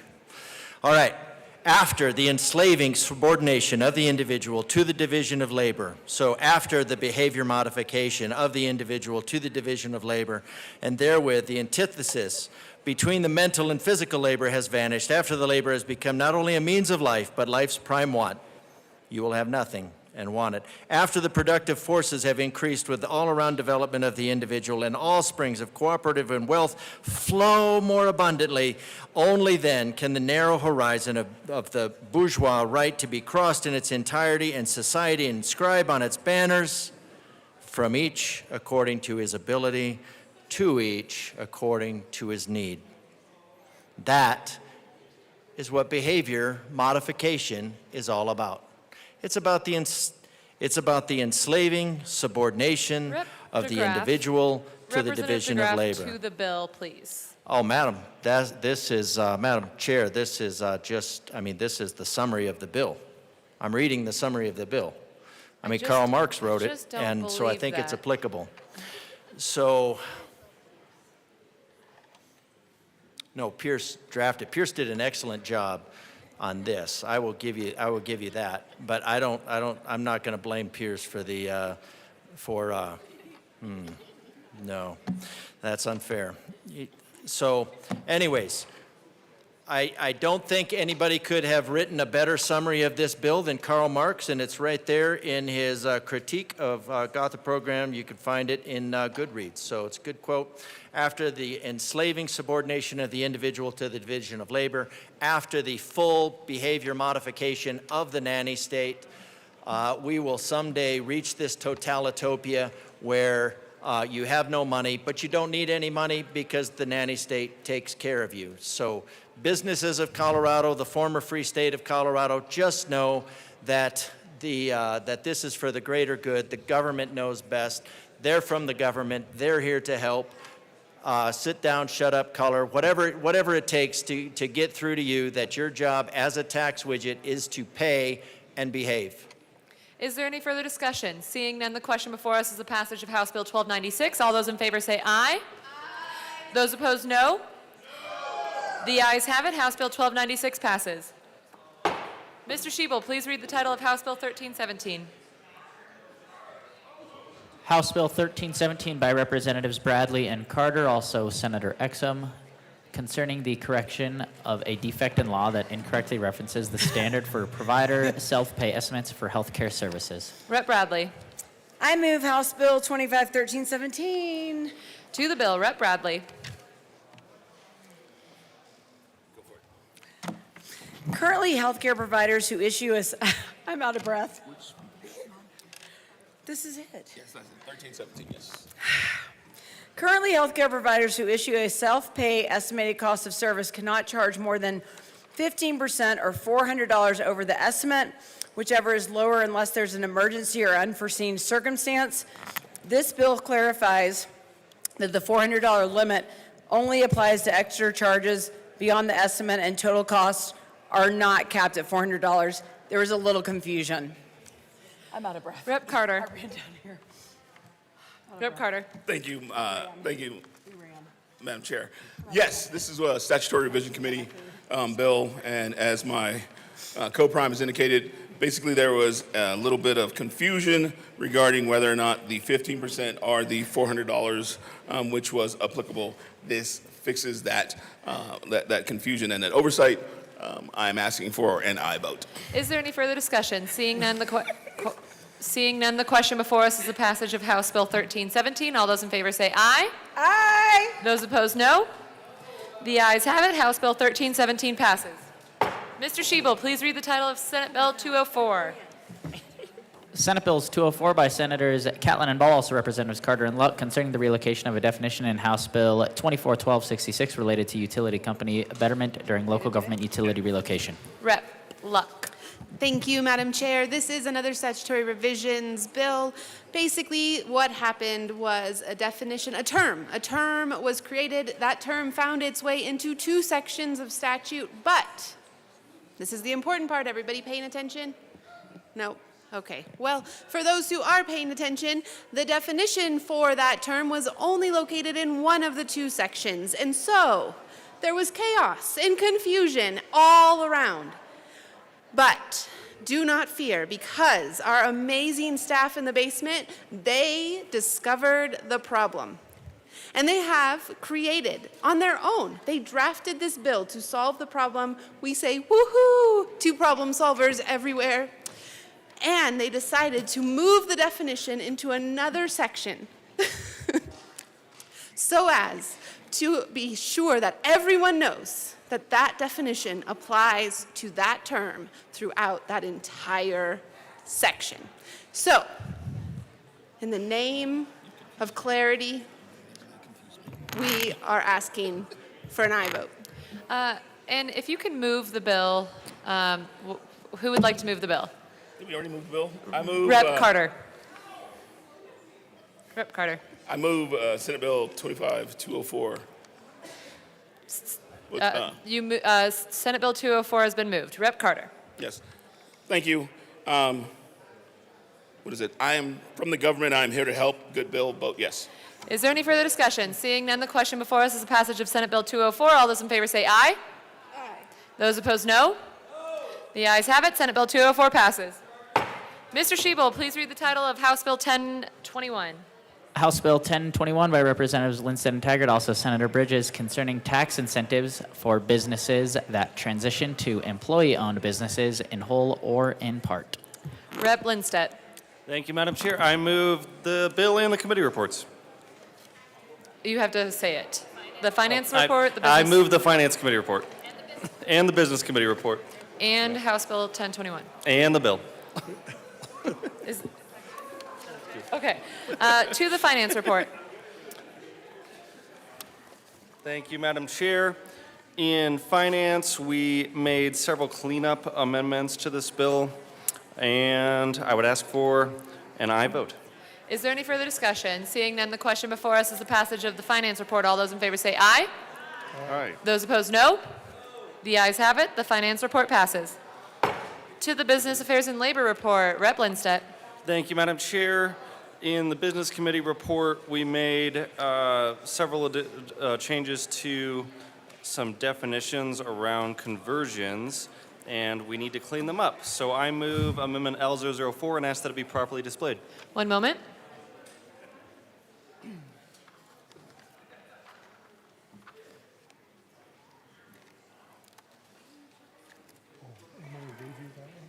L4 is properly displayed. Rep. Lindsted. Thank you, Madam Chair. This is a cleanup at the request of OEdit to make sure that the applicable qualified support language is very clear. So I ask for an aye vote. Is there any further discussion? Seeing none, the question before us is the passage of L4. All those in favor say aye. Aye. Those opposed, no. The ayes have it. L4 passes. To the committee report. Is there any further discussion? Seeing none, the question before us is the passage of the business. This is to the bill. To the bill. Seeing none, the question before us is the passage of the business affairs and labor report. All those in favor say aye. Aye. Those opposed, no. The ayes have it. The business affairs and labor report passes. To the bill. Rep. Lindsted. Thank you, Madam Chair. We need to take a haircut courtesy of the JBC. So I know, it is your fault. I move L005 and ask that it be properly displayed. One moment. Thanks for throwing me under the bus. And I'll let you talk on it. Huh? L5 is properly displayed. Rep. Lindsted. No, go ahead. Okay. Thank you, Madam Chair. This takes us down $1 million and then changes the date to an earlier date when we'll have to review it. So I ask for an aye vote. Is there any further discussion? Seeing none, the question before us is the passage of L5. All those in favor say aye. Aye. Those opposed, no. No. The ayes have it. L5 passes.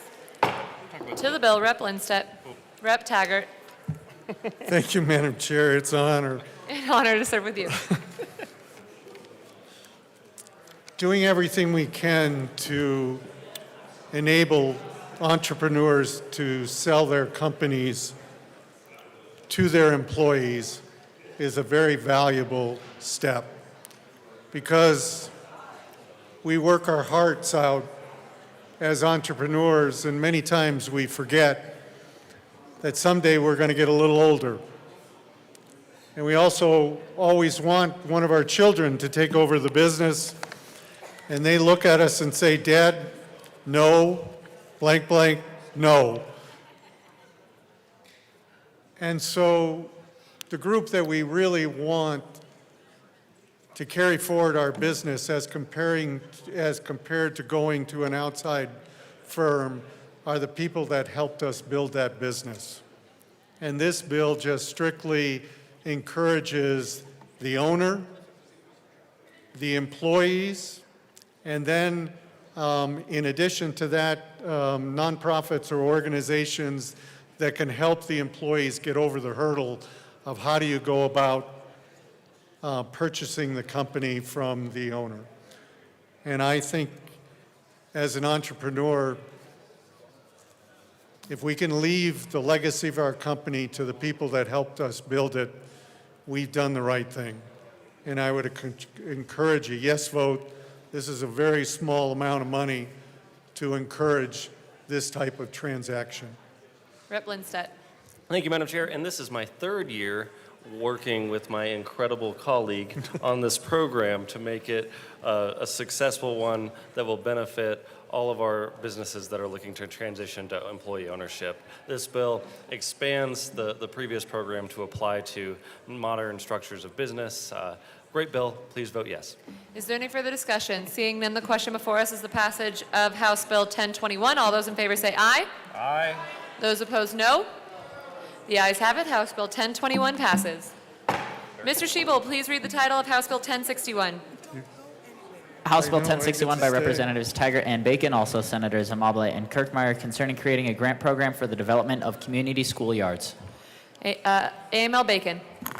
Thank you, Madam Chair. I move House Bill 1061 and the Appropriations and Education Committee reports. To the Appropriations Report. AML Bacon. Thank you, Madam Chair. In appropriations, we took some good advice and brought down the fiscal note. You've got to modify the appropriations. Yes, we're going to move that. Oh, this is in second reading. I'm sorry. Yeah. I screwed up. Oh, no, that's okay. It's amended Appropriations Committee report. Yeah, so we got to make sure we do that. I do have it Don't here. make Okay, that- don't sorry. Sorry.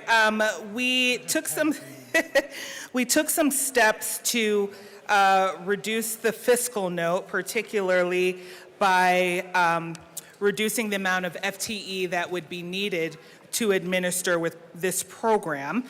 And so we amended in committee that we expect 5% of the dollars to be used for the administrative program. However, we do have an amendment to match that amendment to the actual fiscal note. And with that, Madam Chair, I move L6 and ask that it be displayed.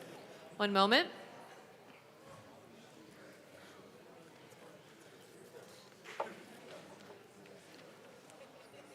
L6 is properly displayed. Rep. Bacon. AML Bacon. Thank you. Members, if you note, I would direct your attention to line 2, where we bring down the fiscal note from $119,000 down to $50,000. This has been, our fiscal analyst has taken a look at this. We believe, though, as we move through, it may become more precise. But with that, we ask for an aye vote. Is there any further discussion? Seeing none, the question before us is the passage of L6. All those in favor say aye. Aye. Those opposed, no. The ayes have it. L6 passes. To the Appropriations Report. Is there any further discussion? Seeing none, the question before us is the passage of the Appropriations Report. All those in favor say aye. Those opposed, no. The ayes have it. The appropriation report passes. To the education report. AML Bacon. Thank you, Madam Chair. In committee, we made some adjustments to the grant program to better match our purpose. In committee, we particularly removed some barriers in language so that school districts could partner with municipalities and, quite frankly, work together to develop the schoolyard program. In committee, we also put some language in to recognize that some smaller districts and communities may need some technical assistance, but ultimately, again, in the Education Committee, we provided some streamlining amendments to strengthen the partnerships between municipalities and schoolyards. And with that, Madam Chair, we ask for an aye vote. Is there any further discussion? Seeing none, the question before us is the passage of the education report. All those in favor say aye. Aye. Those opposed, no. The ayes have it. The education report passes. To the bill. Rep. Taggart. Thank you, Madam Chair. This bill is about schoolyards that exist in underserved parts of our community that are in desperate need of repair, that are no longer safe, they no longer are anywhere near the state of the art that we would like our schools to have. And this is a small pilot program to allow us to, across the state, to address this particular issue. It is a $2 million grant for the next 2 years, so it totals $4 million over a 2-year period. We're going through the very same process that other, as my co-prime said, as other programs do for local severance tax and mineral revenues. And but the other thing that we did with this that I think is really important is by getting the parties together, not only is this an improvement for the schoolyard, but when the schools are not in session, these schoolyards become a community park for the purpose of both recreation as well as education. So I would very much encourage a yes vote on something we need in very underserved communities across the state. Rep. Bradfield.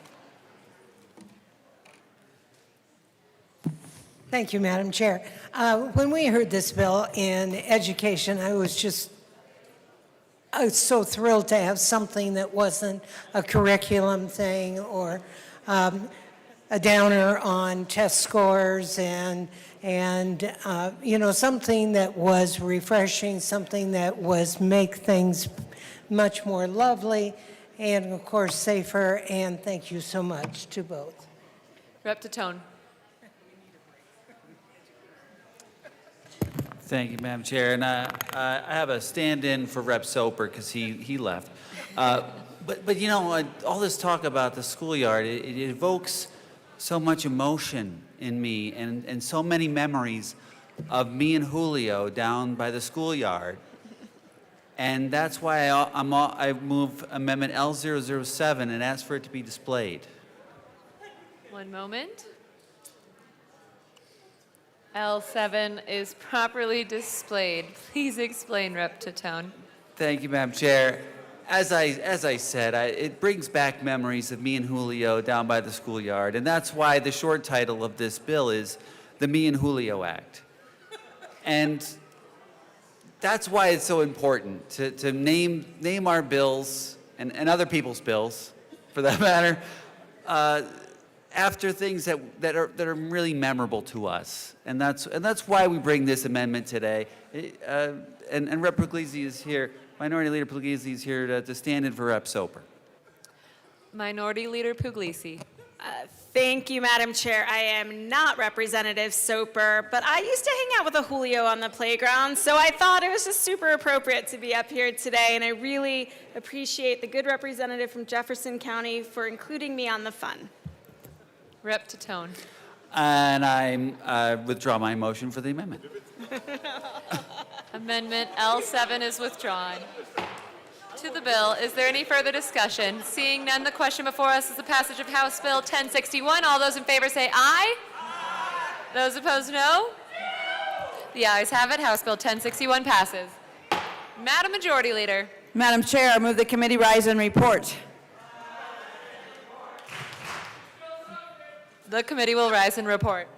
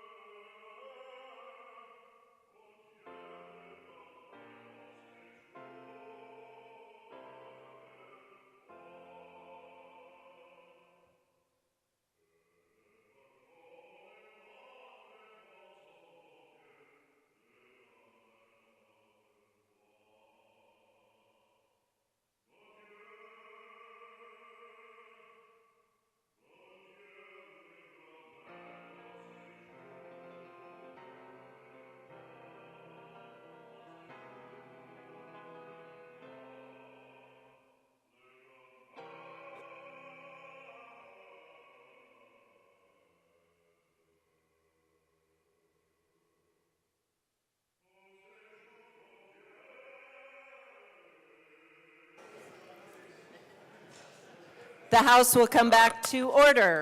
Mr. Shebel, please read the report of the Committee of the Whole. Madam Speaker, your Committee of the Whole begs leave to report is under consideration of the following attached bills, being the second reading of making the following recommendations thereon. House Bills 1001 is amended, 1061 is amended, 1078 is amended, 1079 is amended, 1192 is amended, 1235 is amended, 1278 is amended, 1295 is amended, 1296 is amended, 1311 is amended, 1317, 1326, 1328 is amended, passed on second reading, ordered and gross placed on calendar for third and final passage. Senate Bills 1 is amended, 53, 54, 173 is amended, 179, and 204 passed on second reading, ordered revised and placed on the calendar for third reading and final passage. Representative Lukens.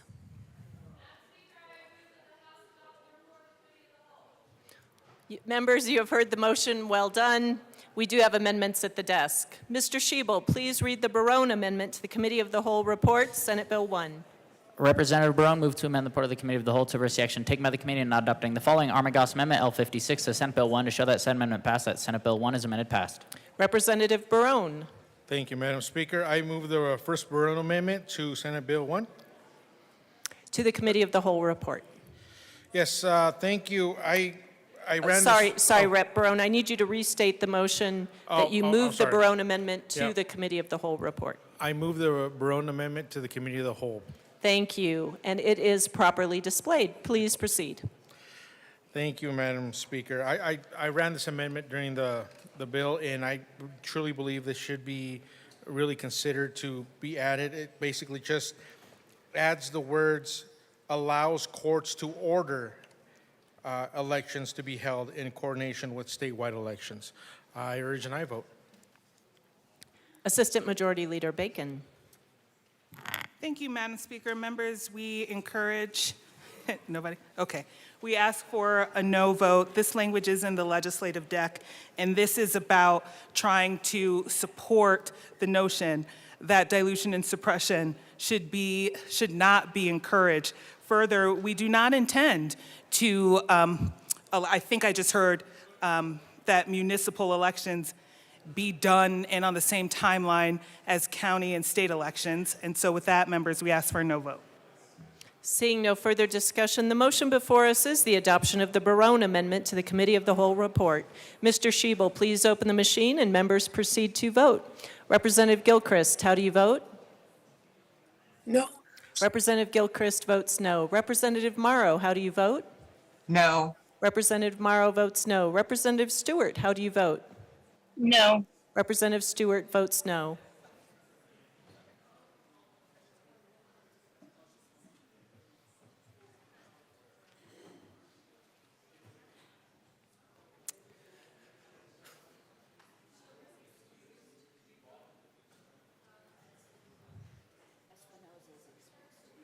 Espinoza, Bottoms, excused.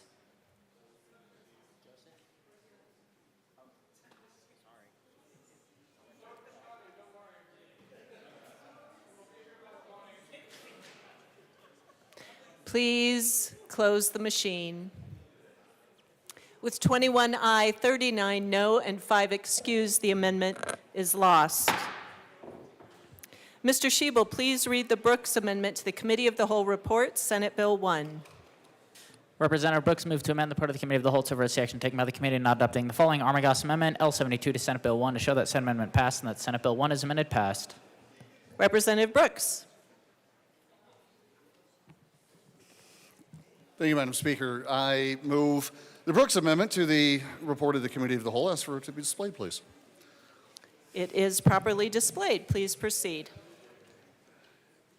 Thank you, Madam Speaker. I get it. We talked about various amendments for local control for quite a while.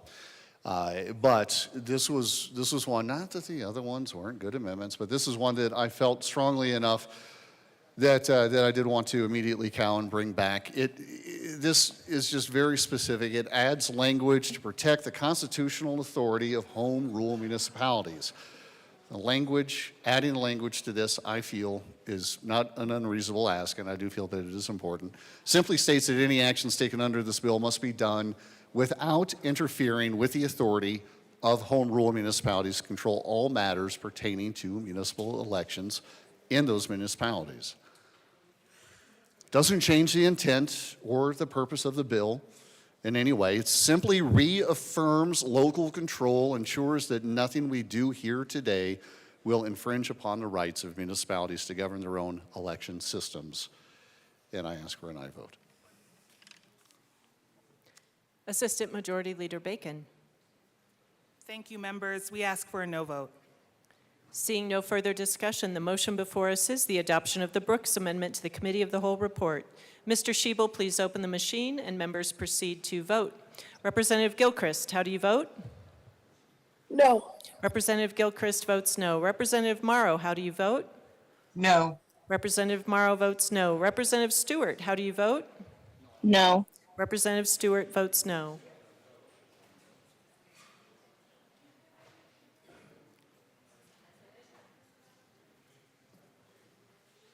Clifford and Sukla.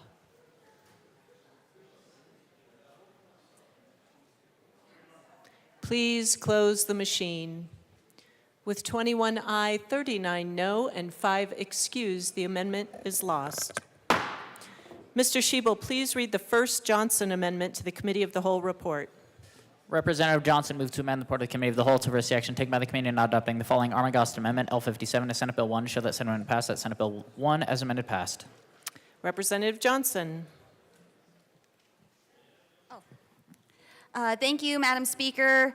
I move the first Johnson Amendment and ask that it be properly displayed. And do state to the Committee of the Whole report. Let me try again. I move the first Johnson Amendment to the Committee of the Whole and ask that it be properly displayed, to the report. Thank you. Properly displayed. Please proceed.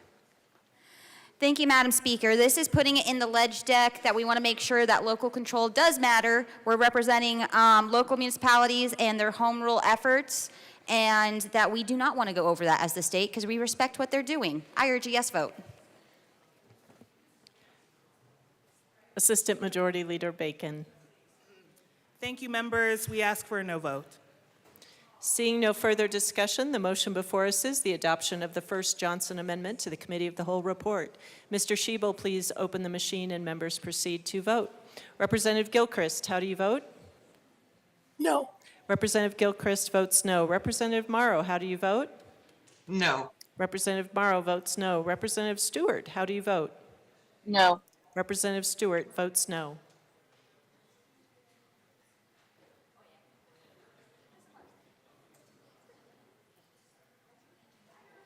Madam Majority Leader. Please close the machine. With 21 aye, 39 no, and 5 excused, the first Johnson Amendment is lost. Mr. Schiebel, please read the title of the second Johnson Amendment. Representative Johnson moved to amend the report of the Committee of the Whole to reverse action taken by the committee in not adopting the following Armagost Amendment, L58 to Senate Bill 1, to show that said amendment passed and that Senate Bill 1 as amended passed. Representative Johnson. Thank you, Madam Speaker. I move the Dusty Amendment to the Committee of the Whole report and ask that it be properly displayed. I don't have a Dusty Amendment, darn it. All right, I but guess we I'll will try do that the again. second Johnson Amendment. How is that? All right, the second Johnson Amendment to the Committee of the Whole report and ask that it be properly displayed. It is properly displayed. Please proceed. Thank you, Madam Speaker. So this is to ensure that it is not an unfunded mandate. If the state is going to control what our local municipalities are going to do with their elections, and a cost should happen because of that, if the state is mandating it, they should pay for it, and I urge a yes vote. Representative Joseph. Thank you, Madam Speaker. We ask for a no vote on this particular amendment. Again, it's an issue of accountability. If the municipality violates their own constituents and residents' rights, it should not be up to the state to pay for that. Thank you. We ask for a no vote. Seeing no further discussion, the motion before us is the adoption of the second Johnson Amendment to the Committee of the Whole report. Mr. Schiebel, please open the machine and members proceed to vote. Representative Gilchrist, how do you vote? No. Representative Gilchrist votes no. Representative Morrow, how do you vote? No. Representative Morrow votes no. Representative Stewart, how do you vote? No. Representative Stewart votes no.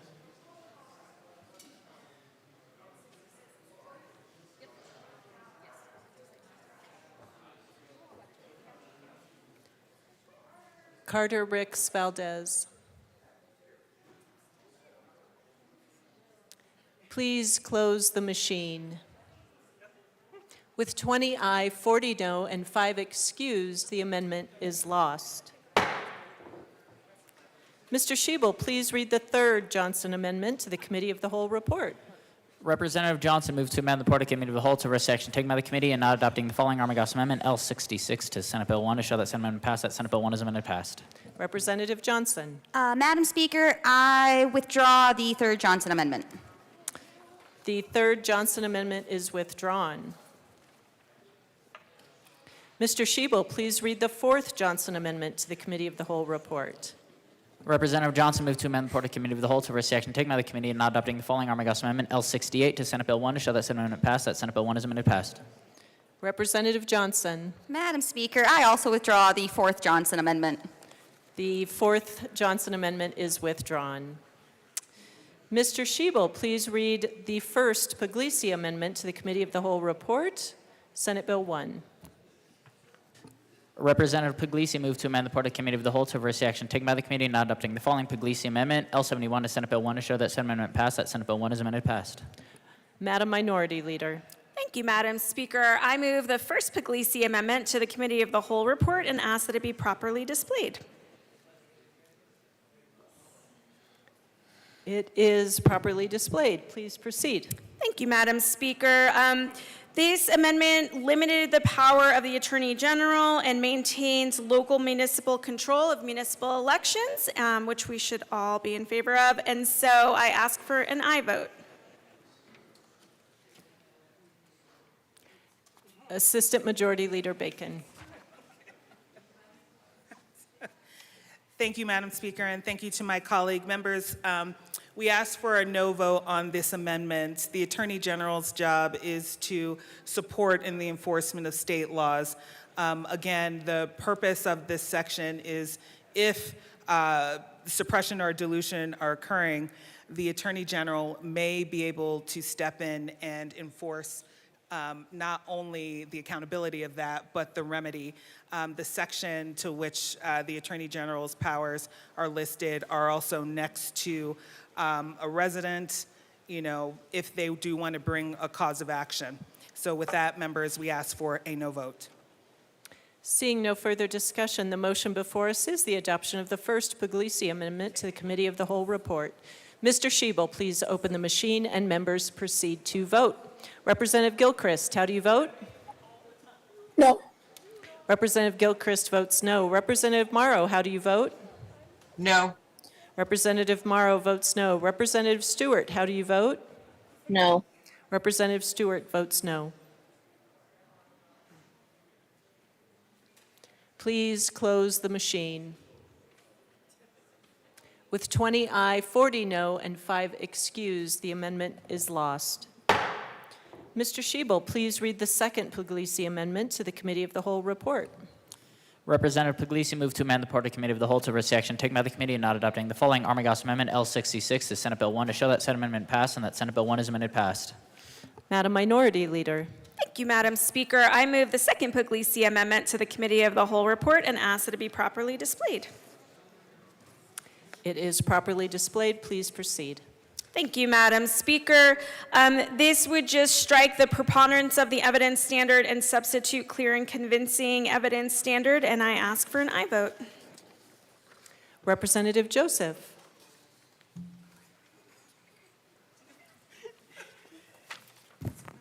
Yes, thank you, Madam Speaker. We ask for no vote on this particular amendment. It would be bad public policy to, that's line 20 and 21. Representative Joseph, Yes. we are on the underlying amendment was L066 for. Yes, L68, yeah? No, this is L066. We do have two amendments that look very similar. Ah, thank you. We ask for a no vote. Representative Luck. Thank you, Madam Speaker. So, As I'm sure you all can appreciate if you can see from where you're sitting, I tend to not be able to see from where I'm sitting without coming down here. But in any case, this is having to do with evidentiary standards and changing from a preponderance of evidence to clear and convincing evidence, meaning more likely than not to, or 50-50 to, well, anyways. I wanted to come down here because you're more attentive at this time than later, and just let you know that not by a preponderance of evidence, but by clear and convincing evidence, I find you all to be amazing and loved and worthy and adored. Regardless of how you vote on this, I still find that to be true, though I do ask for an aye vote. Seeing no further discussion, the motion before us is the adoption of the second Puglisi Amendment to the Committee of the Whole report. Mr. Schiebel, please open the machine and members proceed to vote. Representative Gilchrist, how do you vote? No. Representative Gilchrist votes no. Representative Morrow, how do you vote? No. Representative Morrow votes no. Representative Stewart, how do you vote? No. Representative Stewart votes no.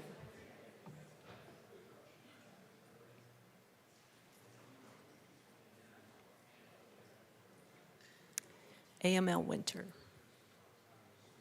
Please close the machine. With 22 aye, 38 no, and 5 excused, the amendment is lost. Madam Minority Leader. Thank you, Madam Speaker. Oh, sorry, Mr. Schiebel. Please read the third Puglisi Amendment to the Committee of the Whole report. Representative Puglisi moved to amend the report of the Committee of the Whole to reverse the action taken by the committee in not adopting the following Armagoss Amendment L68 to Senate Bill 1 to show that Senate Amendment passed. That Senate Bill 1 is amended passed. My apologies, Madam Minority Leader. Please proceed. Thank you, Madam Speaker. I think we're all excited that this is the last Committee of the Whole report amendment. So I move the third and final Puglisi Amendment to the Committee of the Whole report and ask that it be properly displayed. It is properly displayed. Thank you, Madam Speaker. We're going to try it one more time. Preponderance of the evidence. Let's strike that out and substitute clear and convincing evidence. I think we can all agree to this, and I ask for an aye vote. Thank you. Representative Joseph. Thank you, Madam Speaker. I was too eager earlier, and I'm going to try to redeem myself here. So, again, we're striking preponderance and substituting clear and convincing. Clear and convincing is a higher burden, and it would be bad public policy to ask a plaintiff to meet a higher burden because ultimately they are not the holder of the evidence. And also in this particular section, it talks about how if someone bring a case before the court against a municipality, and they have to meet it by a preponderance, and the municipality has to prove their case with clear and convincing, and if the plaintiff could show that they can do a better job at alleviating the disparity, they can meet that through preponderance of the evidence. So what we don't want to do is asking plaintiffs to have to meet that higher burden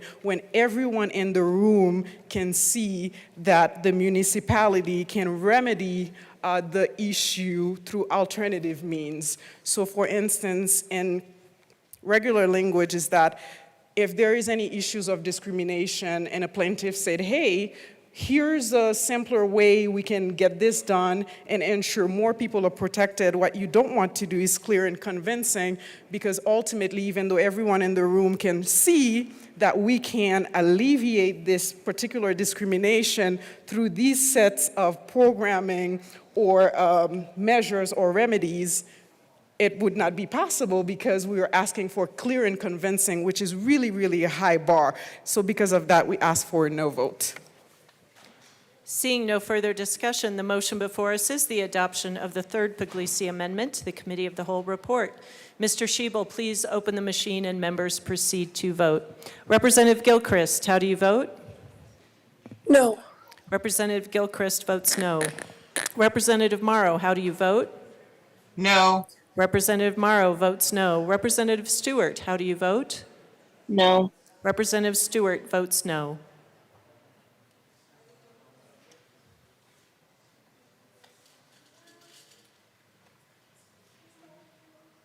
Brown. Please close the machine. With 22 aye, 38 no, and 5 excused, the amendment is lost. The motion before us is the adoption of the Committee of the Whole report. Mr. Schiebel, please open the machine and members proceed to vote. Representative Gilchrist, how do you vote? Yes. Representative Gilchrist votes yes. Representative Morrow, how do you vote? Yes. Representative Morrow votes yes. Representative Stewart, how do you vote? Yes. Representative Stewart votes yes.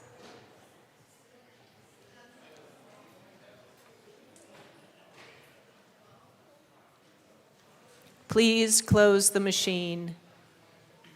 With 40 aye, 20 no, and 5 excused, the report of the Committee of the Whole is adopted. Announcements.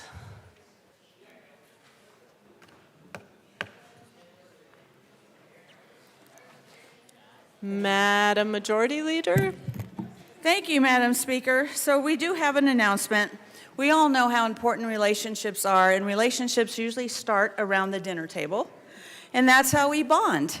And we consider ourselves a family here and want to create a new tradition around Cinco de Mayo. So with that, I'm going to pass it over to Rep. Barron.